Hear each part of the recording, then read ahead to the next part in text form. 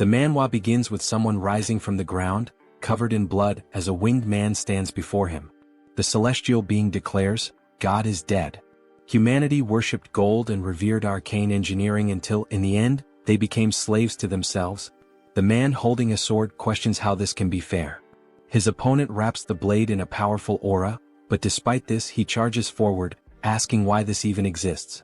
He screams as he swings his sword, only to be utterly obliterated by a colossal explosion from his enemy. It is then revealed that this is all part of the most popular apocalyptic fantasy game of the moment, Arcane Seoul. The defeated man screams in fury, calling the game a pay-to-win garbage. His name is Kim Joonsoo, a 22-year-old university student. His opponent mocks him, saying that he did pretty well for a free-to-play player, but in the end, it was his bad luck. After all, he had been playing on auto mode the whole time. The enemy's ID is rich heavenly demon Chan. Joonsoo insults him, but the opponent simply prepares to end the fight, admitting that it was fun and that he had never seen a player get this far without spending money. Joonsoo is in a public place and clearly furious. He yells, outraged that he had invested 10,000 hours into the game, only to be surpassed by someone who spent thousands of dollars. He sighs, realizing that the real idiot was him, wasting time on this terrible game. He decides that at least he'll do his daily missions before focusing on his homework. After all, even though he hates the game, he still sticks to his routines. With little hope, he does a free gacha pull, already expecting a terrible result, just like every other time, probably getting another generic warrior named Kim. However, when the draw finishes, he is shocked. A platinum chest appears on the screen and his heart races. When he finally sees the character he got, he is astonished to realize it's the heavenly demon himself, an SSR unit. He wonders how the hell he pulled this off, as it's the best character in the game. The chances of getting the heavenly demon in a free draw are ridiculously low. There are an absurd number of zeros in that percentage. Excited, he begins to dance in public, declaring that this game now deserves the Game of the Year award and that he needs to start leveling up his new character. It is revealed that the most efficient way to level up a character in Arcane Seoul is by sacrificing other already leveled characters to serve as experience. Now Joonsoo no longer feels envious of the whale players, the ones who spend fortunes on the game. He decides to use all the countless warrior Kims he's accumulated over his thousands of hours of play to strengthen his heavenly demon. On the screen we see the characters being consumed one by one, their experience pouring into his new champion. With a smile on his face, he says that he'll finally be able to play the game just like the whales. But in the middle of his excitement, he completely forgets that he's in a public place and starts walking absent-mindedly, right into the middle of the street. When he looks to the right, he realizes, of course, the phone slips from his hands and he mutters that this situation feels strangely familiar. When he opens his eyes again, he's staring at an unfamiliar ceiling, completely confused. He wonders why he's in a hospital. His head throbs and then the memory comes rushing back. He walked right into traffic like a complete idiot and nearly got run over. He mentally curses himself for being so careless. Suddenly, a woman enters the room, calling him Warrior Kim, surprised that he's awake. He furrows his brow and asks what she's talking about. The woman says she'll call the doctor and leaves in a hurry. Joonsoo is puzzled by the name she used, and when he looks at the clipboard with his information next to the bed, he's shocked. It clearly says Warrior Kim. Additionally, the report indicates that he suffered a dislocation and a concussion due to the accident. He wonders what kind of absurd mistake this is and lets out a long sigh. Perhaps, deep down, he really does feel guilty for sacrificing all his Warrior Kims to gain experience, but that still doesn't explain why his name on the clipboard says Warrior Kim. Trying to make sense of the situation, he attempts to get up, but the instant he puts weight on his leg, a searing pain shoots through his body, and he lets out a deafening scream.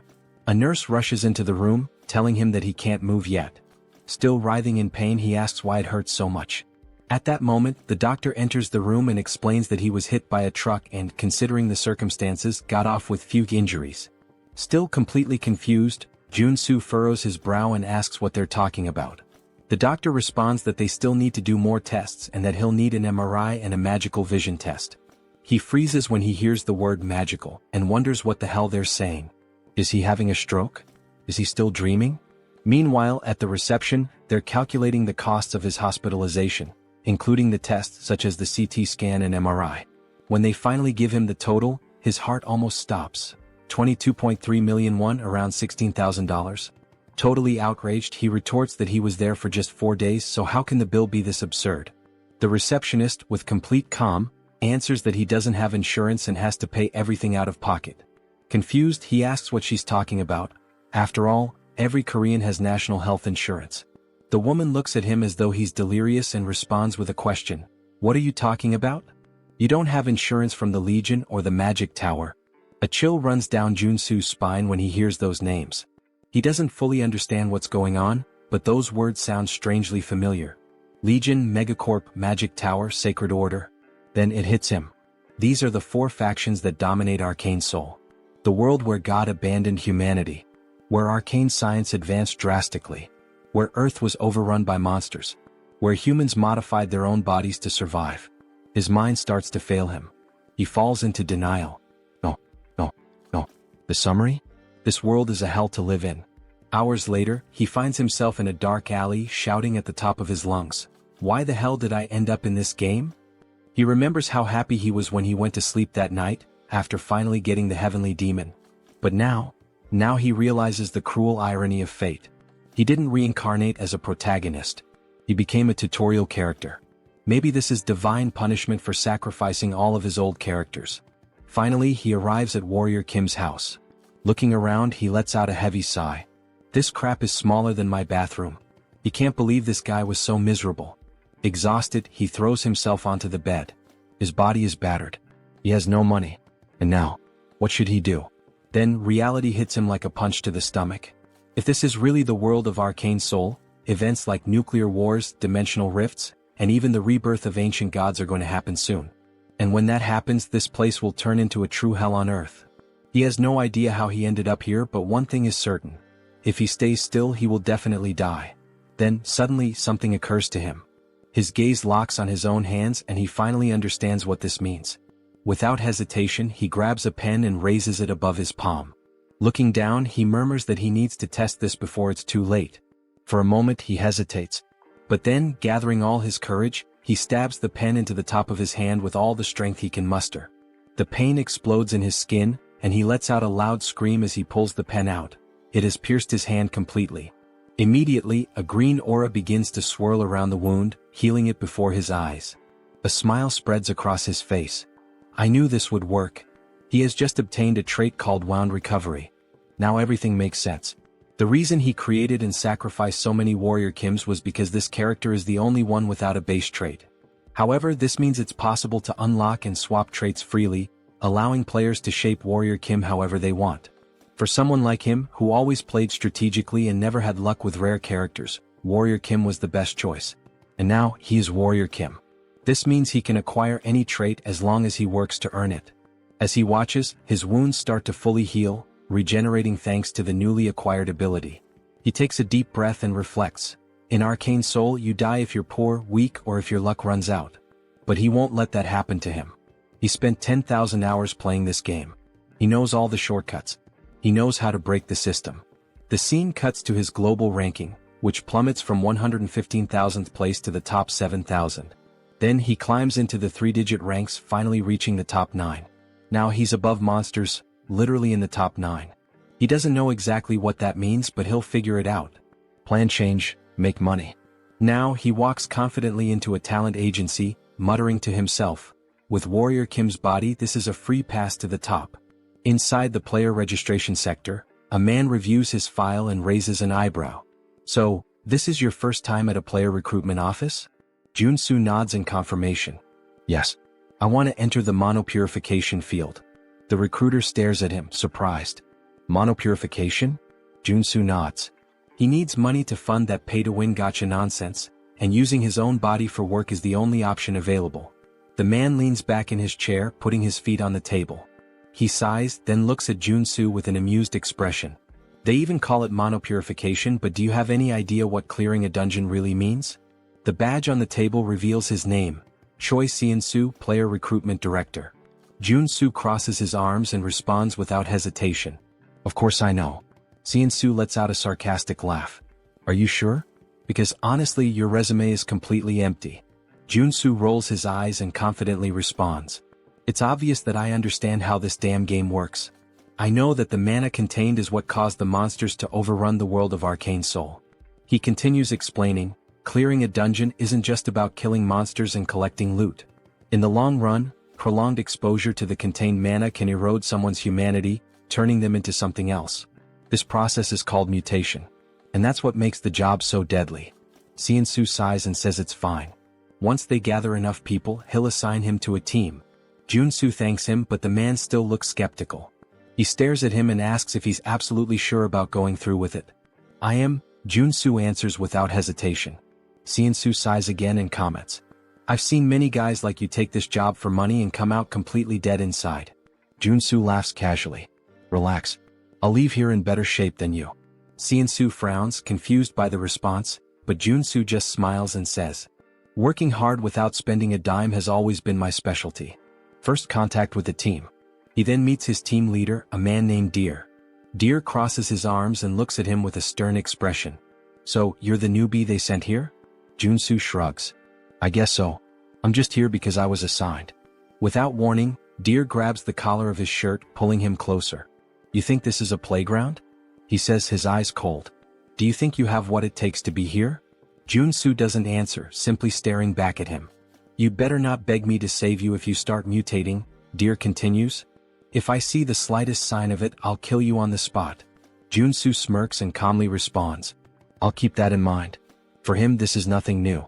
In the real world, people always try to scare the newbies. But what really intrigues him is the fact that Deer is an R-rank character in the game. This is what he looked like before awakening. Joonsoo thinks, noticing that, at this moment, Deer's legs are still normal. Before the tension can rise any further, another man enters the room and sighs. Deer, I've told you not to treat the newbies like that. We're short on staff.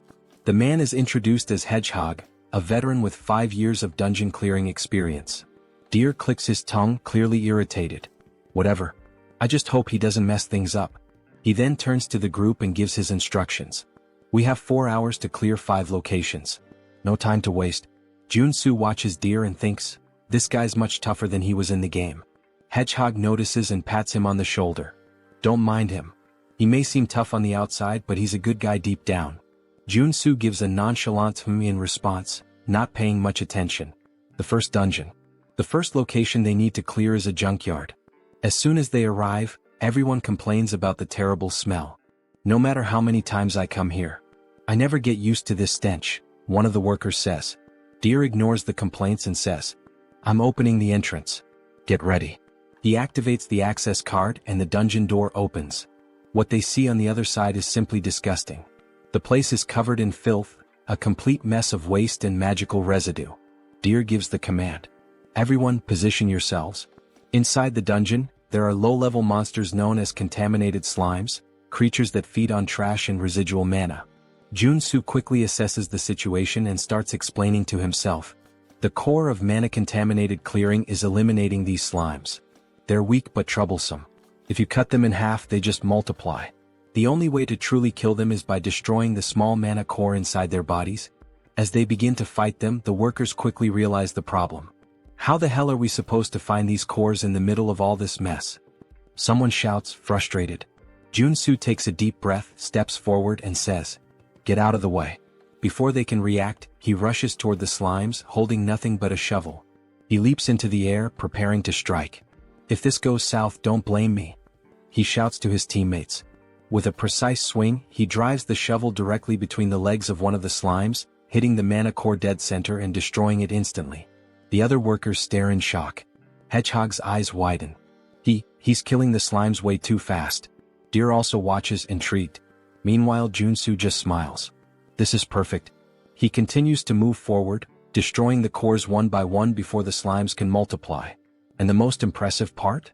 He's doing all of this with nothing but a shovel, without needing a real weapon. The other workers watch in disbelief as he moves rapidly across the battlefield, crushing slimes as if it's the easiest thing in the world. Is this really possible? One of the workers exclaims. Joonsoo answers with a confident smile. Of course it is. Suddenly the scene cuts to a flashback from 2 days ago. We see Joonsoo crawling on the ground as if searching for something. The curious detail? He's in the middle of a children's playground. Joonsoo looks around and murmurs to himself. It must be around here somewhere. After a few seconds of searching, his eyes finally spot what he's looking for. Found it. He crouches down and picks up a coin from the ground. The moment he holds it in his hand, An invisible notification seems to appear in his mind. Trait acquired, Treasure Hunter. A wide grin spreads across his face. Got it? This is the most important trait for Warrior Kim. Excited, he starts spinning in place, celebrating his achievement while holding the coin like a trophy. Nearby, a mother watching the scene covers her child's eyes and sighs. Just think happy thoughts. Joonsoo doesn't care about the strange looks and continues on his journey to acquire more essential traits. The price of evolution. He learns some fundamental rules while hunting for important traits. Cut to a less glamorous scene. Joonsoo is vomiting into a trash can, his face completely wrecked.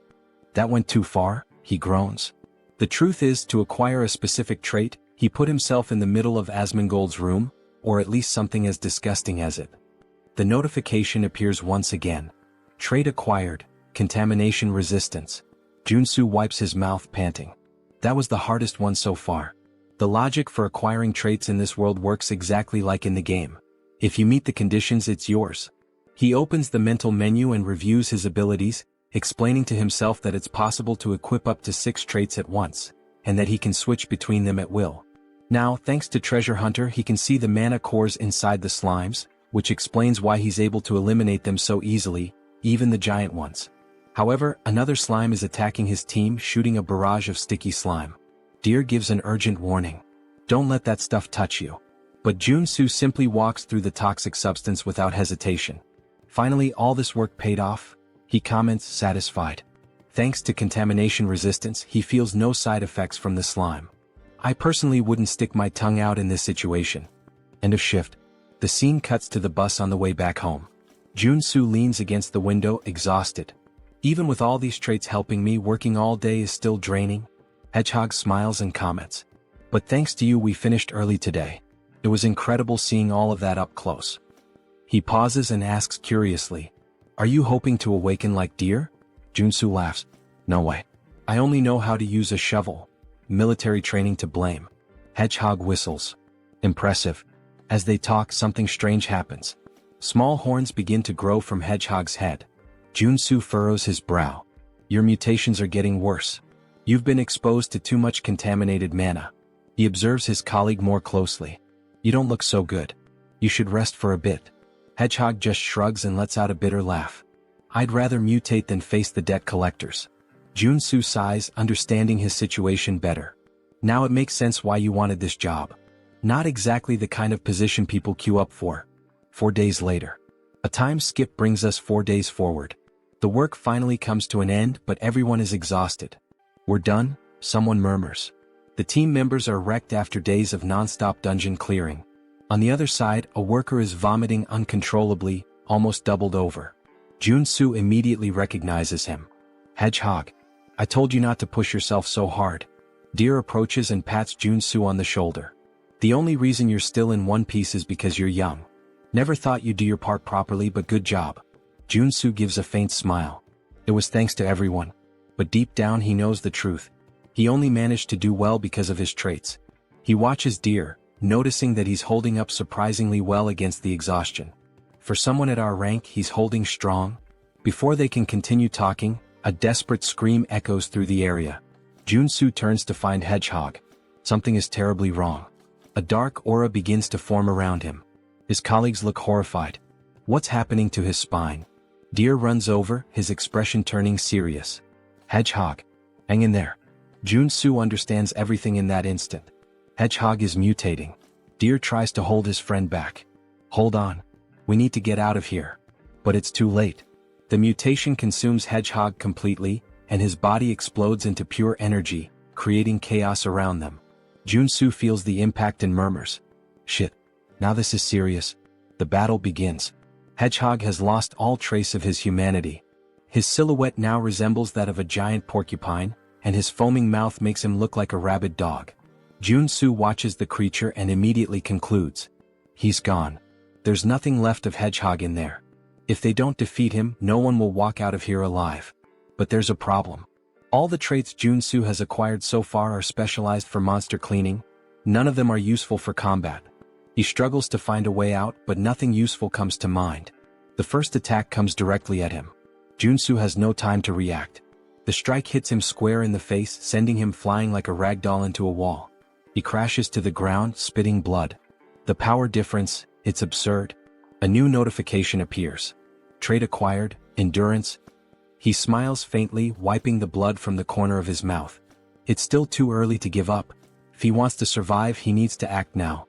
He quickly opens the menu and starts switching his traits. I need something that will actually help. He selects strength, which will increase his physical power. Mana heart, which will allow him to control his magical energy. And endurance to reduce the damage he takes. Let's see what I can really do. The counterattack begins. Joonsoo finishes selecting his traits. Mana absorption allows him to absorb magical energy directly from the environment. Deep breathing accelerates his mana regeneration, ensuring a steady flow of energy. Finally, the last piece of the puzzle, corruption resistance. Now that his traits are set up, he's much better prepared for combat. Hedgehog charges at him, screaming as Joonsoo activates strength, multiplying his physical power by 10. He swings his shovel back and roars, spinning his body with full force before delivering a crushing blow. The impact hits Hedgehog square on, launching him into the air. Joonsoo feels a flicker of hope. This is working. I can really win this. But then, in midair, Hedgehog starts spinning violently, turning into a deadly ball. Joonsoo's eyes widen. That should be illegal. Hedgehog launches himself at Joonsoo like a projectile, but at the last second he crashes into a rock, losing control and flying back up. Joonsoo yells, completely confused. What am I supposed to do in this situation? He doesn't have time to react. The attack hits him full force, smashing him brutally into the ground. Hedgehog pulls away, laughing, but then his eyes widen as he notices something. From the rubble, Joonsoo leaps out, completely unharmed. Thanks to endurance, his resistance to damage was multiplied tenfold. He winces in pain, groaning. Even with endurance, this still hurts like hell. But he has no choice. If he stops now, he'll die. He steels himself, clenching his fists. With no other option, he launches into an unrelenting assault. Blow after blow, Joonsoo unloads a barrage of punches at Hedgehog, refusing to retreat. But then one of the spikes on Hedgehog's back curls backward and shoots out like a missile. Joonsoo dodges at the last second, but before he can react, a swarm of spikes is launched at him, piercing his body and embedding themselves in his flesh. He is thrown to the ground, completely covered in blood. But he refuses to give up. Joonsoo forces his body up, breathing heavily. Just a little more. He charges at Hedgehog again, preparing for another punch. But then, blood explodes into the air. Joonsoo feels something violently ripped from his body. His mind tries to process what just happened. His hand has been obliterated. His eyes widen in complete shock. His senses still can't understand how this happened. But before he can react, Hedgehog fires another spike. This time, his mind registers what's happening, but it's too late. His entire arm is torn off. The pain strikes him like an electric shock.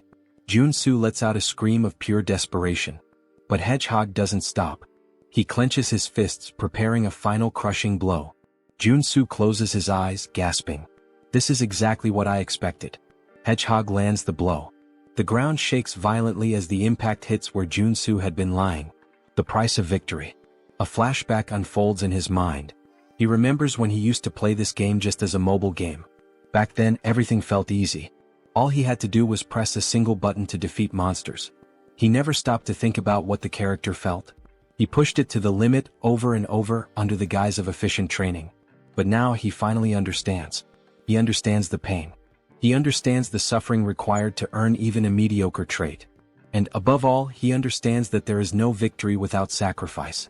When Hedgehog looks down, he realizes something is wrong. Joonsoo blocked the attack. His arm regenerated.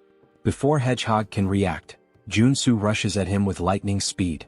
His fist connects with the creature's face, and the impact is devastating. Hedgehog is thrown away, sliding across the ground, incapacitated. Joonsoo exhales deeply, gritting his teeth. There is no victory without a price to pay. He looks at himself. His muscles are pulsating and growing uncontrollably. His body has been pushed to its absolute limit. A notification appears in his mind. Trait acquired, mutant muscles. Joonsoo smiles despite the pain. The real fight is just beginning. The awakening of the monster. Joonsoo's body is still covered in spikes. Hedgehog is thrown against a wall and Joonsoo grins to himself. The reason he had recklessly charged at him with all those attacks was for the trait. By pushing his limits with mana heart and strength, he knew he could gain something greater. And now they merge, activating his new trait, mutant muscles. Hedgehog charges at him again without hesitation. But Joonsoo stands his ground. Everything I've done so far was for this moment. Hedgehog throws a punch. Joonsoo easily blocks it. Then he starts to laugh. This doesn't work anymore. Go ahead, hit me again. Hedgehog snarls and then his fist deforms, sprouting sharp spikes. He lunges forward, slamming the punch directly into Joonsoo's chest. The impact is brutal. Joonsoo is thrown to the ground, his body pierced from all sides. It seems like he won't get up from this. But then, his body begins to regenerate. His organs rebuild. But something feels off.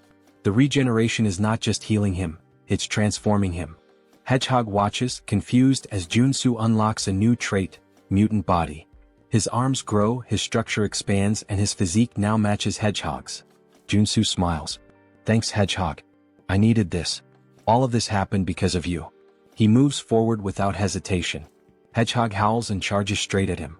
Neither of them backs down. What follows is a battle of pure brute force. Punch after punch, they exchange blows evenly matched. The monster battle. Nearby, Deer stirs. Dazed, he lifts his head. What the hell is all that noise? His blurry vision clears, and he freezes. A monstrous battle unfolds before him, something straight out of a kaiju movie. His eyes lock on Joonsoo. Wait, that's Warrior Kim? Deer can't believe what he's seeing. A normal human can't fight a mutant on equal terms, can they? Joonsoo and Hedgehog trade powerful punches at the same time, and both are thrown back, crashing to the ground simultaneously. Joonsoo grits his teeth, breathing deeply. This isn't as easy as I thought. Physically, he's now the same size as Hedgehog. But if this keeps going, he'll end up at a disadvantage. The breaking point. Hedgehog lets out a deafening scream. Joonsoo narrows his eyes. This is dangerous, but I have no choice. He activates corruption resistance, a trait that's helped him before. And then, he deletes it. Deer is shocked. What? He just erased a skill. Joonsoo's body shakes violently. And then, he starts transforming again. His skin darkens, twisting and stretching, his muscles expanding uncontrollably. He fights to keep his sanity, but the process has already begun. Joonsoo is undergoing a full monsterification. The primal roar. His skin turns a deep red. His body grows even larger, becoming colossal. Then, he lets out a primal, deep and terrifying roar. The sound shakes the air, a fearsome bellow that freezes Hedgehog in terror. For the first time, Hedgehog hesitates. Above Joonsoo's mutated mouth, a magic circle begins to glow. And then, a burst of pure energy is unleashed. The attack hits Hedgehog squarely, sending him flying far, far away. What the hell was that? Deer watches in pure shock. What the hell was that? He looks up, and freezes. A monstrous, gigantic, and deformed version of Joonsoo glares down at him. Deer feels a chill run down his spine. He really turned into a mutant? How is this possible? But for Joonsoo, it's just another trait. New trait acquired, mutant. Deer swallows hard, his instincts screaming at him to flee immediately. Holy shit. He begins to crawl away from Joonsoo, panic taking over. Then suddenly, Joonsoo extends his hand toward him. Deer shuts his eyes tightly, bracing for the worst. But instead of a fatal blow, he hears coughing and groaning in pain. His eyes open. Joonsoo is standing, panting. And just like that, he's human again. The final sacrifice. Then Joonsoo collapses face first into the ground, muttering that he made it. We learn that corruption resistance is the last line of defense. If you're possessed by the mutant form and mutant muscles, and you erase the resistance, you turn into a full mutant. The common belief is that once transformed, you can never go back to normal, but Joonsoo knew otherwise. He needed this, and he was sure he could change the trait back while still thinking clearly, even if only for a second. That's why, even though his body was disintegrating and rebuilding repeatedly, and the pain was unbearable, he kept fighting for his sanity, allowing him to swap corruption resistance for the mutant trait. The end of the battle. The scene widens, showing an aerial view of the area where the cleanup is happening, and Joonsoo is exhausted. He says it felt like every muscle and bone in his body was moving, and he never wants to go through that again.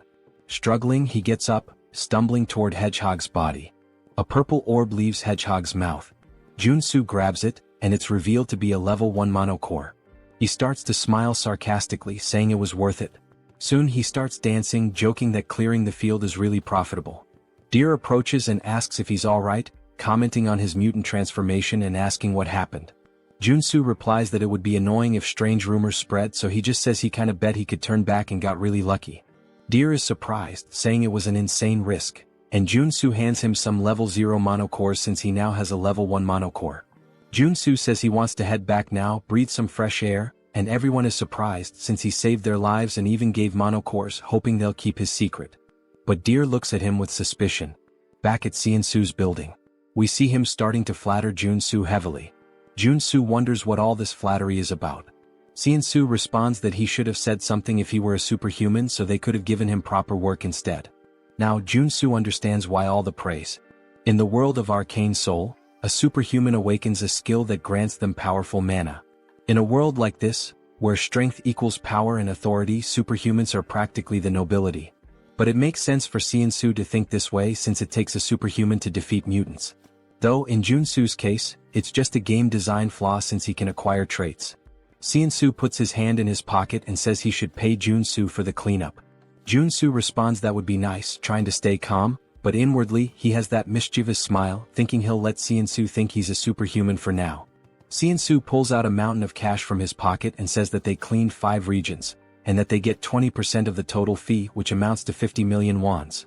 If they split it among everyone in the group, Joonsoo should receive 5 million, but this time they'll do it differently. Seonsoo places all the money on the table and says they'll only keep 5% of his share and will even give him a bonus of 12 million. Joonsoo's smile reaches a whole new level now, with his tongue even turning into a heart. He exits the room singing, and someone comments that he seems to be in a great mood, while the other says he must have been well paid. Joonsoo confirms, saying yes, since they finished the job, and acknowledges the man as someone he's worked with. The man explains that he's here because he wants to ask a favor. Joonsoo asks what he means by that, and the man reveals that his wife is sick and asks if he can lend him some money. He apologizes for asking since they don't know each other. Joonsoo responds that it's not a good idea to help someone when you know nothing about them, because they could end up stabbing you in the back, and it's hard enough to stay afloat right now. Joonsoo takes the man's hand, which is pleading, and tells him that he's much older than Joonsoo, so he doesn't need to do this. Although it's not much, he can use it and hands over many level 0 mono cores to the man. Joonsoo says he feels too bad to ignore him. What a conversation, huh? The twist. Later that night, we hear the man laughing, calling Joonsoo an idiot, saying he pretended to be poor, but gave him so many mono cores. He's boasting to Deer. Deer replies that the man must be new to this kind of thing, and the man says he would have given more if Joonsoo had said his son was sick too. And he complains that what's annoying is that Joonsoo was paid more than everyone but gave such a tiny part, along with that superhuman talk about the profit split. Deer sighs, saying that Joonsoo isn't a superhuman and that it's better they teach him a lesson. The beggar asks if Deer has any ideas, and Deer smiles, saying that idiot probably has some strange skill. While Joonsoo is happily helping the poor, Deer says that since they know his secret, they can teach him a lesson about how truly scary the world can be. The scene shifts to a luxury resort, where we see Joonsoo through a window, receiving a massage. He comments, saying that money is really wonderful. He never imagined he'd see the day he could get a massage in a place like this, and being in the game is so much better than reality. The masseuse presses hard on his arm, and Joonsoo mentions he spent 3 whole days resting at the hotel but still feels pain. From now on, he'll have to think twice before using any mutant-related traits. Changing traits isn't as all-powerful as he thought. His body changes depending on the traits, and the intensity of the side effects increases as his body changes. The problem now is survival after limiting the use of traits. He looks out the window and recognizes a few people, saying that's the Iron Fist gang, while we see them all by the pool. He explains that Arcane Seoul is ruled by local gangs, not the law. That's natural since there are so many monsters around, and people have to rely on superhumans. He says he's managed to survive so far, but it would be foolish to rely only on his traits in such a dangerous place. He starts to smile, saying that in the end, it all comes down to being overloaded with equipment. He goes to a miscellaneous goods store, and a woman asks if he's there to sell things. He says yes and mentions he has some monster byproducts. She looks at his clothes and warns that they don't buy level 0 mono cores since he's not dressed well. He replies that he already knew that. He pulls something out of his bag and says that this is what he would like to sell, revealing a blue mono core, which surprises her. She asks if it's a level 2 mono core, and he confirms, telling her to take a good look at it. He comments that it's nice to see she's surprised. He's really happy he managed to get a level 2 mono core, and the effort at the hotel was worth it. If he can sell it for the highest price, this will be the right path. He asks if she sells weapons and armor. She replies that she does and lets him into the back area. As he enters, he's surprised, saying that it looks like she has everything back there. He thinks the government should start keeping an eye on this woman since all the essential game items are there as well. She tells him to make himself comfortable. He responds affirmatively and then begins to get excited. He says that now is the time to get properly equipped. He starts putting various weapons into his backpack and says that now that he has weapons, it finally feels like he's playing Arcane Seoul. Then he hears a woman calling for him and turns around. She asks almost casually if he's a mercenary, saying she needs help. He replies that he's not a mercenary and suggests she should look for someone else, but she pulls out a little money, explaining that she's on a business trip and that the Iron Fist gang scared her. She asks if he could protect her until she reaches her lodging. He realizes she's trying to offer him at least 500,000 to be her bodyguard, and wonders if he should accept now that he's well equipped. He places a hand on her shoulder, saying that he can't ignore a lady in distress, and tells her it's time to go, looking ready for the situation. They start walking through some alleyways and she says they're almost there. He wonders why she's staying in such a shady place, saying that, forget about people, there isn't even an ant around there. She quickly dashes around a corner and when he turns, all he sees is darkness. She says they're nearly there and urges him to hurry. He replies that it's too dark and he can't see anything. Then his eyes begin to glow yellow as he acquires the night vision trait, and says that now he can see, but he didn't plan for this. In her hands there's a pistol aimed directly at him, and she remarks that he's a lot more cautious than she expected. He wonders who she is and if all of this was a trap, only for him to turn around and see Deer, who laughs and asks where he thinks he's going. Deer says it's good to see him again like this, asking if he agrees. Joonsoo asks what he did to deserve this and Deer responds that he didn't do anything, he just looks stupid. There's no other reason, calling him naive. Joonsoo lets his weapons drop, immediately rushing to knock the woman down. Deer asks why he would start a conversation just to run away. He tells the woman to shoot him and she fires her gun directly at him, hitting him in the back. He starts falling down the stairs. Then Deer asks, "What the hell?" saying she should have shot him in the leg, not the chest. She responds that it's better than him running away. Deer says, "Damn, I think he's dead. Honestly, I think the guy can just get up, he looks fine." The woman mentions that someone might want to buy his body since he came back from being a mutant. The beggar says it's time to loot his gear now. When Deer looks down again, he says there's no way and they should do this first, only to find that Joonsoo's body has disappeared. They all start wondering where the hell he went, growing uneasy. The street lamp breaks and the beggar is hit in the neck. The rest of them start panicking, wondering what's happening, and Deer says there's no way he's still alive. Joonsoo says that he can't die at the hands of someone who repays kindness with betrayal, and it's a good thing he left the store after putting on the bulletproof vest. Thanks to that, he acquired the trait of playing dead after being shot. Deer looks around in panic, saying he can't see anything since the street lamp broke, wondering where Joonsoo is. Joonsoo suddenly appears behind him, saying he's right there. He says he saved his life, so now he's going to take it, landing a punch directly to Deer's face. Joonsoo punches Deer in the face, sending blood flying everywhere. Deer falls to the ground but instantly gets back up, wiping his mouth. He stands up and kicks Joonsoo, who dodges. Joonsoo says he should be grateful for being saved in the first place, asking if Deer thinks trying to kill the person who saved his life is the right thing to do. As Deer is about to fall to the ground from the attack, Joonsoo tells him to bite the curb and is about to land a kick when the woman shoots her gun at Joonsoo, asking Deer if he's okay. She manages to hit Joonsoo in the arm with a shot, and he says he was too careless. In Arcane Seoul, the scariest thing isn't the monsters or mutants but the people. He was incredibly naive and trusted them too easily. He places his hand on his waistband and pulls out his weapon to avoid making the same mistake again. He shoots the gun out of the girl's hand and then shoots one of the men in the shoulder, telling them that's enough, as we see both of them on the ground, writhing in pain. Something bounces off the wall, and Joonsoo turns, thinking he should kill Deer to stay safe, only for Deer to launch a surprise attack. Joonsoo wasn't expecting that but manages to react just in time by blocking the kick, although he loses his weapon. We see that Deer's legs have now transformed, and he's awakened as a level 1 superhuman. Joonsoo says the game is poorly made, explaining that the superhuman awakening is something all playable characters can undergo. It's considered the basic growth system in the game. According to the world of Arcane Seoul, a level 1 superhuman is strong enough to threaten an ordinary civilian with an automatic rifle. Joonsoo starts backing away to create distance, while Deer declares he will kill him, and now Joonsoo has to deal with a superhuman with nothing but his body. Deer disappears instantly before Joonsoo, and he wonders where the hell he went. We learn that Deer has two unique traits: stereoscopic movement and kick. Stereoscopic movement allows him to use his incredible leg elasticity to move freely in any direction he wants. In his case, he's running on wall. Joonsoo looks up and sees him coming from above. He used stereoscopic movement to gain height and is now coming down with a kick, using both the momentum and the height. Joonsoo says he needs to dodge this, and he rolls to the side, letting the ground get completely smashed.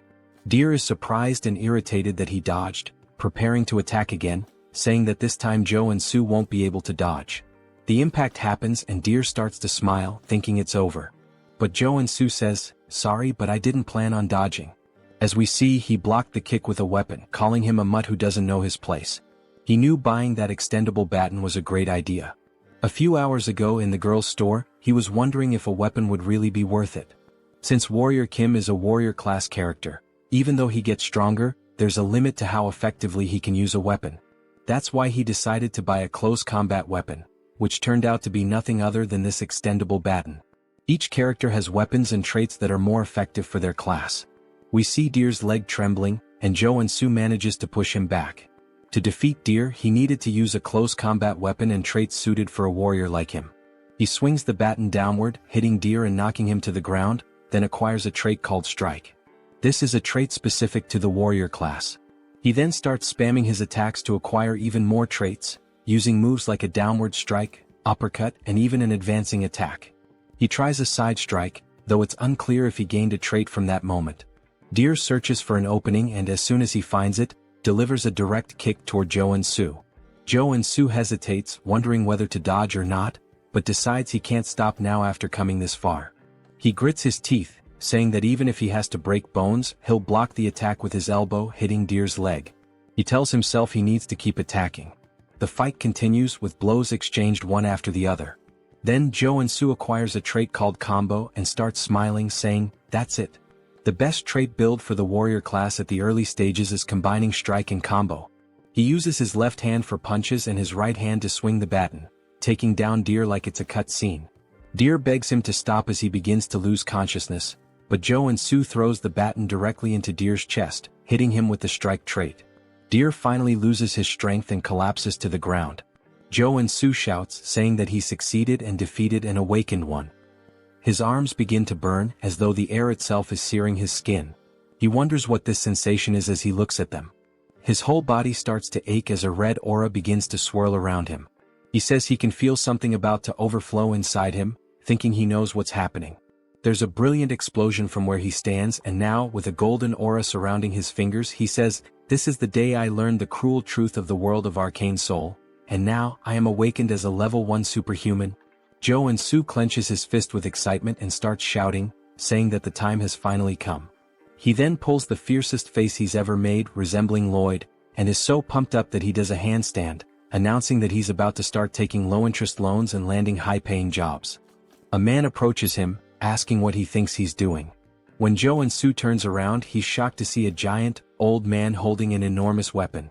This man is Iron Fist Kim, the second basic character available in Arcane Seoul after Warrior Kim. He's a reinforced soldier class character who specializes in firearms, primarily using his prosthetic arm to shoot. The issue is Iron Fist Kim is the feared leader of the Iron Fist gang, and since Joonsoo fought within their territory, he's probably stirred up quite a mess. Iron Fist asks if Joonsoo checked where he was before all of this. Joonsoo responds that he was caught off guard and couldn't just stand there and not fight back.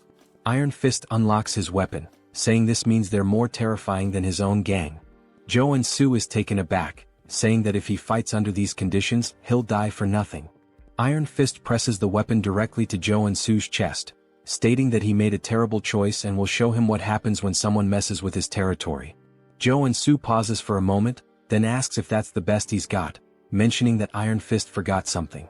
Joonsoo grabs the weapon and puts his finger on the trigger. He shoots himself in the chest, saying that he's not the type to die so easily. Iron Fist is stunned, seeing the guy just kill himself with his own weapon, calling him a psychopath for pulling the trigger on himself. Joonsoo starts laughing, asking if that's all, saying it was easy. We see that he acquired the regeneration trait. Iron Fist laughs, calling his ability interesting. Joonsoo explains that the upgraded version of Wound Recovery is regeneration, and it can only be obtained when you become a level 1 superhuman. He warns Iron Fist that it will be the end for them if they start underestimating him. He realizes he'll need to bluff his way out of this. He points to the triple homicide case behind him, saying that, as they can see, he didn't survive by chance and that he doesn't care who they are. If they mess with Warrior Kim, they'd better be prepared.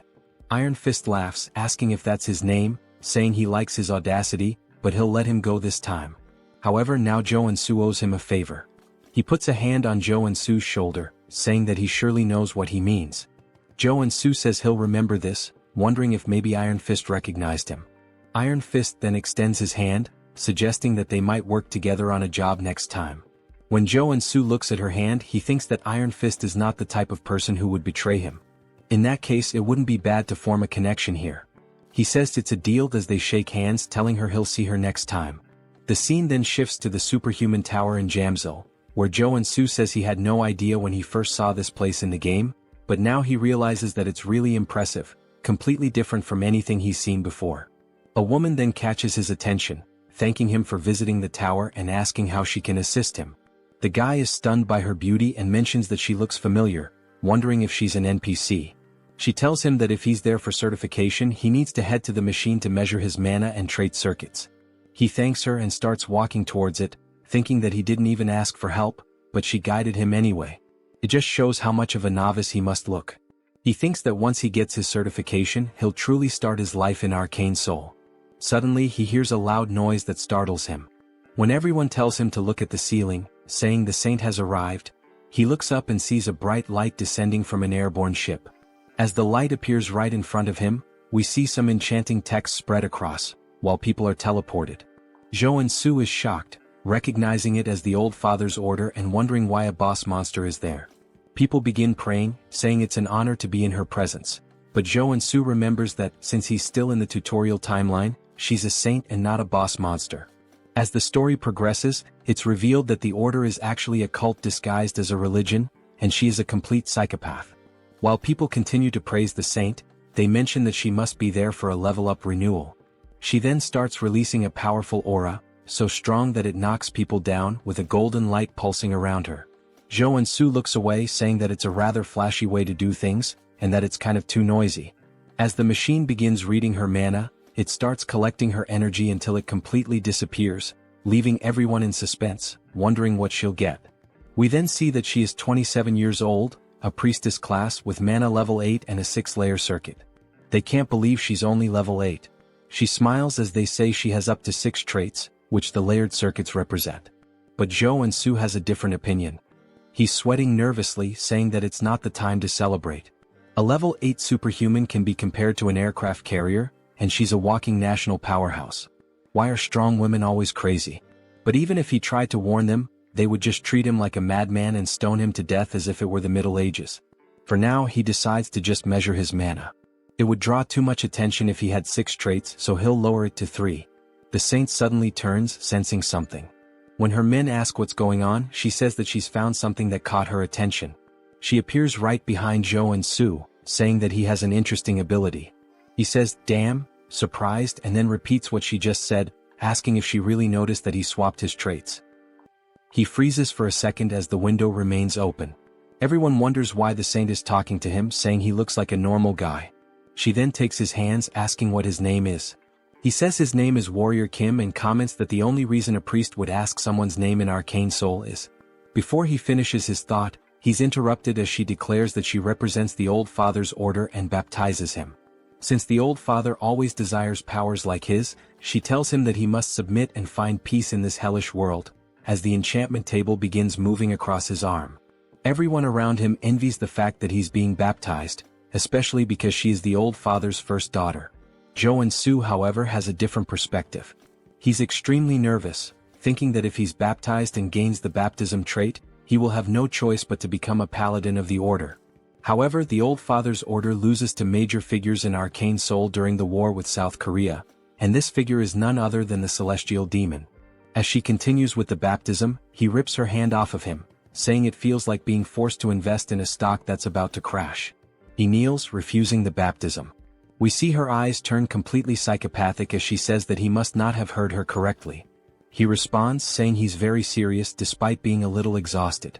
She starts to control her anger, saying that it's anyone's right to serve or refuse. However, the old father has already set his eyes on him.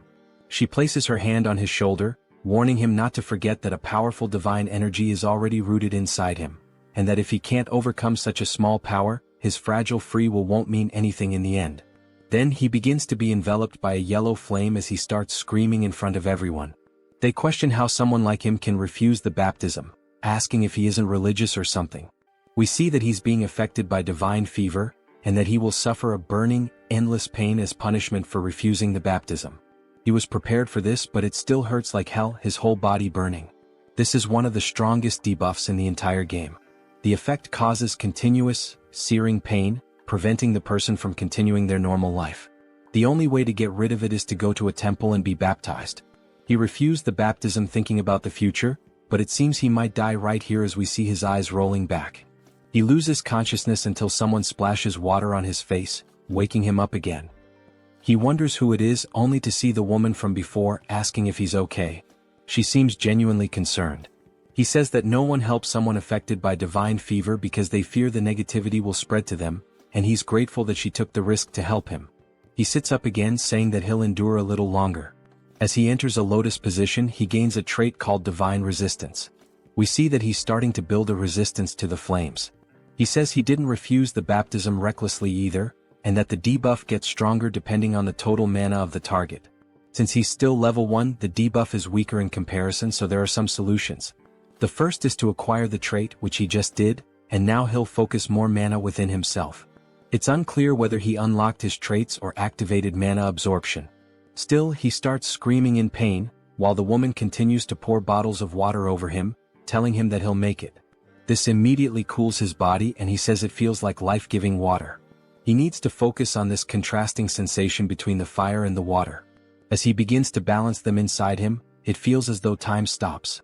The burning pain and the sensation of cold begin to merge into one, while he uses the mana within him to extinguish the fire. When he opens his eyes, a powerful blue light starts emanating from him. It even blinds the poor girl. We then see that he has gained another trait called Mana Barrier, as the flames can no longer harm him. He smiles, saying that this is the common level 1 skill that a defender warrior should acquire. The woman asks if he's okay, and he replies that he's fine now, thanks to her. But everyone is in disbelief that he managed to overcome the divine fever, asking if that's really possible. Of course, he hasn't fully overcome it, and this is just a temporary measure against the fever, using the barrier. But at least he's free from the burning pain, and the black flame even makes him look cool. Now it's his turn to measure his mana as he steps onto the magical device. He begins to charge up, rising higher and higher. He smiles, awaiting the measurement, and we see that the device reports he is level 1 but has a 6-layer circuit. They can't believe he has 6 traits, saying this is the birth of a super newbie. It must be why the holy figure had her eyes on him. Joonsoo says that he has attracted a lot of attention, and that his goal is to be the overpowered protagonist, but hidden in the shadows. The woman then congratulates him, saying she's never seen anyone start with a 6-layer circuit and that they can now issue his license. They move to another part of the tower, where she places it on the table, congratulating him for being officially certified as a superhuman. He starts crying tears of joy, saying that he worked so hard to achieve this, and she says she'll explain all the privileges. He replies that he doesn't need an explanation as he already knows everything. He begins to list the privileges, and she's surprised at how well he knows them. He says that he's addicted to games, or rather, a doctor in superhumanology. He then warns her that he doesn't like to waste time. While we see a crowd watching them, he asks if there's a way to leave discreetly. She laughs, saying of course she's already prepared a way. We see him blush as she stands up, asking him to follow her, smiling. They both appear cloaked, and he thanks her for taking such good care of him. She even provided him with a secret passage, along with a cloak, saying that it was nothing as everyone should help each other in the end. Just by wearing the cloak he acquires the stealth trait. The guy is broken. The woman then points to the exit, saying that he just needs to walk there as she can only guide him to that point due to the rules. He bows, saying that this is more than enough and thanks her for everything she did. She wishes him a good journey back. As he watches her walk away, he says he didn't know such a kind person existed in Arcane Seoul. She's also beautiful, and once he becomes stronger, he'll have to repay the favor. Then he wonders what her name is. When he looks at the business card, he's completely incredulous. We see that her name is Baek Soren. He says this is the name of one of the 3 strongest warriors in the SSR class in the game. She's a berserker and has always had a rather intimidating appearance. He finds it strange that her face looks familiar and never would have imagined she once had such a calm demeanor. He wonders what happened to her between then and now. The scene shifts to him working as he cuts a slime in half. He says that he takes back everything he said about being cool as a superhuman, mentioning that he's been cleaning these monsters for a whole week and is about to die from exhaustion. Me too, man, me too. He then sits down, sighing, saying he's only finished 1 cave, but he's so tired that he can't go on. His efficiency is terrible. All of this happened because he focused his traits on maintaining the mana barrier. If he could customize them to specialize more in monster cleaning, he'd have been done hours ago, but now he can't do any other work because of that damn debuff. He needs a rare potion called Nectar to get rid of the divine fever, but it's so expensive that this monster cleaning job isn't worth it, and he starts feeling incredibly depressed. His phone starts ringing and we see it's none other than Seonsu. He wonders how many times this guy is going to call him, saying that Seonsu is persistent. Before he can reject the call, thinking he's tired of this guy, an idea pops into his head, and he starts grinning wickedly. At Seonsu's agency, he's thrilled to see him and says he can't believe he managed to overcome the divine fever without being baptized, starting to turn into a big brown noser. Joonsoo says that things have ended like this and asks if Seonsu has found the job he requested. Seonsu tells him not to even mention it, saying it was so difficult because nectar is a medicine that can only be obtained through level 5 or higher requests. Joonsoo says that if he hasn't gotten the nectar, he'll leave, but Seonsu tells him to wait, explaining that it involves their exclusive contract, and he needs to secure it at all costs. And of course he did. Joonsoo starts smiling, saying that since Seonsu is so desperate for a superhuman contract, he knew he would do anything to ensure the request was fulfilled. He then sits back asking what the content of the request is. As Seonsu hands him the paper, he asks if Joonsoo has heard of Security Number 1. Joonsoo says this is the first time he's hearing about it, wondering if it's a security company. Seonsu explains that it's a private military company, one of the top 10 in the sector. The CEO and the vice CEO are a married couple, both come from traditional martial arts families, which makes their foundation very solid. Joonsoo asks what they might be lacking that would require them to make such a request. Seonsu replies that the issue is their son. He's already over 20, but still hasn't awakened as a superhuman. Joonsoo finds this surprising, given that both parents come from martial arts families. Seonsu says the rumor is that he's already accumulated level 8 mana, but simply can't awaken, which is a mystery. Their condition was for a warrior-type superhuman, level 1 or higher. So, it seems to fit perfectly. Joonsoo then starts smiling, saying that he'll go see them right away. As he heads to their property, we see Seonsu's legs shaking uncontrollably. He says that they're quite busy as they aren't the type to be late. Joonsoo just looks around the house, commenting that it's very expensive.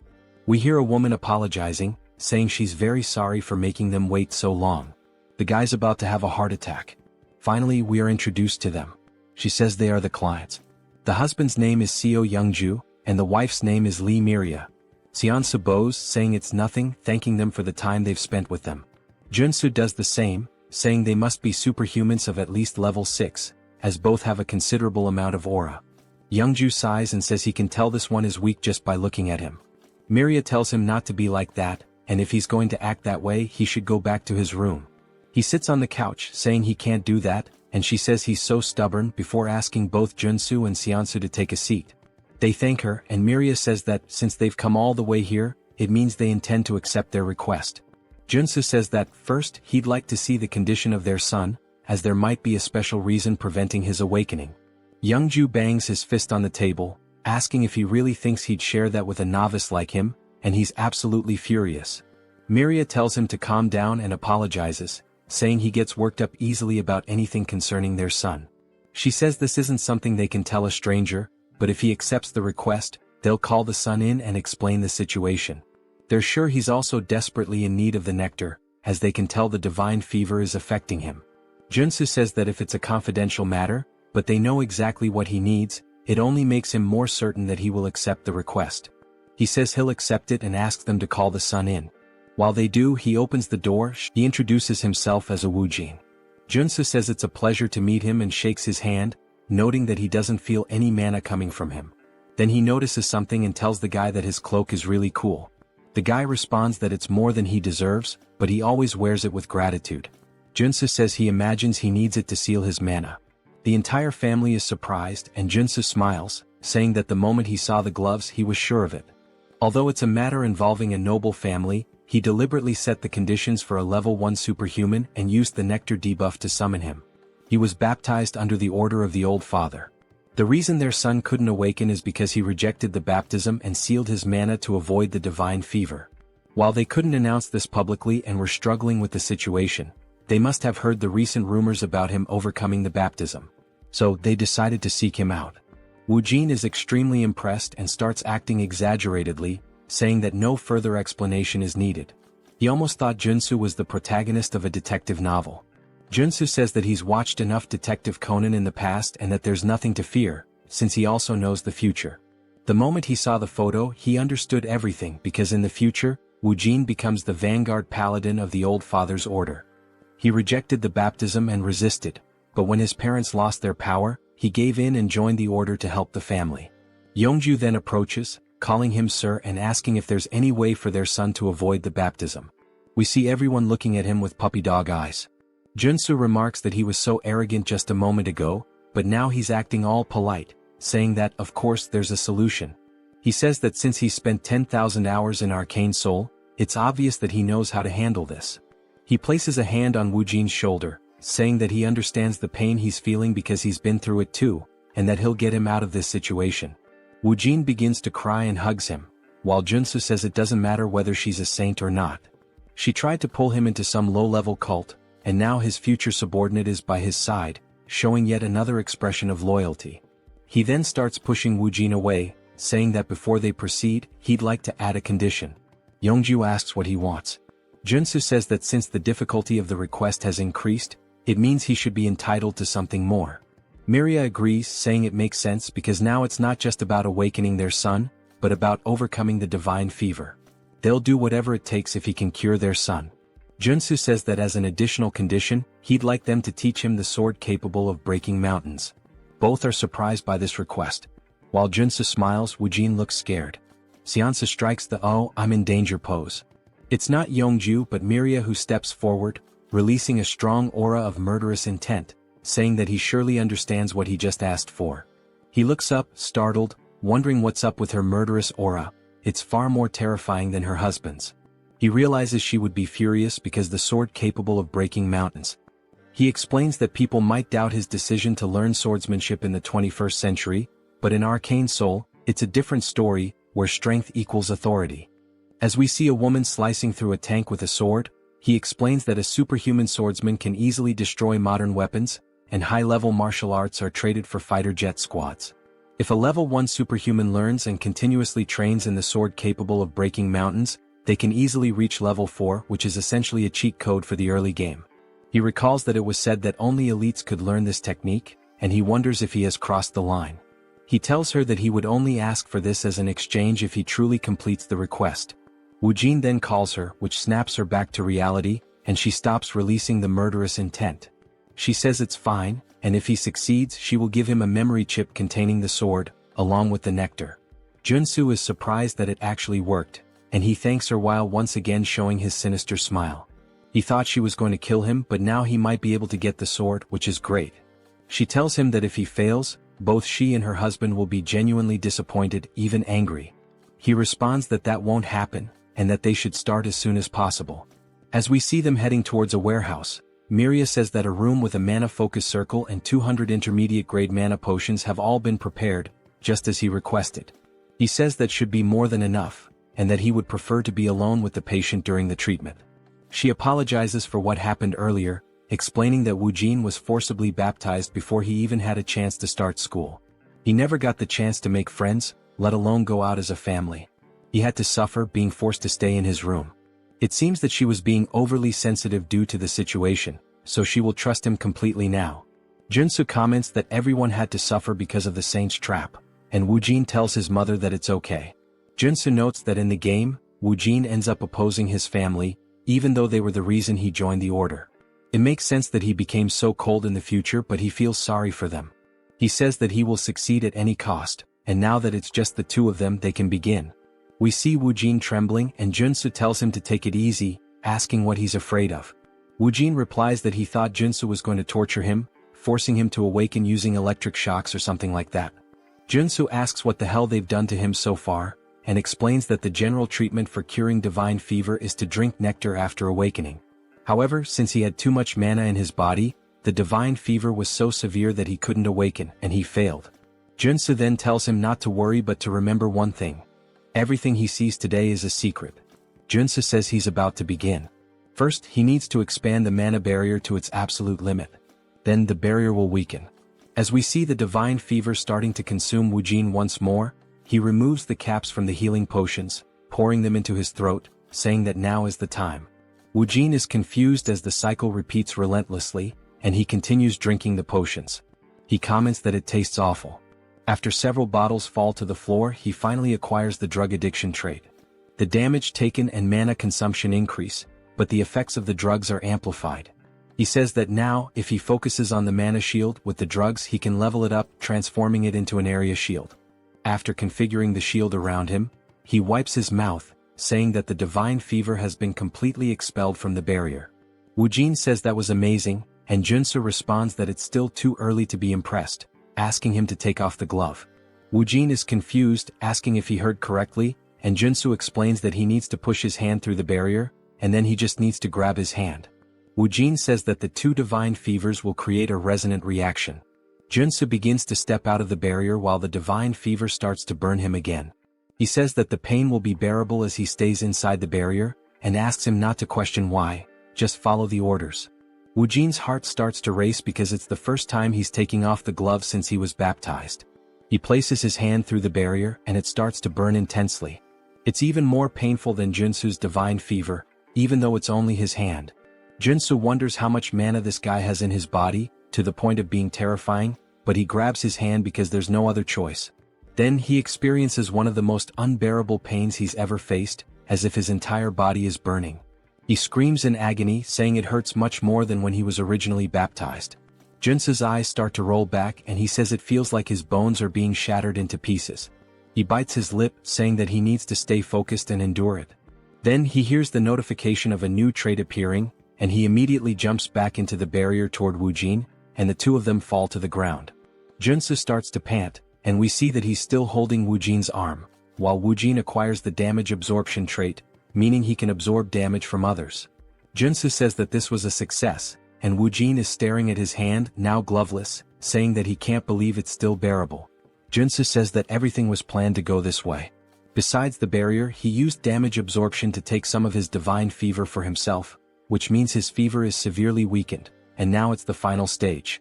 He hands a wooden sword to Woojin, saying that he can't stop and that he needs to attack him until he awakens. Woojin says he understands, and that it's time to use the swordsmanship he's been training since childhood. He then takes his stance and attacks Joonsoo, who we see getting hit in the forearms. While using the armor to block the attack, Woojin runs behind him, and Joonsoo just looks at his guards, armed with fear, since they're made of iron and were broken by a wooden sword. This means the situation is going to get bad. He acquires the protection trait and says that even with this trait, he'll be in a critical state if he's hit even once by these attacks. And to think that this is coming from a guy who hasn't even awakened yet is pretty terrifying. When Woojin begins to attack again, Joonsoo extends his hand, dodging the strike. He places his hand on Woojin's shoulder, spinning in the air, wondering what on earth they've taught this boy. He's struggling even to dodge the attacks. When he lands, he turns around and notices a small aura starting to leak from Woojin, and he's also acquired the evasion trait. Joonsoo smiles, saying that this means Woojin is about to awaken. As Woojin releases more aura than before, Joonsoo remarks that this is bad because the sword also starts to glow, and Woojin is now ranked SSR. It seems like he's unlocked a powerful trait, one with the sword, a state where the sword becomes the person themselves. That's an insanely powerful trait for a warrior class.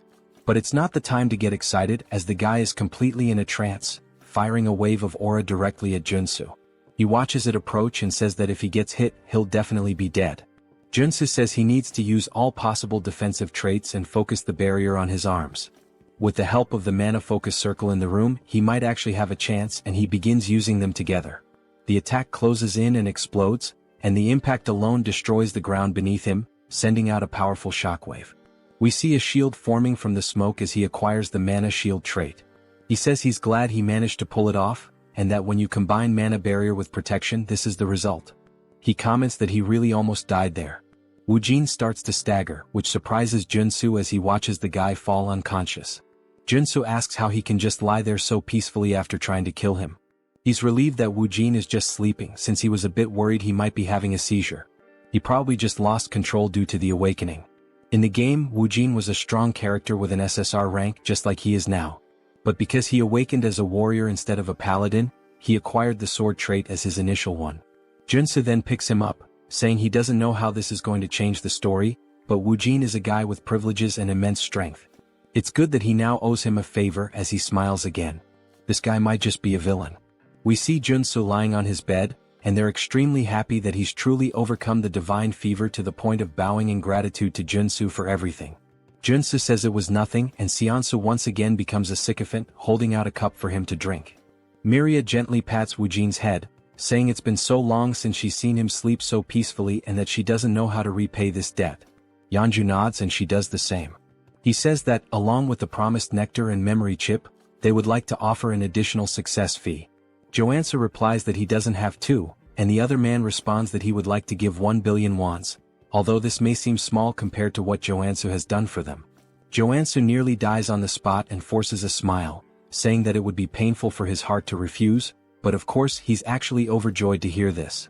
That night, while he and Seonsu are on their way back, Seonsu says it was truly a lottery win.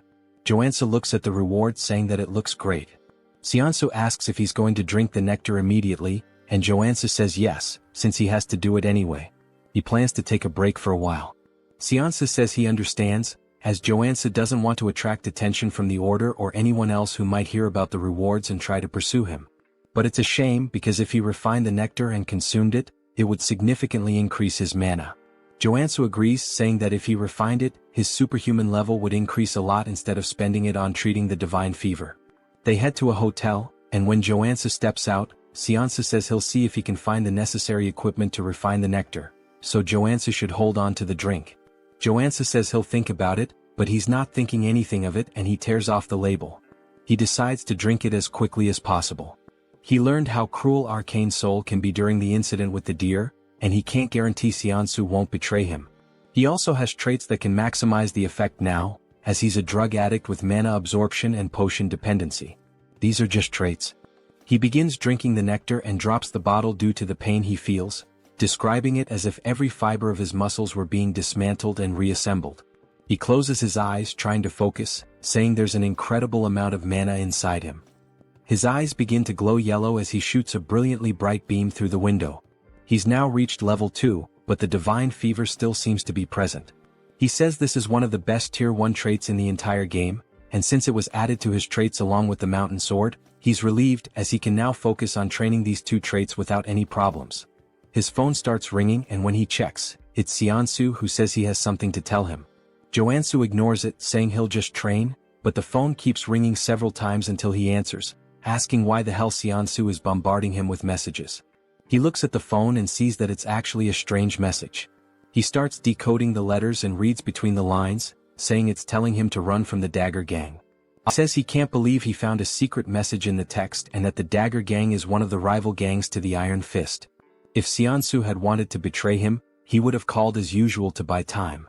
Considering that he sent the secret message, it must mean he was captured first, and it looks like the information was leaked while Seonsu was trying to prepare the equipment. Joansa starts to feel a little guilty but decides to ignore it since he got the nectar he needed, and everyone is responsible for their own life in Arcane Seoul. Then the scene shifts to Seonsu screaming as loud as possible, and we see him sitting in a chair surrounded by 3 men. They say he's a stubborn man, and despite an entire night of interrogation, he still hasn't said anything about the superhuman rookie. Seonsu says he signed a contract because he trusted him, and he won't reveal anything no matter what they do to him. The man says he didn't want to resort to this but he had no choice. A man starts walking toward him menacingly, holding an axe, asking if he's going to use his right hand or left. Seonsu doesn't answer, and the man raises the axe, laughing, saying he doesn't care and that he's going to cut off Seonsu's right hand. But just before the axe comes down, an explosion happens behind them and they turn, wondering what it was. Then a man starts crawling forward, calling for his boss, saying that a madman is attacking them. It seems like he wasn't lying, as we see someone aiming and firing rocket launchers at their building. He says they're about to face the consequences of messing with him. He can't just let someone who keeps their promises in this cruel world of Arcane Seoul be left alone. He pulls the trigger, saying that, with any luck, this will be a good lesson to show them that the war has just begun. The rocket strikes the side of the building, exploding violently and sending armed men rushing out in a panic. They look around frantically, trying to pinpoint the source of the shot, saying they need to find the shooter first. Joonsoo chuckles, commenting that, just as expected, they're spilling out of the building like a bunch of cockroaches. Even though the structure looks like a regular residential complex, he knows for a fact that they were all inside. This is the hideout of the Dagger Gang, a place he's cleared so many times that he's honestly sick of it. It's a complicated dungeon, made up of 6 different buildings. Since this mission is part of the tutorial, he can practically finish it with his eyes closed. He crouches down, then leaps from the rooftop, grinning as he says he's about to speedrun this thing. Nearby, in a narrow alley, a few gang members are patrolling, muttering that this must be the work of Iron Fist, since they're the only lunatics crazy enough to pull something like this. They confidently declare that once they find them, they'll wipe them out. Suddenly, one of them hears a noise coming from a dumpster and decides to check it out. His buddies warn him to be thorough. The man creeps forward, peering down the alley, trying to locate the source of the sound. He doesn't see anything. But in the blink of an eye, Joonsoo emerges from the shadows. Before the man can react, Joonsoo grabs his face with a crushing grip and slams him brutally into the nearest wall. Joonsoo laughs, saying the guy didn't even recognize him despite being right in front of his face. And that when it comes to infiltration, there's no better combo than playing dead and using stealth. With the henchmen stumbling around outside like fools, he takes the opportunity to slip into the main building. He lifts the lid of a dumpster and begins descending a hidden staircase, commenting that this is one of the gang's secret entrances. Moving swiftly and silently through the corridors, he takes pride in the fact that he's avoided combat so far. Pressing forward, he notes the gang's unusual obsession with hostages. He remembers that the boss's room is on the 5th floor, which means he still has a long way to go. Because of that, he decides to advance as stealthily as possible, making sure no one notices him. Suddenly, the building's loudspeaker crackles to life, blaring an urgent announcement. Enemy infiltrated the building. All members, arm yourselves and assemble at the rendezvous point immediately. Joonsoo stands before a door, murmuring to himself that he needs to make a decision. If he exits through here, he'll be in the lobby, which is the most efficient route. The central staircase leads directly upstairs. However, there's a problem. Now that the gang has detected an intruder, they've barricaded the lobby to create a defensive line. The moment he opens the door, he'll be shredded by gunfire. Even so, he decides to press forward. A wicked grin spreads across his face as he steps directly into the middle of the enemy formation. Without hesitation, he pulls a Gatling gun from his inventory and unleashes hell. Chaos erupts. The enemies panic, scrambling to retaliate, but the front line is obliterated under the relentless storm of bullets. The rear guards manage to recover and open fire on him. Joonsoo decides he's had enough of this game. He pulls the pin on a grenade and tosses it. The gangsters freeze, watching in horror as the grenade arcs through the air, before detonating right in their faces. Laughing, Joonsoo ducks back behind the door, muttering that stealth was never his thing. Then, lowering his gaze, he reveals a fistful of explosives, grinning as he says he knew one grenade wouldn't be enough. Without hesitation, he hurls 8 more into the room and slams the door shut. Screams of terror echo from the other side. Joonsoo simply smirks. "Hope you guys enjoy the show," he muses. Moments later, silence.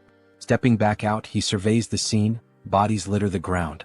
He wonders if he managed to wipe out the entire group in one go, but he knows better than to lower his guard. And sure enough, as if on cue, one of the enemies suddenly staggers to his feet, gun raised, screaming that Joonsoo is going to die. Joonsoo watches calmly. Then, at the very last moment, he sidesteps the shot. A notification pops into his mind. New trait unlocked. Sensory awareness. He chuckles. This was exactly the trait he needed from this dungeon. And now, there's not much left to gain here. Joonsoo stares down the enemy, letting out a cold, sharp laugh before stating flatly that the only one dying here is him. The only sound that follows is the man's scream, cut short by dead silence. When the scene is revealed, a bullet hole is cleaned through the unfortunate man's skull. With the henchman out of the way, Joonsoo announces that it's time to move up. He may have reached the 4th floor without much trouble, but he knows the real danger begins now. The fourth floor houses the gang's gambling den, and directly above it on the fifth floor is the boss's room. Moving cautiously, he edges toward a corner and peeks around, expecting enemies. But to his surprise, there's no one there. His brow furrows. Keeping his guard up, he advances to the game room's door and carefully pushes it open. Empty. Something's wrong. He can feel the air itself thick with danger. At that moment, a notification flashes. New trait unlocked. Focus. Suddenly, a sound from above catches his attention. He snaps his gaze upward. It's not an enemy. It's a drone. And worse, it's dropping a grenade. His eyes recognize it instantly, a flashbang. The grenade detonates. For a moment, Joonsoo is left blind, deaf, and completely vulnerable. Taking advantage of the opening, a man bursts from one of the side rooms, sprinting toward Joonsoo from behind, knife raised high. The impact lands. The attacker laughs, convinced he's caught a rat in a trap. And just like that, the boss of the Dagger Gang makes his entrance, a level 2 assassin named Tung. But Joonsoo remains unfazed. He smirks and tells Tung he really shouldn't be so excited. Tung, confused, notices something's wrong. His blade didn't pierce. What? Why the hell didn't it go through? He instinctively steps back, creating distance, still struggling to process what just happened. Joonsoo eyes his stance and scoffs. Who's the real rat here? He mocks. You sure it's not just your own insecurities talking? Joonsoo hadn't expected the gang boss to show up on the fourth floor. That complicates things. This wasn't in the original game. But even so, he had anticipated the attack pattern. The flashbang was part of a chained ambush triggered as soon as the player stepped into the boss room. If he hadn't unlocked sensory awareness and focus before this point, he would have walked straight into the trap. Tung may be a skilled assassin, but Joonsoo knows that the key to defeating him is to predict where the attacks will come from. Tung, in disbelief, asks how Joonsoo managed to block his ambush. Joonsoo simply smiles and replies that it's the bare minimum. Without wasting any time, he draws his blade and warns Tung that he's going to regret picking him as a target. He moves swiftly, launching an attack, but Tung dodges at the last moment. In the blink of an eye, the assassin disappears and reappears behind him. You're acting pretty tough for someone so slow, Tung taunts. Tung throws a dagger directly at Joonsoo. He notices the movement, spins his blade, and deflects the projectile in midair. As expected from an assassin. You're damn fast, Joonsoo acknowledges. He quickly realizes that the dagger was enchanted with poison. One simple touch and it would be lethal. The longer the fight drags on, the worse it'll be for him. Tung grins maliciously. You're pretty lucky, huh? How about making a deal? If you surrender now, I'll only cut off one of your arms. Joonsoo rolls his eyes. Less talking, more fighting? Tung laughs and mocks him. I can tell from a mile away that you're a gunman just by how terribly you hold that sword. And you talk too much. Joonsoo wonders why Tung is so confident about that. Maybe it's because until now he's only used firearms. The gang leader charges at him, declaring that he's going to make his death painful. Joonsoo raises his sword above his head. I only have one shot, and it's now. He strikes, but Tung easily evades and laughs. Too slow? But that's exactly what Joonsoo wanted. In the middle of the swing, he twists his body, spins the sword, and redirects the strike straight at Tung's head. The assassin's eyes widen in shock, realizing too late the mistake he made. What? A marksman using a combo attack? Tung falls to the ground but manages to block the blade at the last moment. Joonsoo smiles, shaking his head. I hate to break it to you, but as soon as I switch traits, I stop being a marksman. He releases a faint aura around his body and declares, Now I'm a classic warrior trained in fencing. He adjusts his stance and activates the Mountain Crusher style. His blade descends with overwhelming force. Blood flies. Tung lets out a scream of pain as the blade tears through his chest. Joonsoo laughs. You dropped your guard. That's why you lost. Tung, on the verge of death, grips his knife tightly and throws it forward, shouting that he won't fall so easily. Joonsoo, completely caught off guard, didn't expect anything more from someone who was already defeated. The impact happens. Blood sprays through the air. Tung is sprawled on the ground, motionless, but Joonsoo looks to his side and sees the blade lodged in his own body. Damn it. I dropped my guard. Amateur move. He feels the poison spreading quickly through his veins. Without wasting any time, he reshuffles his traits to counteract the toxin. He manages to hold on, but the pain is intense. Outside he hears voices. Hurry. We need to get in. There's an intruder in the building. Joonsoo looks around. His vision begins to blur. He feels his energy draining from his body. No time to waste. I need to get out of here. On the 5th floor we see Joonsoo tied to a chair. He struggles until he falls to the floor trying to reach a shard of glass. I need to get out of here fast. He hears footsteps approaching. He looks up and sees none other than himself. The other Joonsoo crosses his arms and asks, "How the hell were you captured?" Without waiting for an answer, he crouches down and begins to untie him. Once Joonsoo is free, he can't hold back his tears. "You came all the way here, to save me?" The other Joonsoo merely sighs. "We'll talk later. We need to get out of here. They're coming." Now free, Shinsu tries to stand but can barely walk. Joonsoo watches him and clenches his fists, frustrated. "I can't believe they did this to you." He then crouches down. "Get on my back." Shinsu hesitates. "I can't ask for anything more. We don't have time for that. Hurry up." Shinsu hesitates for a moment but eventually gives in. "Just this once." He climbs onto Joonsoo's back, apologizing for the inconvenience. Joonsoo, however, is surprised by his loyalty. "I thought this world was a hell where I couldn't trust anyone, but I guess I was wrong." Back in Shinsu's office, Joonsoo devours healing soda bottles one after the other, trying to purify his body. After a while he finally smiles. "I did it, poison resistance. That took hours." Shinsu says, bringing even more bottles. "Drink as much as you need." Joonsoo grabs one last bottle and refuses the rest. "That's enough. I got the trade I wanted." Shinsu lowers his head. I can't apologize enough. It looks like information leaked while I was preparing the nectar. I shouldn't have trusted my employees." Joonsoo just smiles faintly. "Relax. In the end, I drank the nectar anyway." Shinsu is shocked and asks why he did that. Joonsoo responds casually. "If I hadn't drunk it, I never would have been able to save you." Shinsu starts to feel incredibly guilty. "I can't believe you wasted the precious nectar just to save me." Of course, that wasn't the real reason, but Joonsoo prefers he thinks that way. Suddenly, someone starts banging loudly on the door. Shinsu panics.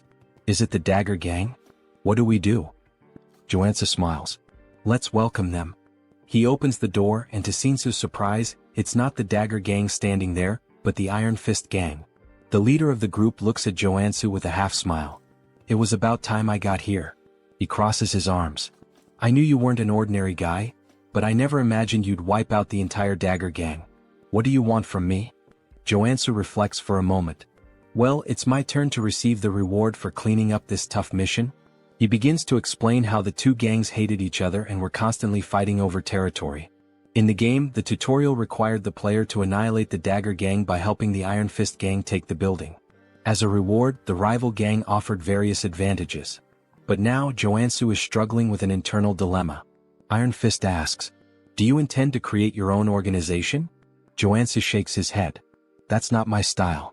I called you here to tell you that you can have the entire area that used to belong to the Dagger Gang." The gang leader is surprised. "You don't want anything for yourself?" "I prefer to work alone and have no intention of getting into the crime world. This is the best deal I can offer."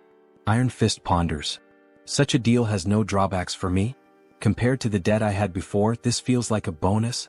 Joonsoo laughs. "Looks like we're on the same page." Now that Iron Fist has the territory, Joonsoo finally makes his request. "So, I want a favor." "What do you want?" Just thinking about it, Joonsoo starts laughing darkly, but at the same time he smiles genuinely. "I want a house." Iron Fist is taken aback by the request. "A house?" Joonsoo explains. "I've been alone for a long time, and I realized I need a real base." He then begins clutching his stomach, pretending to be gravely wounded. Shinsu panics. "Joonsoo, are you okay?" Iron Fist clears his throat. "You wiped out those bastards? Then it's a deal." Joonsoo smiles. "I like direct people." Inside he's buzzing with excitement. "What kind of house are you looking for? A villa? An apartment?" Joonsoo shakes his head. "None of those. I need a secluded house with security, soundproofing, and an underground training center." Iron Fist thinks for a moment, then starts listing some options. Joonsoo bites his lip, hoping he'll mention exactly what he's waiting for. Then, finally, Iron Fist mentions a place. "There's a house on the outskirts of the area, on the Jenyabang slope." Bingo. Joonsoo feigns indifference, but inside he's ecstatic. That's the first house the player gets in the game.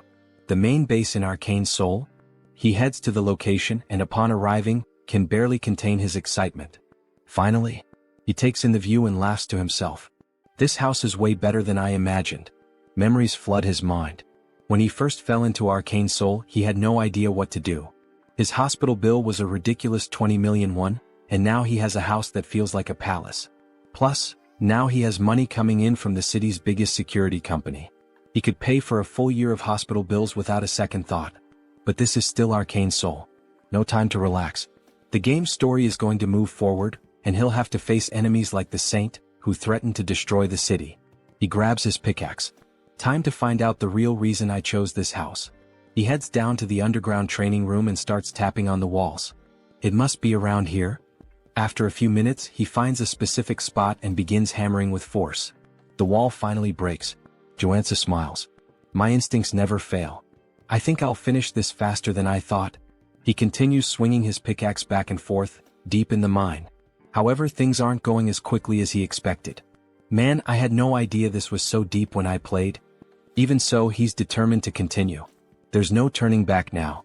He keeps breaking the rocks until, suddenly, he hits a water source. Water begins pouring out, and without hesitation he takes a drink. Immediately, he feels a wave of revitalization course through his body. This is perfect. Along with the refreshing feeling, his body also starts to warm up. So this is it. A mana spring. As the name suggests, this spring is filled with pure mana. Even characters whose HP has reached 0 can fully recover by immersing themselves in it. Additionally, most debuffs disappear, showcasing its incredible therapeutic power. And guess where one of these free springs is located? That's right, in the house Iron Fist Gang gave him. This was one of the main reasons why this house was essential for his progress. Without wasting any time, he prepares a bath. In the game, I handled this with a click. Here it's much more labor-intensive. But it was worth it. He feels the energy flowing through his body, confirming just how powerful this spring really is. He grabs his blade and holds it firmly. This place is perfect for training. Here he can fully heal whenever he runs out of energy. So there's no excuse not to give his absolute best. 2 weeks pass. Throughout this entire time, he's been locked in the training room. Now he can activate the black flame whenever he wants while wielding the Mountain Breaker sword. He lifts his blade and strikes downward. Mountain Crusher. In a fluid motion, he moves into the second stage. Mountain Divider. Finally, he finishes with the third stage. Mountain Piercer. With a precise strike, he drives his sword forward. Not only has he mastered this technique, but he's also become accustomed to combining it with the black flame. Additionally, he gained new abilities during his training. Crushing Strike. Single Point. Meditation. Mana Stabilization.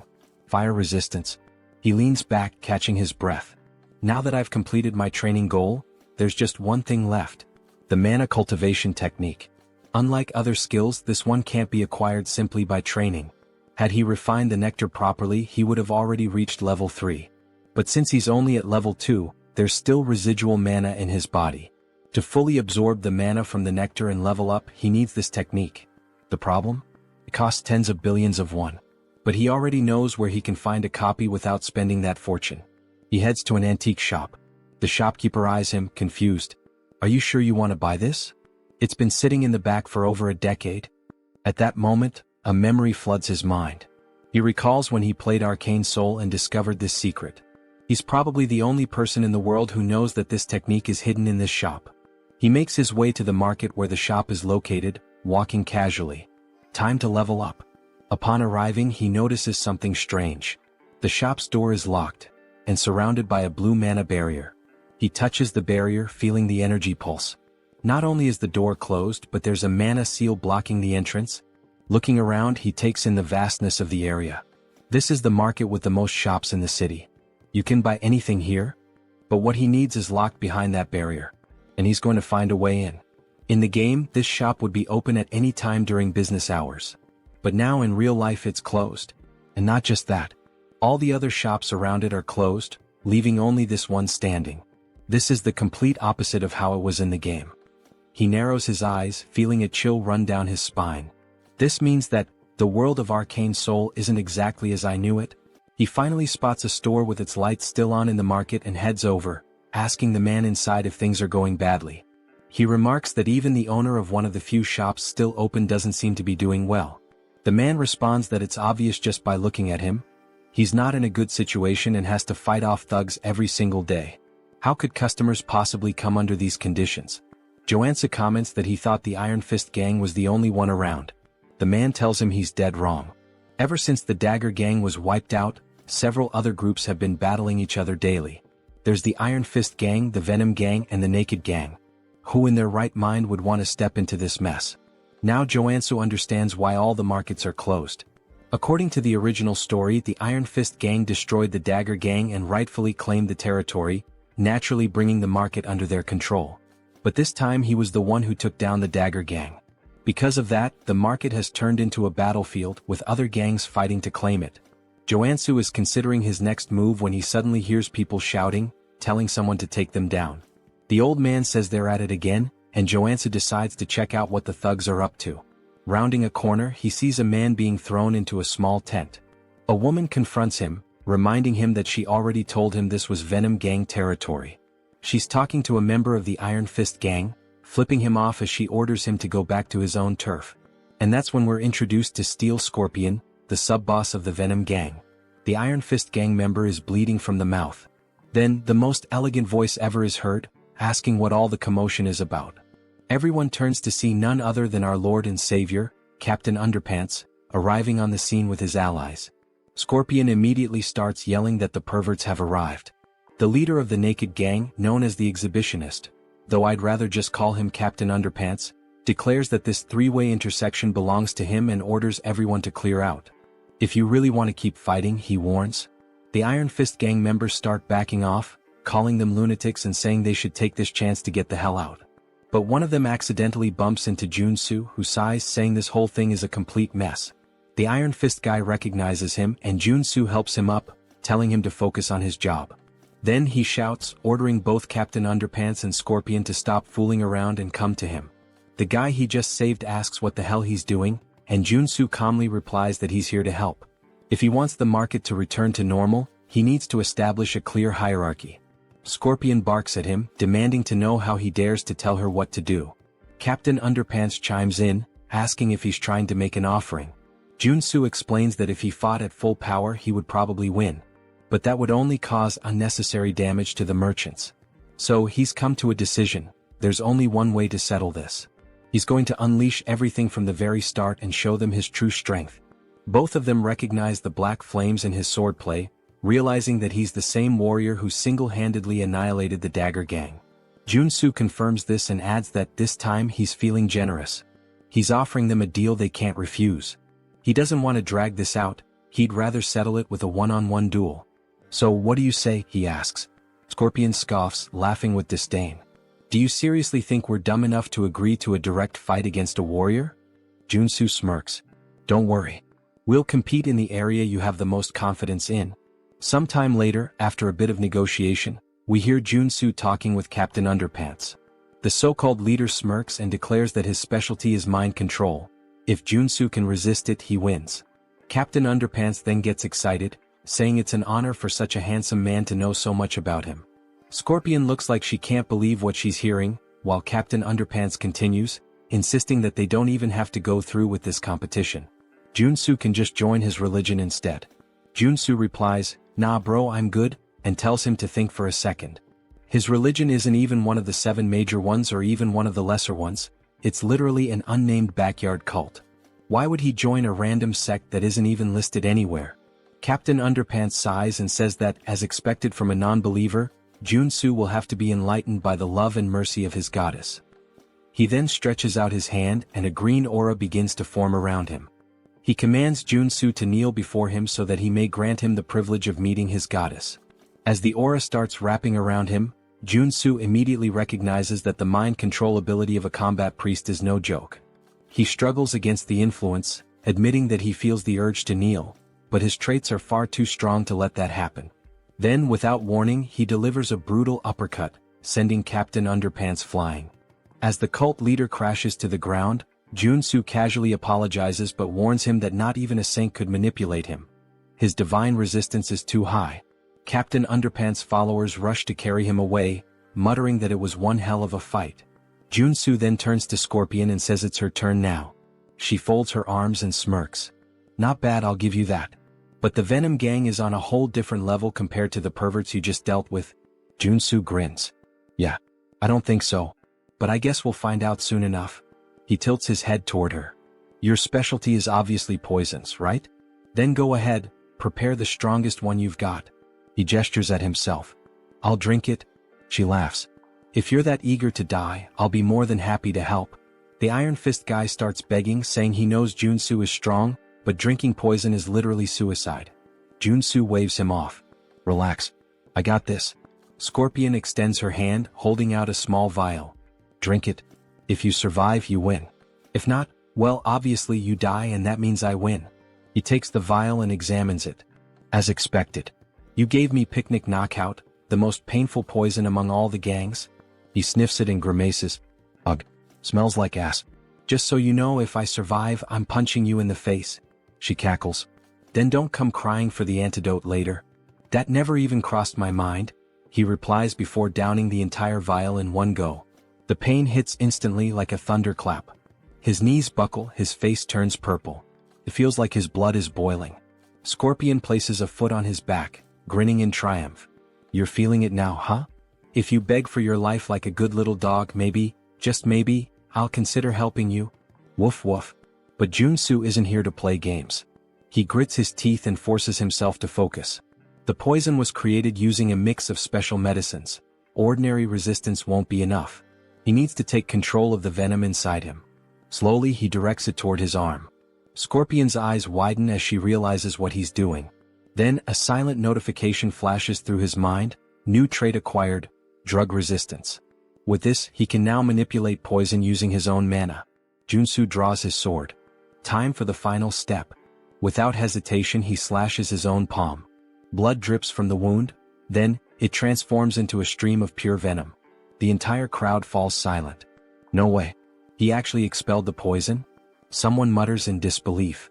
Scorpion shakes her head, calling it insanity. But before she can react, a chill runs down her spine. She realizes too late, he's already on top of her. Joonsoo grabs her finger and, with a sharp twist, rips it off. Her scream echoes through the market as the severed finger hits the ground. She collapses, trembling. Do you really think you can just walk away after doing this to me? Joonsoo rolls his eyes. Quit your third-rate villain monologue and get lost. Staggering to her feet, she backs away, vowing she won't forget this. Meanwhile, the Iron Fist guys erupt in cheers, yelling that she and her gang got exactly what they deserved. Joonsoo lets out a tired sigh. The outcome was never in doubt. The real problem starts now, getting the shops to reopen. The merchants exchange uneasy glances. Just because the Iron Fist gang won, does that mean the extortion will continue? Joonsoo folds his arms and looks at them. I hope you all understand, I did all of this to reach this outcome. The Iron Fist guy beside him nods furiously. There's just one thing the Iron Fist gang needs to keep in mind from now on, Joonsoo says. Of course. What is it? Joonsoo grins. The protection fee for this market will be half of what the Dagger gang used to charge. The Iron Fist guy's eyes go wide. Wait, that means we won't make any profit at all. Joonsoo stares at him, expressionless. Are you really arguing with me? And no way. The boss will totally understand. The merchants overhear the conversation and can't believe what they're hearing. Half the fee? To them, this is practically a miracle. In an instant, Joonsoo becomes a hero. They start bowing, thanking him in every way possible. He chuckles. I just did what needed to be done. But I do expect some good discounts now. After all, this market has everything and I plan to take full advantage of that. The merchants immediately offer him an 80% discount. Joonsoo smirks. Good thing I leveled up my NPC affinity. With the antique shop finally open, Joonsoo heads inside. The shopkeeper greets him with a smile. I've heard a lot about you from the other merchants. The hero who saved the market. Joonsoo shakes his head. Nah, I just did what was right. The shopkeeper laughs. Don't be so modest. Those gangsters have been tormenting this place for years. He lifts his bandaged arm and explains that he had to close the shop after getting beaten up. His arm was broken in the attack. Joonsoo frowns. Were you able to get proper treatment? The shopkeeper nods. Yeah, I had a qigong treatment. Worked like a charm. If it weren't for the therapist, I'd still be in the hospital. There's a qigong therapist in this city? Joonsoo asks, surprised. The shopkeeper smiles. Yeah, and he's damn good at what he does. I can introduce you. Joonsoo thanks him but says he came here to buy something first. The shopkeeper gestures toward the shelves. We have everything, except what we don't. Joonsoo laughs. Now that's how you run a shop. He scans the store, admiring the quality of the goods. Then, tapping his foot against the floor, he says, I want to see what you've got downstairs. The shopkeeper's eyes widen. How do you? Joonsoo flashes a smug grin. I have my ways. Of course he does. He's a no-lifer. They head downstairs and the shopkeeper explains that he normally never shows this collection to new customers. But for Joonsoo, he'll make an exception. Appreciate it? Below, the secret collection gleams before him. A true treasure trove of magical artifacts. Joonsoo's gaze sweeps across the items, confirming that Chunbok has always had rare pieces, both in the game and now. But the real prize is right there. The hornpipe of the ancestral god, which contains a secret mana cultivation technique. This is the jackpot. Now that he's secured the most important item, he might as well grab a few extras. He gathers everything and sets it on the table upstairs. I'll take these. Chunbok eyes the selection sharply. As expected, you've got good taste. He starts listing each item, but Joonsoo only listens until he hears the price. For everything. 2 billion won. Joonsoo stares at him like he misheard. Chunbok bursts into laughter. Relax, relax. That's the price for a stranger. But you? You're the market's guardian angel, so I'll cut you a deal. 500 million. Joonsoo lets out a relieved sigh. Damn, you almost gave me a heart attack. That 80% discount is a lifesaver. Now, all he needs is a superhuman priest capable of removing the sacred seal on the hornpipe. Luckily, he already has a lead on where to find this person. Purely by chance, of course. He asks Chunbok for the Qigong therapist's address and heads deeper into the city. There, he spots someone knocking on the door of room 101. Hey, anyone in there? No response. Joonsoo presses his ear against the door, wondering if the guy stepped out for a bit. Suddenly, the door swings open. A pale man with white hair glares at him, looking more than a little annoyed. What do you want this early in the morning? Joonsoo raises an eyebrow. Dude, it's the afternoon. The man shrugs. Morning for me. Now hurry up and spit it out. Joonsoo studies his appearance and confirms it. This is the guy. I heard your treatments are top tier. The man's expression shifts immediately. His suspicion fades, replaced by interest. Oh, I see. Thought you were one of those gangsters. Come on in. He gestures toward the bed. Lie down. Where's the injury? Joonsoo glances around the room, noticing a statue in the corner. That just confirms his suspicions even more. The therapist frowns. What are you doing? Just get on the bed. But Joonsoo smirks and reaches into his bag. Actually, I'm not here for treatment. He pulls out the hornpipe of the ancestral god and holds it out in front of the man. I came here for you to remove the seal on this item. The man furrows his brows. What do you mean, remove the seal? I'm a therapist, not a priest. If that's what you want, go to a temple. Joonsoo shakes his head. Not a chance. A temple would charge a fortune. Not to mention they might just confiscate the item. He then smirks and continues, but if you do it for me, I'll pay you 100 million won. Priest Kim. The man freezes. How do you know that name? Joonsoo shrugs. Of course I know. You're the third tutorial character in Arcane Seoul. He explains that Kim is a priest of a forgotten religion that worshipped a god who died 3,000 years ago. Among the countless corrupt priests in Arcane Seoul, Kim is one of the rare few who are truly innocent. With so many frauds out there, finding a good-hearted guy like you is practically a miracle, Joonsoo says with a grin. And that means you're going to be very useful to me? He leans in slightly. But let's keep this between us, yeah? The priest sighs, scratches his head and replies, this won't be easy, but I'll try. Joonsoo smiles. I knew you were a good guy. The two sit down on the floor. Kim places the hornpipe of the ancestral god between them, closes his eyes and takes a deep breath. Slowly, a divine aura begins to surround the artifact. The seal weakens bit by bit and he murmurs, it's working. The sacred ribbon wrapped around the artifact starts unraveling, then snaps entirely, revealing its true nature. Just as expected, the hornpipe holds within it the Einherjar cultivation technique. Kim stares at the item in awe. I actually did it? Joonsoo nods. As expected, you've got incredible talent. Kim keeps his gaze fixed on the hornpipe. This is a mana cultivation technique? Joonsoo confirms and thanks him. Then, without hesitation, he brings the hornpipe to his lips and blows. A powerful energy field spreads through the room, hitting him like a tidal wave. His mana circuits start purifying. The bad mana inside me, it's being completely absorbed. A deep sense of tranquility washes over him, as if he's reached a new level of serenity. If he keeps this up, in 2 weeks he'll reach level 3. Kim claps his hands impressed. This is the first time I've ever seen a warrior using a mana cultivation technique. It's a rare sight for sure, Joonsoo replies. Kim grins. You must be exhausted. Lie down for a bit. Joonsoo shivers slightly. I just got hit with too much information at once. I'm fried. He lets out a deep sigh and collapses onto the floor. I'll rest for a while. I'm in your care. Kim chuckles. For what you paid me, you can stay as long as you want. As Joonsoo drifts into deep sleep, a thought lingers in his mind. This guy is really reliable, just like in the game. Having a trustworthy priest around is going to be a huge advantage later on. Sometime later, a sound wakes Joonsoo. Something is being poured. He opens his eyes, confused. What the hell? The strong smell of gasoline floods his nostrils. He turns and sees Kim pouring gasoline over the bag full of money. Joonsoo's eyes widen. What the hell are you doing? Kim sets the gas can down and pulls out a lighter. Oh, forgotten god, accept my offering and rise once more. He drops the lighter. The fire devours the bills instantly. Joonsoo can only think, what the hell is happening? Without hesitation, he lunges forward and grabs Kim's wrists. Are you insane? He pushes the priest to the floor, pinning him by the shoulders. What the hell is wrong with you? Why are you burning the money I just gave you? Kim, his eyes glowing with devotion, responds, it's an offering to my god. Joonsoo clenches his jaw. And why the hell would a god need money? Kim answers as if it's obvious. Because my god only accepts cash offerings. It's the only way to obtain divine power. Joonsoo sighs.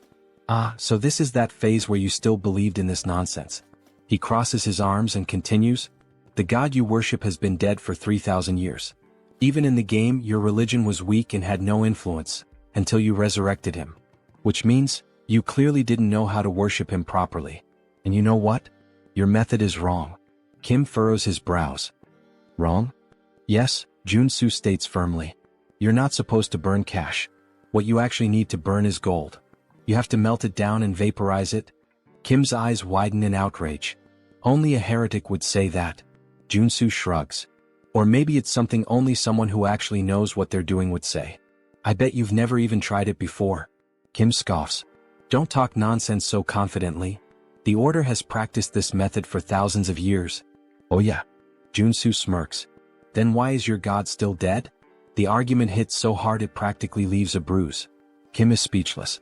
Joonsoo stands up and dusts himself off. Melting gold is kind of complicated these days. But I have another solution. Kim eyes him suspiciously. What solution? Well, Joonsoo grins. You helped me obtain my cultivation technique, right? So now it's my turn to help you. Cut to a pot filled with a shimmering golden liquid. Kim stares at it, hesitant. I'm pretty sure we shouldn't be doing this here. Joonsoo pushes a bowl toward him. Just drink it? Kim hesitates. If you do, your divine power will increase drastically, Joonsoo insists. But you need to focus and sense whether your god is responding. Kim bites his lip. Diske, since you won't shut up about it? He closes his eyes and downs it all in one go. Joonsoo smiles, satisfied. Suddenly, Kim trembles. His chest burns, his hair stiffens, and divine energy begins to surge through his body. Joonsoo crosses his arms. So, how do you feel? Kim's eyes widen in shock. Holy shit. This is real. This is way better than burning millions in cash. Joonsoo nods. Your growth will skyrocket if you stick to this method from now on. Kim wags his tail excitedly. I have no idea how I can ever repay you for this. Then, as if suddenly remembering something, he pulls a necklace from inside his robes and hands it to Joonsoo. Take this, Kim says. Joonsoo takes the object and examines it. A sacred artifact with the heal ability. Not bad. Kim smiles. I believe my god will be pleased to see you with it. Joonsoo holds the necklace between his fingers. Well, since you're offering, it would be rude to refuse. Then he thinks to himself, this turned out to be even more profitable than I expected. In fact, Kim's order also provided incredible quests in the game. He suddenly grabs Kim's hands, looking him straight in the eyes. Let's pray together. Kim blinks, confused. What? Why? Joonsoo grins. Because I want to repay you. And just like that, in true Pokemon fashion, Joonsoo captured Priest Kim. 1 week later, the room is filled with bottles of shimmering golden liquid. Kim is pleading. Please, no more. If I keep drinking this, I'll turn into gold. Joonsoo crosses his arms. Until you become Midas himself, you have to keep drinking. Kim trembles. I am going to die of mana poisoning. Joonsoo's eyes shine like a shoujo anime protagonist. Do you really think so? He smiles. I guarantee that won't happen. Kim swallows hard. Joonsoo picks up another bottle, grabs Kim's face, and pours the entire contents into his mouth. Now just pray. Kim thrashes in protest, but Joonsoo keeps smiling. Oh, and one more thing, he adds. The 4 tutorial characters each have unique traits. He watches as Kim writhes on the ground. If Warrior Kim had an entirely white body, then Priest Kim? Joonsoo's grin widens. Is completely immune to mana poisoning. This allows his growth rate to skyrocket. The bottle empties and Kim feels like absolute garbage. But then his divine power explodes, forming a glowing circle around him so intense that it blinds Joonsoo. Kim has reached level 3. His eyes widen. At this level, I can even start preparing to become an apostle. Joonsoo laughs. Perfect. At this pace, it won't be long before you're ready. I'd say you've accumulated more than enough divine experience. He then crosses his arms, thoughtful. Besides, now that you're level 3, you need to call a regional assembly and gain official recognition as a bishop. Kim nods. Yes. I have 2 bishops already, and thanks to your help, I've grown so fast that I'll never forget this debt. Joonsoo waves his hand. Oh, relax. I just like helping people. But of course, he's betting everything on the fact that this guy will want to repay the favor for the rest of his life. After all, he wants access to the artifacts in Kim's God's vault. Kim then takes a deep breath. Actually, I'd like to make a request. Joonsoo raises an eyebrow. What is it? Kim hesitates. I need to call a regional assembly, but I'm worried about going alone. Could you be my bodyguard until the meeting? The other bishop will be there too. Joonsoo smiles. Of course. That's easy. Now that Kim has completed his growth, it's time to start the mission line. The next day, the church is still under reconstruction. The faithful surround Kim, congratulating him for reaching level 3. Kim thanks them, but Joonsoo just watches disappointed. What's this? The scale is so small. I can't believe this is all that's considered an assembly. Then a man enters the room. He looks around and scoffs. What a sight, pathetic. The other bishop finally appears. He glares at Kim. Tell me, who gave you permission to organize an assembly? Kim breathes deeply. Every priest in the order has the right to call one. The bishop smiles coldly. That only applies to regular priests? He leans forward. When it comes to an apostate, it's a whole different story. Kim furrows his brow. What do you mean by that? I never renounced my faith. The bishop smirks. Your level increased to 3 in just 3 months. There's no way someone could grow that fast by normal methods. So there's only one explanation. His eyes gleam. You sold out your brothers to gain more powerful divine power? Kim's eyes widen. That's absurd. I just found an efficient method. The bishop sighs. Enough with the excuses. He raises his hand and soldiers enter the room. Capture him. But before they can move, Joonsoo steps forward. Hey, we can't let you scare the kid like that. The soldiers turn to him. And who the hell are you? Joonsoo laughs. I'm his bodyguard. The bishop narrows his eyes. This is an affair of the order. We don't need outsiders interfering. Joonsoo smiles. But I just said I'm his bodyguard. So I'm not an outsider. He crosses his arms. By the way, what kind of boomer logic is that? Kim then speaks up. I just drank gold to level up. This can't be considered a crime. The bishop grows furious. Consuming gold is the act of a heretic. How dare you commit such blasphemy and still expect to escape unscathed? Kim opens his mouth to retort, but the bishop raises his hand. A fireball materializes in his palm. I'll purify you personally and offer you to our God. He casts the spell. Kim screams. The explosion lights up the entire room. Everyone holds their breath. Did Kim? But when the dust settles, Joonsoo is standing in front of Kim, unscathed, with a mana shield still glowing around him. He sighs. Attacking someone without warning? He furrows his brow. Now that's blasphemy. The bishop is left speechless. Why you blocked my magic? Joonsoo smiles. So, you really want to attack a potential apostle like this? The bishop grits his teeth. There's no way a heretic can become an apostle. Kim looks at Joonsoo confused. What do you mean? Joonsoo smiles. Don't worry. He pulls something out of his pocket. Just eat this and pray. Kim blinks. What? Why? The bishop raises his hand again. If you don't want to burn along with Kim, get out of the way. Joonsoo smiles even more. If I prove that he is an apostle? He narrows his eyes. What will you do? Suddenly, a golden aura fills the room completely. Kim falls to his knees, his eyes shining. He begins to pray. The bishop's eyes widen. It can't be. The arrival of an apostle? Joonsoo crosses his arms. There's a reason I didn't make Kim an apostle yesterday. He glares at the old man. It's because you have a serious mental delay. He then gives a half smile. And also, you're a detestable villain who envies Kim. So I need to eliminate you here. He grips the hilt of his blade tightly. The requirement for Kim to awaken, he points, is to consume a golden relic from another order. The bishop's eyes widen. Joonsoo smiles. And with you being accused of blasphemy, it won't be hard to ensure Kim becomes the true apostle. Suddenly, a golden halo appears above Kim's head. His eyes shine. The bishop takes a step back, terrified. Joonsoo raises his blade. Now that the apostle has arrived, his eyes turn cold and sharp. It's time to teach this blasphemer a lesson. He then looks at Kim. By the way, I want to ask something to your god. He smiles. How should we punish a bastard who murdered a bishop out of envy, and tried to blame his own son as a heretic to kill him? The bishop pales. How do you know this? Then, Kim hears the voice of his god.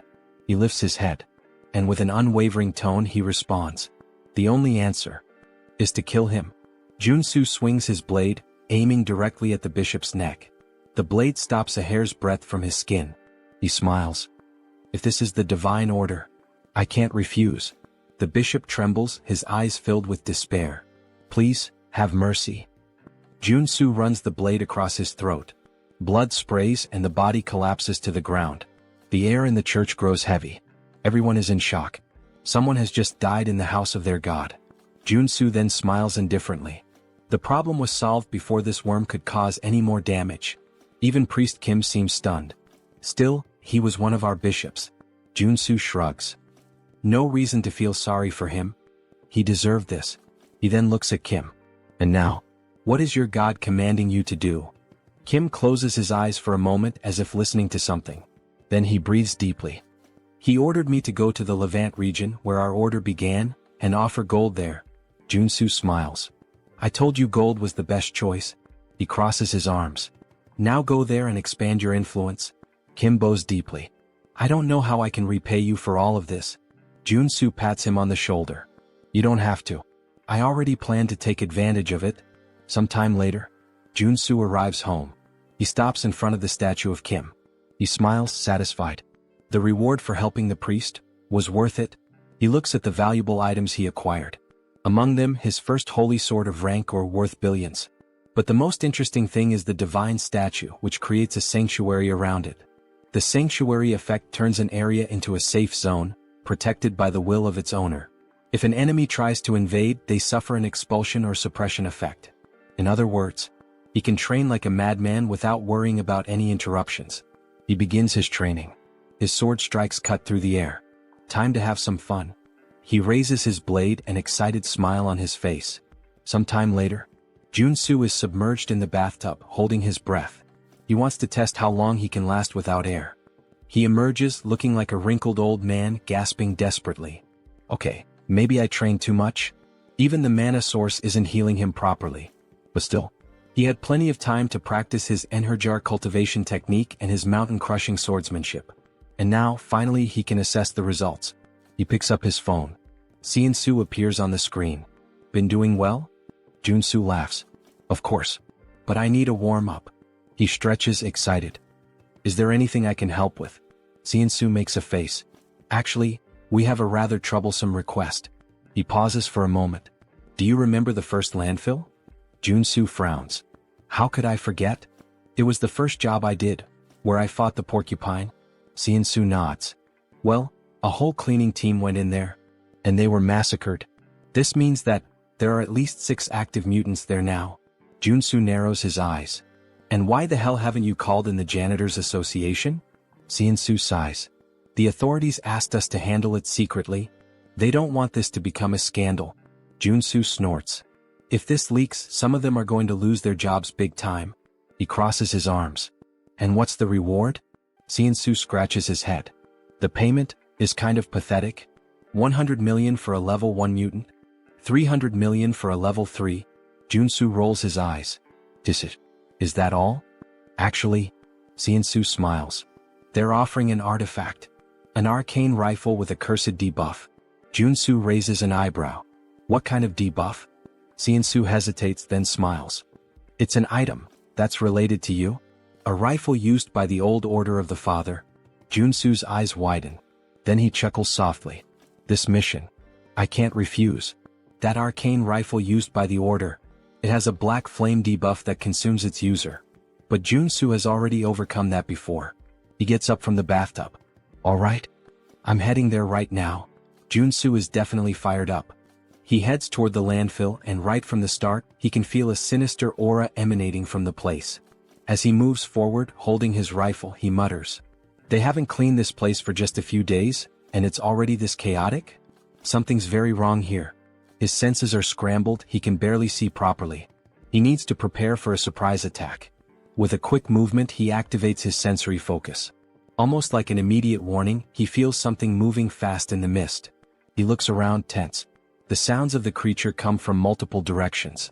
He can't pinpoint exactly where the enemy is. A strong wind blows behind him. He spins around immediately.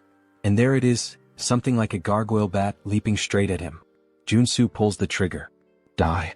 The monster is riddled with bullets, but instead of falling, it flies away only wounded. Joonsoo frowns. Is that it? He keeps firing but soon realizes the bullets are ricocheting off the creature's wings. The beast loops through the air and launches back at him. Joonsoo rolls to the side, sliding to avoid the strike. Oh shit.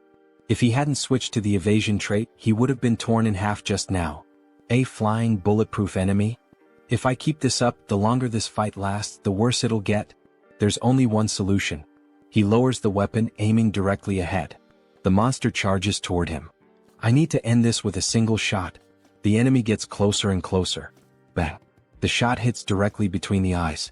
With its last breath, the creature screams, crashing down on him, blood pouring from its head. Joonsoo laughs, still lying on the ground. I won. And on top of that, he unlocked a high-level shooting trait. Then he hears footsteps. The sounds of the fight have attracted more mutants. There are too many. He wouldn't be able to handle them all. But then, he smiles. Or maybe, he would. He activates stealth and hides behind a pillar, near the monster's corpse. I'll wait for them to show up first. In the next moment, a group of ridiculous-looking guys starts advancing. They seem to be made out of modeling clay. Joonsoo smiles, holding a grenade. Ah, it's nice that my little cuties have arrived. He throws a few grenades. Let's see. When you all gather in one spot, goodbye. Boom. The landfill explodes, debris flying in every direction. Joonsoo laughs, raising his rifle. That was just the beginning. He begins unloading bullets at the surviving creatures, turning the slime monsters into chunks. And he laughs even more, thinking that he should use these clever tactics more often. Then, something alerts him. More creatures appear around him. But these are different. They don't make a sound. Joonsoo hasn't noticed them until now. And there's one more thing wrong. They're not mutants. They're specters from a necromancer. And there are a lot of them. Suddenly, a radio in one of the specters begins to play. A voice speaks directly to him. Can we have a little chat? Joonsoo narrows his eyes. Are you talking to me? Then he sees it. The specter wasn't speaking. There was a speaker attached to it. He sighs, understanding everything. Well. So you're using these specters to communicate, huh? This means you're the necromancer who created them. The voice responds. Why are you causing destruction in my territory? Joonsoo scoffs. Your territory? This is a contaminated landfill, my friend. But then, something clicks in his mind. The truth hits him like a weight. The Cleaners Association on the surface seems like a benevolent organization.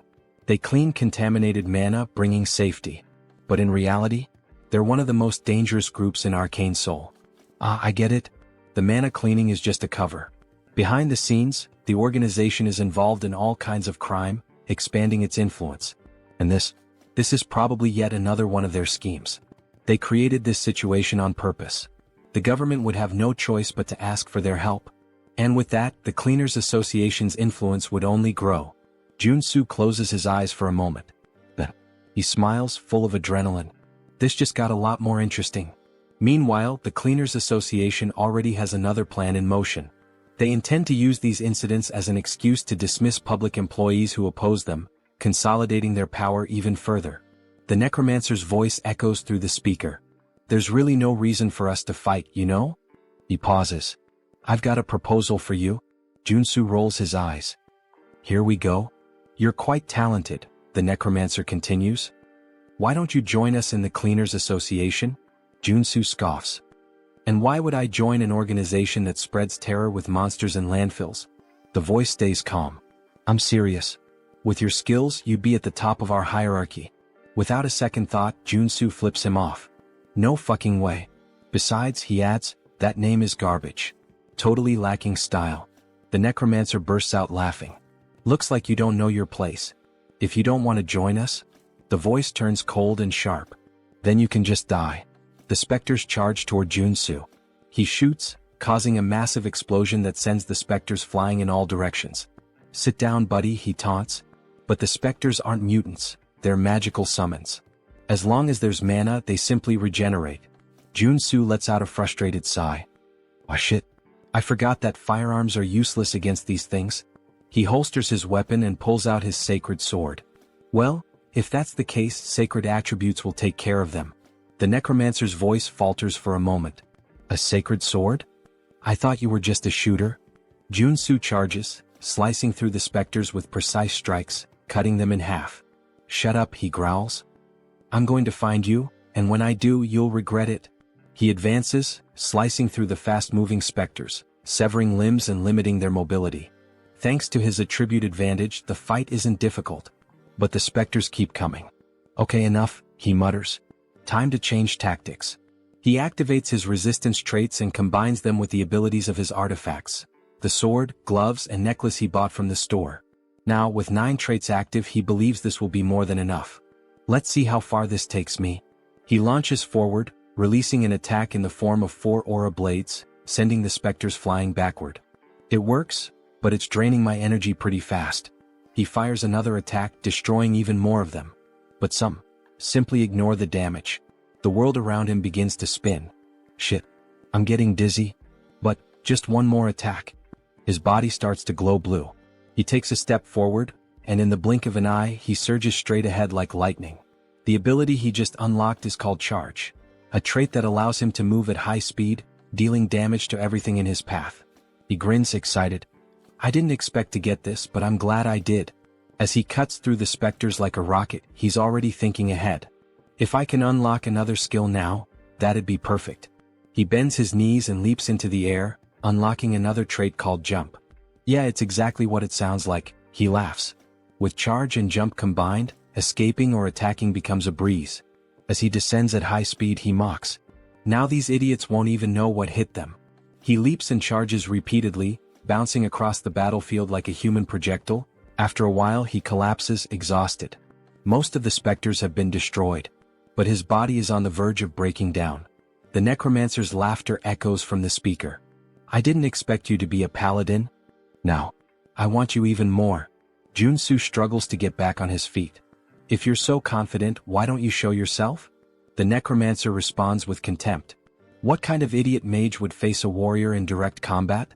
Instead, accept my gift. Before him, a corpse begins to move. It's a shield bearer, a level 2 undead. Joonsoo clicks his tongue. This is going to be a problem? He still hasn't fully healed.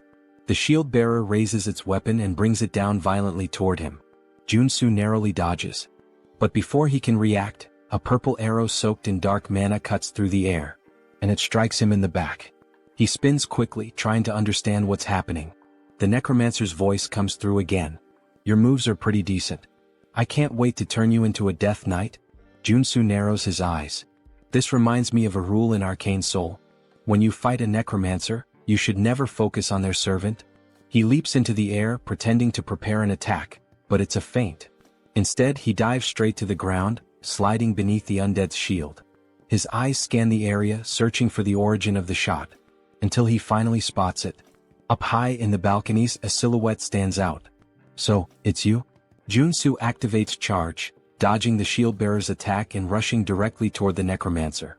He propels himself off the ground, soaring through the air. Time to finish off this coward. He draws his sacred sword, pointing it at the enemy. You made a fatal mistake by revealing yourself. Karen, the necromancer, smiles with disdain. So, you have a brain after all? Joonsoo narrows his eyes. Now that I see your face, I recognize you. You're Karen, a Reincarned necromancer. One of the directors of the Association of Cleaners, and the final boss of this damn landfill. Superhuman level 3. Karen raises his hand indifferently. Things aren't going to go the way you expect. Suddenly, spectral purple hands shoot out from his back, grabbing Joonsoo from all sides. He struggles trying to break free. Karen simply laughs. You'll never catch me. Then he fires magical arrows and releases a devastating electrical discharge. Joonsoo screams in pain while Karen watches, satisfied. That scream? It's beautiful. He laughs loudly. You should have known your place. Joonsoo, still trapped, smiles. Actually, this is my ultimate technique.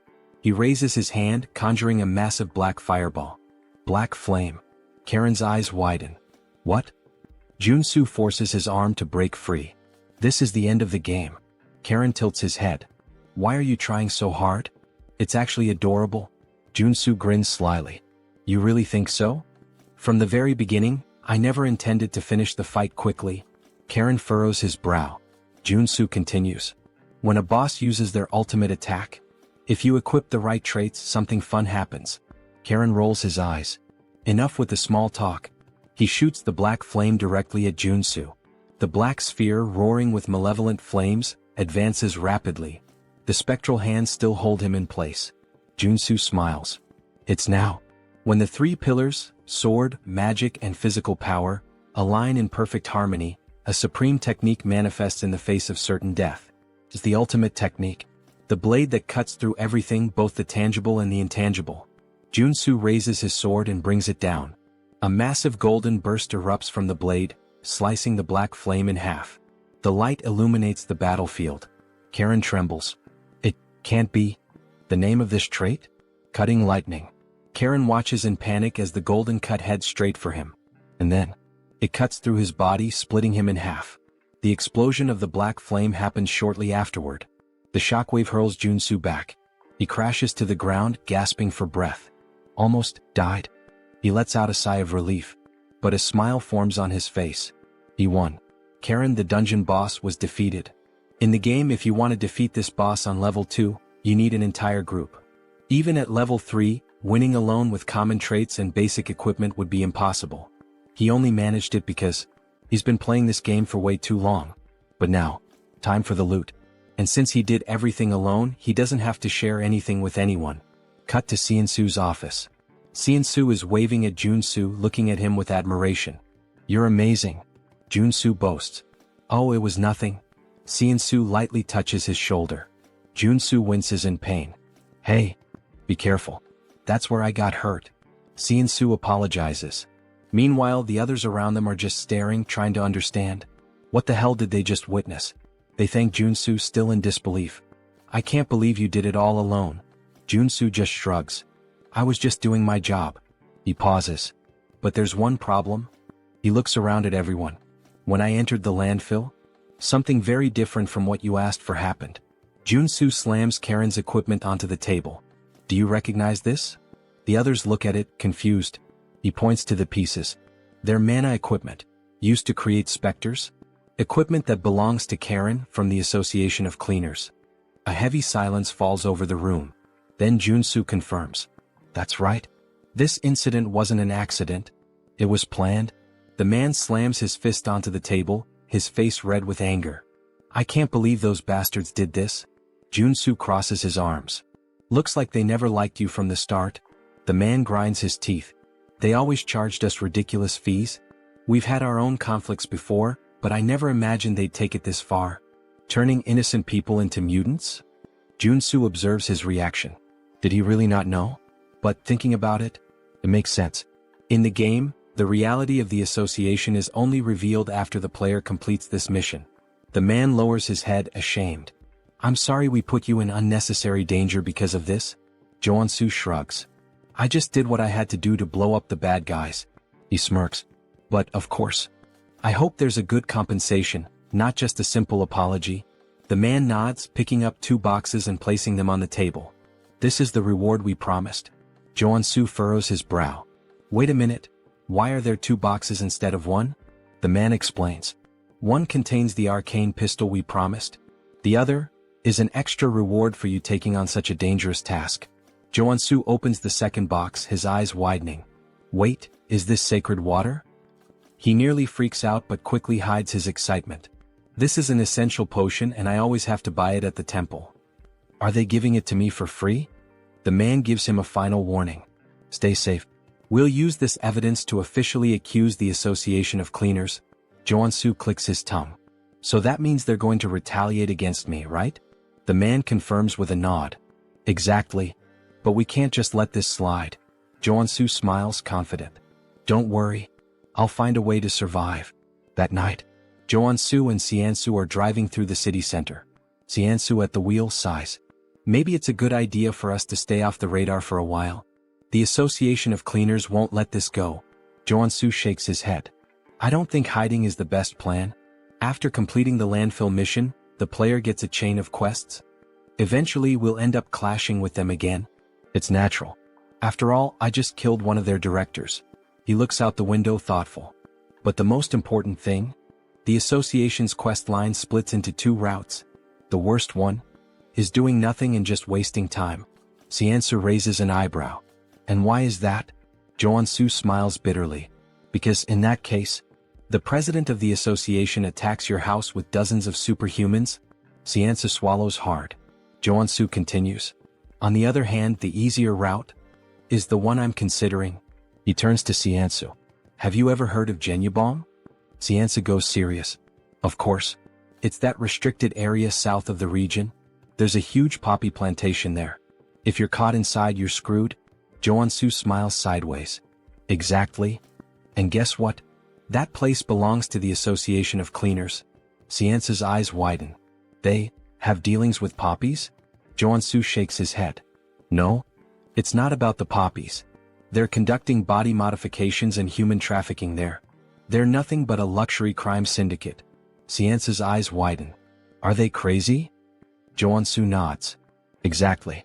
And that's why I'm going to strike first. Siansoo jerks the steering wheel abruptly, almost crashing the car. What? Say that again? Joonsoo ignores him and instead pulls out his phone, showing a list of supplies. Claymores. EMP bombs. Among other dangerous and expensive things. Siansoo blinks, confused. What the hell do you plan to do with all this? And, do you have any idea how much this is going to cost? Joonsoo smiles wryly. Money is something only amateurs worry about. These items? I got them while cleaning up the monsters at the landfill. Siansoo inspects the materials and nods, impressed. This should cover the costs. But, Joonsoo, even you couldn't take on the association alone. The president is level 4. The executives, level 3. Joonsoo leans back in his seat, looking at him with a confident smile. Who said I'm going to fight alone? For now, just focus on getting the items on the list. 2 days later, Poppy Farm hideout. The night was dark. Guards patrolled the perimeter. But they didn't notice the shadow creeping up from behind. Joonsoo, in stealth mode, holds a cloth and presses it against one of their faces. The guy trembles, his eyes widen until his body goes limp and crumples to the ground. High level, he's done. The other guard turns at the sound. Hey, what? Bang. A direct shot to the chest. The man falls dead immediately. Joonsoo deactivates his stealth and cracks his neck. I never get tired of infiltration. He smiles, satisfied. This should take care of the external security. And, to think I said I didn't like stealth before. Well, sometimes it's worth it. He moves away, grabbing his communicator. But before he could speak, crack. A man flies into the wall, his face deformed by the impact. And then he appears. Iron Fist. Thanks for clearing the way. We've taken control of the underground with no trouble. He spits on the ground, scanning the area. These guys are real monsters. They forced body modifications on both kids and adults. and then traffic them out of the country. Joonsoo nods. That's exactly why we need to put an end to them. He adjusts his earpiece. Did you finish checking the place? Iron Fist walks through the lab examining the machines. Yeah. This place is a legitimate modification workshop. Joonsoo smiles. Great. Once we're done, it's yours. I'll help you strengthen your men. Iron Fist crosses his arms, studying Joonsoo. This sounds good. But are you sure you can take on the association? If they get involved, it's going to be a problem for everyone. I don't want to deal with the fallout. Joonsoo laughs, pulling out his lighter. Have you ever seen me act without a reason? He lights the flame, watching it dance between his fingers. This farm is their main source of income. But the security here is much weaker than the rest. That means it's the perfect place to start bringing down the association. Iron Fist narrows his eyes. Wait, what are you? Joonsoo tosses the lighter. The next morning, Association Tower. A man runs down the corridor panting. He bursts into the presidential office. Mr. President, we have a problem. The man sitting at the desk furrows his brow. What happened? The employee swallows hard. The poppy farm was attacked. The president furrows his brow. By who? The man trembles, his voice caught in his throat. It was the man who killed Karen. He took control of the hideout. The president clenches his fists. Then, boom. His punch destroys the desk, cracking the floor. How dare they? His eyes burn with rage. And then, the screen presents his name. Park Dae-iop, president of the Association of Cleaners. The assistant, trembling, extends the phone to the president. Sir, look at this. On the screen, a ridiculously bold selfie of Joonsoo appears. Behind him, the poppy farm is ablaze. The president grits his teeth, his eyes twisting with fury. Then, with a single grip, he crushes the phone in his hand. I will make sure the warrior Kim is reduced to ashes. Sometime later, farm grounds. The poppy field? Completely destroyed.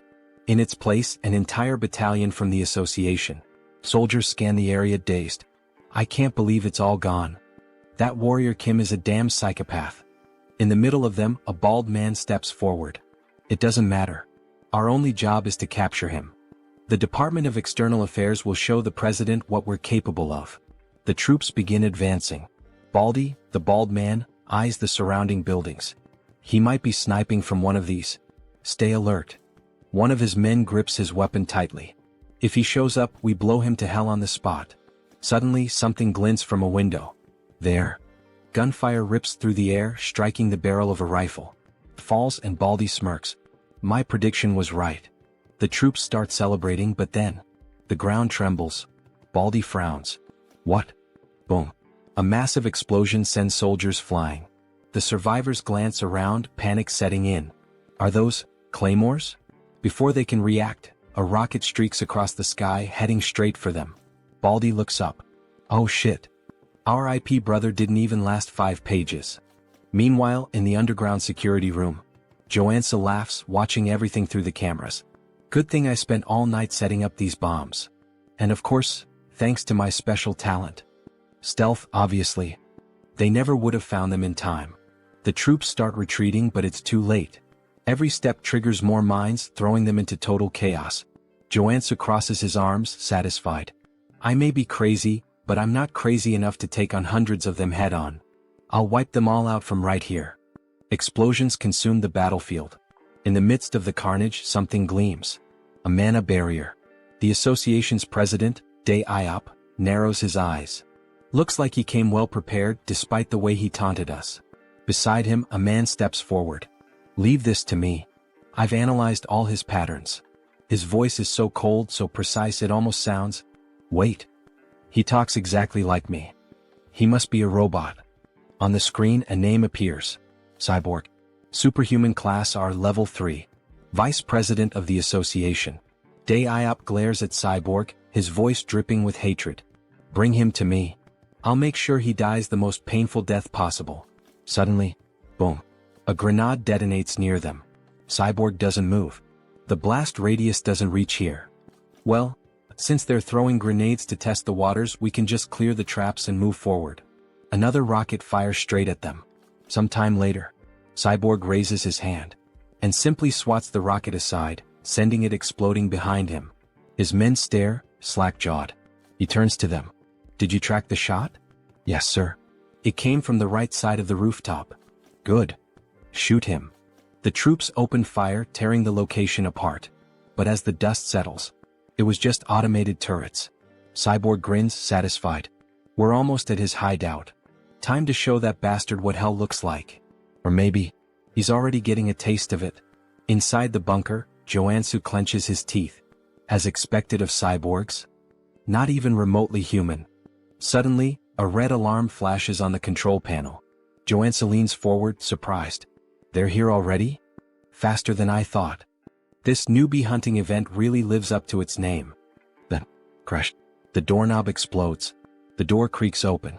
And in the entrance, two women appear, smiling. Why are you hiding down here, little rat? Come play with us. God, I wish I were him right now. The moment that thought crosses our minds, we're introduced to Ebony and Viper. Both are level 3 superhumans and executives of the association. They step into the room and... The chairs? Empty. The screens? Just images of Joonsoo flipping them off. Viper frowns. How did he know we were coming? The answer? Joonsoo, invisible, grinning in the corner. Of course I saw this coming. As Ebony and Viper scour the room, Joonsoo observes. The Custodian Association wants to put on a big show, pretending this is a straightforward conflict. Meanwhile, their assassin executives attack from behind. He chuckles softly. Too obvious. I know all your tricks. Click. He pulls the pin on a flash grenade and tosses it to the floor. Ebony narrows his eyes. What is? Flash. Both are blinded instantly. They realize too late. It was a trap.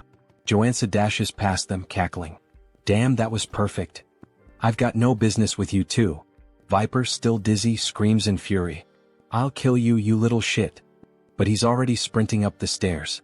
The assassins will catch up soon. I need to move fast. Gunfire. Bullets zip past his head. He twists, gritting his teeth. Shit, they're already on me. I need to focus on defense. He activates his mana barrier, forming a shield in the hallway. Bullets slam into it, but don't break through. And yet, crack. The barrier begins to splinter. Joonsoo grins defiantly. Shoot all you want. I'll block everything. Ebony smirks. You sure about that? Bang. A bullet pierces the barrier.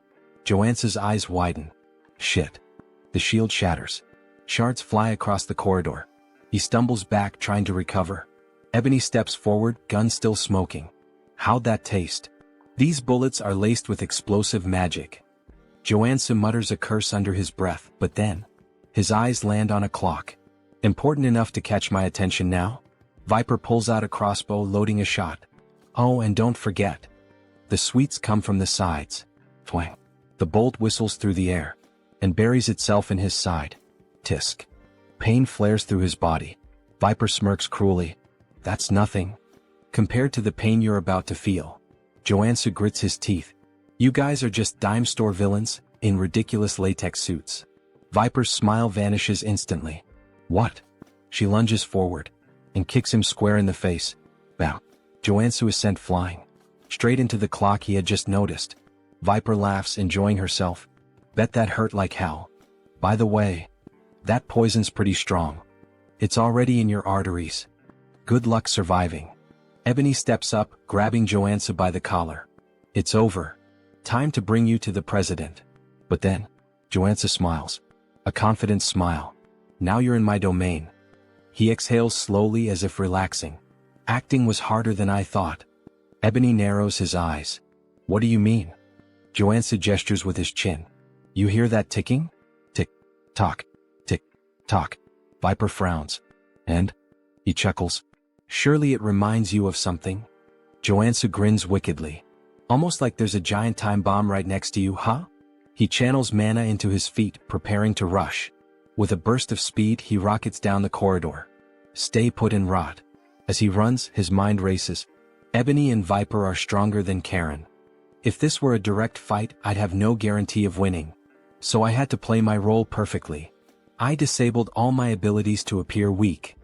Lured them toward the clock while they let their guard down. Because, inside the clock, he had planted white phosphorus munitions worth over $1 billion. Pretty sure that's illegal under the Geneva Convention. Now he shifts into a dramatic tone, like a character from a novel. Sleep tight, ladies. And dream of me. With a smug grin, he presses the button. Boom. The explosion engulfs the corridor. Ebony and Viper's weapons fly from their hands, their eyes widening in horror. They realize they've walked right into his trap. But it's already too late. After the explosion, Joonsoo starts laughing. He has successfully eliminated the executives, but more of them are coming. He needs to recover quickly, so he equips all his healing abilities, especially because he has no idea when the guy with the machine will show up. And then, suddenly, multiple enemies start appearing. Speak of the devil. A group of men with robotic features approach the protagonist. You took down Ebony and Viper? Yeah, Joonsoo replies, grinning. And you'll be the next one buried in a grave in just a few moments. Don't even think about walking away from this unscathed, one of them snarls. I'll make sure to modify you until you're begging for death. Joonsoo smirks. Wow, what a terrible attempt at being scary. Try acting a little more human next time, he mocks, playing on the fact that his opponent is part machine. I can already tell talking to you is a waste of time. I'll end this right now. The enemy growls as a metallic claw extends from his wrist, just like Wolverine's. The others raise their weapons. Joonsoo chuckles. I love how you guys modified your bodies based on your own wild imaginations. Thanks, idiots. He grins, pressing a red button. Suddenly, sparks erupt from the area, and an electrical surge paralyzes all the enemies. Without missing a beat, Joonsoo opens fire. A-1 in EMP bombs. EMPs and rifles, my best friends when fighting machines. With the robotic men stunned, Joonsoo mercilessly guns them down. However, one of them remains standing. I guess that's the real RoboCop, he mutters, staring at the unfazed enemy. Damn. How much money did you pour into that stupid body of yours? The EMPs didn't even faze you. This is unavoidable, the cybernetic warrior growls. I'll rip you apart and kill you right here. Dragging his blade across the floor, he charges at Joonsoo, swinging with lethal intent. Joonsoo narrowly dodges, but in the process he loses one of his guns. You're just gonna keep dodging forever? The enemy taunts. Fight like a man. Or better yet, like a machine. Damn, he's seriously strong. I have to be faster, Joonsoo thinks. He slashes at the enemy's midsection, but even his abdomen is made of iron. Only his eyes remain human. What a joke, the enemy laughs. What a pathetic excuse for a sword. Then, with a burst of fire from the thrusters in his feet, he lunges forward. That sword strike didn't even scratch me, bastard, he sneers, delivering a brutal kick to Joonsoo's chest. The force sends him crashing into a concrete wall, blood spraying from his mouth. His entire body is covered in mana, so swords don't work on him. Before Joonsoo can react, the enemy steps on his chest, pinning him down. What did you expect with such a weak body? The enemy scoffs. Humans are pathetic. You machine bastard. Wait. Joonsoo's eyes narrow. A mechanical body that only moves using mana? How the hell is that even possible in this world? I'm going to cut off your arms and replace them with umbrella handles, the enemy sneers. Just as he raises his blade to strike, something unexpected catches his eye. What the hell is that tiny pistol? He scoffs. Joonsoo smirks. Looking at your body, I had an idea. Are you seriously trying to shoot me? Haven't you realized yet? Ordinary bullets can't hurt me. Who said these are just ordinary bullets? Joonsoo says darkly. Black flame. He pulls the trigger. The bullet lodges itself into the enemy's body, and instantly, black flames erupt, consuming him entirely. You run on mana, Joonsoo explains. And black flame burns mana. In other words, once it touches your body, there's no way to extinguish it. The enemy's mechanical body is engulfed in unrelenting black fire, his movements growing sluggish. You really should have stopped modifying yourself at some point, Joonsoo taunts, laughing wickedly as he watches his opponent burn. RoboCop continues to burn. As he falls to his knees, Johnson bids him farewell and drives his sword straight into his eyes, leaving his lifeless body sprawled on the ground. Now there's only one step left in his plan. It's time to wipe out the entire association, he declares, laughing as he guns down every enemy in sight. Explosions erupt throughout the garden. They're just headless chickens without their executives. Run, run, there's no hope for you. The screams of his enemies are music to his ears. Suddenly, a deafening sound rings out, sending a sharp pain through his head. What the hell is this? And then he finally arrives. Eyes glowing red like a tiger's. It's really him, the president of the association. A level 4 superhuman. His gaze locks onto Joonsoo. And then, he leaps. A massive jump, like something out of a superhero movie, soaring straight up and landing right in front of Joonsoo. What the? Did he just jump from the ground to the rooftop of a 5-story building? I have never experienced such humiliation before, the president says coldly. I will take great pleasure in punishing you for interfering with the Custodians Association. He moves fast. Shit. Joonsoo tries to unsheath his sword, but before he can react, boom, he's sent flying. Had he not swapped his abilities to defensive traits in time, that single attack would have killed him. But I can't beat him if I only defend myself. Without hesitation, Joonsoo switches back to offensive traits and launches a piercing attack. The president dodges effortlessly. Interesting skills you have, he muses. But how will you handle this? Joonsoo pulls out his pistol loaded with black flame rounds and fires. The president smirks. Oh, I like that. With a flick of his hand, a barrier materializes, blocking the attack with ease. He nullified my 2 best abilities like they were nothing. Before Joonsoo can react, the president charges in and lands a rapid barrage of punches, knocking him to the ground. He's unbelievably strong. Is that all? The president sneers. As expected. It was impossible from the start. Park Daop was born with an SR rank, his stats overwhelmingly powerful from the beginning. Meanwhile, Warrior Kim was just an NPC. A weak, low-level character. The gap between them was absurd. Is this your final battle? The president taunts. You know how I took down your subordinates? Joonsoo asks, wiping blood from his mouth. What? I took out Ebony and Viper with white phosphorus rounds. The cyborg? EMP bombs. Now tell me, what do you think I've got prepared for you? You? Prepared for me? Impossible, you idiot. No, it's not. Joonsoo's body begins to change. For a level 2 superhuman to defeat a level 4 superhuman, there's only one way. Trait activated, body mutation. Muscle mutation. His body shifts and twists into something monstrous. Warrior Kim has become a mutant once again. What? He chose to become a mutant. Joonsoo's breathing grows heavy. I won't be able to control myself for long. But he's prepared for this. Flashback.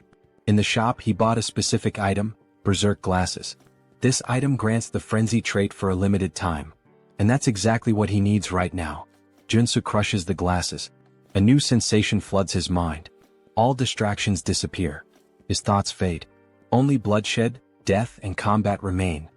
Here we go. Joonsoo launches a furious barrage of punches. The president blocks them, eyes narrowing. He doesn't know what ability Joonsoo just activated, but one thing is clear. This is about to get fun. Let's begin again, the president says, activating his own ability, Rage. His base stats skyrocket. Now let's have some real fun. Both fighters charge at each other. Fist meets fist. Neither backs down. This won't be enough to take me down, Joonsoo grins. Same to you, the president replies. Their battle turns into a brutal exchange of punches, fists flying like a high-speed boxing match. A real Japan versus USA boxing showdown. Who got the reference? Leave a comment on the video. Joonsoo lands a solid jab straight to the president's face, sending blood spraying through the air as the impact forces him back. New traits acquired, super strength and iron armor. A primal roar erupts from Joonsoo's throat, his excitement for battle overwhelming all reason. I can do this all day. Alright, the president chuckles. I'll admit you're strong. It's been a while since I had a fight this good, but I'm done analyzing you. This is my victory. Quit bluffing and fight. Joonsoo growls, throwing another punch. But the president effortlessly dodges. All you do is throw mindless punches, he scoffs, sidestepping each blow with ease. Then, in one swift motion, he counters, driving a devastating punch into Joonsoo's gut. Blood spurts from his mouth. Bastard. The president smirks, dodging again. Go on, keep swinging those sloppy, untrained fists, he taunts. And then, boom, he delivers a brutal uppercut, sending Joonsoo flying. Damn it. In close combat, he has a massive advantage. The frenzy trait's effect is starting to wear off. There's no other way. I have to go all in on this next attack. Joonsoo knows he can't win a hand-to-hand fight. He begins channeling his energy, preparing to swap his traits. What kind of cheap trick are you planning now? The president sneers. You're done. He charges forward to end it, but Joonsoo grabs his wrist. Fine. I'll admit it, you're better than me in hand-to-hand combat, Joonsoo says, locking eyes with him. But as you can see, I'm not a brawler. A dangerous grin spreads across his face. I'm a swordsman, you bastard. Joonsoo channels power into his hand. And in an instant, a massive sword materializes. Before the president can react, a blinding light erupts point blank, piercing straight through his heart. You can use that ability barehanded? The president gasps. This was a good fight. His body trembles, and then collapses lifeless. Joonsoo exhales heavily. Shit. I really pushed my body too far this time. A system notification appears. Status effect, disease. Suddenly, a wave of unbearable pain surges through him, like his body is tearing itself apart. Arg? But then, a golden beam of light bursts from his body. His monstrous form begins to fade, his body slowly reverting back to normal. Warrior Kim has ascended to level 3. Oh god. Thank you, I leveled up just in time. A weak chuckle escapes his lips. I really am one lucky bastard. Then, his body gives out. He collapses unconscious. When Joonsoo finally regains consciousness, he finds himself submerged in the bathtub of his own home. Home? Mr. Superhuman, are you all right? Joonsoo blinks, looking up at the concerned face of Director Choi. What happened? Choi. I thought you were dead. Choi says, tears welling in his eyes. You were lying there, surrounded by all the members of the association. So, you brought me back home? Joonsoo asks, piecing it together. Yeah, Choi nods. I noticed you were still breathing, so I threw you into a mana spring. You've been unconscious for a week. A whole week. Now that Choi mentions it, he does feel a lot better. You're seriously amazing, Choi says, shaking his head. You single-handedly wiped out the president of the Plumbers Association. Yeah. I know, Joonsoo smirks. I guess I'm kind of a big deal now. Not just kind of, you're insanely incredible. Stop flattering me, Joonsoo laughs. Oh, and by the way, Choi adds, I took the liberty of collecting all the loot from the fight. Take a look later and let me know if you need anything. Got it? But first, I need to fully recover. Joonsoo's expression darkens slightly. Now that I'm level 3, there's somewhere I need to visit. A malicious smile crosses his lips. 1 week later, Joonsoo arrives at the Mana Measurement Center.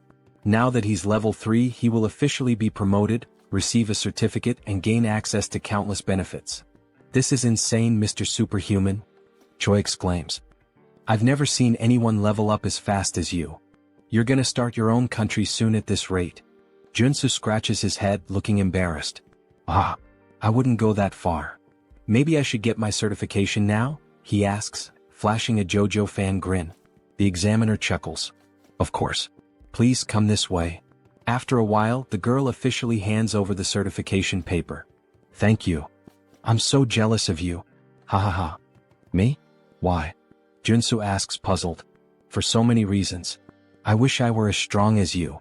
Baek Soren showing this kind of emotion? Feels so strange. Unimaginable even. In the game, she's a berserker warrior, a ruthless killing machine, more like a psychotic girl drenched in blood than someone who'd ever say something like this. Joonsoo pauses, thinking. He doesn't have any immediate plans after this, so... Hey Baek, would you like to become a superhuman? Of course. Who wouldn't want that? Then how about you become my student? Baek blinks in surprise. If you agree, I promise, I'll turn you into a superhuman. And a strong one at that. And how exactly do you plan on doing that? Trust me, Joonsoo smirks. Warrior Kim has the ability to see latent potential. Baek's cheeks turn slightly red. That's right, Joonsoo nods, grinning as he makes a Dragon Ball Scouter reference. After all, he can see the potential radiating from an SSR rank individual like her. So what do you say? Want to be my student? Baek hesitates for a moment, then firmly shakes his hand. Alright. I guess I can trust you. A wise decision, Joonsoo says. But inside, he knew it, he'd captured her just like a Pokemon master. Now it's time to train an SSR rank warrior. You won't have to pay me anything, Joonsoo continues. Just return the favor once you awaken as a superhuman.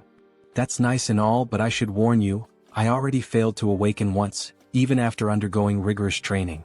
It won't be easy even for you, Mr. Superhuman. Joonsoo just grins. Don't worry about that. Just have faith. Because he already knows what will trigger her awakening. He's seen her story unfold in the game. Baek Soren's unique awakening. Star Killer of the Heavens.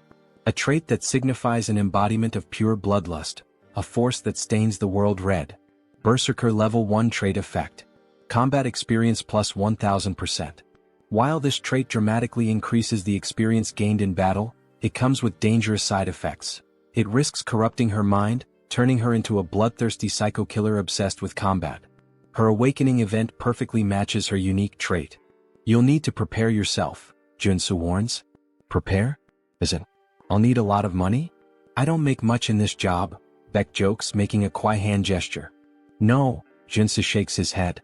You'll need something far more important than money, mental fortitude. Beck tilts her head, confused. But before she can ask more, "Excuse me, Mr. Kim," a staff member interrupts. "You've been invited to a meeting. Would you follow me to the 5th floor lounge?" Joonsoo's eyes narrow. An invitation to the 5th floor? That's strange. As he and Beck step into the elevator, a realization dawns on him.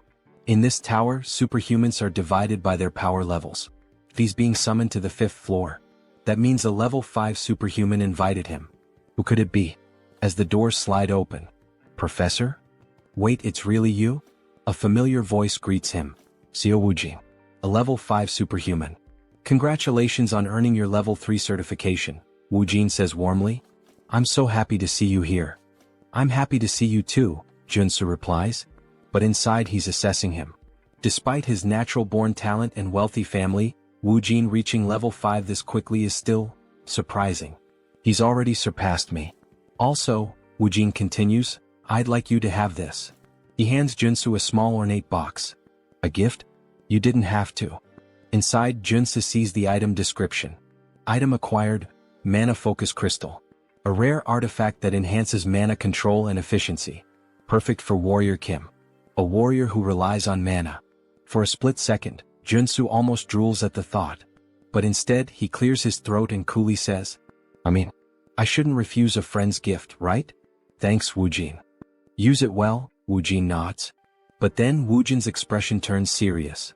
"Mr. Warrior," he says, "there's another reason I called you here." Joonsoo raises an eyebrow. "A favor?" "Yes," Woojin nods. Joonsoo leans in slightly. "Why do you suddenly look so serious? Could you help some of my friends who are also suffering from divine fever just like you helped me? They contracted it as well?" "Yes. The 4 of them have been dealing with this since childhood. They were blessed alongside me. For people suffering from divine fever, huh? Wait a second. Is he talking about those characters? If so, then this is the perfect opportunity to make things a lot easier." "Of course," Joonsoo nods, radiating an angelic aura. "I could never refuse to help those in need. Thank you so much, Sir Warrior, for your generosity. But before we begin the treatment, I'd like to meet them first." "Of course. I'll arrange a meeting right away." Later that day, Woojin's estate. "Here they are, Professor." As expected, Joonsoo was right. These 4, they're the supporting characters meant to assist Paladin Seo Woojin. They're all children from wealthy families, essentially kidnapped and forcibly baptized under the orders of the Old Father. Joonsoo folds his arms and cuts straight to the point. "Let's be clear, you were all forced into this baptism without consent, right?" "Yes, that's correct." "Is it really possible to cure this?" One of them hesitates. "My treatment is painful," Joonsoo warns. "But if you endure it, you'll awaken, just like Woojin did. If you follow every single one of my steps, you will succeed. Do you have what it takes to withstand it?" For a moment, the 4 hesitate. Then, in unison, "We'll do whatever it takes. Please help us." Joonsoo smirks. Spreading massive black angel wings, he declares, "Then let's begin." 1 week later, all 4 of them awakened. We actually did it." Just as Joonsoo had predicted, their innate talent ensured a smooth awakening. "Professor, thank you so much." The 4 students burst into tears, overcome with gratitude. Joonsoo nods, satisfied. "You endured my method, that credit belongs to you. Well done, students." Just then their parents enter the room. "Professor, we can't thank you enough. You've freed our children from this curse. As a token of our appreciation, though it's not much, we hope you'll accept these gifts." A mountain of presents is placed before him. Joonsoo waves his hands modestly. "You didn't need to do this. Their success was thanks to their natural talent." But inside, he's grinning ear to ear. "This order only favors rich families. Which means I can milk this system for all it's worth." For a brief moment, he makes one of the funniest faces seen in this entire manhwa. Lately, his luck has been insane, like he's been rolling SSR pulls in a gacha game. Now then, let's see what I got. Rewards obtained. Extreme speed trait. Steel-plated boots. Detection trait. Helmet. Fury trait battle axe. Acropolis trait shield. Nectar, a rare consumable item. All of them are valuable. All of them perfectly suit his needs. We selected these gifts together, one of the parents says. We hope you like them. Joonsoo smiles. You have my sincerest gratitude for these rewards. But now, it's time for his real reward. You mentioned you wanted to talk to me for a moment, right? Yes, one of the parents nods. I have a favor to ask of you. A favor? Joonsoo tilts his head. Yes. I represent the Galaxy Shopping Mall. Joonsoo raises an eyebrow. All right. How can I help the savior of my son? The man hesitates before answering. I'd like permission to enter the underground gold mine beneath the Harem branch of Galaxy Mall. A gold mine? We don't have anything like that under our shopping mall. Joonsoo smirks. I'm talking about the one hidden between areas A1 and A2 on the 8th floor of the underground parking lot. Are you sure it's not there? The man stiffens. Got him. I don't know how you obtained that confidential information, he says carefully. But even coming from you, I can't grant this request. Joonsoo leans in slightly. I promise you this, I won't speak a single word about what I see down there. Just for one day. That's all I ask. The man stays silent. Joonsoo smiles knowingly. All I'm asking is to keep your little secret, a secret. The next day, Joonsoo walks alongside the girl he promised to help. After smashing through the wall, she stares in disbelief. I can't believe there was actually a hidden space inside this shopping mall. See? Told you, Joonsoo grins. This is the place where you'll awaken. You have no idea how hard I worked to get us here. But, are we really going to train in a dirty place like this? She asks, wrinkling her nose. Of course, Joonsoo assures her, stretching out a hand. I promise, it'll be fun. Characters with the trait star that kills the sky can't be awakened through traditional methods. They have to be pushed to the absolute limit, forced into a life-or-death situation. This dungeon hasn't been discovered by the world yet, but this is the exact place where Baek Soren awakens in the future. Sir Warrior, this place is so dark, and it smells weird. Her voice trembles and she grips her arms tightly. Joonsoo can tell she's afraid. Then, a zombie suddenly lunges at her. She barely dodges in time, but the impact sends her glasses flying to the ground. Warrior. Please help, she cries out. Joonsoo tosses a sword to the ground. The training has begun. Excuse me, what? Kill that zombie yourself. What? Fight for your life. That's what I'm telling you. This is the only way for Miss Soren to awaken. What kind of nonsense is that? The zombie lunges again. Get away from me, you monster. Soren swings instinctively, and in a single devastating slash, she cleaves the zombie in half. Joonsoo's eyes widen. What the fuck? How is that even possible? That was just a single strike, and it had that much power? Baek Soren. Maybe she has even more talent than I expected. As she stands there, sword trembling in her grip, a red aura begins to radiate from her body. Wow, very well, you started off strong. You're so cruel. You can't just tell me to fight without any warning. Soren shouts. But you went all out, didn't you? Yeah, but. Soren hesitates, a sad look in her eyes. As expected from one of the top 3 warriors in the game, even without awakening, she fought like a character with the sky-destroying star trait. The moment she entered battle, it was as if she became a completely different person. You really think I have to fight for myself? Yes, but don't worry, I won't let you die. At least not yet. That doesn't sound reassuring at all, haha. Let's just keep going. She continues cutting down zombies. You mentioned taking a few superhuman classes before. Did you learn any sword techniques? Nope. I've never even held a sword before, nor learned any techniques. But you said I had a certain talent, right? She says proudly. Then there was that instructor who had to use every possible method just to acquire a single trait. Isn't that way too overpowered? This place is way deeper than she expected. She can't even see the end. How much longer will they have to keep moving forward? Maybe there's an exit just around the next corner. As things stand now, we're not getting out of here until she awakens. Suddenly, a zombie attacks them. Wait, is that a drill? Drill-wielding undead. The drill zombies were tough enemies back in the game. Maybe he should help her, but with a devastating strike, she slices the zombie's arm clean off. If you're a zombie, fight fair. Don't you dare use a weapon. Then, with brutal efficiency she cuts the zombie in half. Joonsoo watches in surprise. Well, that was a clean victory.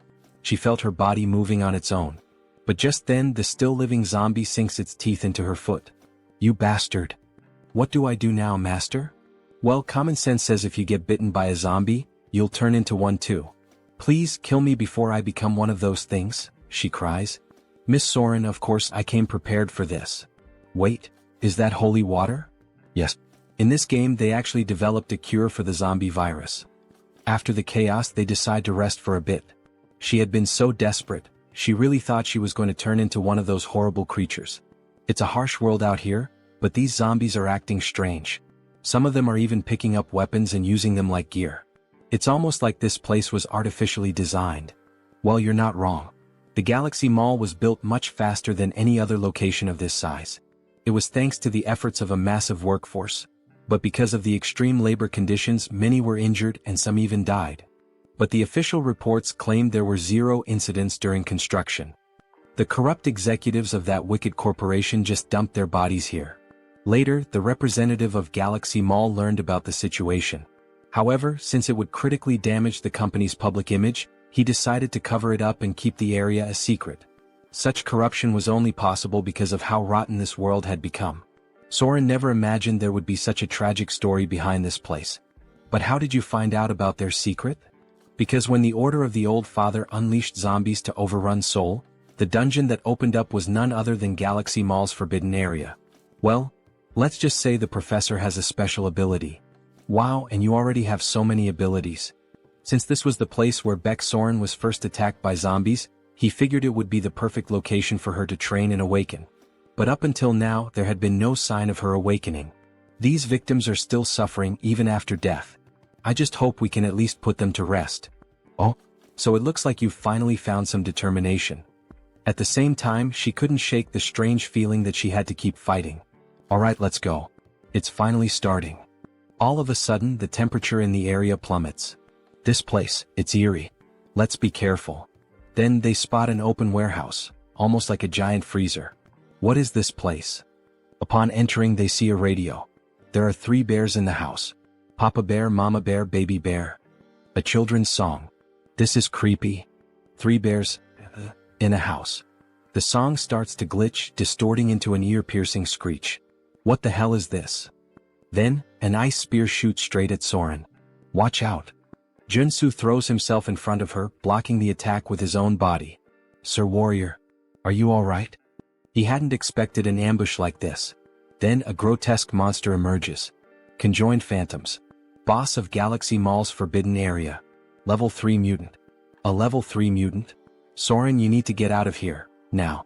This thing is way beyond your abilities. But the creature launches another barrage of ice spears. I don't want to hear any complaints, get out. And I don't want a popsicle either. He deflects the attack, but suddenly the enemy starts channeling another ability. A massive ice lance forms in midair. He can't block this one. Professor. Soren, run. I'll buy you some time. How can I just leave you here? She cries. One of us has to make it out alive. She can't do it. Miss Soren, the reason I was so sure about your talent is because you possess the ability, Sky-Slaying Star. The Sky-Slaying Star? This can't be true. Believe in yourself. If you do, you'll awaken. And with that, my final lesson is complete, my apprentice. The monster fires a storm of ice arrows, obliterating everything in the area. Believe in herself? Oh. As the icy onslaught subsides, Soren stands frozen in place. Then, alright. I will. I will trust in my own abilities, Professor. A golden light surges around her. Her eyes burn red. What was this power she was wielding? Ha ha ha. Then please, don't give up. Joonsoo watches in awe. In an instant, she shatters the thick layer of ice encasing her. She has finally awakened. Beck Soren, SSR rank superhuman, level 1 warrior.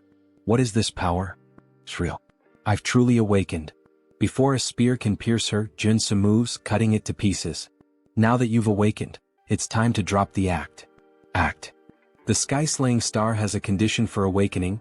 You must face a life-threatening situation and possess the mental strength to overcome it.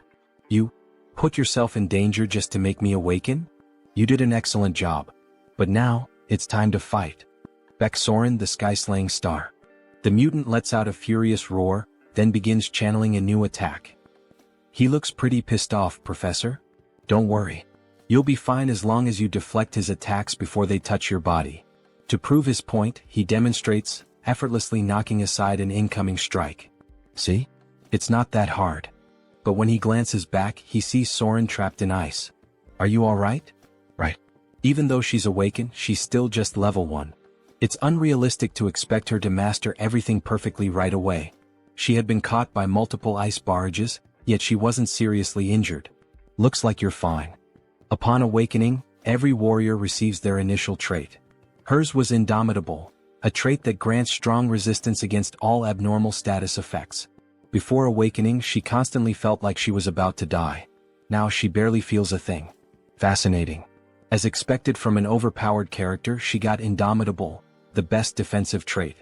As for him, since he had overseen multiple awakenings from his previous apprentices, he had gained the Perception trait, allowing him to see all of his enemies' traits. A ridiculously powerful PvP ability. Oh yeah, that's broken. I don't think that'll be of much help right now. Well, don't worry about it. For now, let's train with your new awakening. Both of them start running.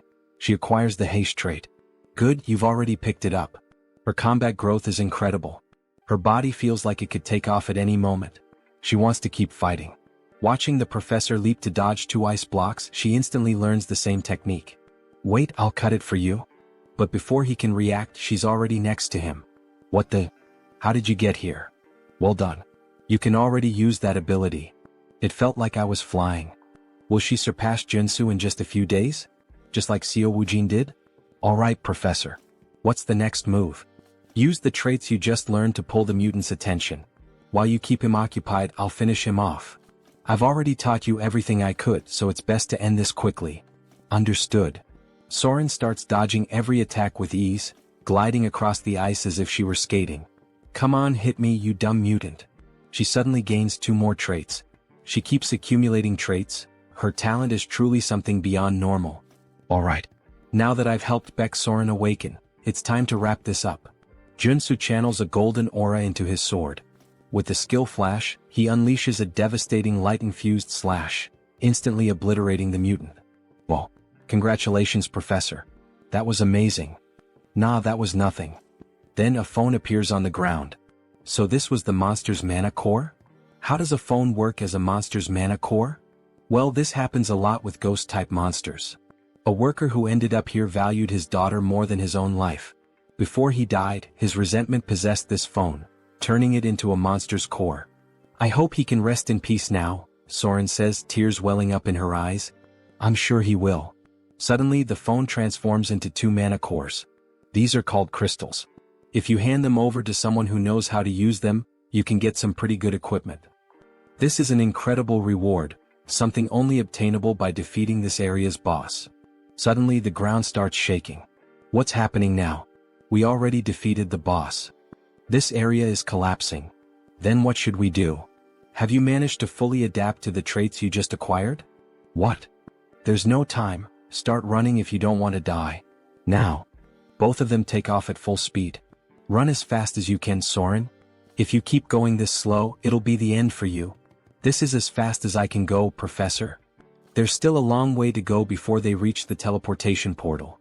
If she doesn't push past her limits, she won't make it. Suddenly, large chunks of debris start falling in her path, blocking her way. No, not like this. She just awakened. There's no way she's going to die so easily. There. The teleportation portal. Hurry. Joonsoo can't help her. There's still one last trait she needs to obtain. The reason she became one of the game's best characters was because of 3 defining abilities. The Sky Hunting Star trait allowed her to grow rapidly in battle. Indomitable nullified the deadly side effects of Heaven Slaying Star. And the last trait, Soren keeps running, desperate to survive. A massive rock crashes down, slamming into her arm, injuring her. Damn it. I won't give up that easily. I will survive, no matter what it takes. She pushes forward. Here I go again. Trait unlocked, Runaway Train. Ignoring the pain, she dashes forward, barreling past the obstacles in her path. Joonsoo loses sight of her. Did she fail? Then out of nowhere she burst through the rubble, grabbing onto him. Let's get the hell out of here, now? Whoa, damn, something big is pressing up against me, haha. Just as they leap through, the portal shuts behind them. Trait unlocked, narrow escape. Grants a second chance at life when facing certain death.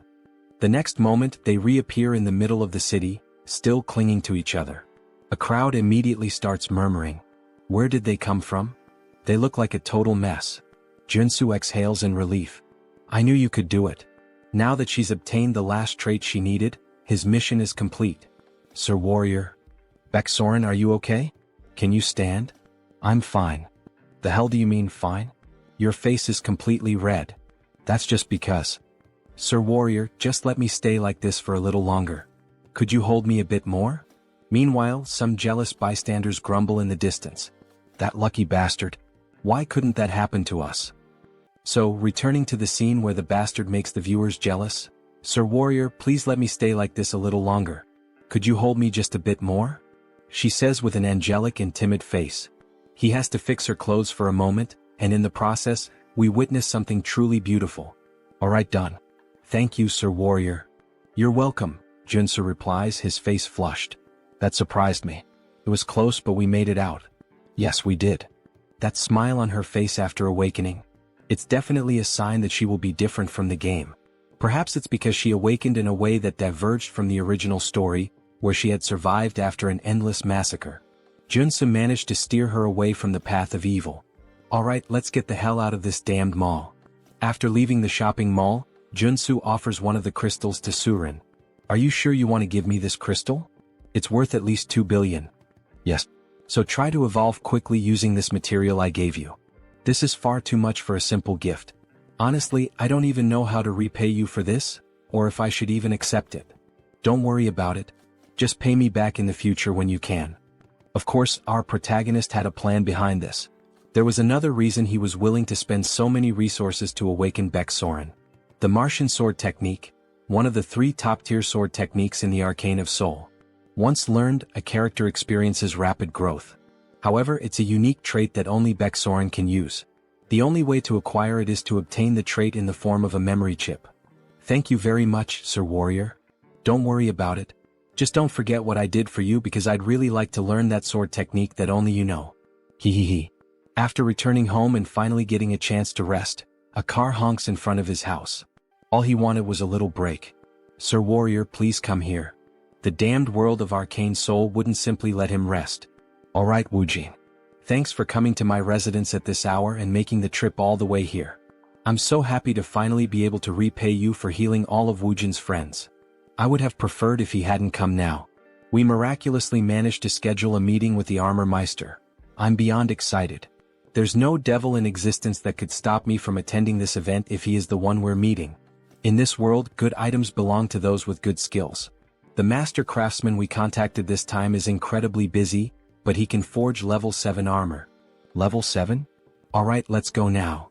Moments later, they arrive at the entrance of a grand house, with several guards stationed outside. Are you serious? What a fine house for such a fine craftsman. Woojin, do you have any idea what religion this artisan follows? Religion? Why are you asking something like that all of a sudden? I see, so you don't know. Of course he wouldn't. Considering all the suffering he endured because of the Order of the Ancient Fathers, it made sense. This is the home of an artisan devoted to the Order of the Old Father, Joonsoo. Joonsoo is a devout believer firmly committed to his faith. In the future, he will stand at the forefront of the war artisans of the Order.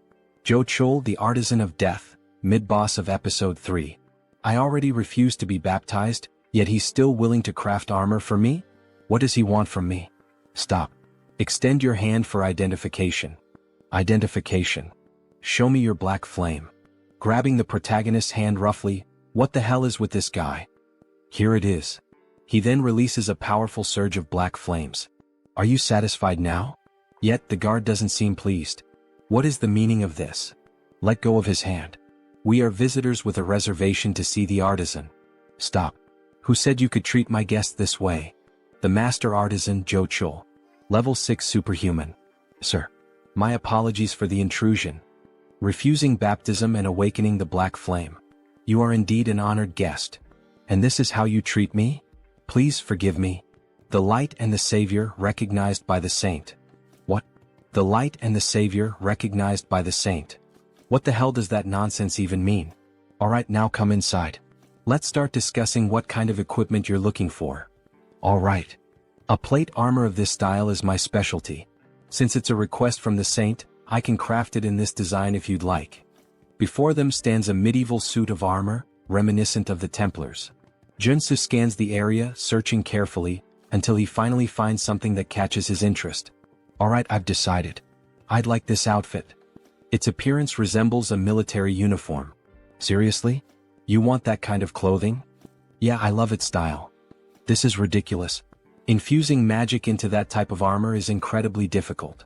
We won't be able to create a holy armor with it. He doesn't need holy armor, the artisan remarks.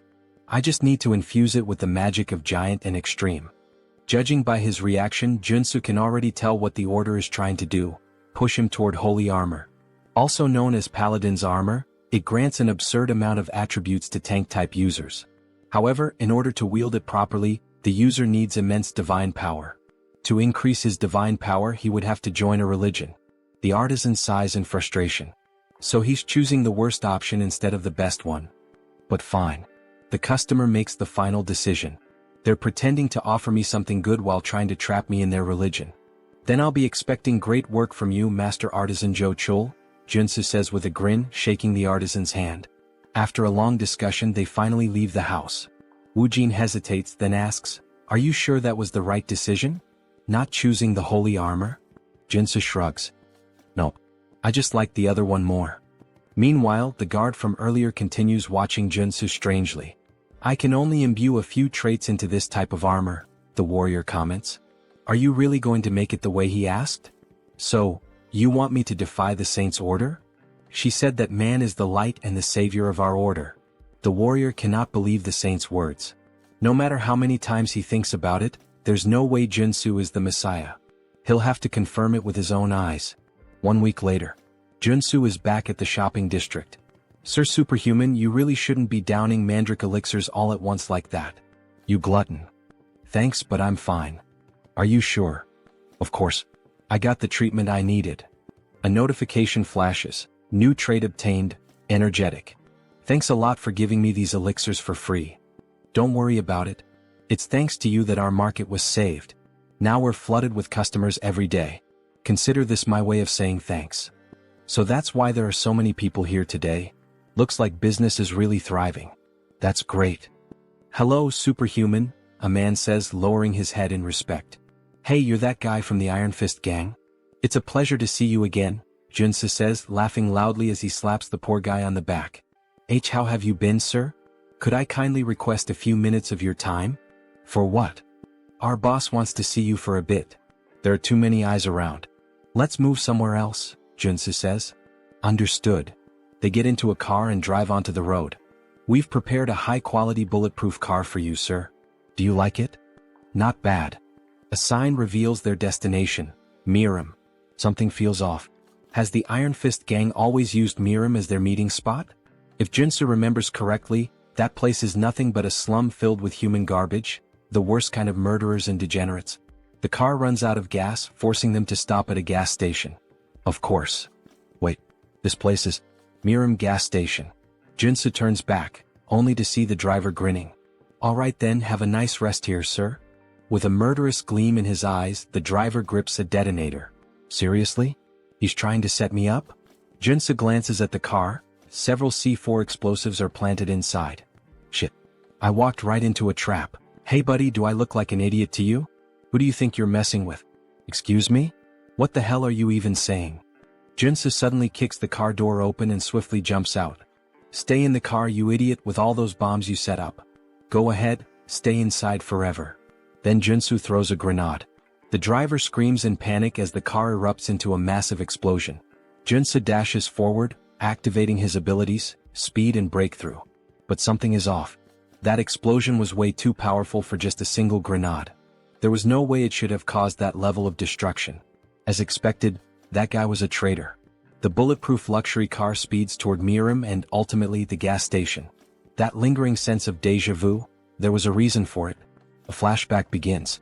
We see Iron Fist's boss lying on the ground. Then it becomes clear. Joonsoo knew this would happen because all of these events had already played out in the game's story when Iron Fist Kim was betrayed by his own men. He doesn't know exactly why, but this time the traitors of the Iron Fist gang have chosen him as their target. Suddenly, a hail of gunfire rains down on his location. One of the men shouts, "That's him. The guy on the most wanted list. Ah.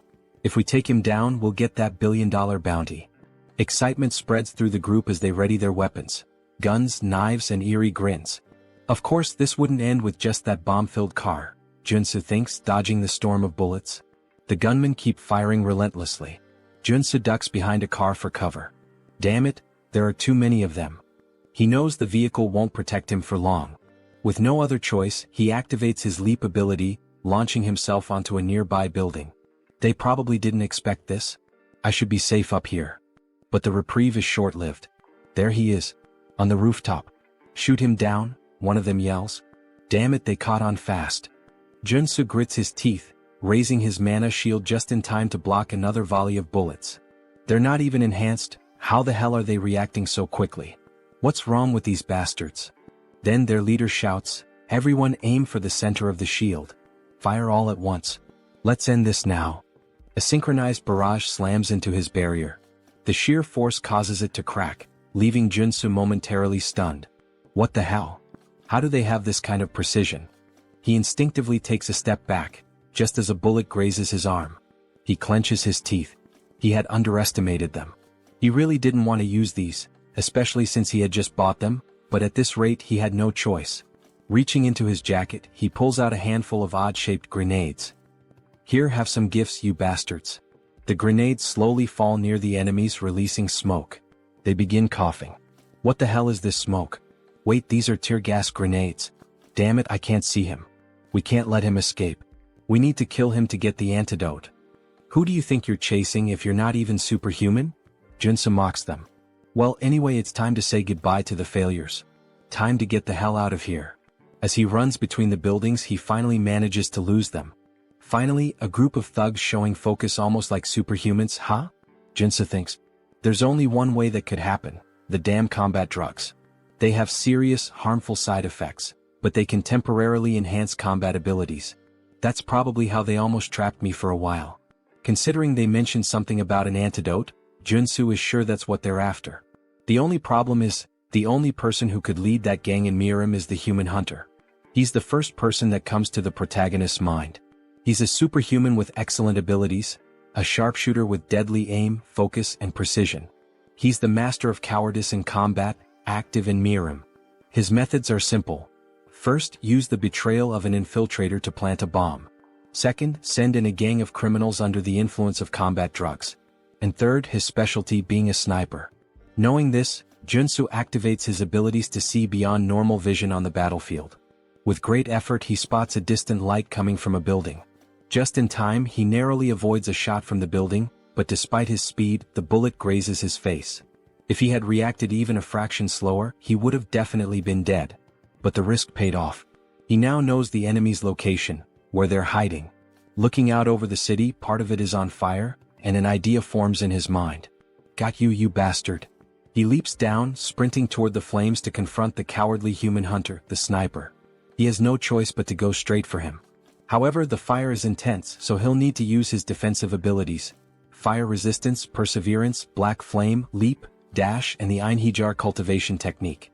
He pushes through the fire, running as fast as he can, even though the flames are burning him. He ensures that the sniper can't see him through the smoke, making it harder for the shots to land. To fight such a skilled sharpshooter, he has to get close. Finally, as he looks up at the building, he sees a red light. So that's where you're hiding, you bastard. I found you. Locating the sniper's position is the top priority when facing these kinds of players. Damn, I can't see him, the sniper grumbles. Maybe I'll need to change positions. As the sniper scans the city, looking for Joonsoo and aiming at every possible spot, he catches sight of a blue trail in his scope. He realizes he has to get closer and create an unexpected variable. Wait, did he jump from that height? The sniper is taken aback by Joonsoo's move. And how dare he challenge a sharpshooter to a shooting duel? With that, the sniper activates all his abilities: sniper, focus, deep breathing, insight, gun shooting, ein. He fires his pistol, the black flame, at the same time that Joonsoo shoots. What will happen next? Who will win this cowboy-style shoot? Then both fire at the same time. They take a deep breath in this moment of tension. It's all or nothing. The sniper's shot hits Joonsoo's arm. Shit. He really is a damn sniper. And to think that even in this surprise situation he was still able to shoot. But we know our protagonist never does anything for no reason. With a smile on his face, he declares that it's over. He also managed to land a shot on the sniper's shoulder. The sniper is shocked. After all, it was just a shot from a regular pistol. But then, flames start spreading rapidly over his body. Black fire engulfs him as he screams in agony. Joonsoo barely manages to land on the ground, struggling due to his injured arm. Their bullets are deadly even if they only graze the enemy because they consume their target's mana. As he writhes in pain, Joonsoo declares his victory, only to realize he has fallen into a trap.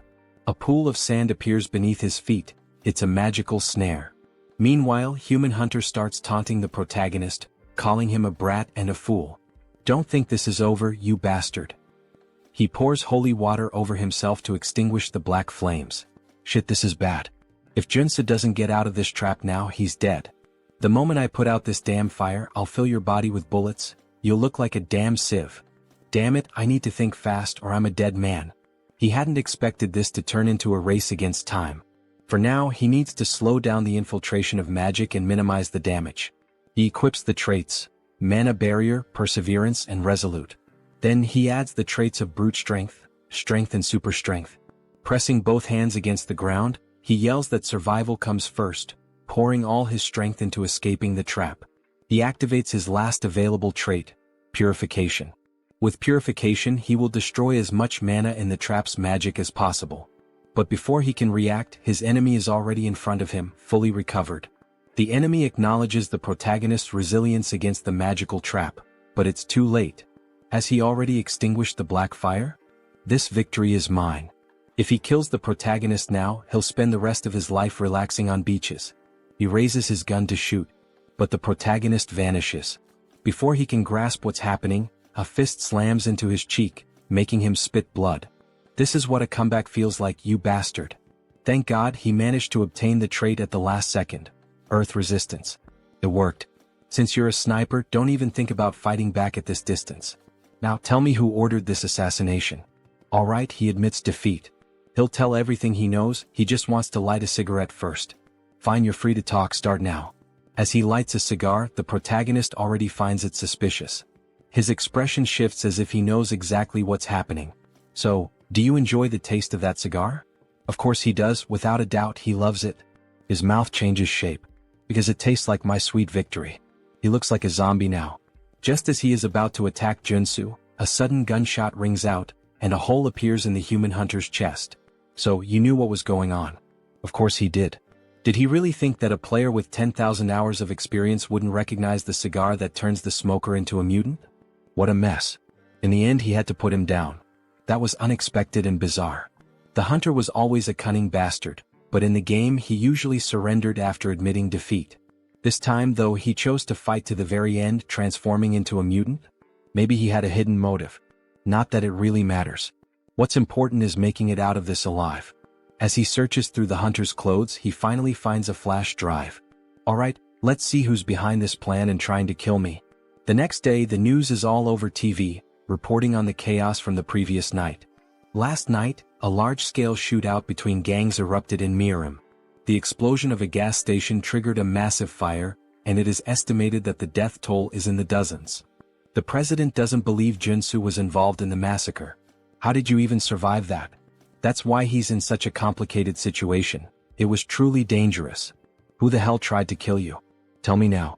That's a long story. Where should he even begin? Suddenly the door is kicked open. The president of the Iron Fist gang steps in and throws a body onto the floor.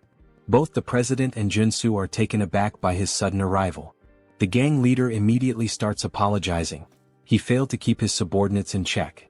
At least now he knows what happened. Hey you bastard, stop breaking the damn door every time you come in, the president complains. So, was it the Iron Fist gang that attacked you? The president asks, his expression somber. The gang leader responds that it was one of the lower-ranking members of his group. Still, after interrogating the culprit, he managed to obtain some useful information. The guy who set up the trap was desperate for money? Something like that? How did you know? Turns out he had lost everything in illegal gambling and was drowning in debt to loan sharks. Well, the reason for his betrayal is pretty obvious, isn't it? Whatever the reason, it's his fault. Once again, I apologize. Apology accepted. Even as a gang leader, keeping every low-level member under control isn't easy. Iron Fist Kim truly had no knowledge of what was going to happen, because if it hadn't been Joonsoo, he would have been the target of the betrayal himself. He'll take responsibility and track down whoever was behind this malicious plan to have Joonsoo killed. Oh, for that, he already has a piece of evidence that might lead to the culprit. He then shows the flash drive. The president looks at it. Is this a USB? The superhuman who tried to kill Joonsoo had it on him. Do you know how to use a computer? I even have a license for it. Has my time to shine finally come? Aside from my bald head, obviously. After plugging the USB into the computer and searching through its contents, he finally finds something. Alright, this guy was a big deal. He killed at least 20 superhumans. He's a psychopath. Well, his name was Human Hunter, so that makes sense. Forget all that, let's get to what really matters. Let's check his most recent job requests. Alright. His latest request, let's see. This was the last one he received about 5 days ago. The bounty was 20 billion? The president is shocked. 20 billion?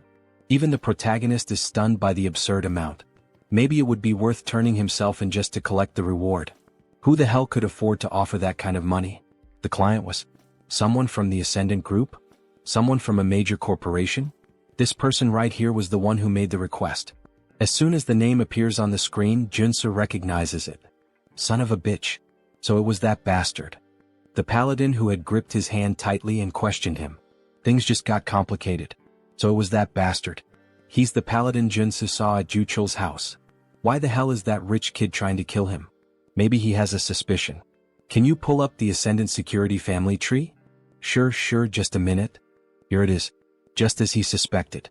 Now he can finally piece together what's going on. Ascendant Security, a private military company under the Ascendant Group, one of the top 5 corporations in Arcane Seoul. Lee Jaeol, the eldest son of Ascendant Security, was originally first in line for succession. However, after receiving the baptism of the order from his old man and becoming a paladin, he was pushed to the very bottom of the inheritance line. Now the only path left for him is to succeed as a paladin. But the Saintess has been obsessed with Joonsoo, calling him the light, the savior. Maybe it's just jealousy. Maybe he's furious that he lost the Saintess' attention and is taking revenge. Watching Joonsoo surpass the baptism and rise to prominence must have driven him mad. Mad enough to order an assassination. The president is outraged. What? To think he would target you just because of his own inferiority? He needs to be taught a lesson, he shouts, furious. But how? The opponent isn't just some heir to a small company. He belongs to a family that owns a major corporation. One wrong move, and the entire company will come after them until nothing is left. That doesn't mean they should just sit back and take it. Yeah, you're right, Joonsoo says, smirking. I have an idea. The president was already expecting that answer.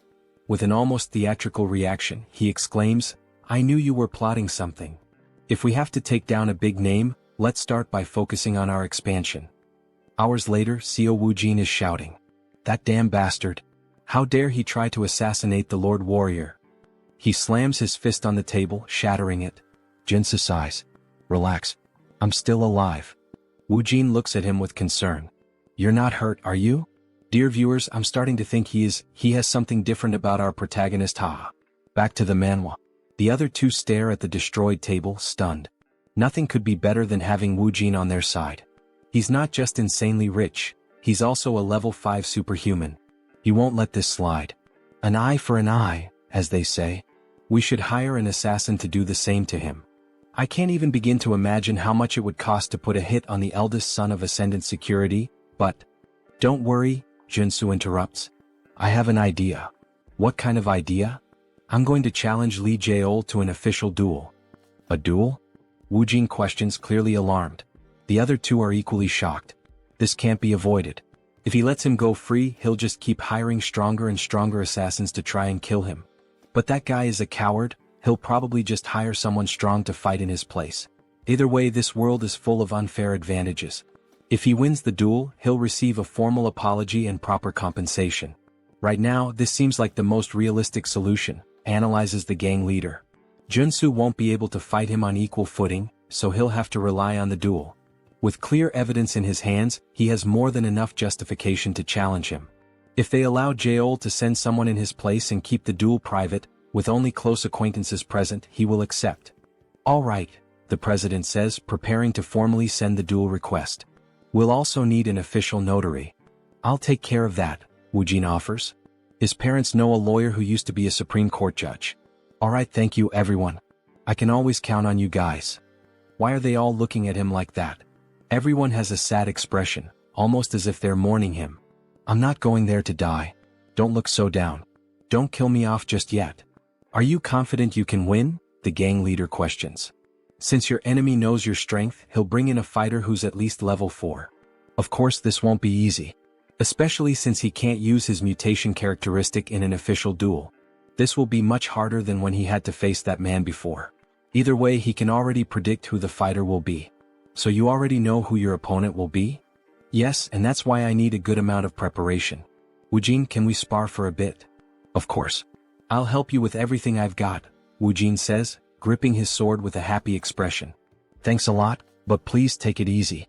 Last time we fought, you nearly killed me, Joonsoo thinks to himself. 3 days later, they all gather in an arena inside a warehouse.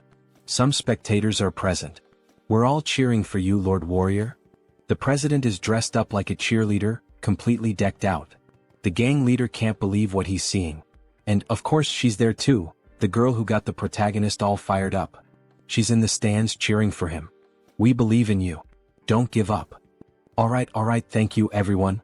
He trained so relentlessly over the past 3 days that he feels like he's about to drop dead. But thanks to that brutal effort, he has managed to complete his preparations to face the enemy. And there he is, Dusik, the paladin captain of the Order of the Old Father. It's been a while since I've had to participate in a duel, he says, laughing. Oh, Dusik, the paladin captain of the Order of the Old Father. A level 4 superhuman. Captain, you didn't have to come all the way here to settle this. Silence. What makes you think you have the right to speak to me that way? No paladin of the Order will ever lose an official duel while he is captain. Seoul stays silent. Lee Seoul, acting all high and mighty in front of me, yet he's nothing more than a sheep before his captain. What a coward. It's a pleasure to meet you, Warrior Kim. Hello. First of all, I would like to apologize for this unpleasant situation. What? He's apologizing in such a civilized manner? Joonsoo is taken aback. This incident is entirely the fault of one individual. The esteemed saint has nothing to do with it. Alright. Then what is the official stance of the order? The saint has proclaimed that Warrior Kim shall be our light and savior. Light and savior? Jochul said the same thing last time we met. What the hell does that even mean? Therefore, the condition the saint proposes is this. If you lose the duel, Warrior Kim, you will join the order alongside us. What? Join the order? Why are they so obsessed with this? Why do they want me to join so badly? In the background, Seoul is trembling with rage, while Joonsoo grows uneasy. It is the will of our saint and our lord. Just then an official interrupts them. It is now time for the duel to begin. Now that all parties are present, please confirm the terms of the duel oath. If the paladin wins, Warrior Kim will join the Order of the Old Father. If Warrior Kim wins, Lee Seoul will be prohibited from harming him directly or indirectly, and will also be required to provide financial compensation. Do both parties agree? Both nod in confirmation. Joonsoo feels something tightening around his heart.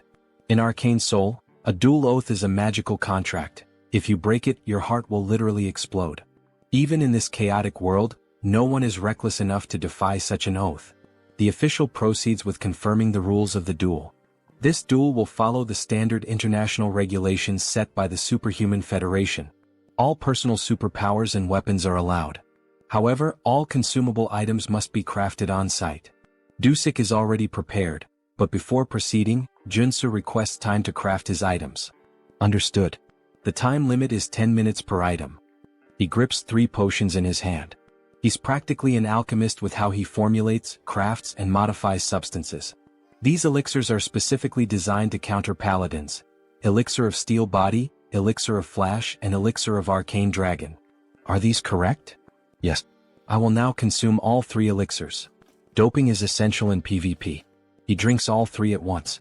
Now that both sides have completed their preparations, The duel is about to begin. 10-9-8-7. Both warriors stand face to face in the arena. Warrior Kim, it is a great honor and privilege to have you join our order. Why not reconsider and join us voluntarily? Just start the fight. Alright, we tried. If you refuse salvation, then so be it. Dusik raises his hammer. It's like watching Thor himself. But there's no need to worry too much. After all, he can't kill Joonsoo. He needs him to join the order. Then suddenly his entire body radiates an overwhelming aura, filling the arena. He looks like a Greek god, just like Thor. Meanwhile, our protagonist remains still, gripping his sword, a mere blade in the face of such power. The mana surrounding Dusik is incredible. He is clearly on an entirely different level. No matter how much Joonsoo has prepared, he cannot win unless he is willing to risk his life. 3-2-1-0. The paladin charges forward like a berserker. Then he vanishes. The only thing left in the arena is a trail of destruction carved into the ground. Joonsoo frantically searches for him. Where did he go? Wait, no. He didn't just disappear. He activated his haste ability. A moment later, Dusik reappears, right behind Joonsoo, hammer in hand. Warrior Kim, you shall ascend and become a god. As he prepares to bring the hammer down. Wait, say that again. I will become a god. Then Dusik strikes Joonsoo, causing a massive explosion of aura that lights up the battlefield as if two nuclear forces were clashing. Kim's friends watch from a distance. What the hell is that? He's insanely strong, comments the president. Did it really end in just one hit? Woojin questions with a worried look, while the gang leader stands there, speechless at such a display of power. However, our girl manages to see what really happened. Look right there. As the smoke clears, the two warriors stand face to face. Kim with his mana barrier raised and Dusik holding a hammer and shield. Becoming a god. Is that what he said? What kind of nonsense is that? Dusik is intrigued. So this kid actually managed to avoid his attack. As expected, he used his sprinting ability right from the start. It's a high-level trait for surprise attacks, but if the opponent is already aware of it, there's no reason not to block it. Then he quickly equipped all his defensive traits: Area Shield, Mana Defense, Protect, Interior Cultivation Technique, and Mana Heart. Yet, even using all of them together, that ability of his was still enough to shatter his triple-layered shield. Congratulations, Warrior Kim. For a level 3 warrior to block his surprise attack. Now he understands why the saint values him so much. Stop talking nonsense and explain. First he calls me light and savior and now a god? Explain it better. It's exactly as it sounds. You, Sir Warrior Kim, are the hope of our order and the one who will save us from the coming judgment day.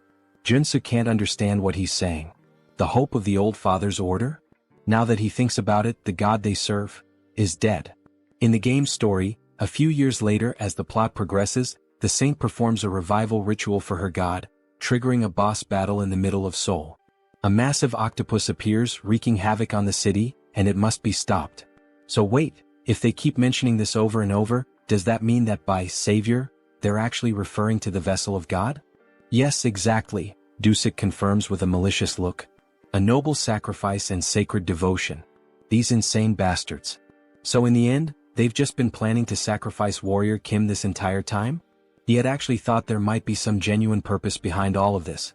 Your body and soul will become part of the old father and his avatar. Because you will lose this duel, and join our order.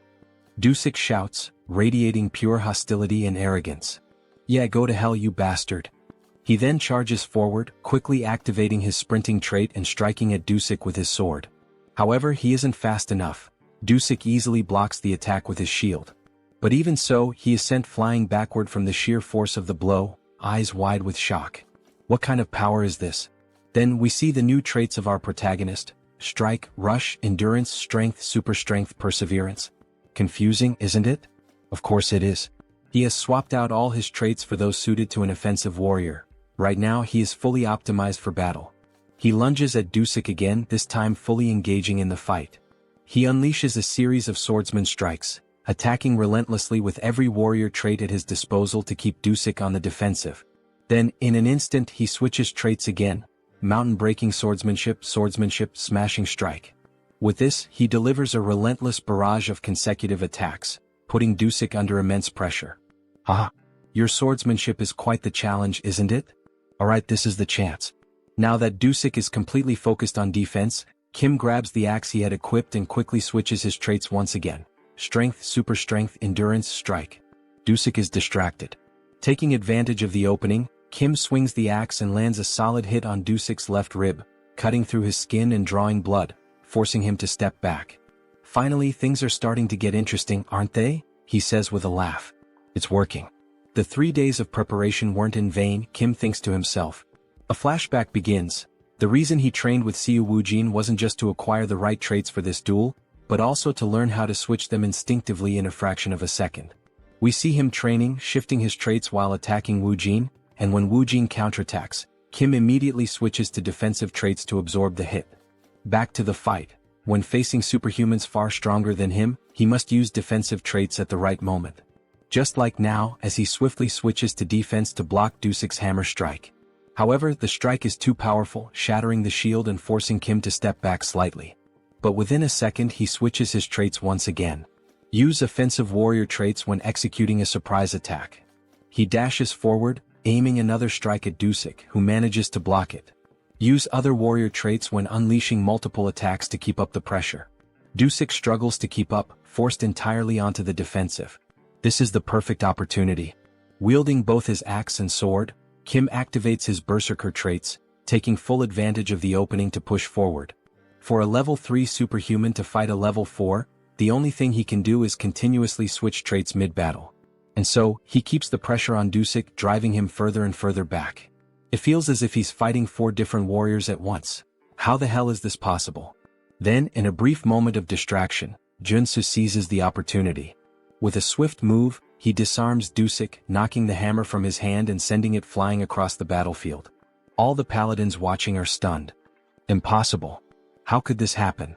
Even Dusik himself is shocked. He quickly turns to Joonsoo. This kid is actually going to win this duel. But there's no way he will let that happen. He has no intention of becoming a sacrifice for their rotten order. Alright, he admits it. He can't hold back against Kim anymore. He'll fight seriously now. Gripping his shield tightly, his aura begins to surge. He has given up on being Thor. Now he's Captain America. Dusik channels power into his shield and warns Kim. This next attack could kill him, so he'd better be ready. Then with a sudden motion he hurls the shield like a spinning blade.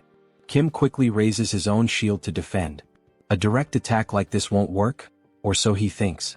But in an instant, his shield shatters, and the sheer force sends him flying to the far end of the arena. Shit. The power output just skyrocketed. Was Dusik really holding back this whole time? Before he can recover, Dusik appears right in front of him and lands a devastating punch straight into his stomach, striking in a stance straight out of JoJo. How dare you mock our order? Kim is sent crashing into the wall, spitting blood as his body collides with the thick stone. If he begs for forgiveness now, Dusik will accept his surrender. But as Warrior Kim stumbles back to his feet, rolling onto his side, he simply smirks. No. The only way I lose is if you kill me. So be it.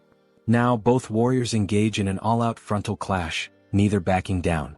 Kim charges at Dusik, who manages to block his attack. Then, in a calculated move, Dusik allows himself to take a few hits just to land a clean strike on Kim. With all his strength, he slams his shield into Kim's shoulder, cutting deep. The pain is so intense that Kim nearly loses consciousness, but he refuses to give in. In an instant, he counterattacks, driving his axe once again into Dusik's ribcage.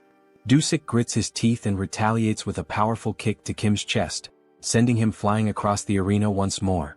Both fighters lock eyes, exhaustion weighing on them. Their bodies are battered, barely holding together, they are at their absolute limit.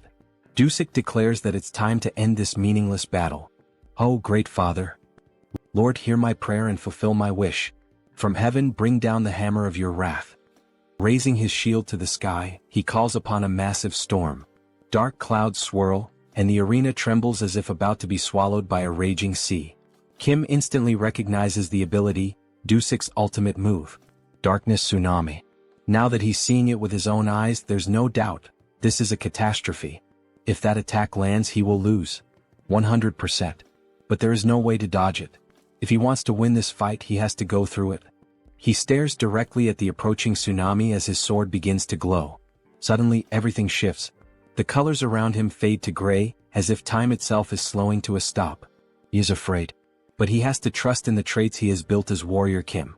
He takes a deep breath, shutting out everything around him as if he exists in another world entirely. Mountain-breaking swordsmanship, the technique he has never stopped training. The swordsmanship, sharpened through battles and sparring against Seo Woojin. The Einherjar cultivation technique, honed through years of dedicated practice. Mana heart, which has grown alongside him. Rush, earned through sheer desperate willpower. And finally, the ultimate trait, one that can cut through any material in the universe, flash. Then, as if a divine force is descending upon him, a surge of power crashes down over his body. He will trust in his abilities. He will trust in the time and dedication he has poured into them. A brilliant four-pointed star flashes for an instant. Kim launches himself forward, dashing headfirst toward the oncoming tsunami. And above all else, he will trust in himself. He charges straight into the massive wave that gave birth to the tsunami. The entire arena is consumed in blinding light. No one understands what is happening. What the hell is that light? What's going on? Kim's friends question in shock. Then finally the light fades. Kim is on his knees, gasping for air, while in the background, Dusik remains standing. Suddenly, Kim starts coughing up blood violently. His body is battered, barely holding on. Dusik speaks, his voice steady. That was a magnificent duel, Warrior Kim. But then the truth becomes clear. A massive hole gapes in Dusik's chest. Kim's power had been so overwhelming that it pierced straight through Dusik's ultimate ability, shattering his shield and tearing through his body. All that remains is an empty husk, standing lifeless. Then the announcement is made. The judge raises Kim Warrior's arm, declaring him the winner of this duel. His friends start running toward him, and in that moment we get a glimpse of the arena, now scarred by the destruction. Joonsoo is happy he did it. He managed to defeat a superior-level superhuman without using the mutation trait. Professor, he really is the best. That was unreal, almost inhuman, our girl remarks, her face lit with joy. He knew he was capable of defeating that paladin, the president says, tears streaming down his face. He couldn't help it, he was simply amazed by what he had just done against that superhuman, adds the gang leader. But suddenly someone shouts, "Son of a bitch." It's Jeol, gripping his axe, ready to strike Joonsoo. Die now, cheater. However, Seo Woojin was prepared. He reacts instantly, protecting his master as we see a punch followed by a blue explosion, sending Jeol flying. He crashes to the ground, landing near other paladins after being thrown several meters. How dare you refuse to accept the outcome? That chief paladin Dusik lost in a fair and honest battle, and yet you still try to attack his teacher? Do you truly wish to meet death now? At last we see Woojin in a fighting stance, his expression filled with rage. Sir Lee Jeol, do not forget the magical pact both fighters agreed to. If he acts recklessly, his heart will explode. Kim Warrior, because of him, the captain of the paladins is dead. We see his heart being crushed by magic, making it impossible for him to even breathe properly. They will have their revenge. The Order of the Old Father will not forget this, the other paladins shout. So they're saying that Kim was the one who killed Dusik in this duel? Is that really what that worm is trying to claim? Yes, everyone saw it, he was killed by Kim Warrior's hands. Stop talking nonsense, Joonsoo says in a serious voice. The one truly responsible for Dusik's death was none other than Jeol himself. Though he was an enemy, Dusik was an outstanding example of a warrior. He fought bravely for what he believed in and battled to the very end. Without a doubt, he was not someone whose life should have been lost in an open duel, all because of Jeol's petty assassination plot, driven by his inferiority complex. In the end, he was just a captain trying to protect his battalion, the very battalion Jeol tore apart and led to his death. In the name of Dusik's honor, accept the outcome of this duel and uphold your promise. Jeol begins to cry. Deep down he knows the truth, Dusik died trying to protect his reputation. Captain, forgive me. We need to leave now, sir. The paladins lift Jeol and begin to retreat. Not even the Order of the Old Father would dare seek revenge after he had already gone this far. The next day we find ourselves at Seoul workforce. The president is on a call, bursting with excitement. That's right. He officially hired the superhuman warrior Kim, the one who defeated the captain of the Order of the Old Father. He understands you'd like to make a request. All right, my apologies, I'll call you back in a few minutes. Then we see that Joonsoo has entered the room. He had been worried that master craftsman Jo Chul might have tampered with his armor. But no, he had crafted it just as requested, embedding the giant and extreme traits. Wow, this armor really suits him. Here, why not try this on while we're at it? It's a gift from the president. A gift? Seriously, this is much better. It's a handcrafted luxury training suit. It even has self-cleaning and regeneration magic. Very nice, this is quite to my liking. President Choi knows exactly what I like. Thank you. Haha, wearing this you almost look like a model. Well done. Then our protagonist makes one of those familiar expressions just like Lloyd. In any case, maybe he can ask Joonsoo for something? And what would that be? Thanks to him, our business is thriving now. But since you have a relatively short work history with us, some people are questioning our contractual relationship. If that's the reason, then he should comply. Do you have any decent work for Kim? Yes, he has the perfect job prepared for Warrior Kim. The Sun Magic Tower wanted to study his black flame for research purposes. The Sun Magic Tower, It's one of the 4 great magic towers of Seoul Arcana. If he remembers correctly, this is the place where one can acquire fire-related magic. It's an excellent trait for mages, maybe even for him. They will reward him with membership. Very well, he'll accept. This character is in the Sun Magic Tower, so he knows exactly what rewards he can get from them, Joonsoo says with a sinister grin. Then he heads to the designated location, a place where magic and science intertwine. It truly is a fascinating sight.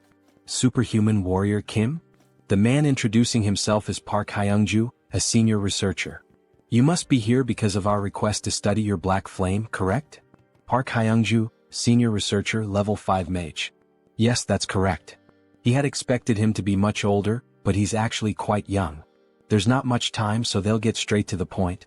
Please, this way. Then he introduces a capsule surrounded by cables and a computer. First, we'll perform some basic measurements. This machine looks oddly familiar. Please step inside. You only need to remain still.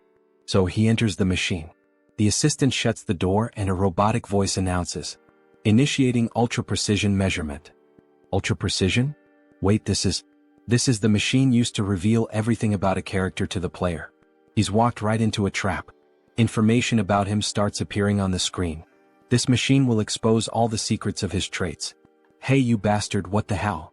Shut this thing down right now. This wasn't the reason he came here. Please stay quiet and still. This is all part of the necessary process. This information was in our contract. Screw you, you bastard. He pulls back his fist and smashes the machine's glass with a single punch. Hey, what's the meaning of this? The contract he signed only required him to demonstrate his black flame to cooperate with the research. Who the hell do they think they are to pull this on him? Then the assistant gets slapped across the face by an old man. Park Hyungju, you idiot. Are you doing this again? Boss. Now we're introduced to the old man, Yoon Myung-seok, chief researcher, level 6 mage. How dare you try to ruin my project? This is a misunderstanding, chief. A misunderstanding, my ass. He had planned to sell Mr. Warrior's information, the sole possessor of the black flame trait. There's surveillance footage proving it. My apologies. I let my greed get the better of me for a moment. Get the hell out. You're exiled from this team. What the hell is going on? Kim has no idea what to make of any of this. 1,000 apologies, Warrior Kim. I am Yoon Myung-seok, the head of this research division. This was an unfortunate incident. What he means to say is, well, it wasn't his fault, you know. He thinks this kind of thing must happen often. So, that idiot sold our confidential information because of his gambling addiction. If it weren't for his mentor Elder Joe, he would have been kicked out of this place a long time ago. I see.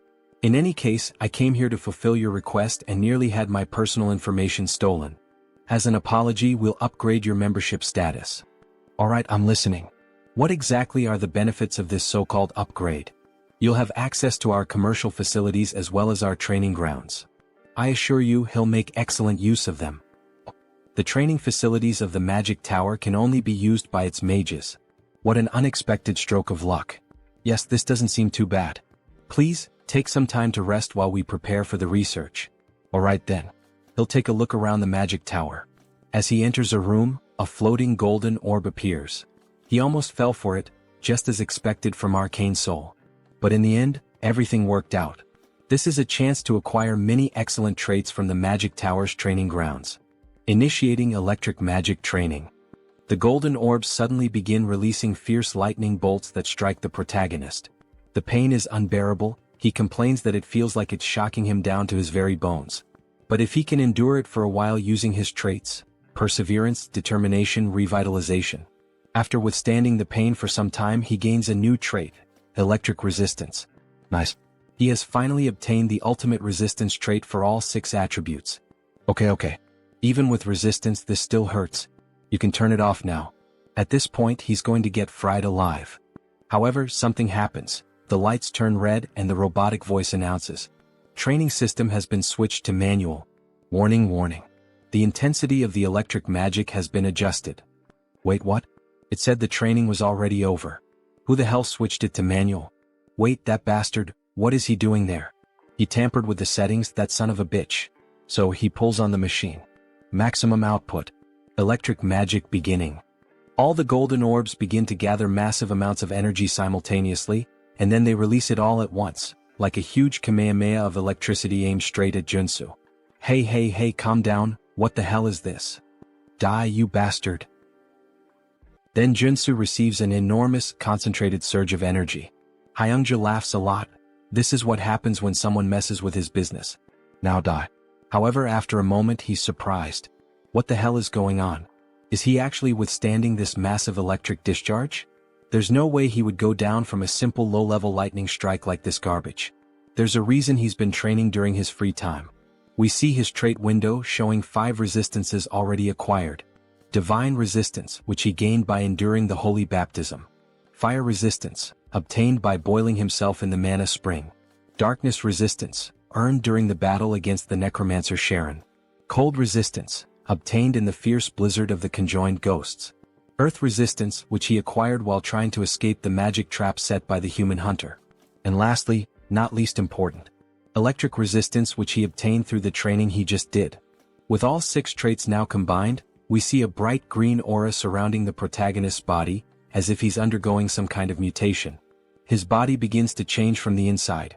His heart starts beating harder as it draws more blood, more veins connect to his heart to increase its power. Then he finally gains a new trait, magic resistance. A green shield forms around him. How thrilling. This new trait came at exactly the right time.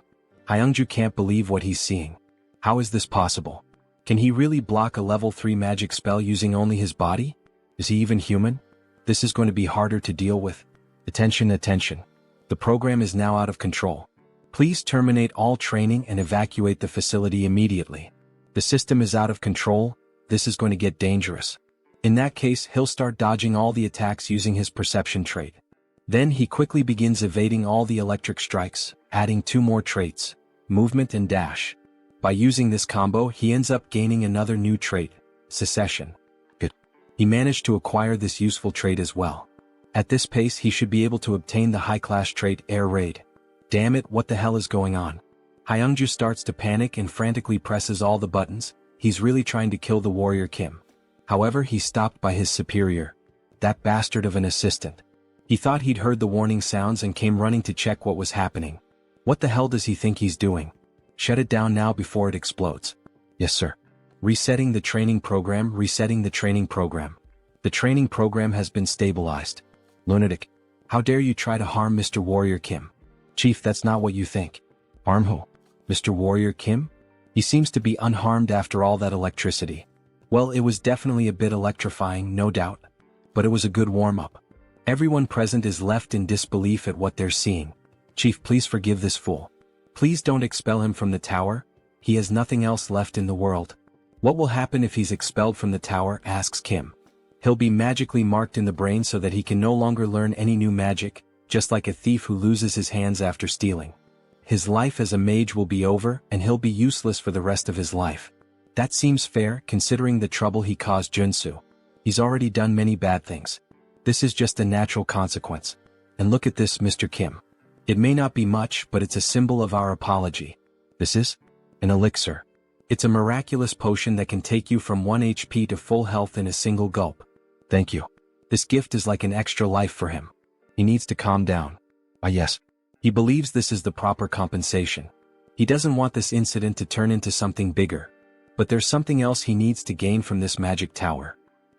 But he must say that although this gift is great, still, it's not enough to make up for the fact that he was attacked twice after visiting this tower. So, could he be informed of what he might need in order to receive proper compensation? He's held on to this request for a long time, ever since he arrived at the tower. It's to experience the 4 magical spells from the 4 great magic towers. Pardon? Is he perhaps saying that he would like to experience the solar explosion? Yes, that's exactly it. Please, fire the solar explosion at him. The doctor is afraid that this request might not be possible. A level 3 superhuman can't withstand the solar explosion for even a single second. Maybe after he becomes stronger and grows a bit more. No. He's certain he can endure it for about 15 seconds. But that's a feat not even a level 5 superhuman can achieve. Alright, but he is different. Then he starts emitting black flame from the palm of his hand. Ah, the black flame, it can burn away an enemy's mana. Maybe with that, he'll be able to withstand the solar explosion a bit longer. But even so, it will still be dangerous. Let's see it, says Kim, excited. And of course, our protagonist clearly has some kind of plan. Then we see a massive cannon being aimed directly at Kim. It's quite terrifying now that he's about to be hit by the solar explosion. But it can't be avoided. There are only 3 ways to obtain the solar explosion trait. First, enter the magic tower as a disciple of a tower master. Second, defeat the tower master in a one-on-one duel. But both of those are only possible for mage-type superhumans, so he can't do either. Alright, pay attention, Warrior Kim. We're about to begin the explosion. Get ready. In any case, there's one reliable way to obtain it. He can use a hidden quest, which is unlocked when he builds enough favorability with the tower master. A man who looks slightly old, dressed like a corporate executive. Then we see the solar explosion starting to activate like a rocket being powered on. In other words, he's putting on a show to prove his worth to him. The solar flare will be activated for 15 seconds. Then, the solar attack is launched. Kim stands with his chest exposed, ready to endure this insane assault. He begins to burn, but he can handle it. Because there's a trait he can obtain, magic armor. Through the trait embedded in his gear. Magic armor. Wait, is he actually withstanding it? So they're telling us that this superhuman isn't level 6? He's only a level 3 warrior and yet he's enduring all 15 seconds of our strongest magic? That bastard is level 3? How is that even possible? It hurts. He prepared so much, acquiring all the necessary traits, but even so, it still hurts a lot. Alright, the 15 seconds are over. Shut it down now. Abort the solar eruption. Finally, the machine stopped. We see smoke rising from it after being used. Damn, it's finally over. He really thought he was going to die. Those were by far the longest 15 seconds of his life. Even longer than when the woman's on top, haha. What was his name again? Warrior Kim? Truly very impressive. Then we see the 2 of them having a cup of tea together. That was truly impressive, Mr. Kim. Using the black flame to endure the solar explosion for so long. He will be a great help to our long-awaited project. It would be a great honor if he could help in any way. Favorability increases at this moment. Haha, he enjoyed the words spoken by Warrior Kim. So, he would like to request a favor from Kim. A request, you say? Yes. It worked. I triggered the secret quest. Grandfather, I came because I got a call. Was it you? Yes, and say hello to Mr. Warrior Kim. He's a level 3 superhuman. Nice to meet you. Nice to meet you too. His name is Mage Kim. Magic Kim is the mage-type tutorial character who appears after Iron Fist Kim and Priest Kim. Apologies, he's late. Was he always this gloomy? He's my grandson. He has the potential to become a high-level superhuman, but his growth was halted at level 1. That's strange. He apologizes for being strange. Forgive me for being the shame of this magic tower. That's not what he meant. What the hell is wrong with this kid? So, how does this work, Mr. Kim? He heard that Kim also healed Director Seo's son. He believes, and hopes, that maybe Kim might have some idea on how to awaken this boy. Awaken him, right? Of course I can help. Would be an honor. Is that true? Please help us. If he somehow succeeds, he will be given anything he desires. Anything you say? And we see the protagonist's famous look, as if he had something in mind from the very beginning. This marks the start of the hidden quest of the solar explosion. And a beautiful shot of the prettiest girl in this manhwa. What? Say that again. Warrior Kim wants what? Solar explosion. Should he spell it out for him again? Right, solar explosion. Of course, he can do that for him, since the future of their tower depends on it, but he's not sure if he would be able to use it. That's why he's going to give it to him in the form of a memory chip, right? So he can learn it instantly. Well, fine. If he can solve the problem with his grandson, then his request won't be a problem. Alright, sorry to interrupt you both, but how is Warrior Kim planning to train him and make him awaken? Alright, let's begin. First, we need to figure out what the cause of the problem is. His biggest issue is that he's stupid. The grandfather says harsh words. He needs to become a mage, but he barely knows any math. Meanwhile, the depressed grandson starts tormenting himself. Sorry for being so terrible at math.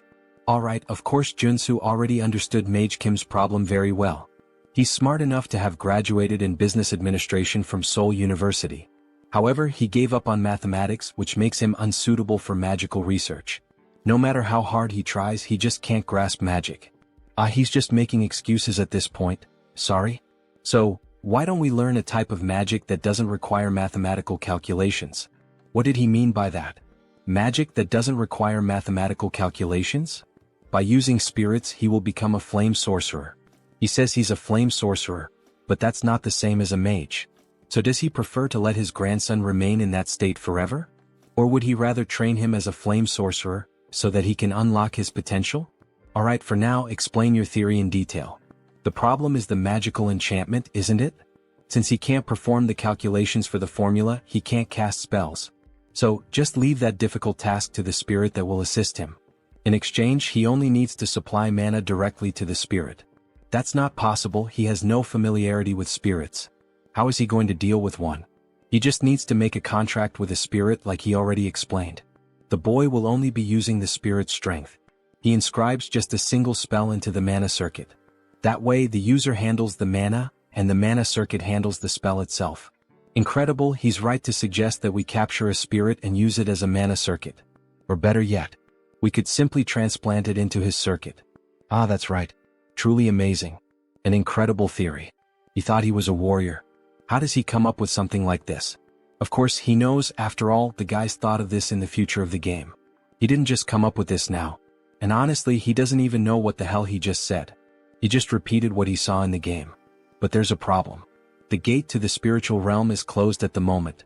We can't summon any spirits. So instead, we can use spiritual animals. Spiritual animals? Like a phoenix? That sounds difficult. How are we going to find a legendary creature? Don't worry about that. Warrior Kim has a way. Then we see several phoenixes gathered, flying. Wow. There really is a phoenix valley in a place like this.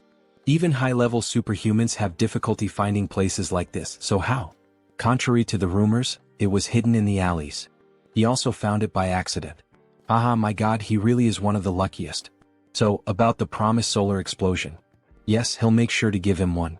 This mission can only be completed with the knowledge of a sweet spot. By the way, how do you plan to use the solar flame as a warrior? You would like to enhance it? So, he begins producing the black flames. His goal is to create his own polarization. Polarization, he says? That's not an easy task, not by any means. We've spent a whole decade working on it.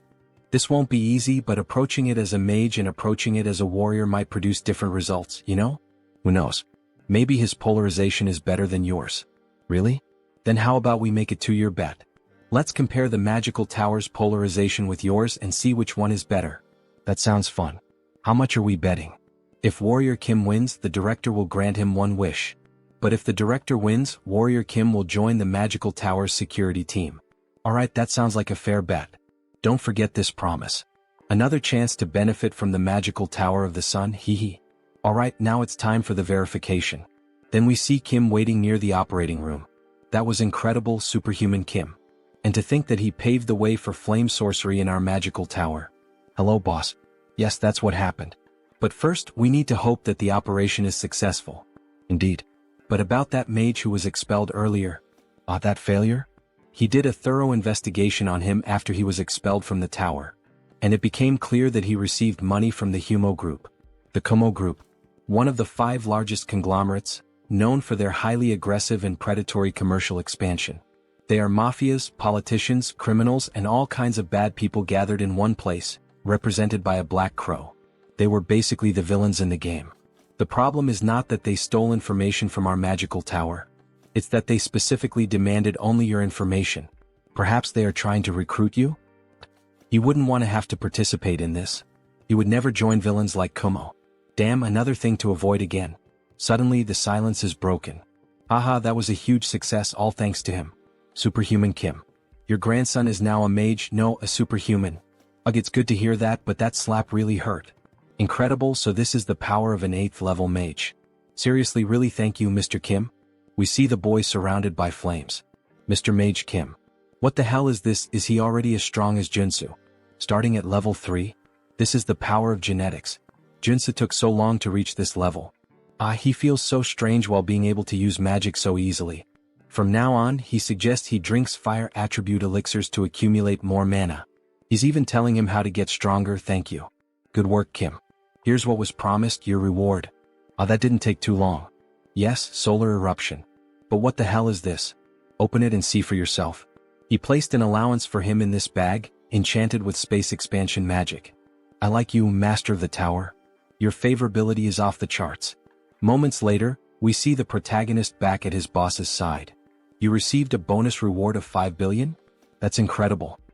He thinks it's time for you to get used to his greatness, Director Choi. Anyway, he thinks it might be time for him to take that nectar he's been saving for a while. Nectar, he says? It hasn't even been a month since he reached level 3. Doesn't he think it's a bit early? He might suffer side effects. So, can you refine the nectar, Director Choi? Refine, huh? You can count on me. Then he opens a cupboard with several items ready to start the process. Yes, Director Choi. He just needs the main ingredients. These are the most popular ones. He will gain different resistances depending on the ingredients used, so it's done. We see some items on the screen that grant different attributes. Super resistance, steel, regeneration. He already has super strength and regeneration, and he has steel armor on his shield.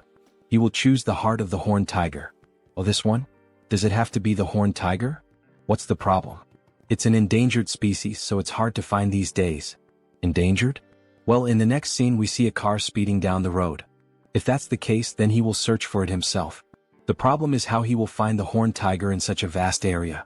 He is in a wide forest looking like the safaris in Africa. He didn't want to resort to this, but he would rather smell a durian. Surströmming is too much. It's a smell that many YouTubers make videos reacting to and vomiting. Fermented herring from the Baltic Sea. So after vomiting he gains a new trait. Dog nose. God, it still smells like rotten shit in his lungs. But thanks to this trait he can now smell all kinds of things. Like this. He smells a lot of blood here. Was there a predator nearby? That means yes. Here it is. He spots a car with hunters in it. They're chasing some animal. Shoot, guys, over there. Get that damn thing. Shit, other competitors? Wow, that's Scar. It's not an ordinary horned tiger. King of the mountain. It's the most famous mystical creature of the Chulwan Plains. And it also has 6 full traits. The monster charges toward our protagonist. He will die if he lowers his guard and doesn't take this fight seriously. Then the king of the mountain charges swiftly toward the protagonist, who narrowly dodges the sudden attack. However, even while using the evasion trait, he still gets slightly injured on the face, showing that the monster is a real challenge. He won't have many chances if he plays around. He needs to take this seriously. He has to finish it with a shot. A lethal shot, fast, and preferably one that doesn't damage the heart. He needs to trust his own senses and instincts. The tiger charges quickly to strike him, but he dodges by leaping over the tiger, equipping all the perfect traits to execute the shot perfectly. Gun shooting. Focus. Resolve. Shooting technique. Rapid reloading. Then, with steady composure, he pulls the trigger. However, he misses the target, hitting only part of the face. Alright, so even after using all those traits, that monster still managed to easily dodge the perfect shot. But he's not done yet. He has one last trick up his sleeve. Face to face with the king of the mountain, he unequips the rifle and draws his pistol, while wielding a sword and a shield. He's feeling confident in his shooting techniques even while fighting as a warrior. So he switches his trait, resolute for black flame. Then he manages to land the shot. The black flames, which primarily target the enemy's mana, begin to consume the body of the Tiger King. However, even with Kim thinking it was over, the king keeps advancing toward him, as if the flames weren't affecting him as severely as Kim had expected. He narrowly dodges the brutal attack from the king. This thing can still move like that even after being hit by the black flames? What an insane monster. If the black flames aren't enough, then he'll have to engage in close combat. After all, he is a warrior. The tiger notices the shift in Kim the warrior's stance and prepares as well. With all its strength in its legs, it charges swiftly at the protagonist using the trait Rush. There it is, the strongest ability of the King of the Mountains. Rush. He accelerates his massive body, weighing over 1.5 tons, and pierces straight through his target. Compared to its infamous reputation that has frustrated countless users, the strategy to defeat it is ridiculously simple. So, with a leap to the right, he narrowly avoids the explosive attack. The key is to use the tiger's own strength against him. Surprised? With that speed and mass, there's no way he can dodge in time. Alright, he already knows he can't evade this attack. So, with a precise, swift, and incredibly powerful and skillful strike of his sword, he cuts the body of the king of the mountain in two. At sunset, in front of the monster exchange shop, several people are stunned by what they're witnessing. What the hell is that? Someone says. The king of the mountain, I think, says another guy. Hell yeah, that's right, that's the king of the mountain. Look at his heart right here, living proof. Wow, impressive, say the onlookers. He handled it himself because he was worried a contractor might try to scam him, and he ended up gaining a trait in the process. The trait, Butcher. It's a 1+1 event. He only needs the heart of the king of the mountains, so he's planning to sell off the rest of the body. Anyone interested in buying? Let's see how much the king of the mountain is going to go for. 1 billion. Someone wants to buy the Tiger King's carcass for that amount. Another man raises the bid to 2 billion, then 2,200 million, and then 2,500 million. Good. Then suddenly, a woman announces an offer of 5 billion. Everyone is left speechless by the outrageous amount she offered. Joonsoo quickly accepts the offer. 5 billion, it will be sold for 5 billion, it's hers. Alright, she's going to transfer the money right away. We see Warrior Kim holding up a sign with his bank account number, like a ring girl during a match. Here's your bank account number. The other bidders walk off, grumbling, whatever. That offer was rude. Alright, one question. By the way, did he actually hunt the king of the mountain by himself? Yes, he did. Kim was just lucky that day. There's no such thing as luck when it comes to hunting monsters, especially not the king of the mountain, who has been a challenge to countless hunters for years. All of this was earned thanks to his hunting skills. Here, this is her business card. She would appreciate it if he could give her a call later. Then we see who she is, Young Jin Young. Hunter Association. So, she's from the Hunter Association? That look in her eyes feels familiar to Joonsoo. Until next time, bring us an even bigger monster. Alright, thank you. Maybe she's just a very wealthy character from the game's story. Then a notification pops up on his phone confirming the completed transfer. 5 billion won, which would be roughly $3.7 million in the real world. The king's heart and 5 billion won. This was certainly quite a fortune. So, 2 days later we see Warrior Kim holding something in his hands. Just by looking at it and analyzing its color, he can tell the nectar was well processed. A shade of yellow that's almost golden. Director Choi added the king's heart into the nectar mix, so there won't be any side effects. He seems so confident in his own skills when producing this nectar that Kim feels he can trust the quality of a product made by the director's hands. Still, he feels a bit nervous. After all, this nectar was extremely difficult to obtain, and the benefits it offers are incredible. Even so, he equips a few traits in advance just in case something goes wrong. Then finally he drinks the nectar in a single gulp. Smoke begins to rise from his mouth and from all over his body. It's extremely hot, hot like lava. It burns from the inside all throughout his body. Then we see the nectar entering his lungs, passing through his heart, and beginning to circulate throughout his entire body. His body is evolving. A hormonal shift is being detected. Adrenaline secretion is accelerating. The activation of his body is increasing efficiency. The effect is working. Mana circuits are being restructured. We see his entire body being transformed from the inside. He leveled up. Level 4. His stats increased significantly. Awakened. Level 4. Superhuman, Warrior Kim. Now that he's at level 4, he definitely feels completely different. It's as if his soul has ascended to another plane, to another level. He is, quite literally, a new person now. Audacity, he's gained a new trait. And just as he said, the nectar was successfully processed. Thank you, Director Choi. There's a reason why he went out on his own, hunted the monster himself, and even sold the items by himself. With the 3 traits he gained in battle, strength, super strength, and pressure, and if he can also acquire traits through his equipment using this diamond which he runs along his clothing, he ends up obtaining 2 more traits. Robust and giant, the same ones he had requested from the blacksmith. The preparation work is complete. Now it's time for the final stage. We see all 6 traits equipped at the same time. Then he begins to grow in size by activating the giant trait. However, the system reports, status condition. Significant damage detected in muscle fibers. We see all his muscle fibers tearing apart as he becomes stronger. His skeletal structure is being readjusted. Then, with all 6 traits equipped, the system begins merging them to create a new trait. The traits are resonating, fusing into something new. Then a new trait is acquired. Giant strength has been obtained. He finally achieved this trait. We see Warrior Kim completely pumped up, his body muscular and massive, looking like those strong anime characters with small heads. Giant strength. It's a high-level ability for a warrior, a legitimate S-rank ability. Holy shit. He's the size of a mutant. Let's see how strong he really is. Then, with just a single punch in the air, testing his body's movement and strength, he crushes it with nothing but the shockwave. What insane power. However, we notice his face looks quite exhausted. The system notifies, significant damage detected in muscle fibers. Recovery is required. But he's clearly experiencing some side effects.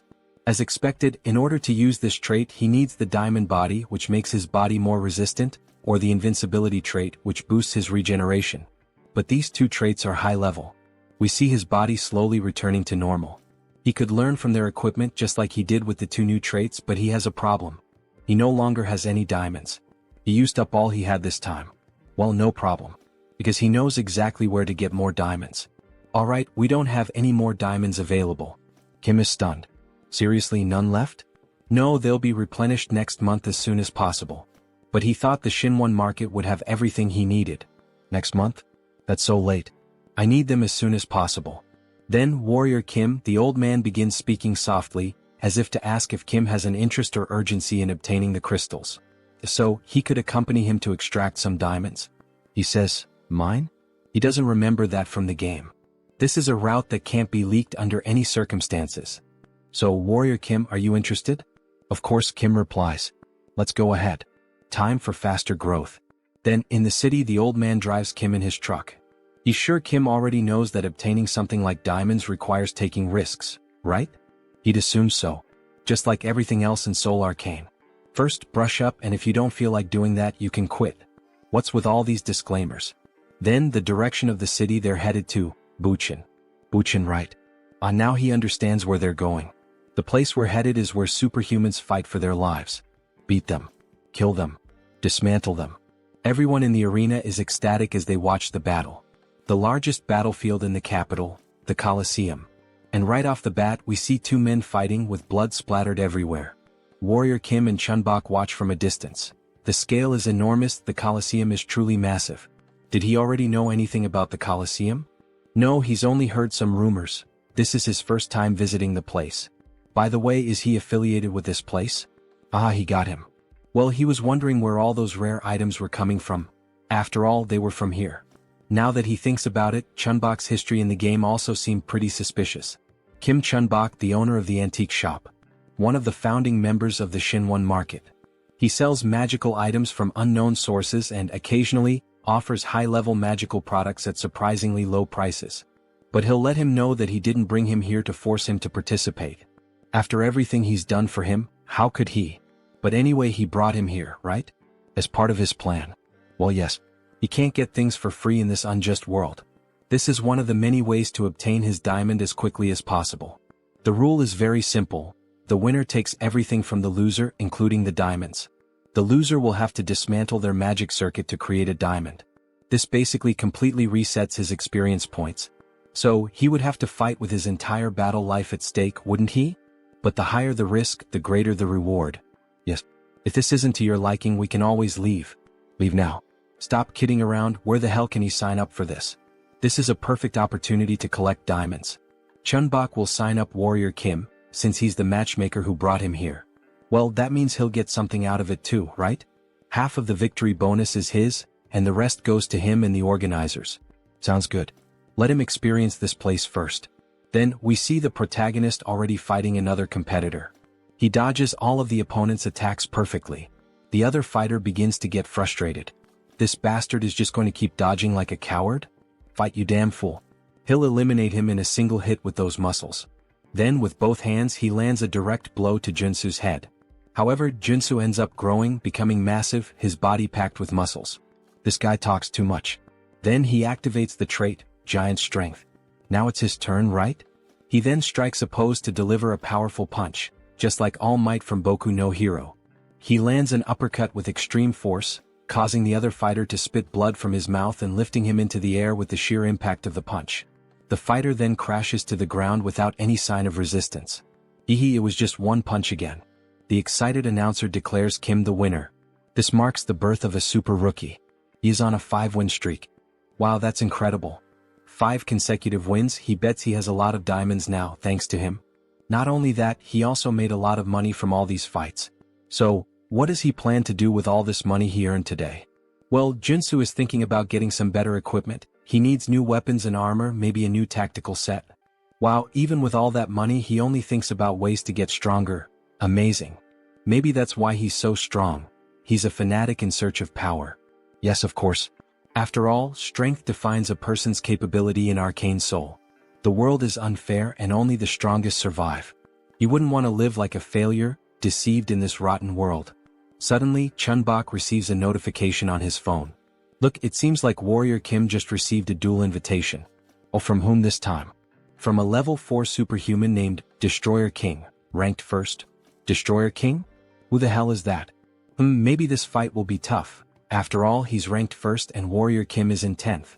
If you want, you don't have to accept this duel challenge. Don't push yourself too hard. Destroyer King, alright. That name is even somewhat familiar to him, maybe he can manage. Then a ring girl appears, announcing the start of the first fight between Warrior Kim and, of course, with the huge crowd shouting, Destroyer King, kill this rookie, we've bet a lot of money on his defeat. Destroy that growing sprout of a rookie. Then he finally appears, the king of the Colosseum. Wearing a characteristic WWE outfit, he introduces himself as the Destroyer King. And while laughing, he shows off 2 silver teeth with diamonds embedded in them. He then begins speaking to Kim. He didn't expect him to accept the duel challenge, maybe he's out of his mind. After all, no one would accept a duel against the top-ranked fighter of the Colosseum. Alright, this Destroyer King.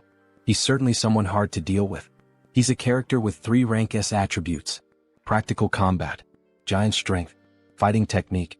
He is the strongest when it comes to unloved fighting, possessing these 3 top-level traits. But it is possible to beat him. Difficult, yes, but there's a chance. Back in the game he was level 5. However, at this moment he's still level 4. So, there is a chance to take advantage of the level difference. Besides, he was starting to think that diamonds weren't a good enough reward after all. Let me wipe that smile off his face. Then the king rushes forward, attempting to strike Kim, who quickly dodges. He will beat Kim into a bloody pulp and watch him cry on the ground. Kim would like to say the same to the king. Don't make a mistake, he will defeat him. Then the king finally manages to grab Kim. Look at those arms. Our protagonist really must have taken those forbidden poisons that bodybuilders use. However, it was all part of his plan. As expected, he knew the king would target the joints first. After all, the Destroyer King is a wrestler. The moment he lifts his opponent, he will slam him to the ground. But you know, that's exactly what Warrior Kim wants him to do. So, as the king attempts to take him to the ground, Kim quickly manages to break free from the king's grasp. By adding strength, super strength, and the giant strength along with counterstrike, and activating the counterattack at the perfect moment, combining all these traits, he manages to dodge the king's attack and counter perfectly. He lands a precise elbow strike to the king's chest. He is able to surpass his incredible technique by combining these characteristics. The king suffers the impact, spitting blood. However, he quickly reacts by grabbing Kim's hand and using the arm lock technique, pressing his fists against Kim's neck. But it was already expected that his next move would be this. Kim saw the attack coming from a mile away, so he is able to break free from the king's grip again. Then he grabs the king's clothing and with immense strength, he lifts the king as if he were nothing, throwing him to the ground with tremendous force. He obtained a new trait, suppression. Suppression is a trait acquired by repeatedly predicting the opponent's movements. Now he's mine. This bastard, it seems like he's predicting every single one of my strikes. He's wondering how the hell Kim is predicting and dodging all his attacks. Well, unfortunately for him, Warrior Kim is just starting to warm up and will finish him off quickly. By obtaining the suppression trait, he has collected all 6 basic combat traits. Strike, combo, counterstrike, protect, evasion, suppression. And when combining all these 6 traits, we see the 6 traits merging and evolving into a single trait, practical combat. He has obtained a new characteristic. Alright, let's put this bad boy to the test, shall we? Then we see him assuming a new fighting stance, emitting an intense aura. What the hell is that? What the hell is he trying to do now? Then he advances with a classic boxing stance to strike the king. What the hell is this? What did he do to completely change the atmosphere of the fight? He even changed his fighting stance. It's like another person is fighting. He's sharp. No wonder he's ranked so high. He's right. When he first entered the ring he was just a big newbie. Now he's a complete fighter. Now that he has gained practical combat experience. Those blue eyes with that fighting expression remind me of Satoru Gojo. Then he lands a precise blow to the king's stomach. Even though the king blocked with both hands, the impact is still so strong that it forces him to retreat. By equipping the new trait, Practical Combat, his basic attacks now always have the combo trait active, in addition to adding all types of bonuses to all of his combat moves. So now he can use 6 traits at the same time, taking up only 1 slot, leaving 5 more free slots to add more damage or defense. However, the king gets angry and tries to return the punch, but Kim easily dodges the attack. And while using Practical Combat, if he combines other lower-level traits once again, even the Destroyer King won't be able to stand against him. Then he grabs the king's arm and applies an arm lock, pressing with all his strength as the king groans in pain. Touch the ground if you don't want him to break your arm. Surrender now. Shit. Fine, he gives up, he surrenders and taps the ground 3 times. And the winner of this historic match is Warrior Kim, announces the announcer. To the surprise of everyone in the Coliseum, he has risen to first place in the Superhuman Level 4 Division rankings. He's really in great shape with a muscular body. Then, everyone in the Coliseum begins to clap for his performance. This is crazy Warrior Kim. He arrived today and has already become the new king. No, now he will be known as the Warrior King. Warrior King, Warrior King. Everyone starts cheering, calling him Warrior King.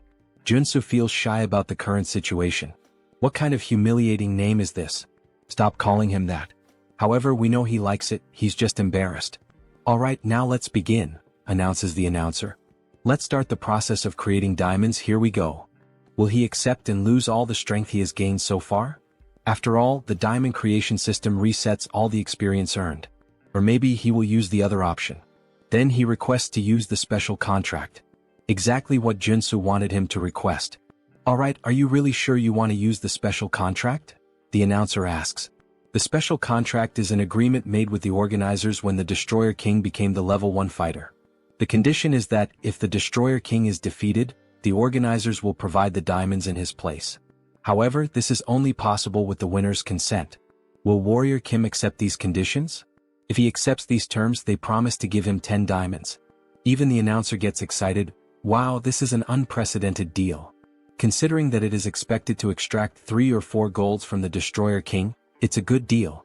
He suggests that Warrior Kim should accept the offer. However, Joonsoo doesn't think it's enough, he wants more.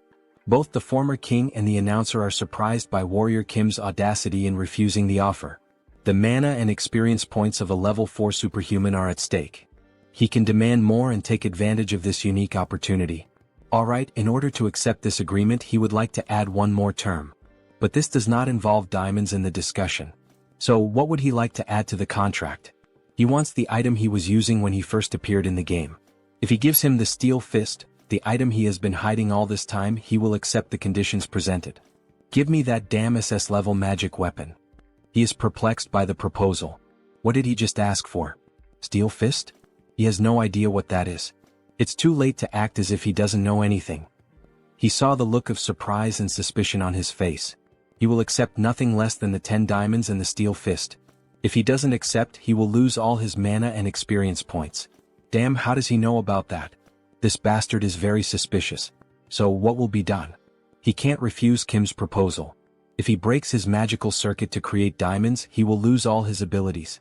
Alright, he will give the Steel Fist as part of the offer, however, he will have to accept a rematch against him in this Coliseum, betting the Steel Fist again. Fine, that sounds good. They can decide later when the day will be. After all, he is a busy man too. Then we see the new glove being worn by the protagonist. Holy shit, this is so stylish. So clean and fresh. Then a system notification appears to explain the item a bit better. Steel Fist. Increases strength and resistance. Reduces all damage for 10 seconds. Damage reduction? That's totally a scam, Kiki. And of course he also got several diamonds as a reward. Now he could create a high-level characteristic and even have some leftover. This was a win, a victory. So he equips some characteristics. Regeneration. Revival. Wound recovery. Vigor. Energy. If he applies the healing characteristic from the necklace that Father Kim gave him a few months ago during the mission to drink gold, what should happen is, Then suddenly, a blue aura begins to consume his body, even his eyes turning white. He then obtains a new characteristic, immortality. Perfect, it worked exactly how he wanted. Now that he has giant strength and immortality, he just needs one more characteristic to complete the warrior's build. He is a true RPG player. Alright. For now, these diamonds will be kept until their usefulness arrives. Then the phone starts ringing on the table. Jeong Jin-young, who is it? Isn't that the hunter who bought the Mountain King? I think that was her name. Then the next day we see the Hunters Association. Thank you very much for accepting the invitation. The guild leader would really like to meet Warrior Kim. Oh yes, he would also like to meet the guild leader. Since the leader of the Hunter Guild is an NPC who often gives many missions with good rewards, it might be a good idea to build a friendship with him early on. Warrior Kim has arrived. Superhuman Kim, it's an honor to meet him. Kim was slightly startled. Something seems wrong. He is the leader of the Hunter Guild, Yoon Byungjin. We see a classic older man wearing a black suit and red tie, but what stands out are his vampire-like teeth. What the hell is this? This isn't the guild leader, at least not the one he knew from the game. He is the head of the assassin organization. Why the hell is a guy like this here? Something is off. Oh, it's an honor to meet you. I'm known as Warrior Kim. Haha, the honor is mine. Right. There were some rumors that after an incident at the Hunter Guild, he was expelled, but the details were vague. Suddenly, someone opens the door, a chubby man panting. Huff. Apologies, he's late. Director Kong, what's going on? What's all this fuss about? Haha, he heard that the person who defeated and tamed the Mountain King was here, so he rushed over as quickly as he couldn't miss this opportunity. This is the real guild leader, the one introduced in the game. Besides, the united competition is today. How could he miss that? What the hell is going on here? Joonsoo is lost with all this information. Hello, he is Director Kong, a pleasure to meet you. You can call him Kiziak, haha. No, how could he dare to call him by his first name? Apparently he likes to joke around, Director Kong? As expected, he has a good personality just like in the game. Alright, if the introductions are over, let's get to the main topic for which Mr. Kim was invited. Mr. Superhuman, we would like to invite you to become a full member of our guild. He's talking about the Hunters Guild? He'll have to think a bit more about this. Becoming a member with full access for free is a good deal. But he's hesitant because of the current guild leader. To be honest, the guild is in the process of creating an exclusive hunting ground in Yonkian. An exclusive hunting ground? Yes, to be honest, the position of our guild is unstable. At the moment, we can only hunt with the permission of the two armies, the Western Army and the Eastern Army. But if that permission is revoked, we risk being dissolved. Therefore, our goal is to create a territory where only we can hunt without the need for things like this. A territory between the two armies that allows us freedom. We need someone skilled like Superhuman Kim to establish this. Alright, that sounds very reasonable, but there's one detail. Well, guild leader, this isn't actually our real goal anyway. Our guild leader isn't just trying to stabilize a hunting territory for us. He wants the guild to be recognized as a force, an army, and thus, be acknowledged as a military power in order to create a military kingdom in Yonkian. Wow, and something of this scale can really be created with just the guild? Aren't the generals of the two armed forces people with great influence due to their history of independence and militarism? That's true, so it's impossible, says Director Kong. However, the guild leader interrupts. It's possible. Superhuman Kim, if you lend us your strength, you might even be given the position of guild leader in the future. The position of guild leader? It seems so, his eyes are overflowing with ambition. Well, he should forget about complicated things like that for now and join them. Director Kong will take good care of him. Director. Thank you. Don't you think she can handle something like that? She says with a malicious look.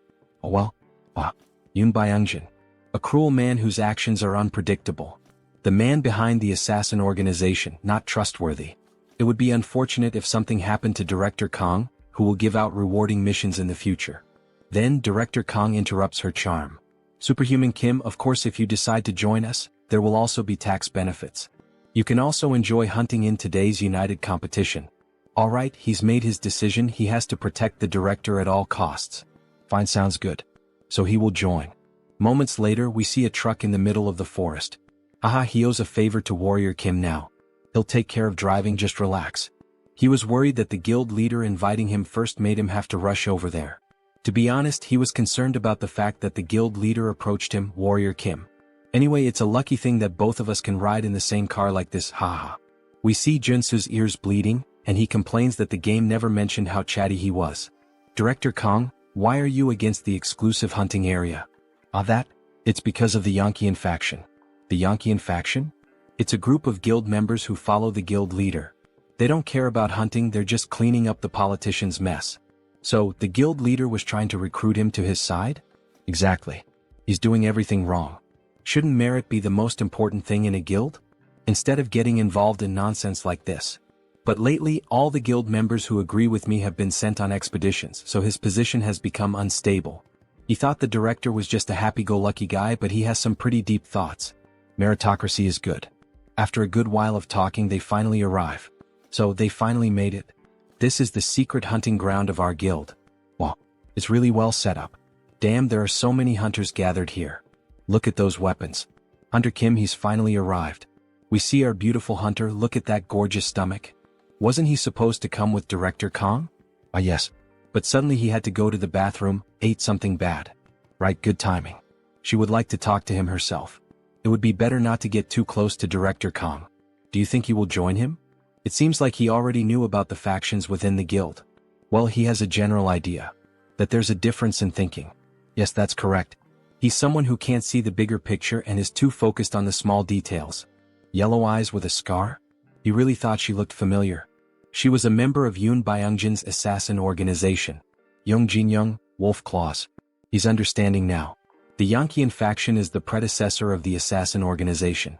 Even about the hunting grounds. He had been going crazy with some small illegal activities. He likes him, you know? So Joonsoo, in an intimidating position, says, he doesn't speak behind others' backs and seems to be a genuine person. This leaves the little girl feeling all awkward. Well, do it your way. Just don't regret it when it's too late, I won't be able to help you. Now that he has a sense of the situation, he should start preparing. Then we see several sunscreen bottles placed on top of a sink. His face is covered in sunscreen. Then he acquires a new trait, sensitive skin. He only acquired it after buying cheap skincare products and applying them until it hurt. But he finally got all of them. Sensitivity. Bright eyes. Enhanced hearing.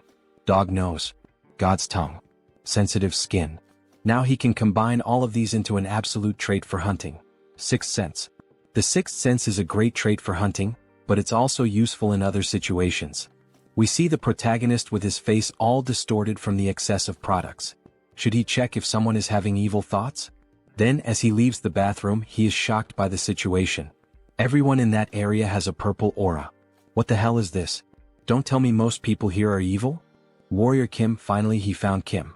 Let's have some drinks and eat something before the competition begins. These two people are hunters who are like his right-hand men. Director Kong had many good things to say about him. He can drink. But in reality he wouldn't want to drink because of that person whom the director thinks is his right-hand man. He smells like something rotten. The poisonous stench of betrayal. So by late afternoon, everyone was already pretty drunk. Director Kong already needed help just to stay on his feet. Meanwhile, Joonsoo was handling the barbecue, watching the whole situation unfold and thinking about what to do. They don't even know there's a spy among them. What should he do? He needs to tell the director. But will the director believe him, someone he just met today, if he tells him that his right-hand man has betrayed him? Mr. Warrior, please take care of the director for a moment. All right. Meanwhile, the director is shouting from the back that he's going to buy more drinks. After all, today is a good day. Kim will have to just observe the situation for now. Then the director comes up to Joonsoo, reeking of alcohol and rambling a bunch of nonsense. Mr. Warrior, how are you enjoying the party? Having fun? Haha. With a discouraged look, Joonsoo replies that yes, he's having fun. Without mentioning that there's a traitor here. What is this, a mafia game? Then the traitor announces to everyone that there's still more beer for everyone. Yes. Please serve drinks to all of us, says the director. He will have another shot of alcohol. Soju and beer for Director Kong, right? Let him mix one with the other. Yes. He always loves his usual ratio. Here it's ready. He should drink it all at once to fully taste the flavor of the drinks. All right, hand that drink over now. But then Warrior Kim shouts, asking them to wait. He takes the glass from Kang's hands and offers the first shot to the man who prepared the drink. The man is surprised by the situation. What's going on? Why does he have to try the drink first? Kim applies more pressure. What is it? Is there some reason why he can't take the first sip? The best time to expose a traitor is right when he's about to set his plan in motion. He couldn't hide the malice in his expression. And he seemed nervous. While he was mixing the drinks in the glass, this was the perfect moment to use poison to assassinate Director Kong. Did he actually put poison in that drink? What the hell is this nonsense he's saying now? This is a false accusation. Mr. Warrior, why are you saying this so suddenly? If he's wrong, then just take a sip of the drink in the glass. Come on, it's just one sip. No need to be shy, prove it to everyone here. Then, feeling cornered and irritated, he slaps Kim's hand, making the drink spill onto the ground, where it's clear that something green had been mixed in and dissolves into the air. Choi realizes the mess he's made by trying to poison the director. Manager Choi, this bastard. Did he really try to poison his own director? He betrayed him first. He heard everything from the chairman, that he was against the idea of his promotion. What are you talking about? He didn't do any of that. Yes, he did. Then Kim quickly kicks Choi's leg to make him lose balance, taking control of the situation. With the sword now at his neck. Alright, then we've confirmed that he really was a traitor, director. What should he do now? Stop, please. Spare him. He doesn't want to die, please. Or are you going to do it yourself, Director Kong? The chairman manipulated him into doing this. Please don't do it. Then we see the director picking up an axe that was lying nearby, and with a swift motion, he cuts off the traitor's head without a second thought. I have to admit, as a reader, I didn't expect that reaction from the director. He seems so soft. Leave a comment on the video if you agree with me that the director didn't seem like the kind of person who would kill someone so easily. We see the director covered in blood, with an angry expression on his face, still holding the axe. He always knew his right-hand man was greedy from the start, but he never thought it would reach the point where he would try to kill him just to take the position of director. In the next scene we see them driving at high speed. They need to get out of there as quickly as possible. If anyone finds out they killed the spy, they will come seeking revenge. Yoon Byung-jin, that bastard. He thinks he can get away with this? That's why he got rid of all his men. That cunning bastard. Then the sound of a car horn breaks through. The hunter Young Jin-young is on their tail. Director Kong, did he get anything? She heard a rumor that he found the grand prize. No, they didn't find anything special at the camp. No, she insists she heard news about it. That they killed and decapitated Manager Choi. She pulls out a sniper rifle and fires at them. Kim activates all defensive features. Sensitive. Night vision. Enhanced hearing. Insight. Intuition. Focus. To avoid the rain of bullets chasing them, they swerve through the road. After all, an entire fleet of cars is pursuing them. All the vehicles begin firing at the pickup truck of our protagonist. Director Kong leans out of the vehicle and points a magical item toward them. Damn Yankeean group. Those filthy bastards. How dare they shoot at Director Kang's car? Then we see some of the pursuing cars being destroyed in a powerful explosion. However, there are still many more cars and trucks continuing the chase. Director Kong tells Kim to slow down a little because at this speed he can't hit them properly. Wait, let me show you something, says Joonsoo. Show what? Then he lets go of the steering wheel and begins aiming by himself. He equips the perfect traits for perfect shots. Gun shooting. Focus. Resolute. Shooting technique. Rapid reloading. Trait set effect activated, stabilization is applied. With this set effect active, he's able to read every movement. And since he's using my intuition trait, his aim becomes even more precise. Then, with a perfect shot, in true American sniper style, he hits the tire of one of the cars. This causes it to lose control and crash into other vehicles at the same time, triggering a massive chain reaction. Holy shit, what a shot. He's like a god of shooting. Hunter Kim, he's like a monster, isn't he? Even so, the hunter still doesn't give up. Now she takes the wheel herself, trying to run them down. She charges full force, using the truck to try to smash their car. Kim, completely calm, begins acquiring new traits while performing evasive maneuvers. Crisis detection. He manages to dodge at the very last moment, causing the enemy truck to nearly crash into another enemy vehicle. That way they manage to escape the chaos safely. However, this only makes Young Jin-young even more furious. Follow them now. We're going to kill those bastards right here. In the rearview mirror we see more cars joining the chase. Kim acquires 2 more traits. Driving and boarding. He remains completely at ease with the situation, while one of the others is nearly throwing up in the seat. At last they arrive at the military zone. This is Warrior Kim, a level 4 superhuman, affiliated with the Hunter Association. Full report submitted. Alright, very well, Warrior Kim. But he has one question. What the hell happened on the way here? We see the director's car completely wrecked, with a few other vehicles trailing behind him. Put your weapons away. We're not going to start trouble here. If they cause a disturbance in this area, it will be considered a challenge to the authority of the Corps commanders. Yes, they're aware of that. They won't cause any trouble here. Please wait. You can't let them into the city. They're criminals. They kidnapped and killed one of his men. We don't get involved in disputes that take place in hunting zones. He should already know that, Mr. President. But what if we... Then the guard's aura changes completely. He slowly begins to draw his sword. Are you trying to challenge the authority of the commander of the Eastern Army? The president just swallows hard. He knows there's nothing he can do. Kang Kiziak was running away like a rat. Did he hire a professional driver or something? All thanks to our hunter Kim here. He's good at driving, hunting, and shooting. Thank you for taking down a guy like that.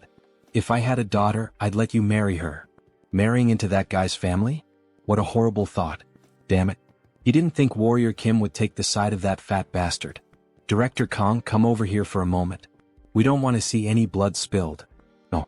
He must not forget, this isn't his territory. He better not cause any trouble here. Then someone suddenly appears, yelling.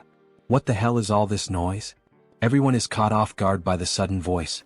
It was a short-haired man named Gu Hyungwon, a level 7 warrior, division commander of the Eastern Army. Division commander. My apologies. We were just trying to talk. There he is. One of the 4 division commanders of the Eastern Army. A level 7 superhuman, Gu Hyungwon. He couldn't care less about other hunters fighting among themselves or even killing each other. But they cannot do that on this territory. This shit isn't some damn playground. You two understand, right? He doesn't want to have to say it again. If he sees this happen one more time, before he could finish his sentence, he looks at Warrior Kim, thoroughly analyzing him as if he could see everything about him.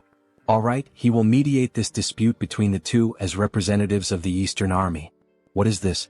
With all due respect, sir, this is a matter for the Hunter Association. Not even he can get involved in this. This is an order from the heavens. Everyone is shocked. Wait, does that mean the Corps commander? At noon tomorrow there will be a duel of honor in front of the city hall. Only one person present at this location may volunteer to fight. What? Why is he looking at me? The loser must offer their head. If anyone refuses the duel, their head will be condemned. The next day, exactly at noon, everyone gathers under the rain near a park. Hunter Kim, is he sure about this duel? He knows he volunteered, but still. Don't worry. This duel of honor was prepared to test me from the very beginning. He must be behind this sudden challenge. Then we see Gu Hyungwon approaching the duel scene, followed by greetings from several members. The level 8 superhuman, the one who stands in the tower called Heaven. The commander of the Eastern Army Corps, the Tiger King Kyujigam. Alright then, let's begin. Judge me as much as he wishes. We see that Warrior Kim's opponent is the president of the Hunter Association. Kim is wielding a shield and sword. It's a shame, Warrior Kim. If only he were on our side, we could have had something wonderful. But he refuses to work with their dirty group. Well, if that's his choice, then he just has to kill him.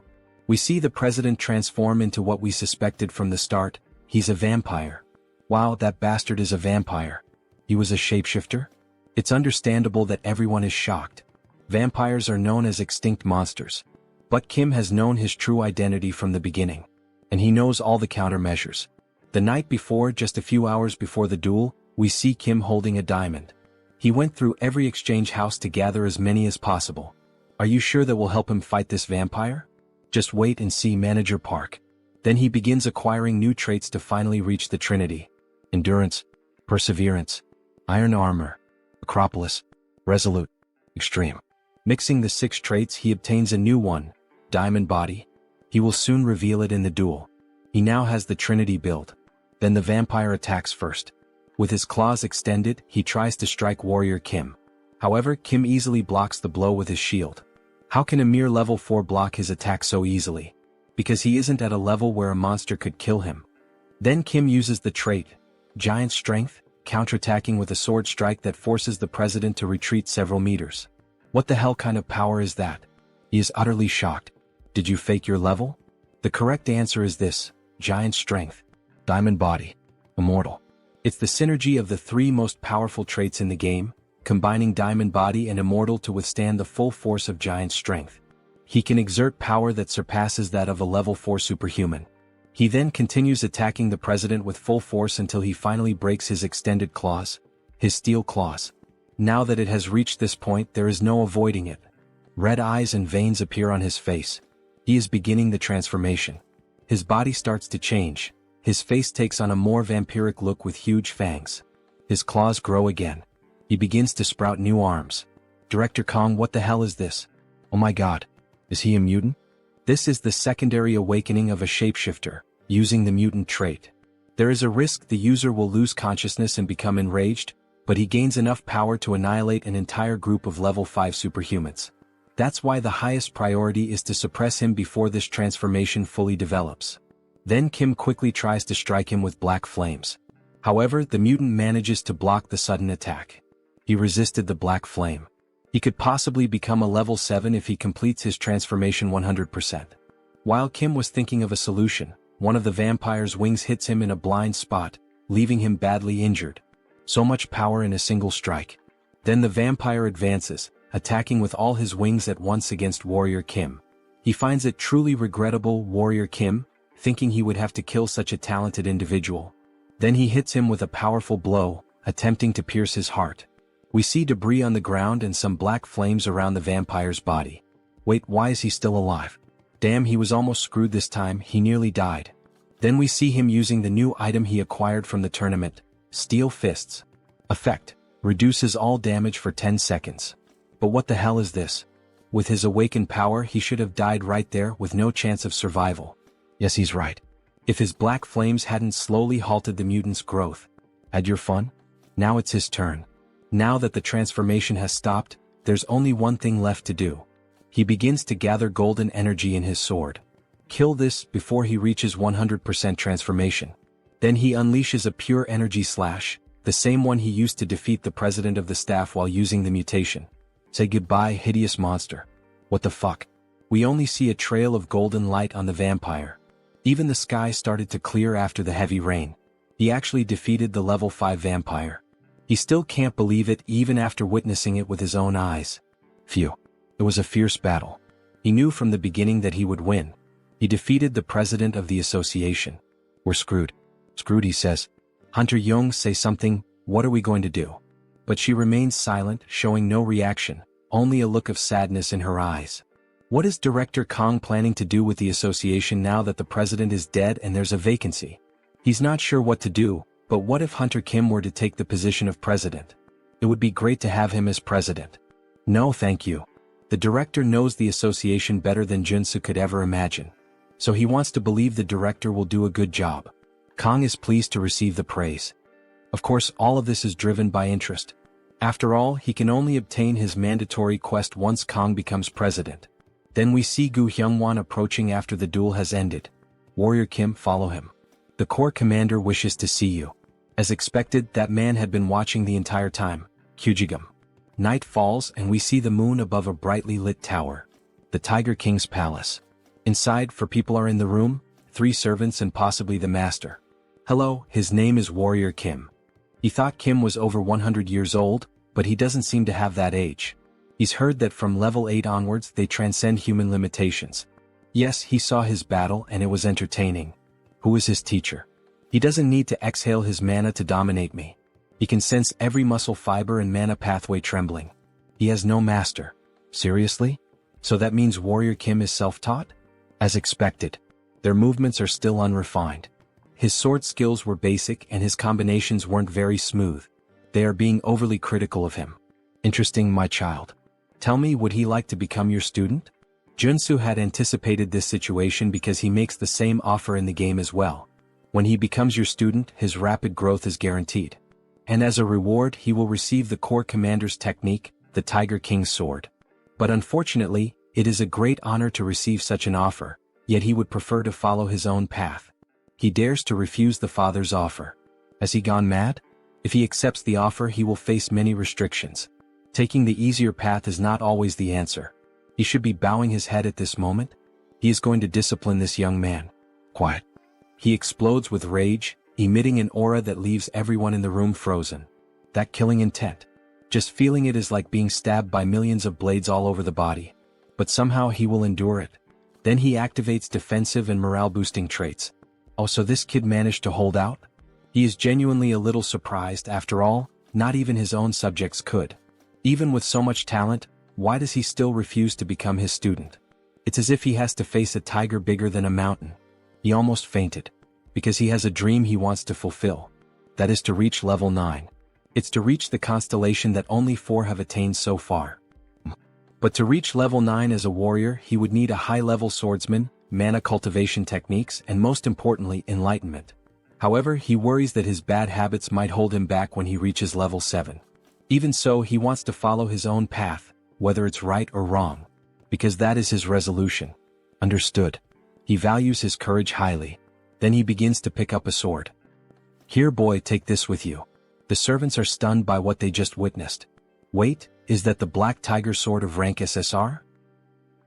He unsheathes the sword, which emits a golden aura. Is it really the SSR rank Black Tiger's sword? Even his hand trembles with nervousness. Yes, boy. Now come over here and take this. I have another gift to give you. The elders present are stunned by the situation. Then Joonsoo approaches Kyujigam, who places something in his hand. We see a flash drive. It contains the Tiger King's secret technique. The Tiger King with the sword. From what he's heard, the sword you use, the one that shatters mountains, is known for symbolizing dominion. The Tiger King's swordsmanship is similar.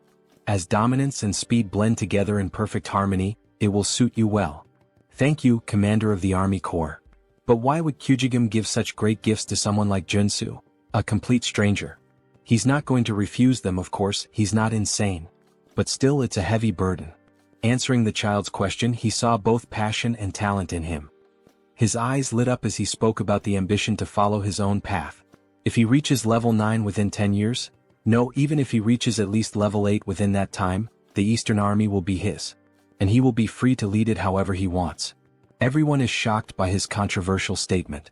One of the elders stands up, showing clear outrage at the announcement. Commander of the Army Corps, this is utter nonsense. That was nothing but an empty bluff. Then he turns his attention to the other elders. You all listen closely as well. The moment anyone here reaches level 8, that person will take his position. That damn Tiger King, he can't be allowed to act like this. 10 years. He can follow his own path during that time, but if he fails to reach level 8, he will have to return the Black Tiger's sword. Gripping the sword tightly, he makes a promise. That's fine, he'll remember it well. Kneeling down, he makes his declaration. He promises to show results within 10 years. No, in just 5 years he will bring results. He has no real interest in succeeding the Eastern Army, but it doesn't hurt to have another option. Besides, turning down a favor isn't exactly polite. He says this while hiding a sly smile. Oh yeah. The next day he is at the Hunter Association's tower. Now they should be calling him the owner of the Black Tiger's sword. By the way, why did he refuse to become his disciple?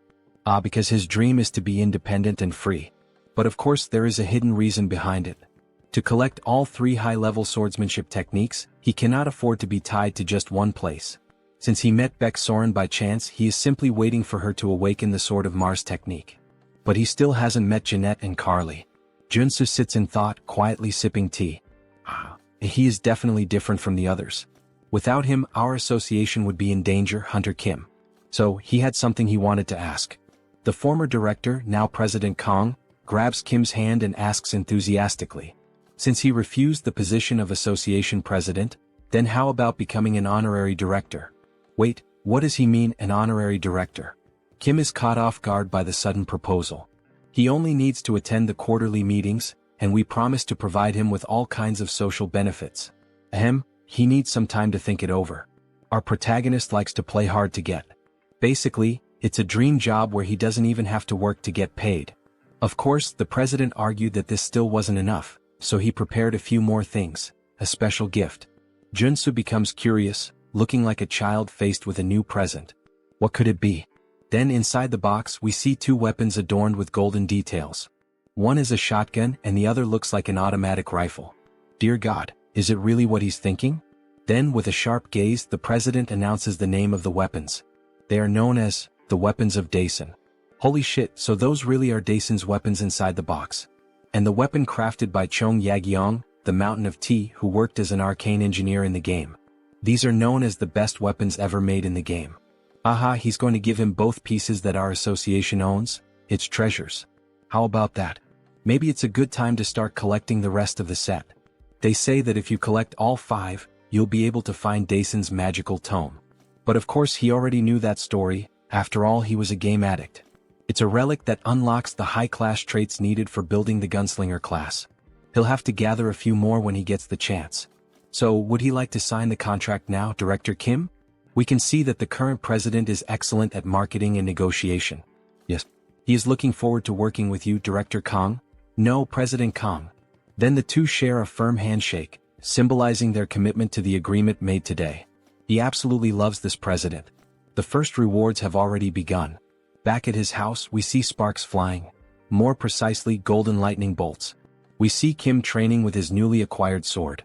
The 4 sword forms of the Tiger King. The Tiger King's advance. He charges swiftly at enemies as if using the rush trait. The Tiger King's fierce strike. A slashing attack in the shape of a crescent moon. The Tiger King's double slash. A dual strike performed simultaneously. And of course the final move. He stands still, channeling all his power while holding the sword. The essence of the Tiger King's swordsmanship lies in mana control. When executed with the proper movements, the sword's aura is unleashed. Then he opens his eyes, we see the moon reflected on the blade and we get a glimpse of what this technique, when fully mastered, could truly accomplish. The Tiger King's elevated sky, a technique powerful enough to slice even a star like the sun or the moon. We see an ancient master demonstrating that it's possible. And at the same time, we witness the raw devastation unleashed by Warrior Kim. He's still far from being able to cut a star, but judging by the damage done to the reinforced wall and the short amount of time he spent refining the new sword, we can already see its firepower. However, it seems he'll need to train much more to master it completely. He's only able to draw out this level of sword aura thanks to that item. Even so, with a smile on his face, he's gained 2 new traits, so the training was worth it. The system announces the 2 new traits, Quick Draw and Moon Slash. Soon he will unlock the Sword Specialist trait. Only 2 more traits to go. He wishes he could obtain them right now, but he's taking a break today. It's time to enjoy life. We see him calmly sipping tea on the balcony of his house, completely relaxed. But of course he wasn't going to stay at peace for long. Something catches his attention. What is that? He thought he would finally be able to rest. Then he sees a car parked in front of his house, with a wounded man lying on the ground. Warrior Kim, please help. No, actually, save his younger brother. Wait, that's Iron Fist Kim? What the hell happened to him? Later that same day at night, the 2 of them are on the rooftop of a hotel. So his subordinates betrayed him because he opposed the idea of the business? They were running a human trafficking operation without Iron Fist's knowledge. He punished the instigators, and they betrayed him for it. We see his metal arm torn off, and his face and body covered in injuries. You know, this probably isn't everything. What? Then he equips a few espionage traits. Detection. Intuition. Insight. His gaze changes completely, becoming far more serious as he analyzes the building that used to be Iron Fist's headquarters. Iron Fist Kim was betrayed in the game's storyline, but he thought it ended when the human hunter was killed. Even though Iron Fist Kim has already been mostly neutralized, there are still many armed individuals standing guard. Right, that means they're looking for Warrior Kim. After all, he's the one who killed the human hunter when a bounty was placed on his head. The other 2 brothers, the bomber and the demolition specialist, are probably involved in this. He's going to enter through the main entrance. In the meantime, the other should find his younger brother. The main entrance? Is he insane? He's sure there will be traps there. Why would he? Just trust him. After all, he's a level 4 superhuman now. You know how it is. Then, in great style, he begins reloading the weapons he received from the president. The bullets float through the air as if charged with mana and electric currents. Not to mention he's armed with top-tier weapons. Then the door opens and Kim enters carrying the automatic weapon. It even looks like an AK-47. That idiot really went in through the main entrance, huh? We see several guards waiting for Kim, armed with pistols fitted with silencers and armored shields. They look like a SWAT team. So this is him, right?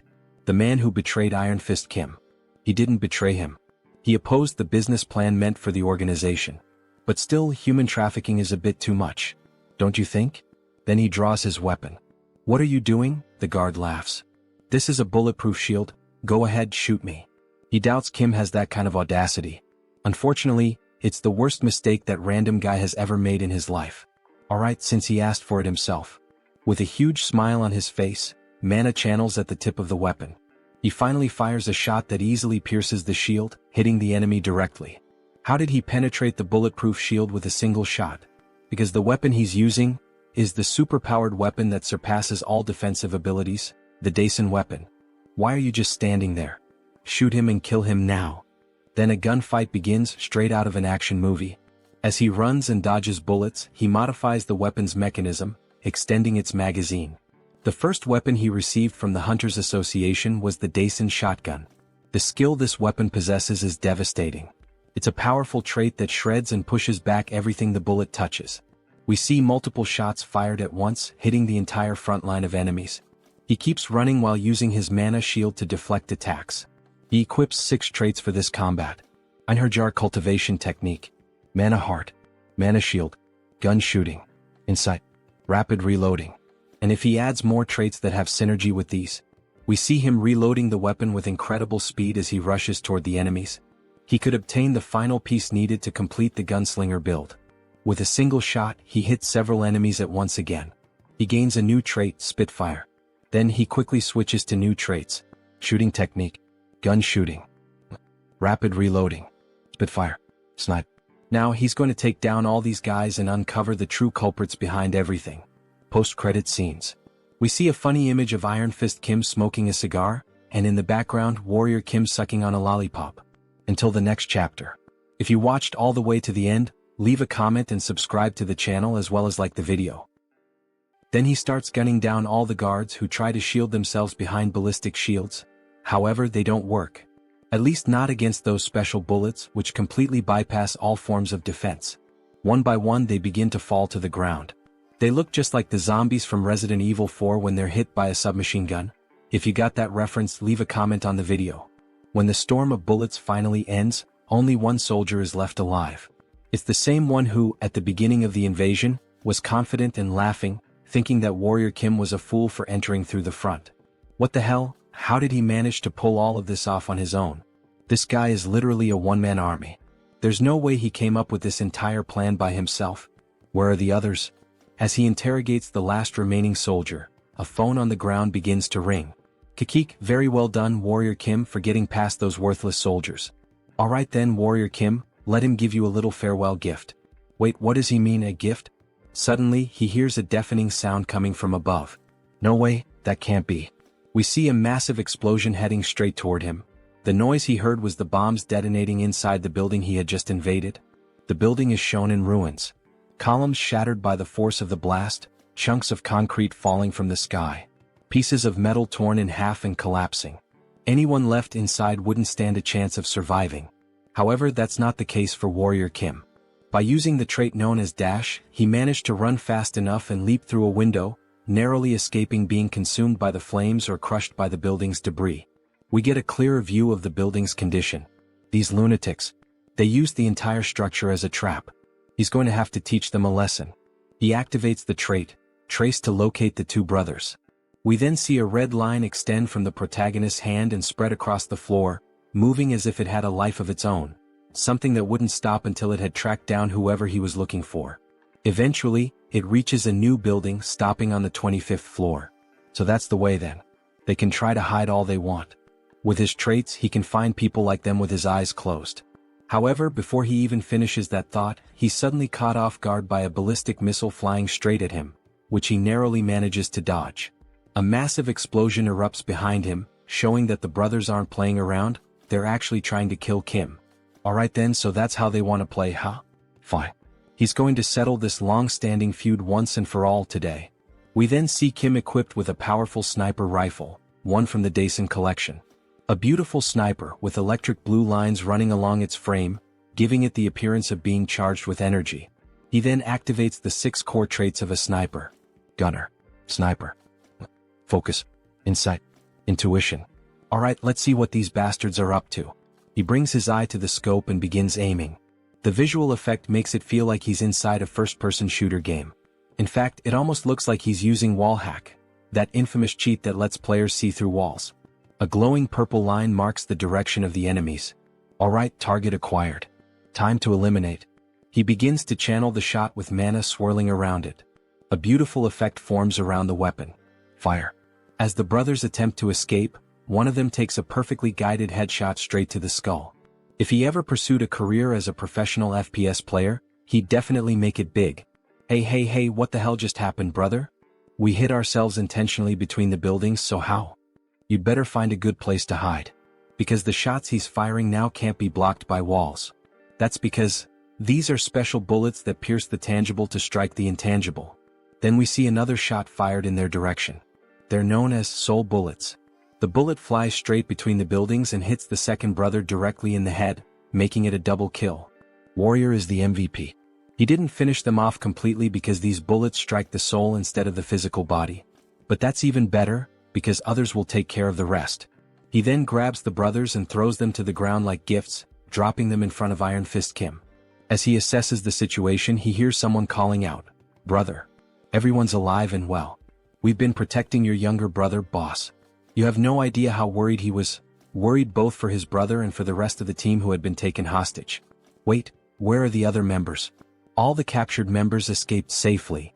They're currently hunting down the traitors. What are you going to do now? We'll have to start erasing all traces of the human trafficking operation. But of course, before that, he's going to punish those who dared to mess with our organization. Iron Fist Kim is taking longer than he expected. Finally, the wait is over. Warrior Kim, please listen to what he has to say. He then bows deeply before the protagonist.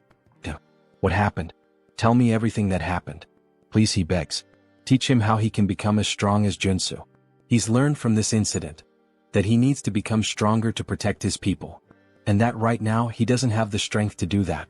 If you teach him how to become stronger, he will serve as your slave. So please. How annoying.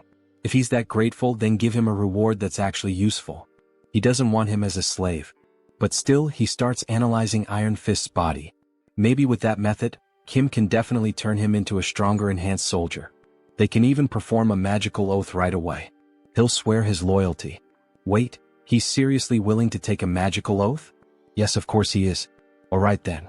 He's going to train him like he's going to die starting tomorrow. Thank you. He swears he'll serve him well, sir. Maybe it's finally time for him to have a loyal subordinate. The next day, we see an abandoned area with several destroyed buildings surrounding it. Warrior Kim and Iron Fist are walking through the deserted place. Wait a minute, wasn't this place? Yes, this is where the body modification facility is located, the one we took from the Caretakers Association. That's right. And it's probably the place where those traitors continued their human trafficking operation. Wait, this place? He told those guys to use this facility only for enhancement purposes. Wait then. He finally realizes the reason they're here. You brought him here to modify his body? Yes. This place is the best for enhancing a reinforced superhuman soldier. Today he will undergo a biological mutation and have prosthetics implanted at the same time. At the same time? But isn't that dangerous? Many people suffered mana overload attempting that. Don't worry. You just need to make sure the combination of the mutation factors and the prosthetic components is correct. We see a massive metal door like the entrance to a secret hideout once controlled by the former organization that ruled this territory. Inside we see Warrior Kim working at a computer, programming the correct combination of mutation factors and prosthetic components. Meanwhile, Iron Fist is inside a green capsule. There are fewer ingredients than he expected. But it should be enough for a level 3 superhuman. Maybe those bastard soldiers of his stole some of the ingredients. The process of creating reinforced soldiers requires a method that is both standardized and unorthodox. Mutation factor plus prosthetic component. Just so he knows, this is going to hurt like hell. It's fine. He's ready. Let's do it. Alright then. Time to get this party started. He clicks the mouse.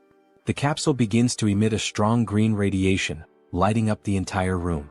We see his body fully exposed to the blast. Then, looking inside the capsule, we see a high-speed spinning blade. He stares at it in fear, trying to imagine what's about to happen. Then, more blades appear and start slicing through his entire body, especially his mechanical arm, from which metal fragments go flying inside the capsule. He screams in pain. After all, his whole body is being torn apart. Iron Fist Kim from Arcane Seoul.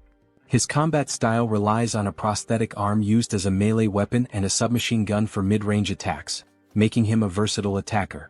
So, instead of choosing materials specialized for either short or long-range combat, he chose the trait of versatility, keeping open the possibility of transformation.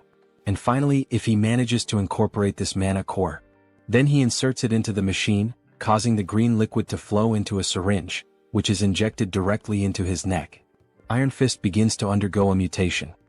His entire body starts to bulge with glowing green veins, his eyes shine intensely, and he screams in agony with a deafening roar. It almost looks like he's turning into the Hulk. The protagonist looks a bit uneasy at the start of the transformation, but then a sly smile creeps across his face, as if everything he had planned was going perfectly. A huge success. Ah. He starts laughing like a mad scientist. We see the capsule slowly opening with thick steam pouring out. And then Iron Fist Kim. We see the foot of a beast. We see a massive mouth filled with sharp teeth. So, how does it feel to be reborn? He has transformed into a werewolf, the first one to appear in the story of the Manhwa. So this is what it feels like to be reborn. Werewolf mutation factor. The mana absorption through the prosthetic allows for the mutation, which is a necessary step for the rapid growth of an enhanced soldier. If he starts to recover, he shouldn't have any trouble reaching the intended goal. My God. Thank you so much, sir. What should the Iron Fist gang do from now on? How about you start expanding your influence throughout the entire Guanagu district? He needs a gang to maintain public order and keep an eye on dangerous and violent gangs. Throughout the whole Guanagu region, he says? With this kind of power, it might be possible. Then suddenly, Iron Fist's henchmen appear. Boss, please take a look at this. Guys, what happened? Wait, that voice, is that really the boss? But what the hell happened to his body? He enhanced himself by modifying his own body. By the way, what brings you all here? Alright. We found human trafficking sites that the traitor Ko Jumbum used. We also discovered traces of biological experiments. What? He said to destroy them as soon as they were found. But, it's really hard to get close because there's a young witch shooting lasers. A young witch? A young witch who underwent a biological experiment? Wait, could it be her? Then they rush over to an abandoned building. The walls are being blasted apart by lasers, or at least by bursts of something powerful. Look over there. Inside that cage. From a distance, they can see a female figure locked up, with the ground around her completely destroyed. Is all this the work of that witch? The entire building might collapse if they don't hurry. As expected, with so much power there's no mistaking it. Inside that cage is one of the 3 most powerful warrior units in the entire game. Rank SSR. A heroine named Jeanette. If Beck Soren has the heaven-slaying star, then Jeanette possesses the natural-born energy. That's exactly what allowed her to rise to the rank of one of the top 3 warrior units. But the fact that she's using such a precious ability non-stop means she's currently fighting to stay alive because her mana is almost completely drained. She's instinctively using her power to protect herself. She keeps launching a relentless barrage of arrows made of pure energy toward the protagonist and Iron Fist. The wolf barely dodges her attack. Damn it. At this rate, they won't even be able to get close to her. Then Kim starts sprinting toward her, weaving through the beams of light. The beams suddenly focus all on him, and a massive explosion erupts, with thick smoke hitting the protagonist dead on. Iron Fist shouts out in worry, asking if he's alright, even though after an attack like that, it clearly doesn't look good. Then we briefly see the girl inside the cage and suddenly the traits start activating. Giant S strength. Diamond body. Immortal. Strength. Super strength. Sturdy.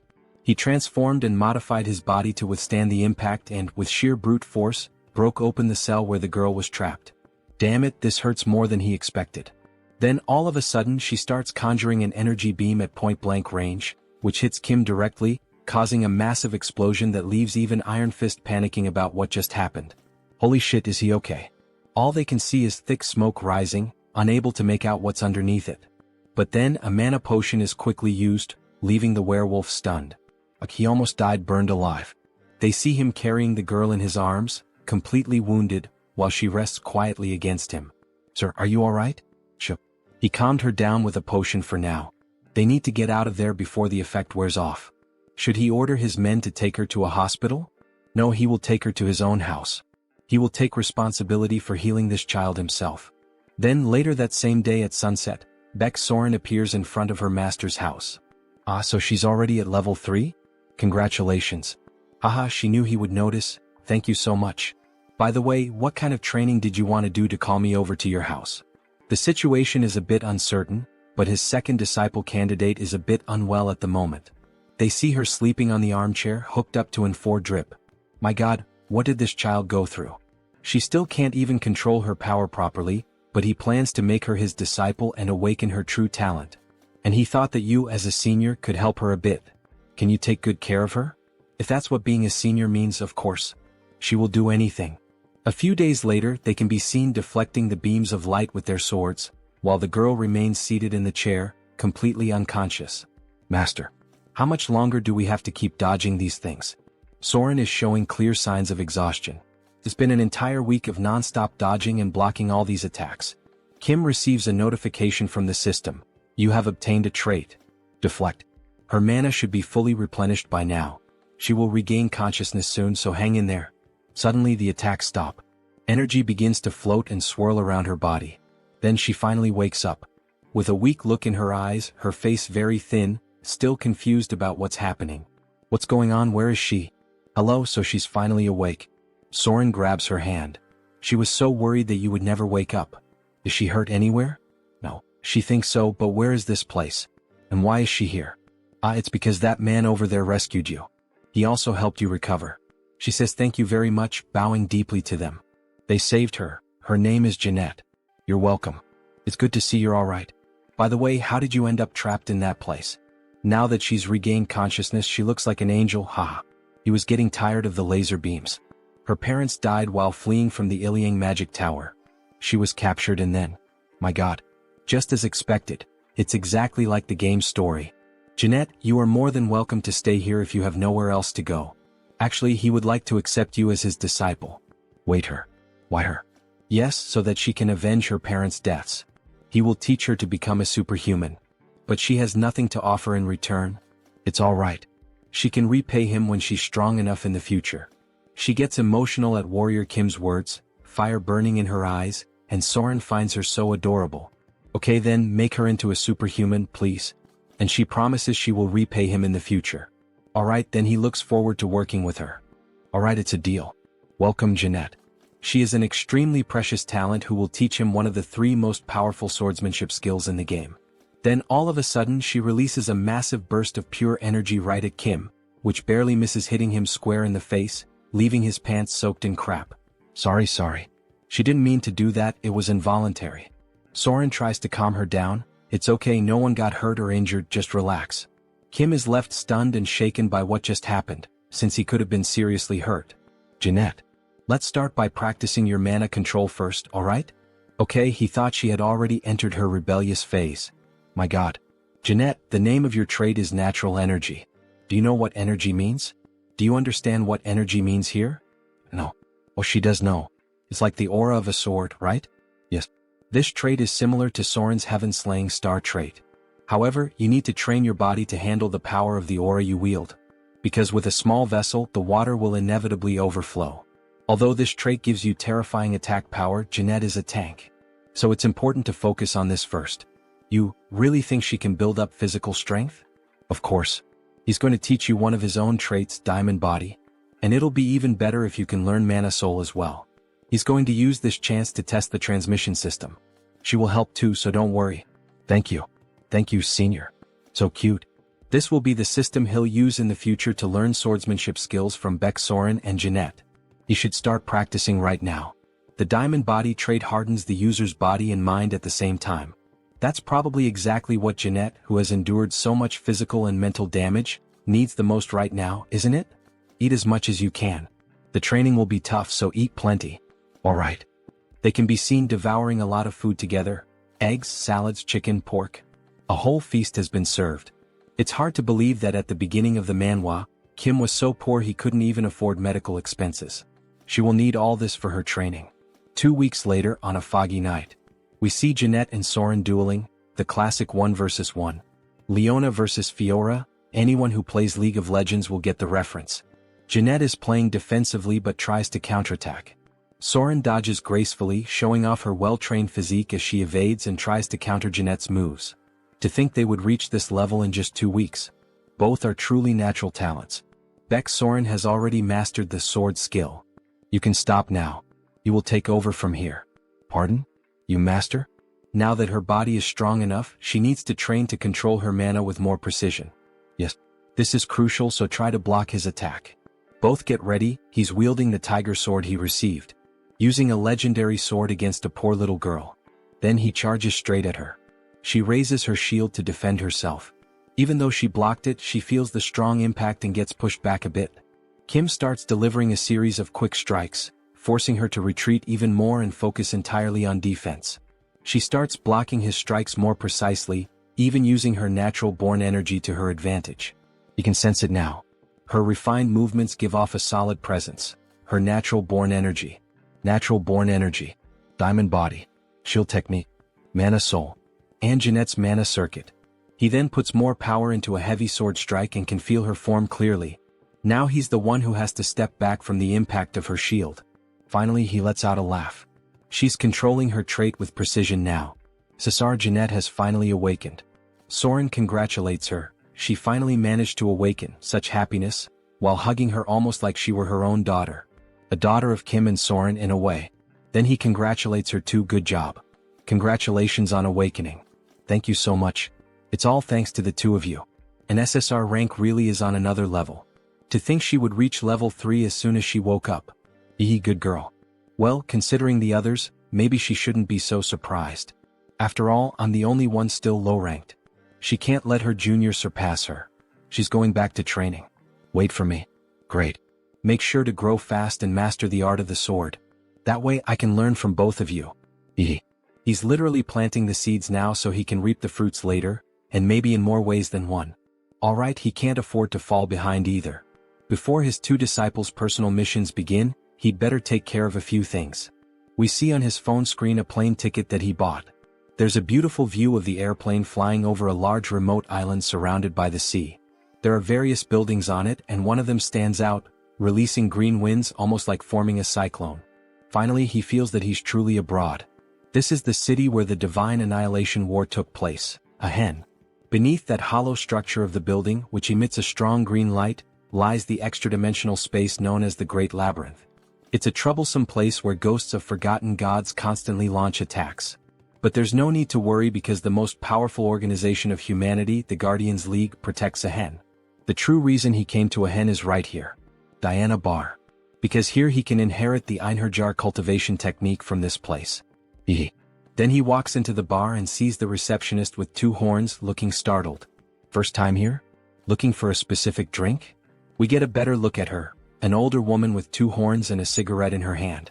He's not here to drink. He's here to get some information. Information, he says? What is he looking for? He's looking for a man named Sigmund Sigurdsson. He will make sure to pay her very well for the right information. I see. She's afraid that won't be enough. Her husband is currently in very bad shape because of his illness. Now that he thinks about it, he remembers reading something about Sigurd having lost his wife. Madam, if that's the case, he can take a look at your wife? This might end up being much easier than he expected. Then the next day we see a house by the beach with a beautiful view and sand all over the ground. She's going to tell him in advance, but Sigurd will be very sensitive, so please forgive him. He understands. Sorry, Sigmund. A guest asked about your wife's illness. Oh my God, she sees that some guests arrived before them. There's a woman lying in bed while, at the same time, a priest and a nun are using healing abilities. The archbishops are going to heal her, it seems. Maybe they should leave them alone for now. However, Kim grabs his hand. What are you doing? Let go of her. We're in the middle of treatment. The order of Tho and Gaia. The clergy's method of treatment is too obvious. What you're doing doesn't make any sense. The holy light will only make her wound worse. Sorry, but what the hell is he talking about? And how would you know that? Stop this nonsense and get out of here. He doesn't believe that a mere superhuman would know anything about this. Then he's introduced, Sigmund Sigurdsson. He looks just like a Viking. Sigmund, this guest here says he knows how to treat Jordy's condition. Maybe you should hear him out. Jordy's is in a situation where every second counts. She should be receiving holy light, not this nonsense. Then her body starts levitating as if she's being possessed by a demon. Jordy's. No, let's resume the treatment. This can't go on like this, it will only lead to disaster. Then the nun starts using holy magic again. However, the woman just levitates even higher, leaving everyone terrified. Jordy's? Her eyes open, and a dark aura begins to emanate from her body as she screams in pain. What's happening to her? Resume the treatment immediately. It's too late. We can't stop this anymore with just light. What? Are you saying she has no treatment left? He starts to panic. But Kim answers him. No, she still does. Your wife's illness comes from the fact that she received the stigma of the demon god of the pitch-black Simmeries, right? How do you know that? Do you really know how to cure her? Yes, he's been telling the truth since the moment he stepped into this room. Then he kneels down and begs, he pleads, please save her. If he saves his wife, he swears in his own name that he will do anything Kim wants. And with that familiar sly smile, Kim accepts. All right, he will save his wife. But he will have to keep his promise to do anything. Kim then begins the treatment, equipping 6 traits. Einherjar cultivation technique, mana soul, mana amplification, focus, mana focus, and mana stabilization. Then he starts the treatment. Stigma. It's a disease contracted from the demons of the labyrinth. It's one of the worst debuffs where a decaying deity marks the soul. The demon's soul gradually drains the victim's life force. Her convulsions stop. He just put her to sleep with his mana. Do not wake her up. Sir, we brought the materials you requested. Great. Let's start immediately. Then we see the entire room in darkness with candles lit and a mark drawn in blood. It looks like a satanic ritual. He begins creating potions using his best traits for this purpose. Formulation, crafting, modification, intuition, insight, and focus. We lit all the candles, sir. Are you sure we can cure her with this treatment? It's more of a hope that she can overcome the disease than an actual cure. This debuff can't be easily removed even in the game. Because the more healing you apply, the more vitality this thing gains. You'd basically be trolling if you did that. Therefore, to overcome the stigma, he forces her to drink the potion he made, and after that, she starts vomiting blood and something begins to come out of her mouth. You have to draw out the hidden sprout that's causing this debuff. Black flames start pouring out of her body, and the symbol drawn under the bed begins to glow too. She starts levitating again and little by little she begins to transform. 2 horns start growing on her head. Bat wings begin to appear on her body. Why is Jordy's turning into a demon? Are you sure this is the right treatment? Yes, he is. It's going very well. And while holding a cross in a hand blessed with holy water, he says, because demons must be punished personally. Then he punches her right in the stomach with the cross. Begone, demon. Our protagonist, besides having the ability to possess countless traits, has now turned into a priest. A strong light begins to fill the room, all the black light drains out of her body, leaving only a golden glow. She finally falls back onto the bed. Darling, are you alright? Can you hear me? Can you see me? Sigmund? What happened? Why is he crying? Darling, you had been asleep for almost a year. Of course he was sad. You really would have died if it hadn't been for him. Now it's your turn, archbishops. He leaves the rest of the treatment in their hands. After all the commotion, Sigmund thanks Mr. Kim. By the way, what brought you here all the way from Korea? To meet you, of course. Meh. You said you would do anything, right? He needs you to teach him the Sigurd cultivation technique. Sigmund's ancestor is Sigurd, the most famous mortal hero in Norse mythology. The Sigurd cultivation technique, passed down through his bloodline for generations, is a superior trait of the Einherjar cultivation technique. They sit down and Sigmund begins gathering energy and places his hand on Kim's back. He starts transferring the Sigurd cultivation technique. Every cell in Kim's body starts awakening. His mana attribute is changing, stronger, more resilient, more durable. His heart is undergoing a transformation infused with mana and the new technique. Then a new system notification appears. Sigurd cultivation technique. You have obtained a trait. His total mana just increased by 30% or more. With this growth, he shouldn't have any problem learning more sword techniques. Then they are interrupted by the priest and the nun. Sigmund, we've finished Jordy's treatment. She should fully recover at any moment now. Really? Thank you so much. You truly are incredible for curing the stigma. By any chance, do you know how to treat other stigmata as well? Well, actually, he does know a few methods. Really? Could you please teach us how to help our patients overcome their stigmata? We'll pay the proper price, of course. They really want to learn what Kim did. Maybe he can use this chance to become more familiar with the 2 orders. But of course he's going to teach you. Both of your orders and the Guardians League work so hard to keep the Great Labyrinth under control, right? Oh my god, is he really going to help us? Even though the game only gives 2 options, he knows a different path, He absolutely cannot accept any payment from you too. He's going to teach you the methods for free. He says it with an angelic face. You truly are the esteemed saint of this era. Where is he? All I can see is light. He's too radiant. Are the 2 orders really going to get this information for free? Of course not. You really are an angel. How generous of you. Because this is the beginning of a hidden quest. Now his usual devilish face returns. always taking advantage of others. Then, when night finally falls, the villagers begin to celebrate in the village. A toast to Lord Kim. They start drinking from large wooden barrels, the kind that resemble those used by the Vikings. Lord Kim. He's now the hero of our village. Drink it all. Down to the last drop. Ah. Their faces are already red from drinking so much. Kim says he'll drink within his limits. Oh really? Our hero isn't as strong with alcohol as he looks, huh? Dear, you can still drink more, can't you? Ho ho ho, of course. Then they raise their mugs full of beer once more, making a toast to life. Just how much do these people drink, anyway? Meanwhile, he is passing out from exhaustion after working so much. Then we see a flashback to 1 week earlier. Kim is in an auditorium with several priests, nuns and members of the church. A man is chained up around the torso, possibly suffering from the same illness as Jordy's. The foundation is demonic blood, but the method changes depending on which demon granted the soul mark. He spread the method to overcome it to both orders and to the League of Guardians, and began traveling to save warriors who were suffering from demonic stigmas. So, at the very moment the mark takes over the body, he once again exorcises another demon. Driving a stake into the body can expel the demon possessing it. Wah! Long live the superhuman. He performed a miracle.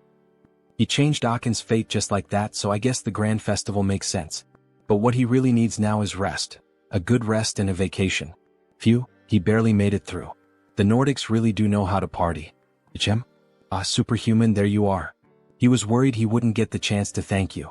Then we are finally introduced to who that man is. Director of the League of Guardians. A director. He came rushing over as soon as he recovered.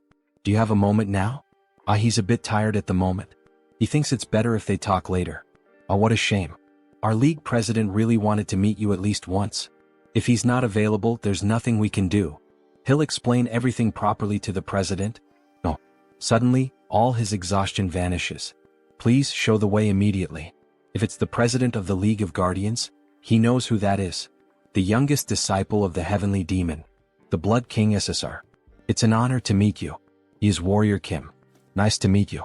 He is Chin Wei, president of the League of Guardians. Blood King / Chin Wei. The president who protects the labyrinth and the dedication of the League of Guardians, he knows it well. Thank you for your words. It's simple, but please have a seat. They said you spread the cure for the soul mark in Akin? He's truly impressive, just as they had heard. Does he know Warrior Kim? In this world, there's no information that doesn't reach the League of Guardians. He heard you were called a rising star of Korea. Would you consider becoming his disciple? What? What do you mean by that? You happen to resemble his master quite a lot in temperament. Like someone with a vision that sees beyond. You mean, the heavenly demon? Yes, the heavenly demon. The greatest martial artist of all time, his skills reached the heavens. Although he has been in closed-door training and hasn't been seen for over a decade. The disciples of the heavenly demon, Divine Lord, Demon Marquis, Blood King. All of them are SSR rank in level 8, but the heavenly demon is on an entirely different level, level 0. And the reason for that is the heavenly demon's divine art. It is the ultimate technique of offense and defense, a cultivation art of mana, and even a movement technique, because it embodies the most powerful martial art in the world. Although the heavenly demon's divine art was passed down to his senior disciple, which is a shame, his own blood heaven divine fist art is still not something to be underestimated. Anyone who seeks power would never regret it. Unbelievable. The blood heaven divine fist art is level 1 among martial arts. This is a golden opportunity. But he thanks him for the offer but fears he cannot follow him, President. What? Is he saying that he's not good enough as a master? Not at all. It's just that he already turned down an offer to become someone else's disciple. Then he shows the tiger sword he received. The silent sword. It seems he met Master Gugijium. He cannot do something that would dishonor him. After all, he is a historical figure of Korea. If you think about it, the blood heaven divine fist art is on the same level as the silent sword's invincible style. So it's not exactly irreplaceable. TSK. Just when he thought he had found a promising disciple, that old man ruined everything, completely messed it up. So he supposes he has no other choice either. This is a sign of the respect he has for you. Wait, isn't that the heavenly demon's medallion? Hold on, is he giving me this rare item? Only our master and fellow martial brothers are allowed to use it. You should treasure it. Thank you. But in truth, the reason he gave it is obvious. It means, if you ever change your mind, come find me. It's probably something similar to why the Legion commander gave me a sword. Amen. With two big shots showing interest in me, it's kind of overwhelming. Ichem? Why is he suddenly trembling? He's just moved by the president's gift. You will treasure it. Take care. Very well. I hope we meet again as master and disciple. Well then. Time to go claim that hard-earned mission reward. The next day in a massive building. We see the priest and the nun speaking with Kim. Transcendent One, we've prepared a modest gift for you. Here, please open it. You really didn't have to go through the trouble? You didn't do any of this expecting thanks. Good heavens. To think that someone this humble still exists. No wonder they call you the saint of our era. But eternal grace deserves an expression of gratitude worthy of it, and what is worldly also deserves its own form of appreciation, don't you agree? Please accept it. Grazie. That's exactly what he was saying. He opens the chest, which shines brightly. Inside we see nothing less than a massive axe, the same one from Thor in the Avengers movie. This is a gift from the Order of Thor, Mjolnir. If he doesn't recognize Thor's hammer, he must be a spy. Just like a sacred sword, it is especially powerful against dark-type monsters. It's an SSR-grade weapon that unleashes even greater power. Please take a look as well at the gift from our Order of Gaia. It's a shield, of course, Athena's Aegis. An invincible shield that can freely shape magical force fields. Did you like it, Transcendent? You're really giving me all these over-the-top gifts? It would be a bit disappointing to stop here. Of course there's more. Come on, hand it over already. He's already getting dizzy. 10 bottles of IAS nectar, 7 diamonds, even the tears of an angel. What's this? Isn't that a demon heart? Exactly. We prepared it to be refined together with the nectar when you consume it. Maybe he should try to get a little more? So, by any chance do you have a flame demon dragon heart? Isn't that something used by fire-type mages? Yes, he can use black flame, so he needs it. The trait of the flame demon dragon is hellfire. If he's going to face the Lord of the Sun Tower, he's going to need it. Oh, understood. We will gladly deliver the heart of the flame demon dragon to you. This is our final gift to you, Transcendent. Wow, thank you so much. Secret mission reward, jackpot. And by direct order of the Pope, he will be named an honorary Holy Knight of the Order of Thor. The same goes for the Order of Gaia. It's only honorary, so there's no pressure. All right. It's important that he becomes stronger, but thank you very much. He will gladly become an honorary Holy Knight. One day, if it's necessary to keep the old father's order in check, he might need the power of those two orders. Back to the present, the party continues. This village festival shows no sign of ending. This is exhausting. Maybe he should head home now. Yang. Ichem? That voice sounds familiar. Priest Kim? What? Why are you here, MMPH? Sho. He's being chased by the order of the old father right now. Let's get out of here first. Quickly.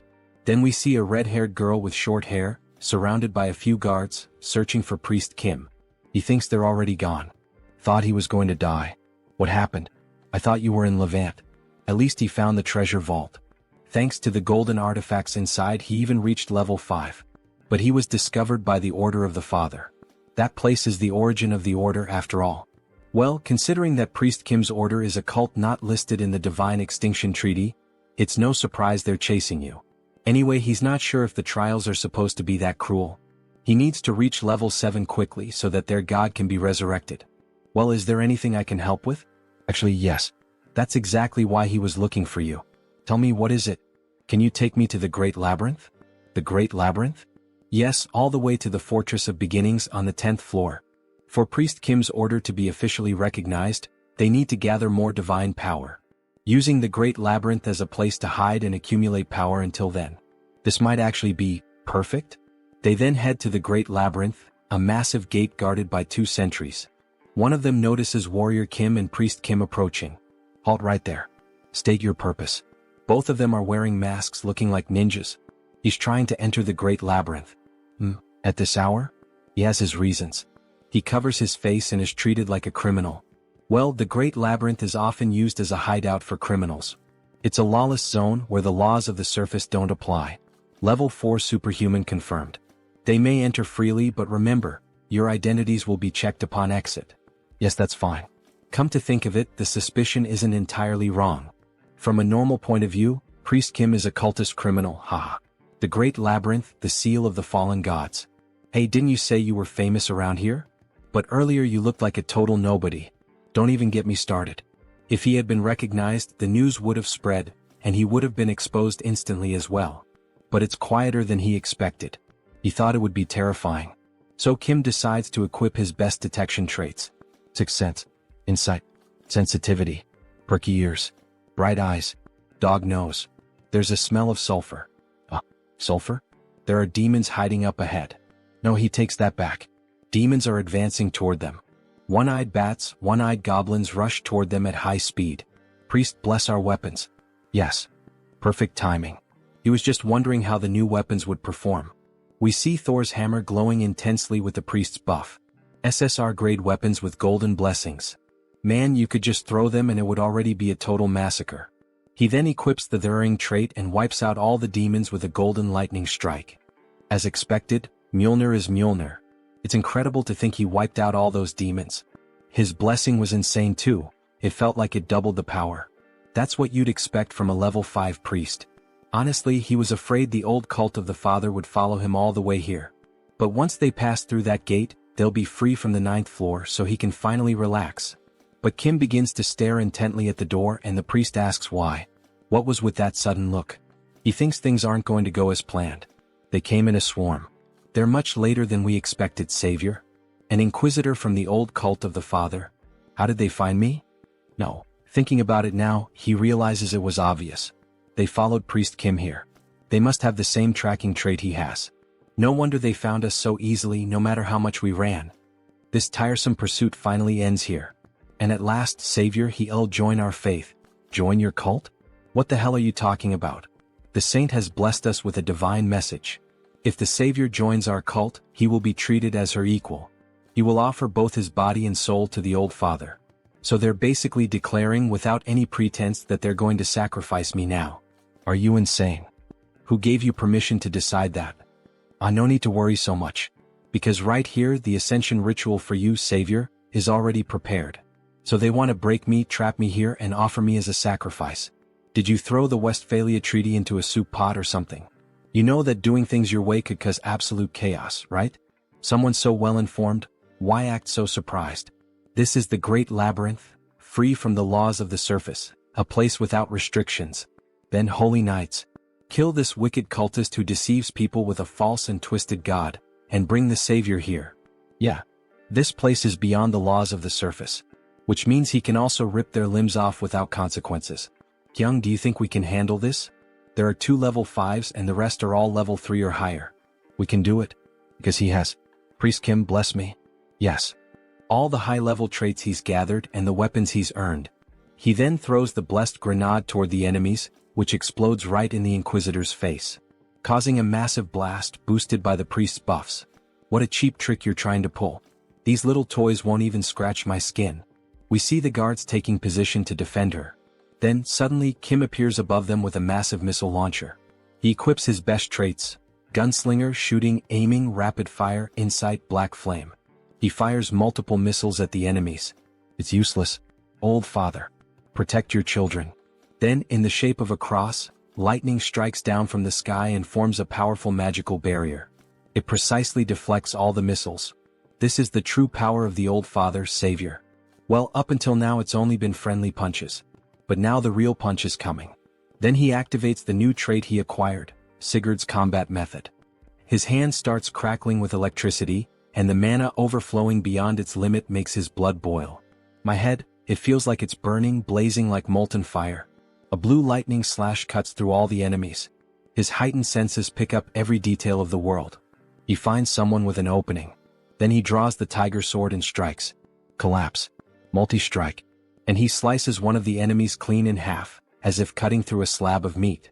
The formation's been broken. Return to your original positions. Wait, something's wrong? He tore through our weakest line. With eyes surging with energy, the soldiers panic. He's going to wipe us all out before we can regroup. Kim activates the technique, Tiger King Twin Striker. With 2 X-shaped slashes, he annihilates several enemy soldiers. Do not retreat. The great old father watches over us. Sword Shadow Knights form a wall. Where do you think you're going? Tiger King Fierce Blow. He quickly slaughters the soldiers before they can form a new defensive position. Inquisitor. The enemy is advancing. What should we do? Please give us an order. Accept a glorious death. Your deaths will please the old father in the divine kingdom. This is his will, you must not avoid it. We can see she's a sadistic bitch who doesn't care about death. A difference in numbers and levels means nothing before the savior. It's utterly overwhelming. Tiger King rising / Meanwhile he keeps slaughtering the weaker enemies. And she, watching such a display of strength, with that golden aura surrounding him. This is. You're so magnificent, savior. It's an honor to witness the true face of light. So, are you finally thinking of sending out the stronger ones? Yes. She'll send some truly loyal ones your way. There's just one thing you must be extremely careful about. You absolutely must not die, alright? Then the first guard charges straight at Kim, who blocks the attack using the newly acquired shield, Aegis of Athena. However, the warrior suffers internal damage reflected back by the shield. Internal damage caused by a single collision against his shield? Then Kim hurls the enemy into the air, sending him crashing into the wall. The second enemy seizes the opportunity and tries to attack from behind. Kim jumps, dodging the surprise attack, and with all his strength, he strikes with Mjolnir, causing lightning to electrify the enemy. With a sadistic grin, the protagonist asks, "Is that all you've got? You can't even get warmed up with this. How the hell is that our savior? This is impossible. He has to be some kind of demonic apostle. Get lost, demon." So that one is still alive. Unfortunately for him, stalling isn't part of Kim's style. With a single swift and clean strike, he cuts off the enemy's head. So she's the only one left out of all of them? Do you still have more new power to show? Just as expected from the prophesied savior of our order, we see Kim massive and muscular. He's equipped several traits for this battle: giant strength, mana soul, smashing strike, Tiger King swordsmanship, Sigurd cultivation technique, moonlash. On top of that, he's receiving multiple buffs from Priest Kim. As he prepares for the final blow, he asks, "Are those your last words?" What else does she need to say? All that's left now is to wait for his soul to reach the divine land. Then a massive explosion erupts, and we see the body of that lunatic lying on the ground, along with her guards. Wow, he really took them all down by himself. It was all thanks to his blessings. Nice work. Did you see how she kept talking until the very end? That's why you don't mess with fanatics. Disgusting. It was almost frightening. Anyway, maybe he overdid it a bit. There's nothing left to loot because he destroyed everything. There's still that shield. It's broken too. That's a shame, but thanks to that battle just now, he gained 3 new traits: destruction, massacre, fierce assault. He managed to gather the necessary materials to create a high-level trait, one capable of facing 1,000 foes. In the end, the loot's not bad at all, huh? Finally, we've reached the 10th floor. Congratulations, mission accomplished. He wouldn't have made it this far if it weren't for you, brother. He'd still be stuck in that Qigong therapy. Hey, at least he admits it, It was all you. He didn't really do much, so that's why, here it is, the Heart of Abundance. Heart of Abundance, SSR. Increases all stats. Possess trait, luck. An SSR level artifact. What a great reward. Kim's eyes practically light up. He found it in Levant's treasure vault, the one he told him about.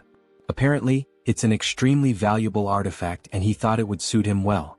Thanks, man. You really know how to pick a gift. By the way, where are you headed now? He's gathered a lot of good stuff, so it's time to return to South Korea. To find the final item he needs to reach level 5. So he finally returns to South Korea. He had missed the fresh air of his beloved hometown so much. South Korea, Gangwon-do. He thinks the place was somewhere around here. Maybe he should go deeper. Then, suddenly, a masked man appears behind Kim with a knife to his throat. What brings a stranger all the way out here? We see a skeletal hand. This guy is hiding his body, but he's the skeletal serpent, a character of SR rank. Looks like Kim has found the mutant's hideout. The man said, "What brings you here?" Kim replies that he has business to attend to. This area is restricted. Turn back. Wait, but Kim thought this was the path to Hope Village, wasn't it? How do you know that name? The place he arrived at is the Village of Monsters. However, the mutants call this place Hope Village. Someone who knows the real name of the village? It's like a password he can use to get in, He'll guide you there. Follow me. Thanks. Good thing the one on patrol today is the skeletal serpent, because for a mutant he's actually a pretty flexible guy. So they walk deeper into the forest, where various plants, roses, and beautiful trees are shown. There are even drawings made in archaic styles. As he approaches the village, the other mutants begin to wonder why the hell a human is there. This place is Monster Village. It's where the item he needs to find is located, Then we see massive feet approaching the area. Skeletal serpent, why did you bring a human to our village? We see that those huge feet belong to a bear wearing clothing and moose antlers. He knew the real name of our village, the skeletal serpent replies. He said he's here to do business with you. But I've never seen him before. What business? Kim becomes slightly nervous in the bear's presence. The challenge is that most mutants, having been ostracized by society, are closed off and hostile. He's here to make a request. A request? Yes, he needs a mutant mana core. Is it really okay to try and get one from them even like this? Before he could finish speaking, the bear attacks him violently. However, he manages to activate his shield just in time. That's what makes them hostile toward humans. If it weren't for those defensive traits, he would have already passed out. Diamond body. Immortal. Sigurd cultivation technique. Mana shield. Practical combat. Protect. Not bad, huh? Great. Now I can feel you being crushed into pieces. I'm going to kill you. Wait. Why are you doing this? He's not here to hunt these people or anything like that. In truth, he knows the reason behind this irrational rage. Because mana cores come from a mutant's dead body. Would you sell the body of a family member for a handful of coins, if it were you? The bear then starts using an aura blade to attack Kim. A bear that can use an aura blade? He's really serious. Please calm down. He'll pay the proper price for this request, okay? I already said, I don't need money and I won't accept anything in exchange for selling the dead body of a mutant. No, he's not paying with money. The fastest way to earn their trust is this. The entire area starts glowing intensely. What the hell is this? The bear asks. Kim says he'll pay the bear with this, by filling their empty stomachs. Are you kidding me right now? How is that supposed to help? Don't be like that. Just take a sip. It won't be too late to talk after that. He then begins preparing a cup of instant noodles. By the way, this isn't just some cheap cup of ramen. I don't need that. If you don't leave right now, I'll tear you apart. There's no way a bear can resist that smell, hee. From a menacing expression, his face suddenly turns sweet, drooling from the scent. He's never smelled anything like this before. He heard from a friend that people in Hope Village struggle to get real food. So you've heard something, huh? Go ahead, try it. Don't you want to know why humans love noodles so much? The bear looks tense and conflicted, but in the end he decides to accept. After all, he's the chief of Hope Village. Is to learn more about human culture. That's why he's eating it, not because the smell is irresistible. But we see him savoring the new food with delight. This taste, it's divine. The gods themselves must have made this. That scene of the noodles wrapping around the bear and him drifting away on a tiny boat really resembles something out of the anime/manga Shokugeki no Soma. If any of you subscribers have read or watched it, let us know in the comments. How can something taste this good? Do you have more? It must be really delicious. What? He's prepared lots of other things. Everyone come try some. Not every mutant has senses as highly developed as the bear's, so he added a bit of mana core powder earlier to help with that. Wow, so sweet. Slurp slurp. Look at that damn bear eating everything by himself. Where's that always serious and responsible chief now? All we see now is just a happy animal enjoying himself, haha. He's a good human. Do you happen to have more of those sweets? Did he just befriend them now? However, the skeleton stood off to the side, simply observing the whole situation, and then he noticed the mana core powder. Wait, is that mana core powder? Can we even eat that? What? Mana core?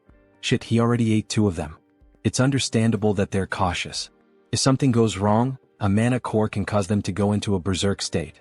What the hell are you plotting? But Kim had prepared for that too. If you're that worried, then let's ask your guardian angel. He's talking about the entity with the power of prophecy. The one known as the godmother of the monster village. The tree goddess. The guardian angel of the monster village, the tree goddess. Although the power she possesses is weaker than that of other transcendental beings, she is indeed a divine entity.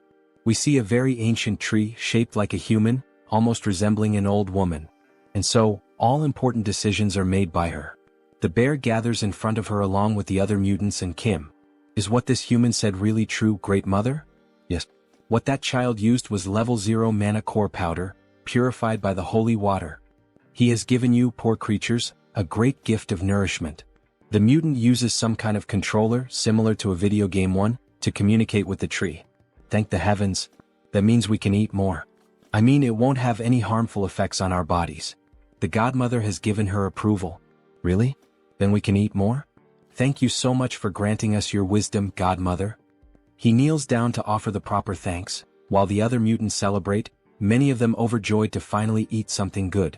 Then the skeleton approaches Kim. With this, the doubt has been cleared. It seems he made a fuss for nothing. Sorry. It's alright, he understands.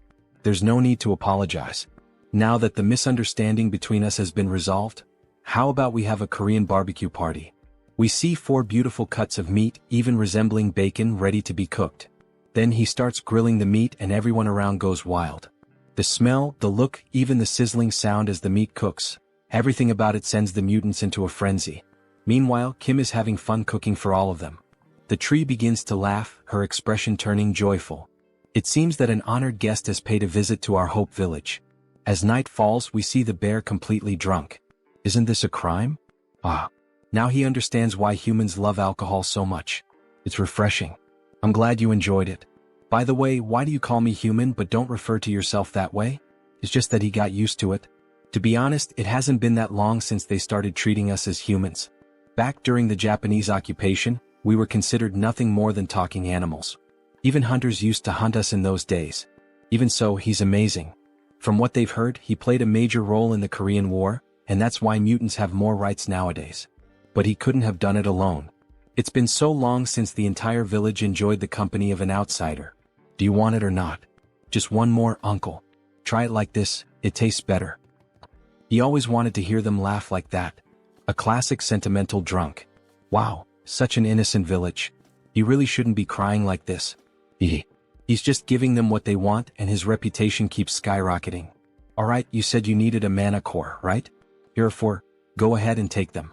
Reputation quest complete. Come to Papa mana cores, haha. Thank you very much. And with that, he finally wraps up the festivities for the day and starts heading out. He's finally ready to become level 5. Good job, me. Suddenly he hears a voice. Hey, are you leaving? It's the skeleton. He still hasn't properly thanked him. There's no need. He already received valuable gifts from the village. But the skeleton feels that he gave the village something far more precious than that. Understandable, since they hadn't had real food in decades.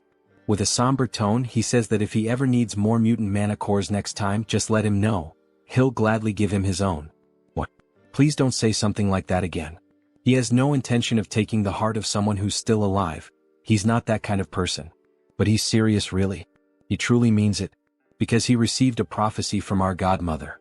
She said that he was destined to give a part of his body to someone who would return my blood and flesh.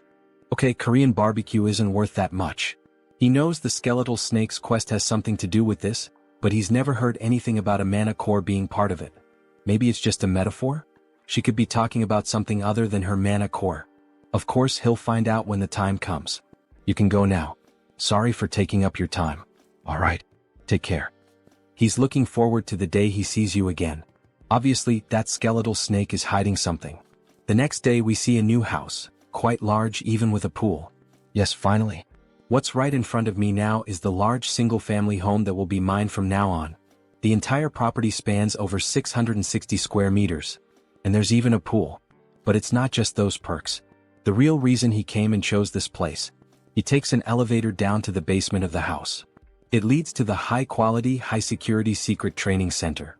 Yes, he never thought he'd see this day. Kim is truly happy. Enjoying the nice weather, sir? Yes, Director Choi. Thank you so much for suggesting this amazing place to him. Don't mention it. Still, why did you decide to make the move so suddenly? Because his disciples have been visiting his home quite frequently lately. He just wanted to provide them with a better environment. He also needed a bit more space. And since you brought that up, of course he's already prepared everything. Please feel free to use this to help you reach level 5. We see a massive capsule, equipped with advanced technological components. Hello, Master. She is a magical spirit born to support you, Master. How can she assist you today? First, precise measurement. From this point on, leveling up requires a more complex process. To achieve the best results, he needs the help of a spirit. Beginning precise measurement. Inside the capsule, all of his attributes, abilities, and powers begin to appear on the screen. Level 4 Warrior Class. Musculoskeletal Class, Giant. Musculoskeletal Class, Diamond. Healing Class, Immortal. Mana Class, Soul. Mana Class, Sigurd. Battle Class, Tiger King Swordsmanship. So that's how it's structured. However, several error messages suddenly start flashing on the screen. He doesn't understand what's going on. Master, there's been an error in reading your mana circuit. That's probably his fault. He's capable of altering his mana circuit in real time. That's actually top secret information, by the way. Is that even possible? That's not recorded in any of his data. She just saw it with her own eyes. So yes, she just witnessed it herself. That's why he'd like to prepare a level 5 elixir that suits him well. The spirit pauses in thought. A regular elixir wouldn't work, but if it's custom-made, it's possible. Really? The performance does match the high price, huh? Please tell me all of your abilities. Please tell her all of his abilities. All right. First of all, he possesses 11 high-level traits, successfully registered. The master's abilities total 136. The design has been completed based on the Celestial Throne elixir. Celestial Throne? He's referring to that elixir that only exists in theory. Is everything ready for the elixir's production? That's not the elixir he expected, but that's fine. He trusts that the spirit found the right elixir for him. Absolutely. Let's begin. Then, initiating production of the level 5 elixir. We see the mutant's mana cores being used in the process. The full moon night has arrived. The house is lit up from top to bottom. Congratulations on becoming level 5. Congratulations, Master. We brought you some gifts. How did you know? That man over there told us. Great day for a party, don't you think? Congratulations, warrior. You told them, Director Choi? Of course he did. It would have been a waste not to celebrate an occasion like this. Then he hears an explosion. It was fireworks from the first family he helped. The great achievement of Warrior Kim. Congratulations, from security number 1. Wow, unbelievable. He turns red like a strawberry. You too, Woojin? You're making me embarrassed. Oh, and by the way, there's also a flower wreath at your door. Congratulations on reaching level 5, Warrior Kim. From the Order of the Old Father. How far has this news spread? Is this supposed to be a provocation? Now that he's level 5, he'll have to act discreetly. Everyone will be watching his every move. And they send me something like this? He starts tearing apart the flower wreath. While Kim was tearing it apart, a car pulls up beside him. A beautiful woman with purple hair and dressed in executive attire steps out. Finally, more women are starting to appear in this manhwa. So, who the hell is that now? Everyone, even everyone's mother, is coming to his house today. Superhuman Warrior Kim, right? Congratulations on reaching level 5. Thanks. But who are you again? Apologies for the late introduction. She is Song Hee-young from the Kumo Group. Third daughter of the Kumo Group. Song Hee-young, level 6 superhuman. Gasp. She's the youngest daughter of the Kumo Group. And what business would the Kumo Group have with me? We were thinking of leaving a request. A request, huh? Wait a second. From what he knows, the Kumo Group is in the middle of a succession war, isn't it? Getting involved in the internal affairs of the Kumo Group will only make things more complicated. The wise choice is to refuse the request right here and now. We wish for him to participate in the 5 consecutive duels that will be held for the succession, as the champion. Then she begins to open the briefcase she was carrying. The compensation will be more than satisfactory. How about this as your payment? There's no doubt, this girl is strange. Those ears and eyes, and those marks on her neck. Wait a second. That pistol. Is that the gun that holds the power of destruction among the Daisen weapons? That changes everything. Bring me the contract right now. Time to get some rare items. The next day they head straight to the main building of the Kumo Group. Such generosity on her part. Imagine her offering a Daisen weapon. He already owns 2 from the Daisen series. She knew he would accept the offer. Since she's willing to pay that much just as a fee, he can't help but wonder what she'll give him if he actually wins the duel. She will give him another weapon from the Daisen series, one that has the Paralyze ability. Wow, seriously? It's like one of those buy one get one free deals? Well yeah. If he manages to win consecutively, she'll give him even more incentives. But he shouldn't get too greedy. After all his opponents will be level 6. He just needs to defeat the one she tells him to. Other than that, he can relax. And so, the day of the tournament finally arrives. A massive arena with a huge crowd watching the spectacle. Even Kim is impressed by the sheer scale of these duels. The two of them walk toward the designated area and end up encountering Hee-young's brothers. Look who showed up, the little sister. They thought she wouldn't dare appear in this stadium to try anything, yet here she is, wearing that look of disdain. However, she simply ignores them and heads toward her seat. How rude of their sister. Eldest son of the Kumo Group, Song Hee-jun. Level 6 superhuman. Leave her out of this. This is a fight between you and me. Second son of the Kumo group, Song Hee-cheol. Level 6 superhuman. It seems the two of them don't see Song Hee-young as a threat. It makes sense considering she's still young. The first duel will be between the champions of the eldest son and the second son. Yes, both are extremely strong opponents. We see the first superhuman. Mr. Armored Soldier, level 6 superhuman. Mr. Pyromaniac, level 6 superhuman.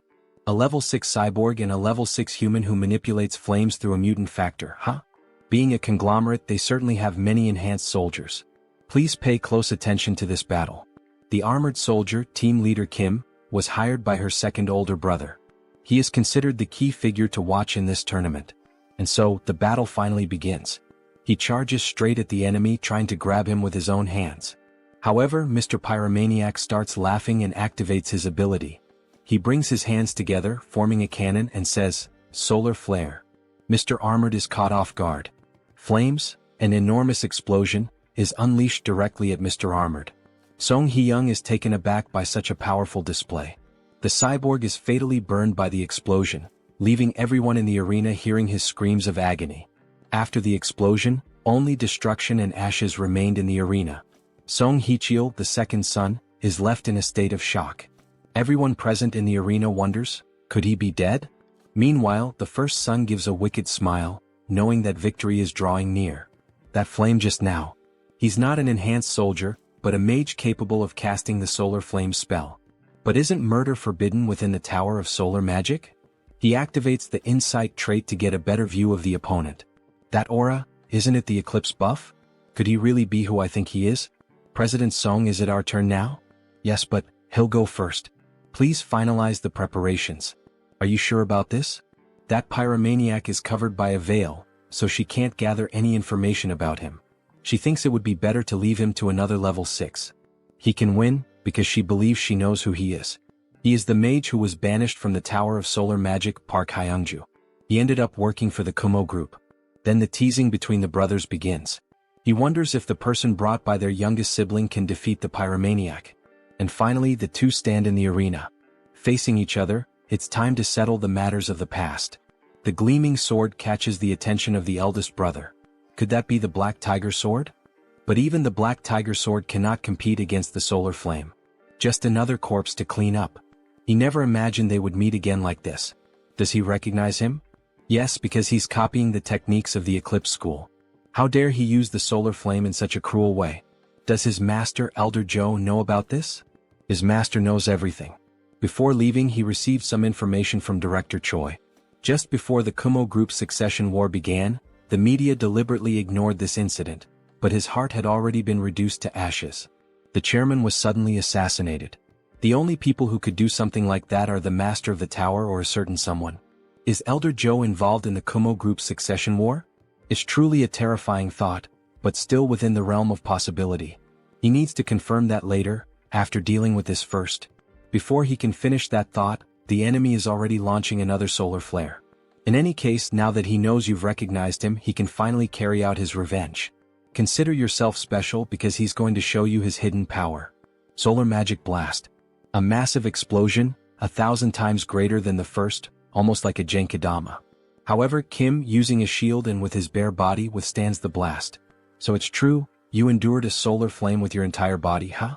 But a Solar Magic Blast is completely different. Turn to ashes. He enhances the explosion, shaping it into a flaming Kamehameha. Impossible. A level 6 casting a magic blast? How can a level 5 superhuman resist something like that?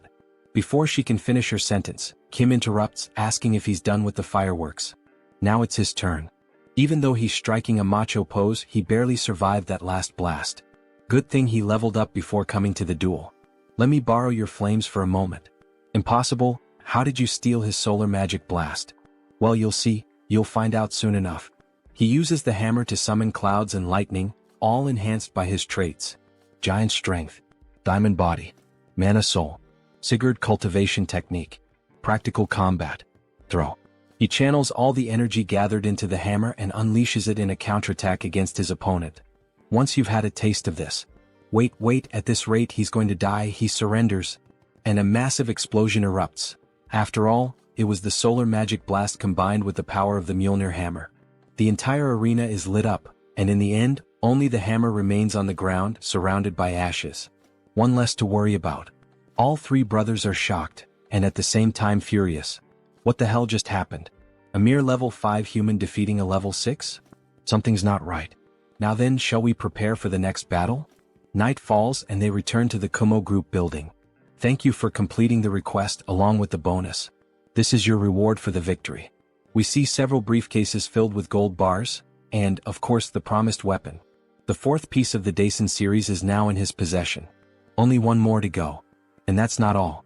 She did say she would provide incentives, right? It's not much, but here it is. Kumo boots. Effect. Ignores inertia, Mr. Magic Shoes. What do you mean it's not much? Rich people are really generous. He's not so sure if he should accept something this valuable. Please, you've earned it. 3 consecutive victories. That was truly impressive. After that, he won 3 more matches in a row and then withdrew. The remaining champions finished the tournament, and he left with Song Hee-young as the victor. He could have faced more opponents, but he didn't want to reveal everything he had in this tournament. Because the entire world was watching the Kumo group's succession war, across every possible channel. Newspapers, news broadcasts, the internet. So, does that mean she's now the main candidate for succession? Of course not. The duel was merely a pretext to persuade the council. Her brothers were certain they would win, but their plan failed. Still, they won't give up so easily. I see. It's true she's at a disadvantage since she's the youngest. The only thing the Kumo group believes in is not morality or the law, it's overwhelming strength. Yes, but she has no intention of letting them do whatever they want. And that's why she would like to entrust him with a new mission. What kind of mission? She offers such generous rewards, there's no way he could refuse. There is one way to overturn this situation. She then touches her earring and a hologram is projected, of a black raven. The raven chip. This chip contains a mutated gene that responds only to our family's DNA. If we can secure it, she'll be able to reach level 7 and turn everything around. So she's willing to risk the dangers of the mutated gene. Of course he'll give it a try. Really? Obviously. He'd be a fool to turn something like this down. Because, in a place that looks like a shopping mall, a raven with deep black eyes appears. A strange-looking boy is on the phone. President Song. He's found the item. He already knows where it's located. Returning to the present. If he manages to bring her the raven chip, she'll give him double that amount. Something around 10 billion won. And if he manages to secure the position of president, she promises to grant him the Kumo helmet and belt that belonged to her brothers. But before she could finish speaking, she asks if the protagonist is okay, since he's completely red. Sorry? His nose itched for a second. Please go on. The Kumo equipment that the 3 of them possess will end up going to the president in the end. That means the full set of Kumo equipment, which has effects comparable to rank SSR gear, will be mine, right? He looks like a cowboy. What insane rewards. Anyway, her brothers can't find out about this, so please keep it confidential. If he needs anything for this request, let her know. Alright then. Can he get some diamonds? Well, he can see the entire Gangnam district from up here. Money really is a great thing, huh? Then the protagonist starts using the diamonds on the items he obtained. Detection helmet. Extreme speed shoes. Rage axe. Crisis detection ring. Time to absorb the attributes of these magical items. All the new traits begin to be absorbed into his body. And by accumulating them all, he unlocks a new one, Air Raid. Movement skill acquired. Now that the preparations are complete, it's time to begin. He leaps at high speed toward his target, landing right on top of a raven statue. Now time to report to the client. President Song, he found the item. Already? Where was it? Right in front of the raven statue in the main hall. But there's just one small problem, President. And what problem would that be? He's going to have to make a bit of noise to get the chip. So, she'll have to take responsibility for what's about to happen, Chairman. He then destroys the raven sculpture, revealing the chip he was looking for, being carried by a golden raven. Raven chip secured. Where does he need to go now? Head to the body modification facility on the 2nd floor. She's heading there as well. Her brothers have probably already noticed. She needs to hurry. Don't worry. She's always hated the fact that she was born after them. So this time she's going to be faster than they are. She finally arrives at the body modification facility. Youngest president? What brings you here at this hour of the night? The modification room is empty, right? Start everything up now. Okay. The lab assistant begins initializing the modification program's commands. But, What are you planning to do with that?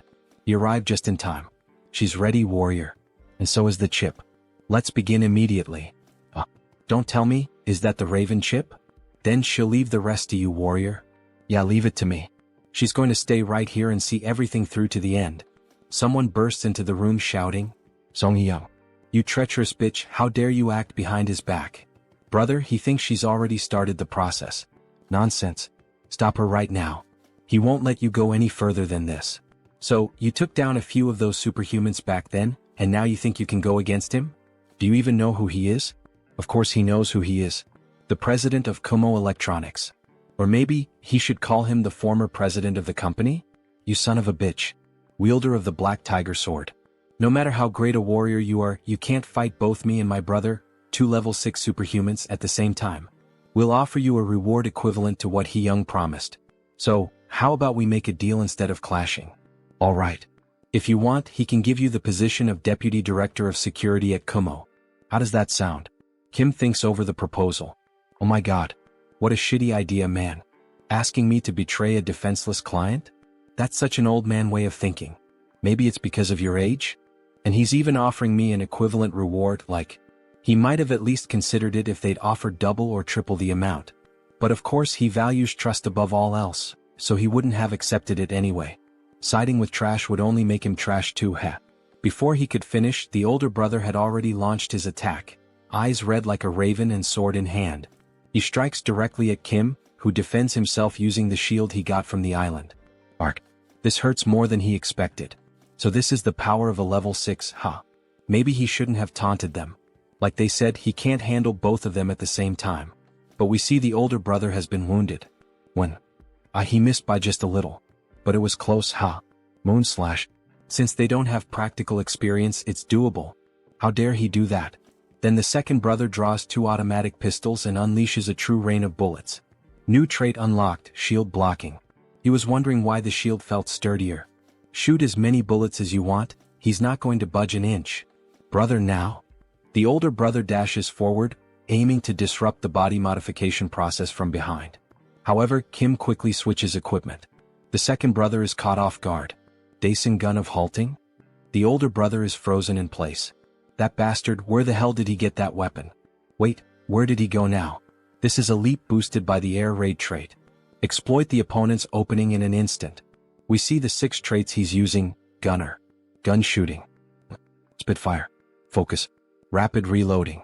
And he rains down attacks like an airstrike. Are you thinking of giving up now, Mr. Song Hee-jun? How laughable. To think you'd win with such a minuscule amount of power. What, are you relying on an item now? He then transforms. This is the Raven of Absolute Darkness. In addition, several building security guards start to arrive and surround the protagonist. He's going to put an end to your insolence here and now. Damn it, not even he can guarantee he'll get out of this safely. Everyone stop. A golden light begins to shine from the body modification capsule. Everyone turns, stunned. Kim is happy it's finally done. The brothers are worried. This time, unfortunately, you arrived too late, my brothers. Third child of the Kumo group. Song Hee-young. Level 7 superhuman. She's taken on an angelic form, completely golden, a literal goddess with beautiful wings. She is now the Solar Raven. Solar Raven? Who does she think she's trying to scare? Alright then, let's fight. Please stop. If the youngest president were to fight seriously, this building wouldn't last a minute. He thought the outcome had already been decided in the last confrontation, and yet he's acting like this. Founding contributor of the Kumo Group, Director Young Kyung-jun. Is he disregarding the procedures decided by the shareholders? Now father-in-law. That's not what he meant. If that's not what he meant, then could he be plotting something beyond the president's death? He gets nervous and decides to back down. At last, we have a better view of the new president. A beautiful angel, or rather, a beautiful raven. Congratulations on reaching level 7, President Song Hee-young. He'll see her at the shareholders' meeting to elect the next president. A few days later, both are on the terrace of a luxurious house. As tradition dictates, her brothers have withdrawn from all their businesses and departed for the United States. Congratulations. She's about to become the next president of the Kumo Group. Fufu. It's all thanks to you. Did he receive the items from her 2 brothers as promised? Kumo helm, Kumo belt, Kumo boots. Ah yes, of course. Thanks to you he's completed the Kumo set. Ah. If you have more requests in the future just call me. While sipping her fine wine she remembered. Now that you mention it she actually has one more proposal for you. What kind of request with a high reward is it this time? Then she offers a different prize. SSS rank ring. A ring? Sir Warrior, would you marry me? Sorry, but he's going to have to refuse. I can't understand this protagonist. He gets so few chances with women and refuses this beautiful level 7 woman? I'm suspicious of this protagonist. Back to the manhwa. What? But why? There's no way you'd be lacking as a partner. And you're right about that. You have both wealth and beauty. Either way she's just not his type. Making that romance anime face. What? That's absurd. Why would such an insignificant factor matter to people like us? In fact, is it significant? She herself is surprised, just like me the narrator, to have been refused in this way. Yes, the narrator loves women in business attire. Whoever agrees with me type it in the comments and I'll send you a heart. He would like to marry someone who shows genuine affection. Not someone like you who sees me as a means to consolidate power. Quite romantic, isn't it? Kim Joonsoo, 22 years old, who doesn't want his pure heart to be betrayed, not even in Arcane Seoul. He truly is an unpredictable person. In that case she would like a cooperative relationship, where we can help each other at any time. Would that be alright? Yes, that would be more than welcome. And so, that night, a new alliance was formed with the clinking of glass cups. Then, after finally leaving her house and heading back home, he starts to grow pensive in the car. Kind of feels like he just threw away the chance to live in luxury for no reason. That leaves a bitter taste. After all, he's still in his intense early 20s. Marriage might have been too much, but if it were just dating. Look at this beautiful woman he just lost. Today, the narrator is disappointed with Kim. He even slaps his own face to stop thinking about it, startling even the driver. Control yourself. The situation is unfolding differently from the game, as far as he knows. What he should focus on right now is Elder Joe of the Solar Magic Tower. Back at the tournament, that bastard said his master knew everything about what was going on. She's acting suspicious. And just as he was thinking about this matter, he got a call from the Solar Magic Tower. The director's son. What convenient timing. The next scene is in Phoenix Valley. However, it looks deserted. Kim wonders why he doesn't see any phoenixes flying in this area. Well, it's been quite a while, hasn't it, Superhuman Kim? Oh, or should he call you the owner of the Black Tiger Sword? Tower Master. It's been a long time. And of course his grandson is with him as well. He's noticed that you've become a greater person, huh? He'd like his grandson to learn from you. Grandpa, why don't we get straight to the point? Now that Mage Kim has awakened, he's starting to show his true nature, huh? Superhuman Kim. He's sure you already expected this, but we called you here to make a request. Is it because of all the Phoenix disappearances? Correct. He has no idea where they might have gone. He supposes that some mythical beast might have taken them all. That's very possible, but have you considered the possibility of unauthorized poaching? That's highly unlikely. Our security was flawless. But what if someone on the level of an elder of the Magic Tower had acted? Someone on the level of an elder, huh? That would be possible, yes. But who would dare do something like that? The misuse of a phoenix is a clear violation of the rules. He then starts to get angry and ignites his entire body, showing why he is the tower's director. Of course, he will find every last missing phoenix, and find whoever is responsible for this. But you have to promise me an extra fee. Then we see a car speeding over the water at high speed. What do you think of this red stove? It's an amazing sports car. And it's really fast. If he entrusts the driving system to a spirit, automatic driving is possible. But no speeding. Meh. Asks the spirit with an innocent face. By the way, how did you come up with the idea of getting this car as our advance payment? He could never even dream of driving it because his grandfather really treasures him. Because he needed it for the request. We need a very fast car to catch that thing. A huge bluish-green phoenix flying at high speed. A moment ago. Sir, what the hell is that? Oh, can he recognize what that is, made on the ground? It's a phoenix. Made of steel wires. It definitely doesn't look like one. You only replicated its bone structure. You can save the compliments about the quality. I will. He managed to get some crafting attributes from it, so of course. Alright then, Mr. Mage. Let's take a bit of your blood, shall we? Says Kim with a scary face. What does that mean? To think that that small amount of his blood transformed that wire into an artificial phoenix. His blood contains the essence of the phoenix, so if we can just use its homing instinct, we'll be able to find out where the rest of them are. When night falls, they finally arrive at an island called Ulungdu. So this is where they were, huh? But they don't seem to be in good condition. They look tired and dehydrated. They should have lived for more than 20 years, but they seem drained of energy. Can you check their mana, please? Yes. He begins to check using fire as a sensor. These guys had their mana stolen. From the heart to the blood vessels, everything was burned dry. Wait, this traces. Yes, Mage Kim. He believes you can find out who did this. He then focuses more and finally discovers the Eclipse School? Yes, that's right. How clever. Let's contact the Tower Master immediately. The culprit is none other than Elder Joe from the Eclipse School. Joe Akbun, that crazy bastard. He erupts like a volcano. Grandpa, please calm down. She was caught trying to take all the phoenixes for herself. He swears to God if he catches her, he will. So he's saying that Elder Joe also disappeared from the tower? Yes. He went to her office, and she had vanished, leaving her clone behind. What, is she mocking me or something? He swears he will. Clone?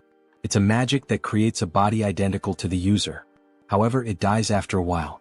Was she just trying to buy time?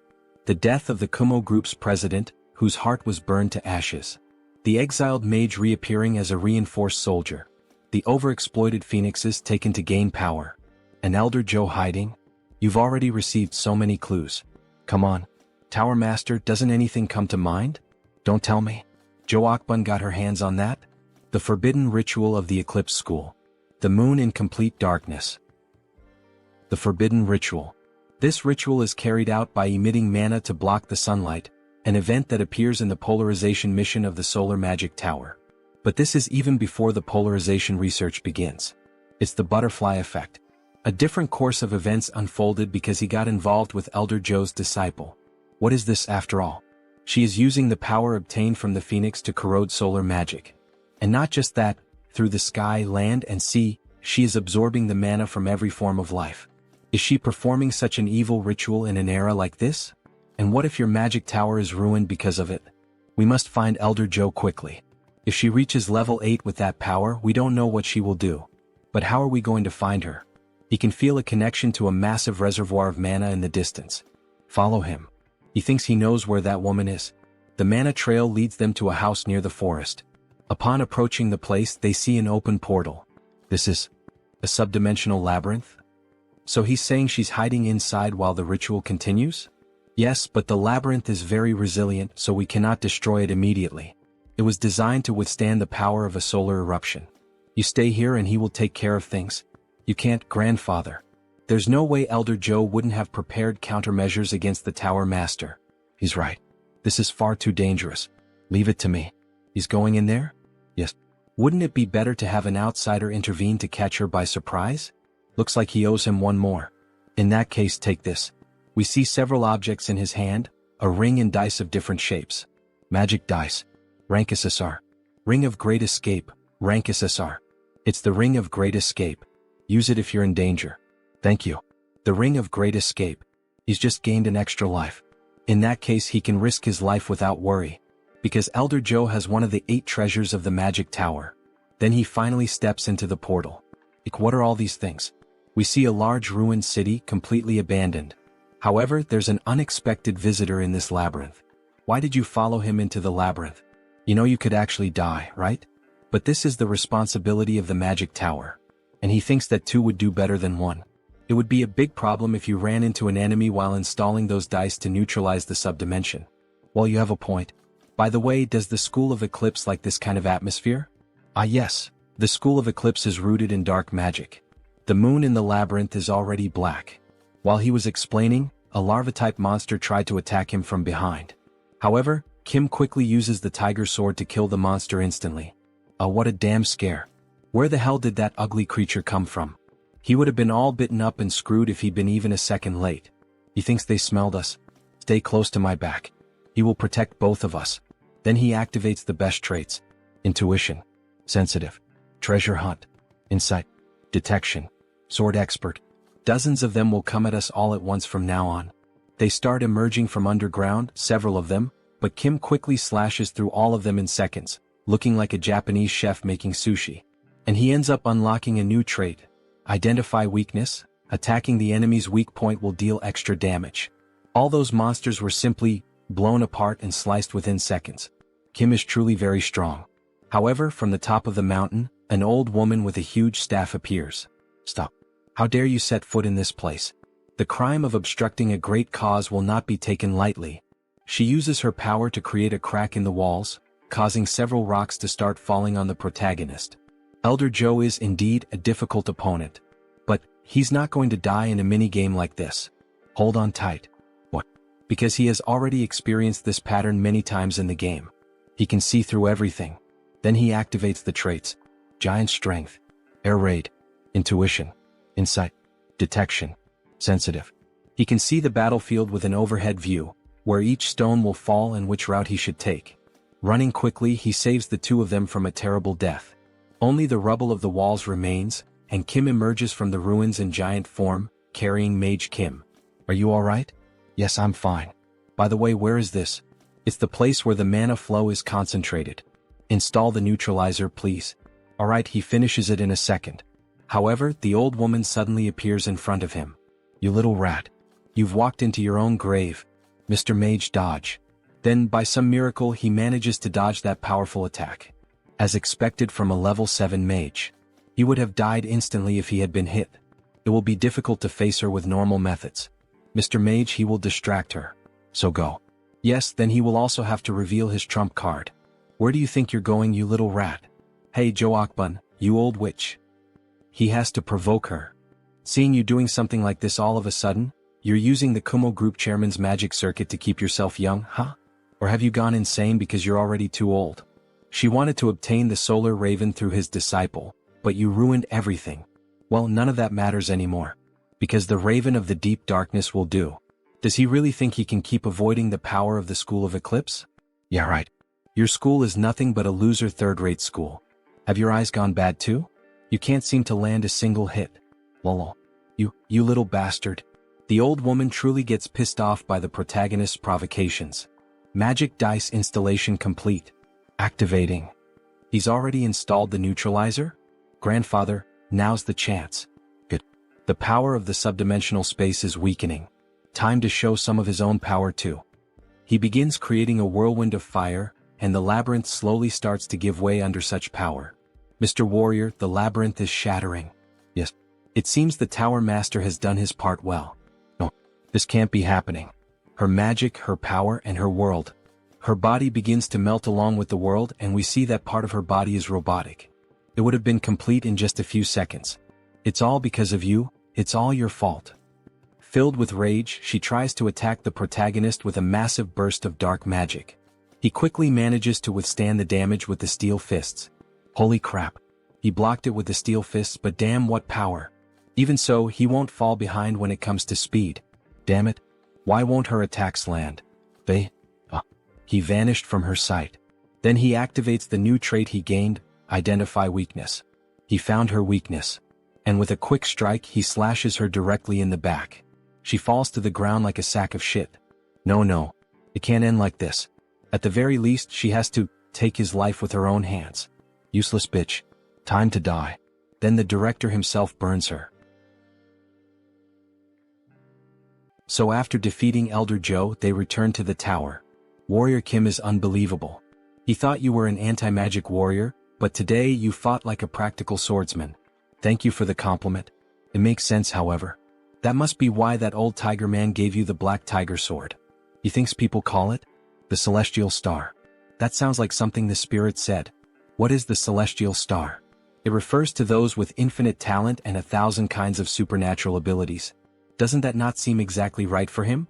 Anyway, he should reward you for this incident. Ring of Eclipse, SSR. It is a treasure he found from Elder Joe. Understood. One of the 8 treasures of the Magic Tower, and the strongest item of the School of Eclipse.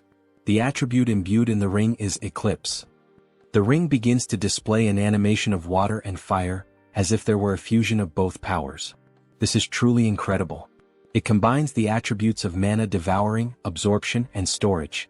Says Kim while driving his new Ferrari that literally flies from being so fast. Time passed and autumn arrived.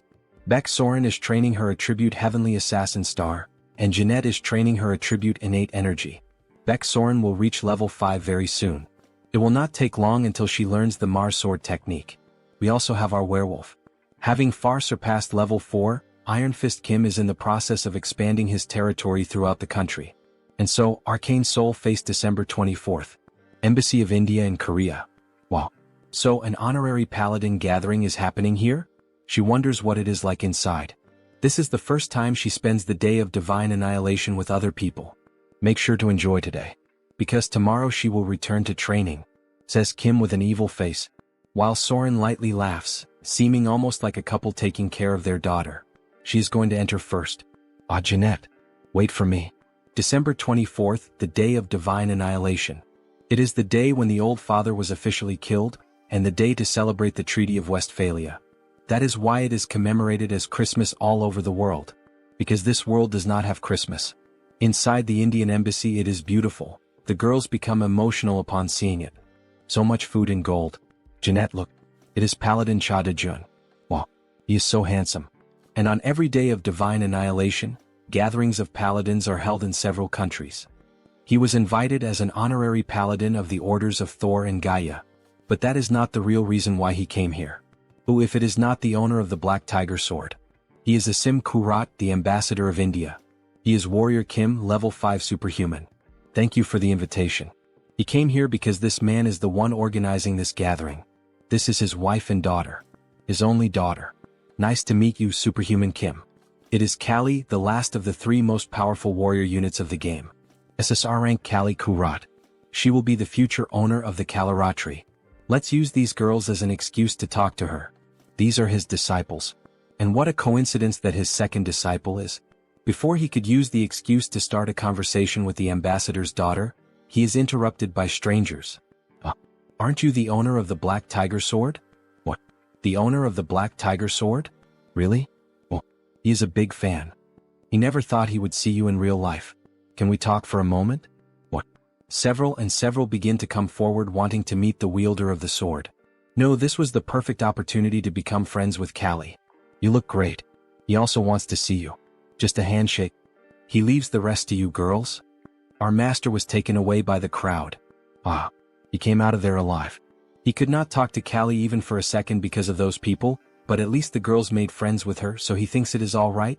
Sometimes he makes this kind of face and, really, they are actually making fun of Kim behind his back, but at least they are making Kali laugh. Returning to Kim, he begins to pay more attention to the weather, since he is finally alone.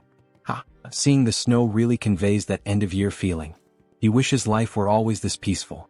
However, the silence is interrupted by a girl. Hello. Would you mind having a small conversation, Mr. Kim? A beautiful woman in a black dress. But what we did not expect is that, in fact, that woman, this is the priestess of the Order of the Old Father. The very same one from the beginning of the story who forced him to serve her god. What brings you here? You must be busy since it is the day of divine annihilation. It is not the day of divine annihilation, it is the day of resurrection. Yes, of course, right? She is sure he already knows that she is showing great consideration. Consideration, she says? What kind? Have you never thought it strange? That he is still alive after you killed one of our inquisitors. That happened in the labyrinth, but even so she knows about it? If she had not intervened, his pathetic life would have already ended. It is all thanks to me working behind the scenes. Do you understand? Why did you do this? It is not as if he asked for it. He must do it, so that his great soul may become the light and the savior of our order. Soul. By soul she means the real world self? In the real world he was just one among countless losers. A fool who achieved nothing, failing both in love and in life. Is she mocking me or something? Why the hell are you doing this to someone like me? Could it be that she is referring to my ability to switch attributes? He means if you consider this ability as being imbued in his soul. He thinks you could call it the Great Soul, but he would like you to become stronger than ever, so that a great vessel worthy of the magnificence of the soul may be completed. Take that crap yourself. He is not going to let that happen. Today is the day. Today? Everything starts from today. It is mostly thanks to you, Savior. While you were running everywhere causing trouble and chaos, we managed to accomplish many things. What nonsense are you talking about? You will see soon. A magic circle begins to form beneath her feet. Until we meet again soon. Then she activates the magic with her hands and disappears in front of the protagonist. As if she had never been there. Crazy bitch. She simply disappears after saying everything she had to say. What kind of crap is she plotting this time? Everything starts from today, she said. The main story of the game has not even started yet. Arcane Seoul. It makes no sense that Episode 1 with content equivalent to a full expansion pack would begin now. But today is the day of divine annihilation. On the very same day Episode 1 begins. December 24th, 11 hours 59 minutes and 27 seconds. Back in the game, the mysterious words of the priestess marked its beginning. Could it really be? The seconds keep passing until reaching 59, and when it finally turns to December 25th, a huge explosion happens right behind Kim. What was that? What is happening? Damn, it has begun. Episode 1, Terrorist Attack in Seoul. Bombing attacks all over the city begin to be reported. Mysterious monsters also begin to appear at the event of the Indian embassy.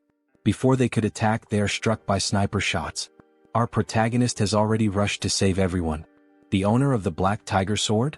Protect this side with the other paladins. Understood. And what about you, sir? There are people he needs to protect. It looks like the war in Arcane Seoul is really about to begin now. The manhwa is getting even more exciting. See you in the next recap. The attack began with monstrous serpents attacking everyone at the embassy. However, the two disciples of warrior Kim tried to defend everyone. Ambassador, are you alright? The terror in Seoul struck the entire city of Seoul. In the game, Callie's parents end up dying precisely in this terrorist attack. Ah yes, thanks to you. Hey, look behind you. With this as a turning point, Callie, devastated by grief, decides to become a superhuman. Then, the serpent is quickly sliced into pieces without having a chance to attack the family. The girls already knew whose technique that was, Professor Kim's. Won't he let this happen in this temporal life? Come to me, the rest of you. He is a busy businessman, as you can see. After finishing off the monsters, Kim leaves in the flying car and starts making calls. Hello, Commander? If it isn't the superhuman Kim. Sorry, but he is very busy right now with the terrorist attack in Seoul. He will have to return your call later. No, he has to tell him this right now. This terrorist attack is happening throughout the Seoul region, but there is only one real target. The president is in danger. What? Is that true? But he received a report saying that the Blue House was safe? That is true, but the president is not there. It is obvious where the single president would go on the night of the day of divine annihilation. He will send you the location. He will see you there. It is the building belonging to the president's secret lover. We have arrived at the destination. Should we land on the rooftop? There is no time for that. Anywhere the president stays, no matter how briefly, has strict security. To bypass the security procedures and enter immediately. He then jumps from the car and gains momentum in the air to break into the building. He will have to destroy the specially made glass. He manages to break into the president's lover's building. Wait, could he by any chance be the owner of the Black Tiger Sword? Are the two of them alright? Forget that, look behind. Then Kim is caught off guard by a sword attack from a mysterious woman. An explosion occurs from the clash of both swords. She is going to cut him into pieces and hang him at the Gwanghwamun gate. That old tiger will love this. The Japanese sword, Demonic Blade Masamyun. It is a weapon that inflicts a guaranteed random curse with every strike that lands on the enemy. Wielding two weapons, Very well then, let's see how much he has learned from that old man. She then unleashes a slashing attack from a distance. Kim quickly switches the hammer for the shield to parry the attack, however, even so he is injured. All that damage from just one attack even after he blocked it? Mitchum, not bad, But can he withstand this as well? She launches another slashing attack. Kim tries to stop it by matching her strength, but he ends up losing and is hurled against the wall. He cannot keep going like this. The Empress of Massacre prioritizes offense over defense. To survive even one more second against her, he will have to close the distance. He will not stand a chance if he only blocks her attacks. He quickly rushes to her back with impressive speed, the same technique he used to defeat the old woman of the labyrinth. However, she manages to keep up with that speed. How cute, now die. She strikes the shield again, however this time Kim switched the traits to endure more. Giant Strength, Diamond Body, Mana Soul, Fierce Assault, Resonance, Shield Strike. This ends up reflecting the attack back at her, sending her flying. Then he quickly switches to the hammer charged with energy and tries to strike her. You damn bastard. The only weakness of the Empress of Massacre is extreme close quarters combat. One wrong move and he will die, but let's try. They begin the 1v1 PvP, Samurai Sword vs Mjolnir Hammer. The sparks and massive destruction in the apartment leave the president and his lover terrified. Damn it. Because of the Empress of Massacre's broken passive ability, Invincibility, He was unable to inflict any damage. You annoying worm. This is the end. She then finally manages to land a blow and seriously injures him in the chest. He is more resilient than she thought he would be. Last words? Red. Take the president somewhere else. Confirmed. Moving to the designated location. Wait. The car speeds off at maximum velocity, safely taking the president and the woman away. What is he going to do now? She lost the target, huh? Ah, that bastard. He was aiming for this the whole time. This is the ultimate ability of the Empress of Massacre, annihilation of heaven and earth. A Japanese technique that slices the enemy in half. Damn, he cannot move because of the curse now. Is there really no way to escape this? Of course there is. What is that? Ring of Great Escape. The user can leave the battlefield once during the fight. Thank you for being so stupid. Then at the last moment before he is struck, he ends up being teleported from the battlefield and she hits the ground. In the end, she only left the sword stuck in the concrete. That son of a bitch. She will 100% kill him when she finds him. He throws himself into the sacred water that heals him. He managed to survive by a hair's breadth. If it weren't for the Ring of Great Escape he received from the Master of the Tower, he would probably have died there. He was lucky. Anyway, the commander should have already arrived. Could he restrain the Empress of Massacre? Honestly, that may be difficult with his strength. He should focus on healing first. Then he equips the traits. Immortal, Revival, Regeneration, Wound Recovery, Cure, Vigor. He can think about that later. His phone starts ringing. And he was just about to rest. Hello, Master. Holy God, is that Soren? Why didn't he answer her calls? 4 days. He thought he had lost his hearing. He was resting. Wait, did she just say it had been days since he last answered? Yes, she was worried about him.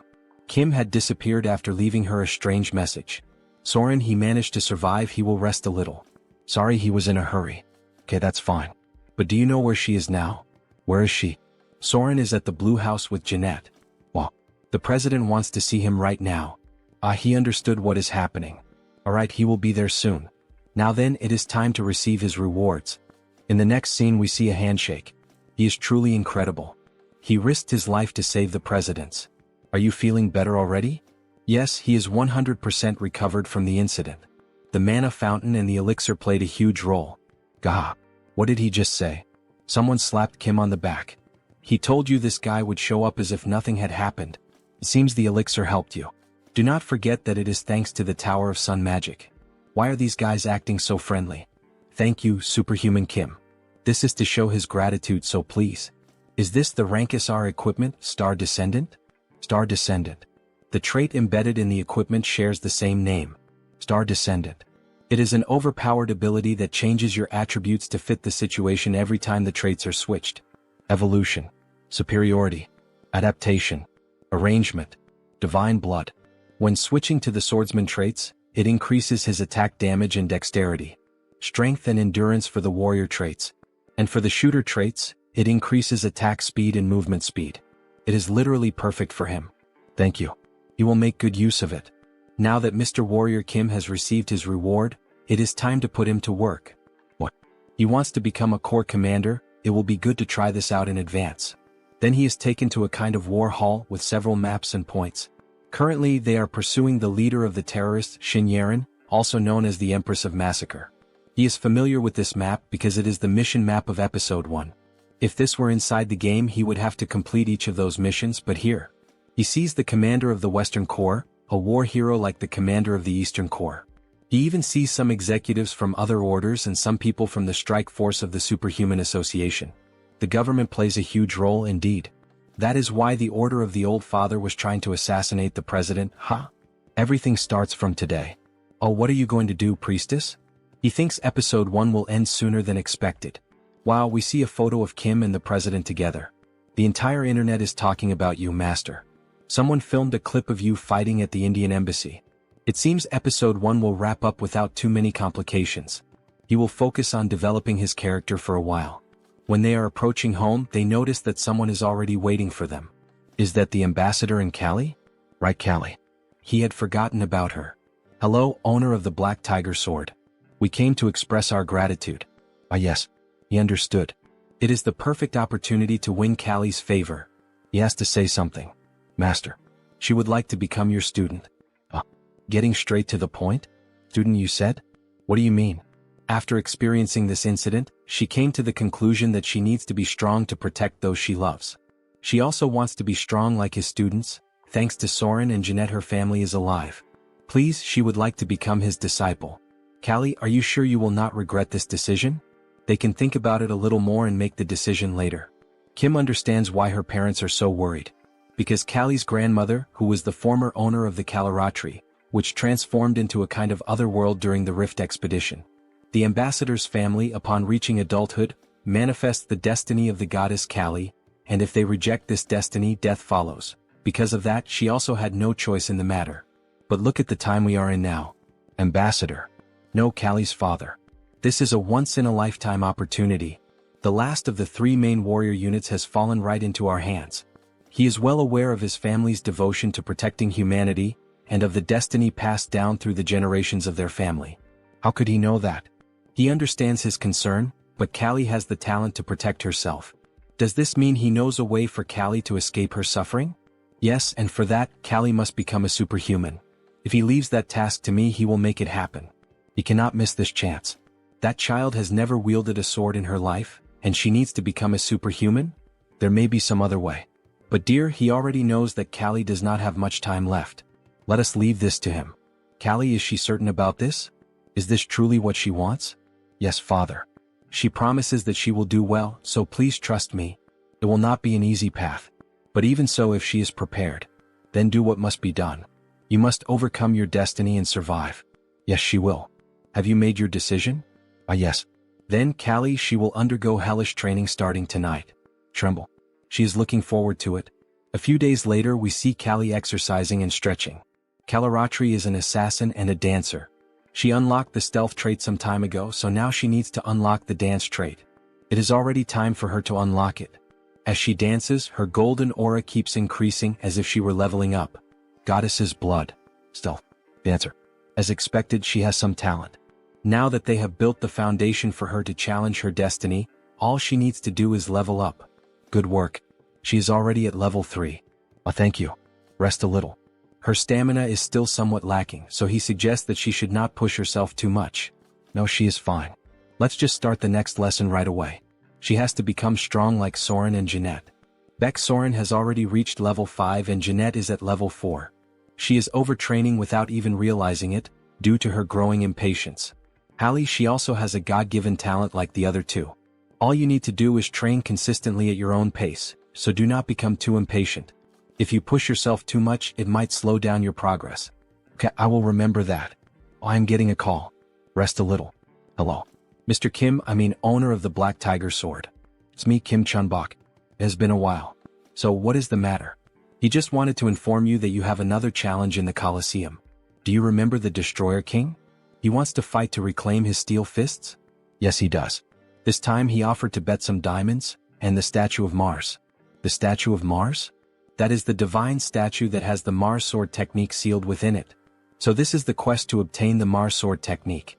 The battle will be in 2 weeks in the form of a 4-on-4 group match. Will you accept? Of course. You will see him then. He has 2 weeks to form a group. The Destroyer King will be fully prepared for this.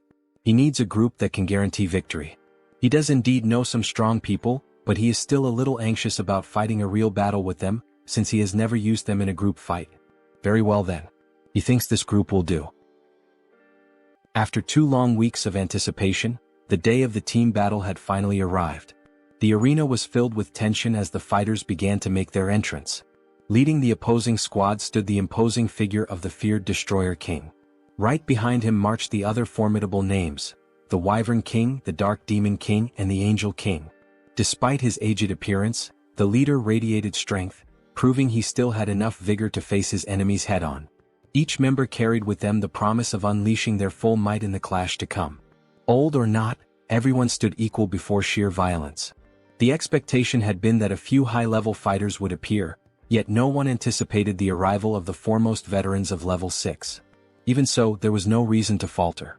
On the opposite side of the arena, the leader of the Warrior King's team emerged, Warrior Kim. Known as Iron Fist Kim, a lone wolf armed with a mechanical arm, he prepared to push his limits with the power that had been granted to him. Priest Kim stepped forward, proclaiming that even their god would answer the call of his brothers.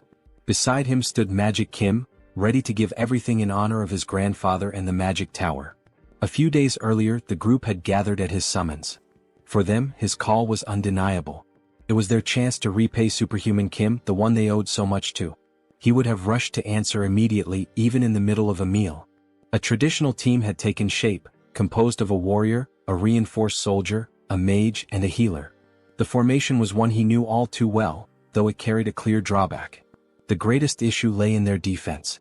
Yet reassurance came from a brother who claimed to hold a support skill that could balance the flaw. Even so, the weight of responsibility seemed to press down on him, though there was no need for such harshness toward himself. In the end, they were up against the veterans of the Colosseum, making a direct victory nearly impossible. The question lingered, what plan could he be preparing to use?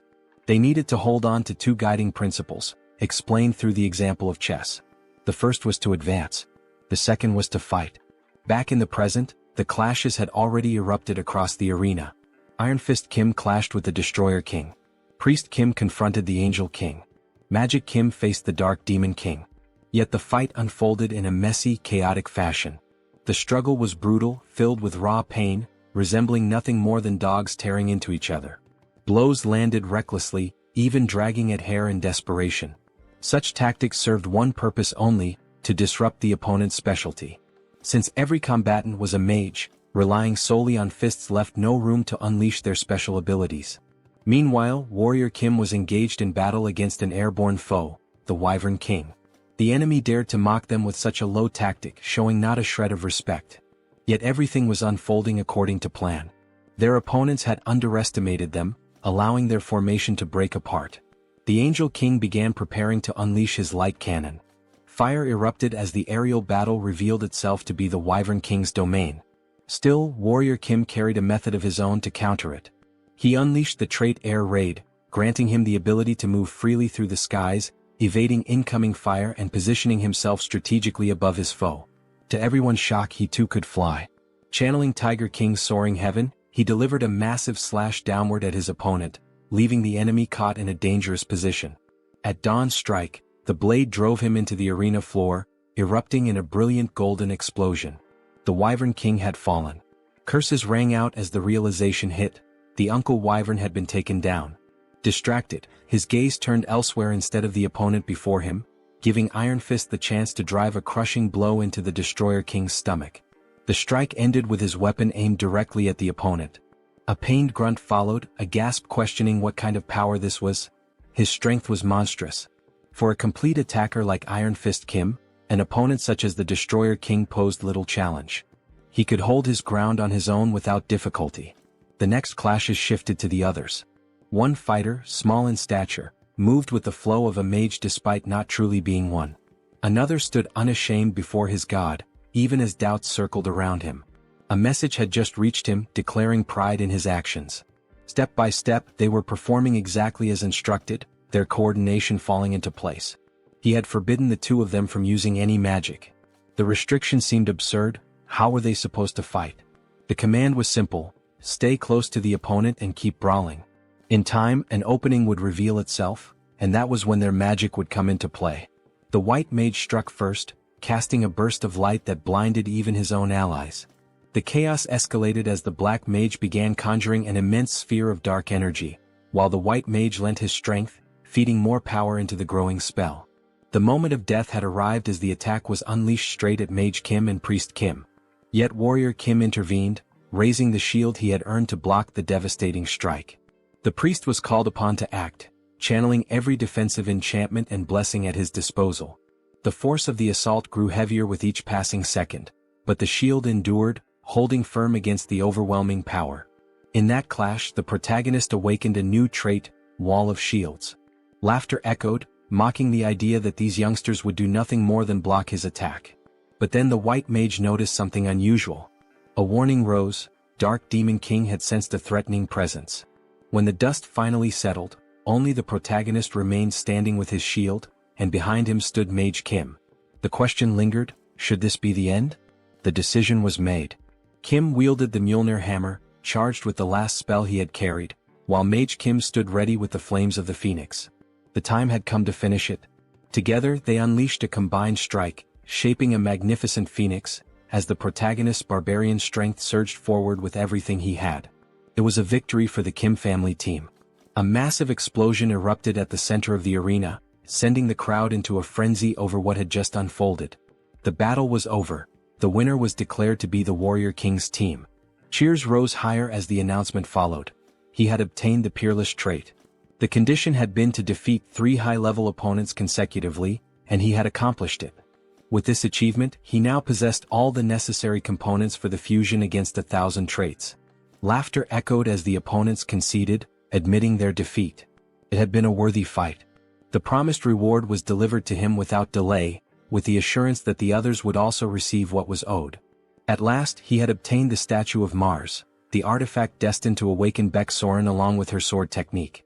A challenge for revenge was offered at any time, but the response was firm. Such a rematch would never come. Their time had passed. It was clear a new era had already begun. Days later, the scene shifted to the protagonist's residence, where a duel unfolded between Warrior Kim and Baek-Soren.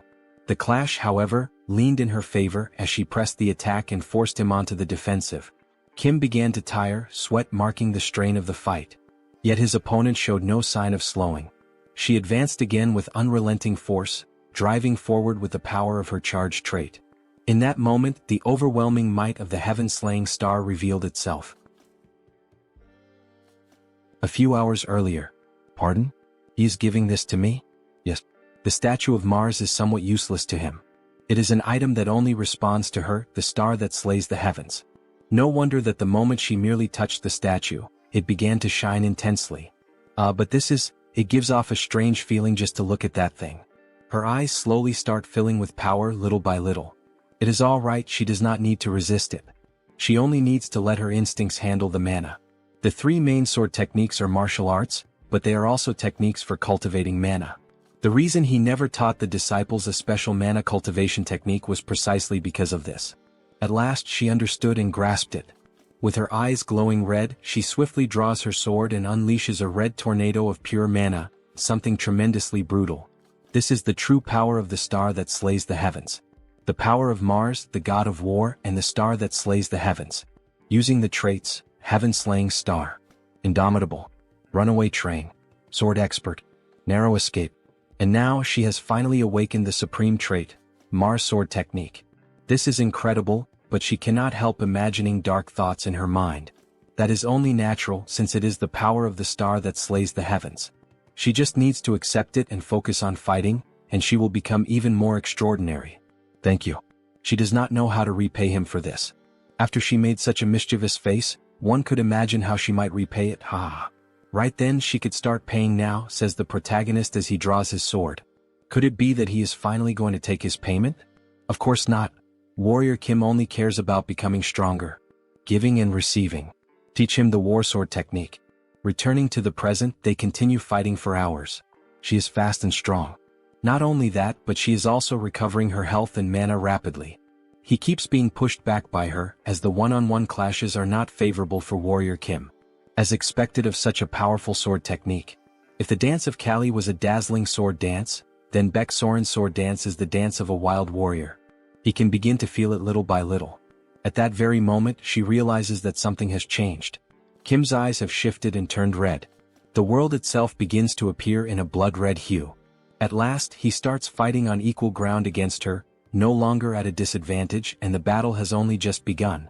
With a display of power, he hurls his disciple far away, slamming her violently against the wall. Surely that must have hurt. Trait. Mars sword technique. You have obtained a trait.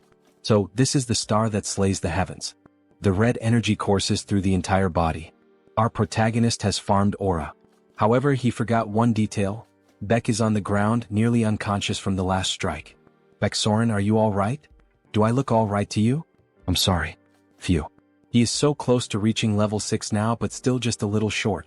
He feels that he can reach it if he only accumulates a little more experience. And he has someone perfect for a moment like this. The next day. Joonsoo workforce. Well, look who we have here. If it isn't the pride of our association in person. The best result of our association. The savior of Seoul, Hunter Kim, the owner of the Black Tiger Sword. Oh, he's here, the superhuman Kim. He's just the same as always, President. Anyway, he heard there is a major request pending? Warrior Kim called at the perfect time. Let him explain, since he was the one who arranged the commission. He heard that the Terror Federation has fallen, right? Episode 1, The Terror Federation. They acted under the instigation of the Order of the Old Father. Unlike in the game, they were annihilated by the incursion carried out by the government. From now on, it will be very difficult for them to rebuild the organization. At present, the Empress of Massacre, Shin Yaren, and her subordinates are scattered. So, at the request of the National Army, the Hunter Association, specialists in tracking, was pursuing the terrorists, but one of them decided to hide in a strange place we cannot handle. A strange place? The Monster Village. There was a mutant among the terrorists there. Right, because any mutant is considered family in the Monster Village. But a terrorist is still an extremely dangerous individual. It has been difficult because that bear mutant has been protecting him. But to think that he has a connection with the Monster Village. That is almost like fate. So that is what happened. But he cannot simply accept this request. To reach level 6, he cannot go against the Monster Village.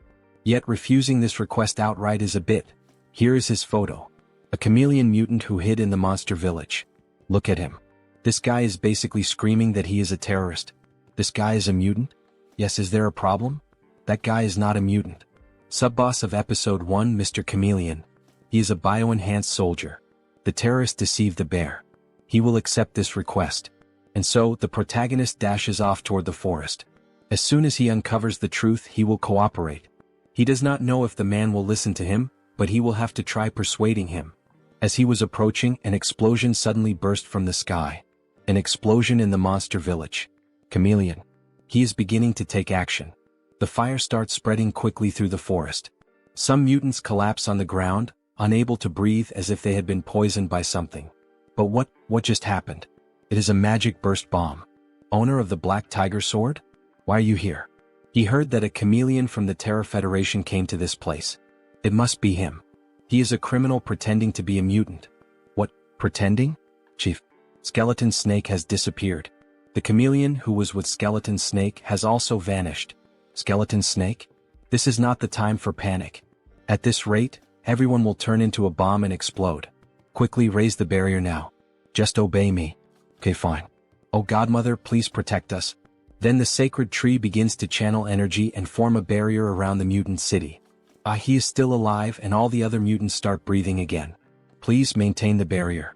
He will find the terrorist and Skeleton Snake. Are you sure he will be fine on his own? Then Warrior Kim equips the hunting traits, Phantom Eyes, Intuition, Insight, Detection, Clairvoyance, Trace. He will find them quickly and return. Kim arrives at a cave and around it there is something strange in the air. He knows they must be somewhere around here. Master. Baeksoren? Why are you here? You called me saying you needed her help. Did I do that? Alright. He sees that she has come to help. He ends up collapsing. Teacher, are you alright? Yes, everything should be fine. That is strange. Why does his body feel so exhausted? She thinks he needs to rest for a while. She will continue searching from here on. HM, are you sure you can handle that? Of course. Leave the rest to me and take a break. Give me a break forever? Don't make me laugh. Who would be fooled by a hallucination like that? Is this holy water? But it's already too late. Then an explosion ends up happening, and it is finally revealed who that cheap copy of Baeksoren was. We see Skeleton Snake tied up with several mana pouches inserted into his body.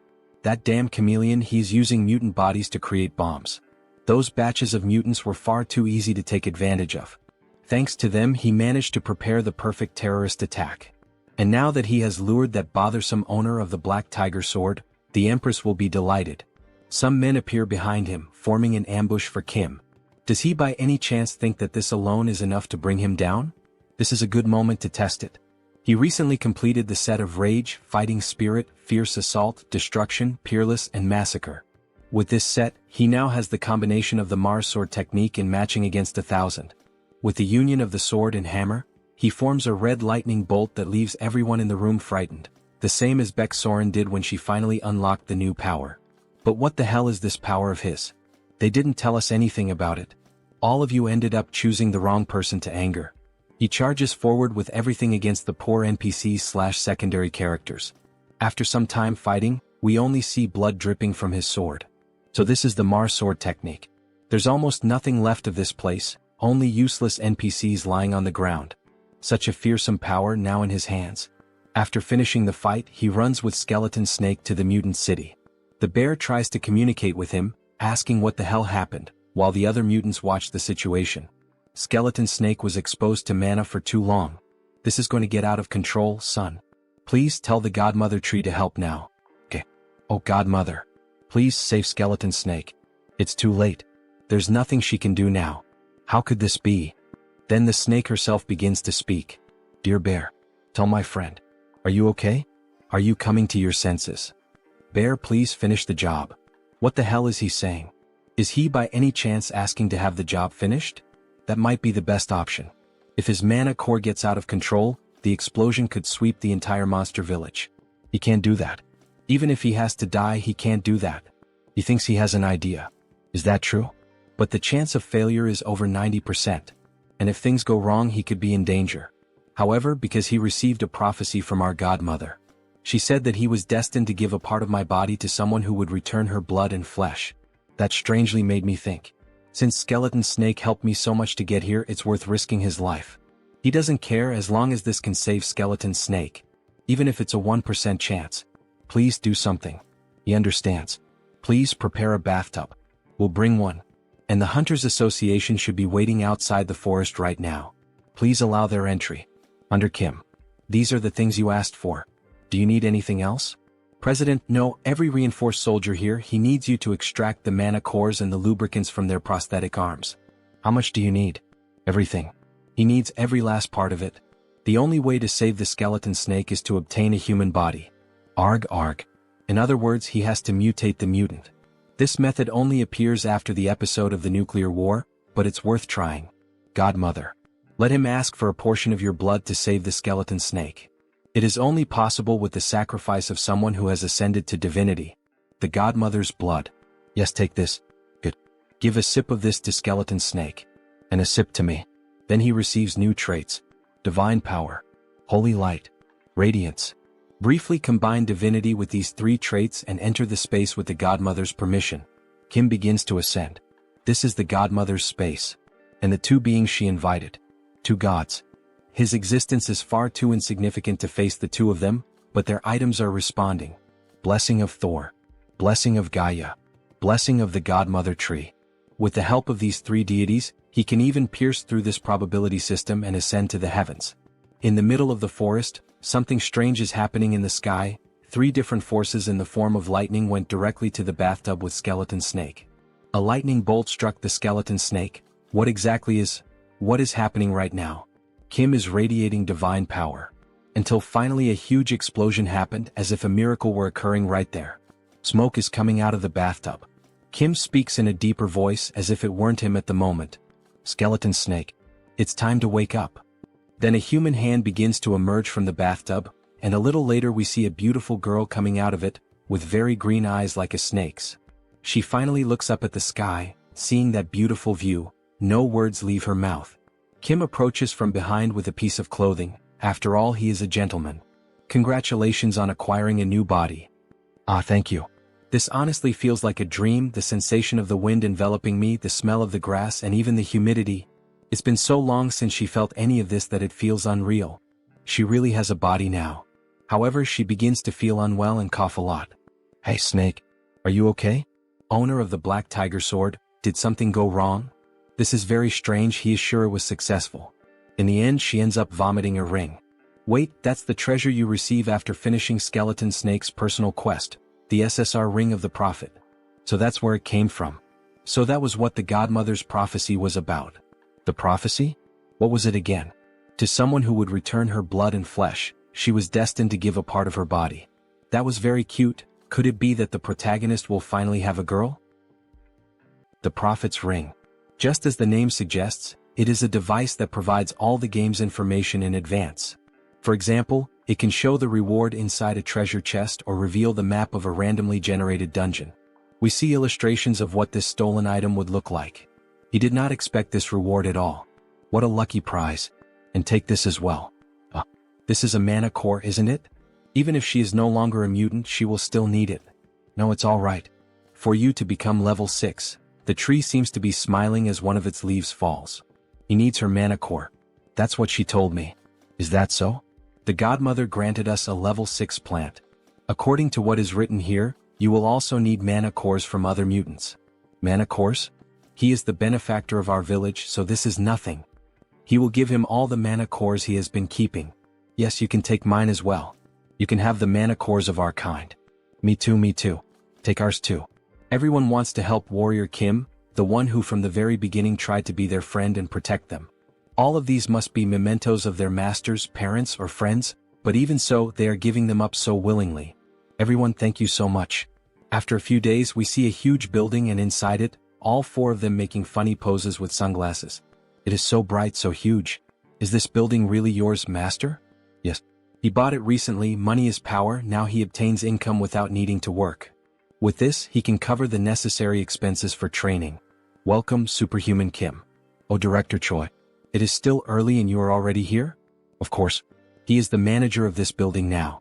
He is nothing without responsibility, sir. Of course, that is why he chose him. Now we are business partners, Director Choi. Yes. Once again, it is a pleasure. Now, he thinks he should take him for a tour of this building. Where to first? Jim, she would like to eat something delicious. Me too. All right, we can start things after we eat. Then we can go to the food court. However, Kim interrupts him. Let's go to the training room. Damn protagonist who only thinks about training, no wonder he is so strong. Let's see how strong his disciples have become. Kali Kurat level 3. Jeanette level 4. Beck Soren level 5. They begin training in the new training place. Kim is equipped with his training traits. Black Tiger Swordsmanship. Sword Expert. Sword Aura. Sigurd Cultivation Technique. Focus. Training. Warrior Kim level 6. He pauses his personal training a little. Everyone is making steady progress. Now he can focus only on his own training. Thanks to the Prophet's Ring, he managed to obtain the artifact necessary to reach level 6. Moreover, he managed to learn the supreme technique of the Eastern Army, the Black Tiger Swordsmanship. Now that he has obtained so many traits, the high-level trait, Master of Swords, is not very far. However, to use the Master of Swords trait, the mana cultivation technique he is currently using will not be sufficient. He is already having difficulty controlling the Mars Sword technique with it. It seems the time has come for him to go to that place. To the place where the god resides. Sweden. Great Palace of Stockholm. He arrives at the entrance and there is an angel waiting for him. Mr. Warrior Kim, unfortunately he will not be able to enter the place. He is an honorary paladin of this place. Even if he is a paladin, he is currently at level 6. It is dangerous. Please visit again when you reach level 7. Yes, he already imagined this would happen. It is understandable, since there is a saying that anyone below level 6 will die instantly upon seeing a god. But, it is not as if there were no way. He gives a rose with white flowers. This is a mythical item from Norse mythology, the regret of Mistiltine. He really managed to bring it here. Gem with this, she understands. Allow her to guide him to God. She will allow you to witness the greatest of lightnings. Good thing he prepared this in advance. Some time ago at the square in Sweden. Before meeting Thor, there is something he needs to prepare. There is a quest that gives the regret of Mistiltine as a reward. He needs to complete it before meeting him. From what he remembers, he needs to find the distinguished individuals in this market. Then a mysterious hand goes on Kim's shoulder. Longtime brother. Mr. Sigmund? He did not think he would see him here. It really has been a long time. What a coincidence. It is all thanks to our new family member. Your new family member? We have a son now. We brought our son to receive some blessings. Wow. Congratulations. He is so curious to know what our son will be like. She is sure our son will be strong just like the father. Still a little lovebird couple, huh? Now that he thinks about it, this was the sacred land of the Nordics.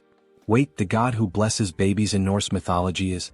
Wait, you two are here to receive the blessing of Frigg? But he heard that she was already dead. That's right. But there was a prophecy. In the castle floating in the sky, and in the lowest place, seek the rune that guards the twilight. Take the rune to the open field, board the skyship, and bring the world to order. Only then will the goddess smile. Interpreting the prophecy, the castle floating in the sky must be the great palace, and the lowest place must be here. We have already found the rune as well. Would you like to see it? This is the rune? Well, runes can also mean secrets or knowledge. Wait, this image? What happened? Is there a problem? This is the birth of the clearest and purest god. The birth story of Mistiltine? Now he understands. the distinguished individuals he had to find were them. He needs to help them receive Frigg's blessing to complete the quest. My brothers, may I join your journey? This is the field mentioned in the prophecy. That's right. In the sky with the flying chariot they see the battle of giants. And this is the skyship from the prophecy. It is a legendary ship built by the ancient dwarven king, Skidbladner. It is a portable fortress that can be put in the pocket when folded. The most coveted item in Arcane Seoul today. 500x reduction. It can be put in your pocket. It is a flying portable aircraft carrier. Isn't it magnificent to see it with your own eyes? He wants it desperately. He could not obtain it in the game. This is the sadness of an F2P player. So, according to the prophecy, take the rune to the open field, board the skyship, and bring the world to order. Only then will the goddess smile. We have to take over Skidbladner and defeat those titans, right? Yes, but many have already died trying to covet that ship. Will not be easy at all. Not easy, he says? Nah, it's hella easy for him. Bro, calm down, there's a pregnant woman in the back seat. As he closed in on Skidbladner, the portable fortress revealed its defenses. Cannons emerged and unleashed fire, turning the approach into an aerial clash. Projectiles tore through the sky, incoming fast, confirming the threat. The moment had come to prove his strength. 6 new traits activated in sequence: driving, boarding, focus, phantom eyes, intuition, and sensitive. With everything set, he pushed forward at full force. With the car at ultra speed, he weaved through cannon fire and slipped past the waves of explosions. The system blared warnings: danger, too many projectiles closing in, evasion nearly impossible. The command was clear: accelerate. The vehicle surged forward, dodging collisions by a hair's breadth and breaking free from the storm of missiles. Through the smoke something emerged. What looked like a grin was in truth the protagonist's car. A new trait awakened, one with the vehicle. The connection fused him with the machine, making it entirely his. The car shifted, transformed like a mechanical giant, a living weapon under his command. The target stood clear. Kim hurled himself into Skidbladner and unleashed a devastating strike, Thor's hammer dropping like a bomb. What the hell was going on? Why would a paladin of Thor act like this? He didn't even believe in gods. Odin's name echoed in frustration. Why send that bastard here? But calling on a deity meant nothing now. Skidbladner belonged to warrior Kim. Moments later, only laughter could be heard. The clash had been brutal, a fight to remember. All that remained was to bring the place under control. Yet the question hung in the air: how would he make it work? The master's voice cut through the chaos, confident. He believed he could take command. Once linked with Skidbladner, the car came fully under his command. Power output surged and a virtual map unfolded before him. To claim Frigg's blessing, Fenrir had to be located within this place. Confidence followed. Kim could handle it. He deployed the fortress's arsenal, unleashing a storm of fire on the titans below, bullets raining down in relentless waves. The prophecy finally seemed within reach. Gratitude spilled out. This debt would never be forgotten. And now the path forward was clear. The map lit up, glowing brighter until a colossal figure emerged. A woman, the goddess Frigg herself. With delicate care, she placed her hand upon the pregnant belly, granting the long-awaited blessing. Gratitude echoed deeply. This divine gift would never be forgotten. The mission reached its end. As a reward, he received his prize: regret of Mistiltine, god-slaying Mistiltine. Consumables of near-mythical rarity, with only a 1% chance of appearing in the game, now rested in his possession. Armed with these, he was finally prepared to face a god. At the steps of Stockholm's Grand Palace, Kim felt the weight immediately. Each step forward was stifling, the very air pressing down like a god's hand. He activated the regret of Mistiltine, a one-use relic that allowed him to endure divine pressure despite lacking the proper class. At last, he stood face to face with Thor, the god of thunder, a being from beyond his own world. Thor recognized him instantly. His eyes pierced through every layer of disguise, seeing Kim's true origin. The implication was clear: if Thor could perceive it, perhaps all gods could.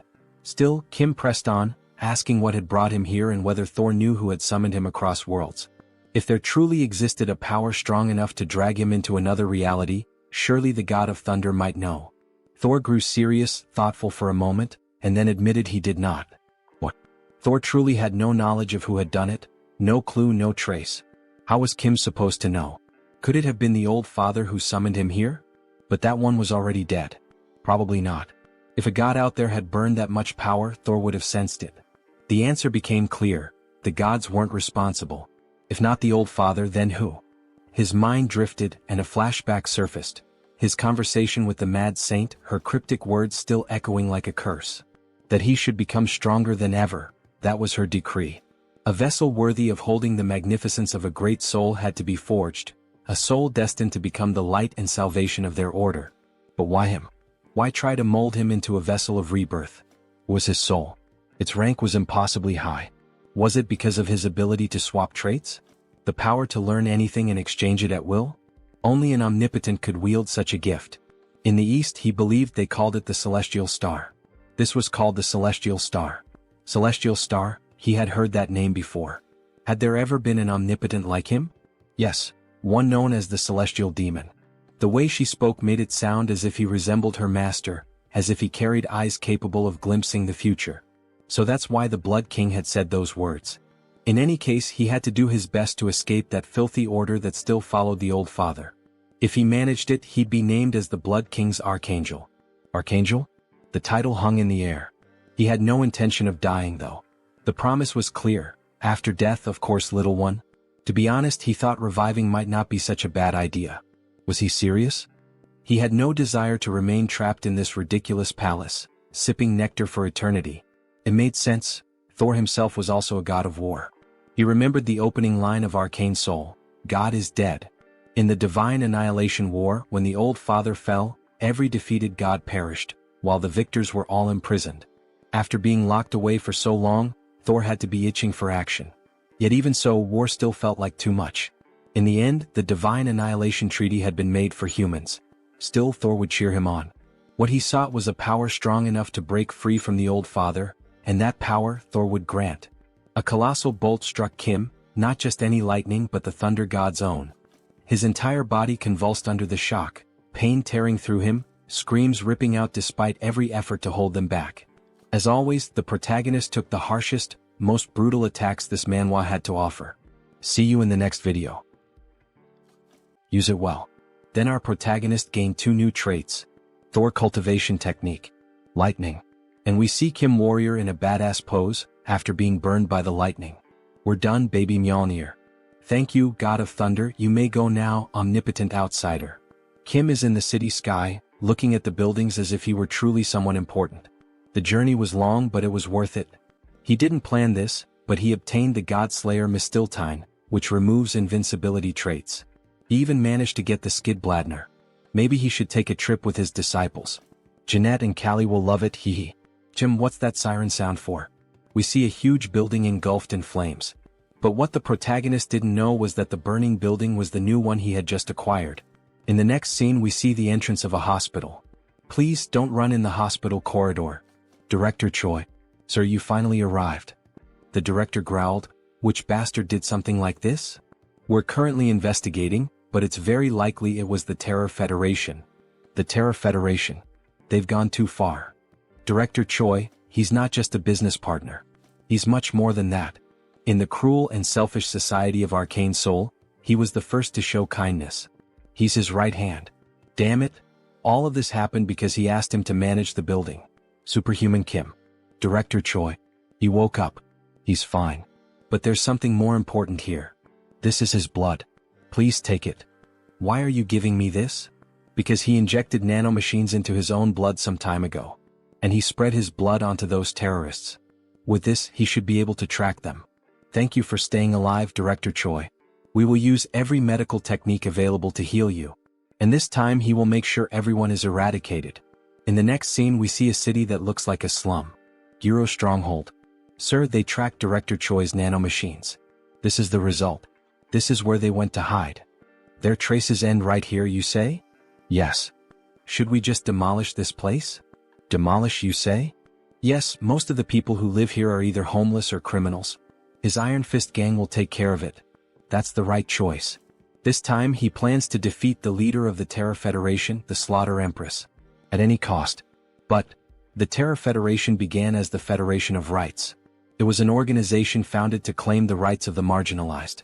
Until they made contact with the Order of the Old Father. If he decides to destroy this place casually without much thought, that could ultimately strengthen their justice. Violence is not always the answer to everything. It can harm the lives of innocent people. Of course that's true, but do you have another plan in mind? We have to demolish and rebuild. With that, what do you mean? From now on, we will re-urbanize the Guro neighborhood. Ah, that's his plan. The re-urbanization of Guro advanced without many problems.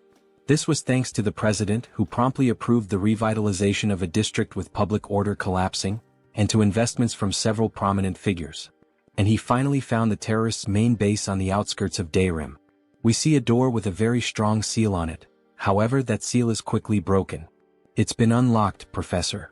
Hehe, as expected from the number one in security. Great. He's not only good at security but also at bypassing it. But don't you think this might be a little dangerous? I mean, Warrior Kim is about to face the infamous Slaughter Empress. Of course it would be dangerous. This won't be an easy task at all. And that's exactly why he asked for their help. He gathered the entire gang. Relax, Captain, you made the right decision. Iron Fist Kim. Level 5 Magic Kim. Level 5. Priest Kim. Level 5. Beck Soren. Level 5. Callie. Level 3. Jeanette. Level 4. Let's go, her heart is pounding. They've all grown well, Warrior Kim. Level 6. Seo Woojin. Level 6. As expected from those with extraordinary talents. Their growth speed is much faster than average. Not to mention that Woojin is already at his level. You worked hard, man. You guys should be more than strong enough for this place, except for the Slaughter Empress herself. So there's no need to worry. Leave it to us, Professor. She's not scared at all. Me too. He will also do his best as a level 6 superhuman just like you. Yup, but there's no need to overdo it. So reliable. Now then. Upon opening the gate, a green aura seeps out as if it were something poisonous. Everyone is astonished by this intense air. The subdimension. Professor, are you sure we will be alright? I'm a little scared right now. Me too. Have I ever been wrong before? Let's go in. To finish the Slaughter Empress. Poor things. They walked into their own grave. Now that it has come to this, she should help them find the proper burial site. In the next scene, the entrance to the subdimension is revealed. 3 houses stand in the middle of nowhere, each with a distinct aesthetic. This place is... He thought it would be dark since it's underground. What is it for? The platform they are standing on can be seen, along with paths leading to each of the 3 houses. This place was known among players as the Hell of Minigames. They must complete 3 types of minigames to remove the buff applied to the Slaughter Empress. In truth, it wasn't that difficult back then since it was just a side-scrolling game. But now, it seems extremely hard to get through this place. After all, this is reality, and any mistake leads to a disastrous outcome. However, he brought his disciples in preparation for a situation like this. They will split into 3 groups to cross this area. With Seo Woojin as the leader, Mage Kim, Priest Kim and Iron Fist Kim will form one team. And with Beck Soren as the leader, Jeanette and Callie will form another team. But what about the last group? He will be in a team by himself. Because he is a professional whose name once appeared on the leaderboard. Seo Woojin's team will take on the first minigame. They must destroy the falling blocks and reach the finish line. Why are they so difficult? It doesn't seem easy, but since they have Mage Kim who can sense mana, this way, it won't be hard for them to find the block that needs to be destroyed. Great. Let's get out of here quickly. Yes. However, Woojin seems to be bothered by all this. Beck Soren's team will take on the second minigame. They must find a solid cloud platform to cross the sky and reach the finish line. If they follow a specific rule, they can complete it in no time. Callie, how far are we from the finish line? And they have the board game maniac Callie. Only 10 more cloud platforms left. And finally, he'll do just fine on his own, so they don't need to worry. But all of this will be a bit complicated, so it will take him some time to finish everything. If they reach the finish line before him, they must not open the door and should wait for him. Then he wishes good luck to everyone. Finally, the first group reaches the finish line. Priest Kim thinks they were the first to arrive. It was all thanks to that guy. He did a great job finding the right block. He's glad he could help. The priest's dispel was also important. He could rely on you. It was nothing really. However, once again Woojin seems dissatisfied. Shortly after, the other team arrives. We did it. Our Callie is so smart. Both of them were amazing. I'm so proud of you. That was easy. She handled all the traps that flew toward us. While everyone celebrates, Woojin stands alone. He wanted to show his master how much he had grown. What is he doing now? He simply can't keep going like this. He's the only level 6 warrior here. He'll face the Slaughter Empress himself. Surin realizes what he was about to do, prove himself and become today's protagonist. What are you doing? Come back here right now. You can't go in. Warrior Kim hasn't arrived yet. It's fine everyone. He's a level 6 superhuman, so he should be able to face her. Then, before he could do anything, the same mist from before appears, leaving everyone in shock. What is this crushing pressure? He can't move an inch. That's the difference between him and a level 7. You idiot. The master said to wait. What? How are they enduring this curse? He tried to be the protagonist, but in the end he's just a beta. The three of them attacked the Slaughter Empress. They must have a death wish. Very well, as you wish. With a single strike she injures our girls. Damn it. Resisting the curse isn't enough to defeat her. She's not someone we could have faced from the start. Run back, Soren. Goodbye, little girl. Before she could finish the blow, the hero, the true protagonist, the Jigachad, finally arrived in time. Hey, Slaughter Empress. Been a while, huh? It's been a month, he thinks? Teacher? Ah. She never expected you to come here in person. There's no need to waste time. She'll kill all of you. No. Even our teacher can't withstand that attack. But fortunately there's nothing left for the beta. After all, our protagonist stands as her equal. He's on equal footing with the Slaughter Empress? She swears she'll kill him. He was wrong. The protagonist of this battle is... Kim draws the tiger sword. Wrong. The one who will die today is you. The protagonist is Warrior Kim, our master. With all that light around him, he looks almost like a scion warrior. You think you can stop me with something like this? It doesn't matter how many times you fire that. He already knows that. During the Soul Terror incident, he painfully experienced firsthand the power of the Slaughter Empress's broken passive, invincibility. Damn it. Because of her overpowered passive, invincibility, he couldn't inflict any damage at all. Now during this duel he holds the gift of God. He's grown so much in such a short time. She'll have to be careful, especially when fighting against a sword master who has completed the title swordsmanship. Annihilation of heaven and earth. Damn. That move is terrifying no matter how many times he sees it. It's time to end this. Bearer of the Black Tiger Sword. Her blade pierces through the shield, however before she realizes it, a branch has already pierced her body. God-slaying Mistiltine. Effect. Nullifies the opponent's invincibility effect. Now that this item's in effect, she's done for. If you enjoyed this video, don't forget to give it a thumbs up, it really helps. And for more content like this, make sure to subscribe and hit the notification bell so you don't miss any updates. Let me know in the comments if you'd like to see another part. I'd love to hear your thoughts. See you next time. Bye-bye.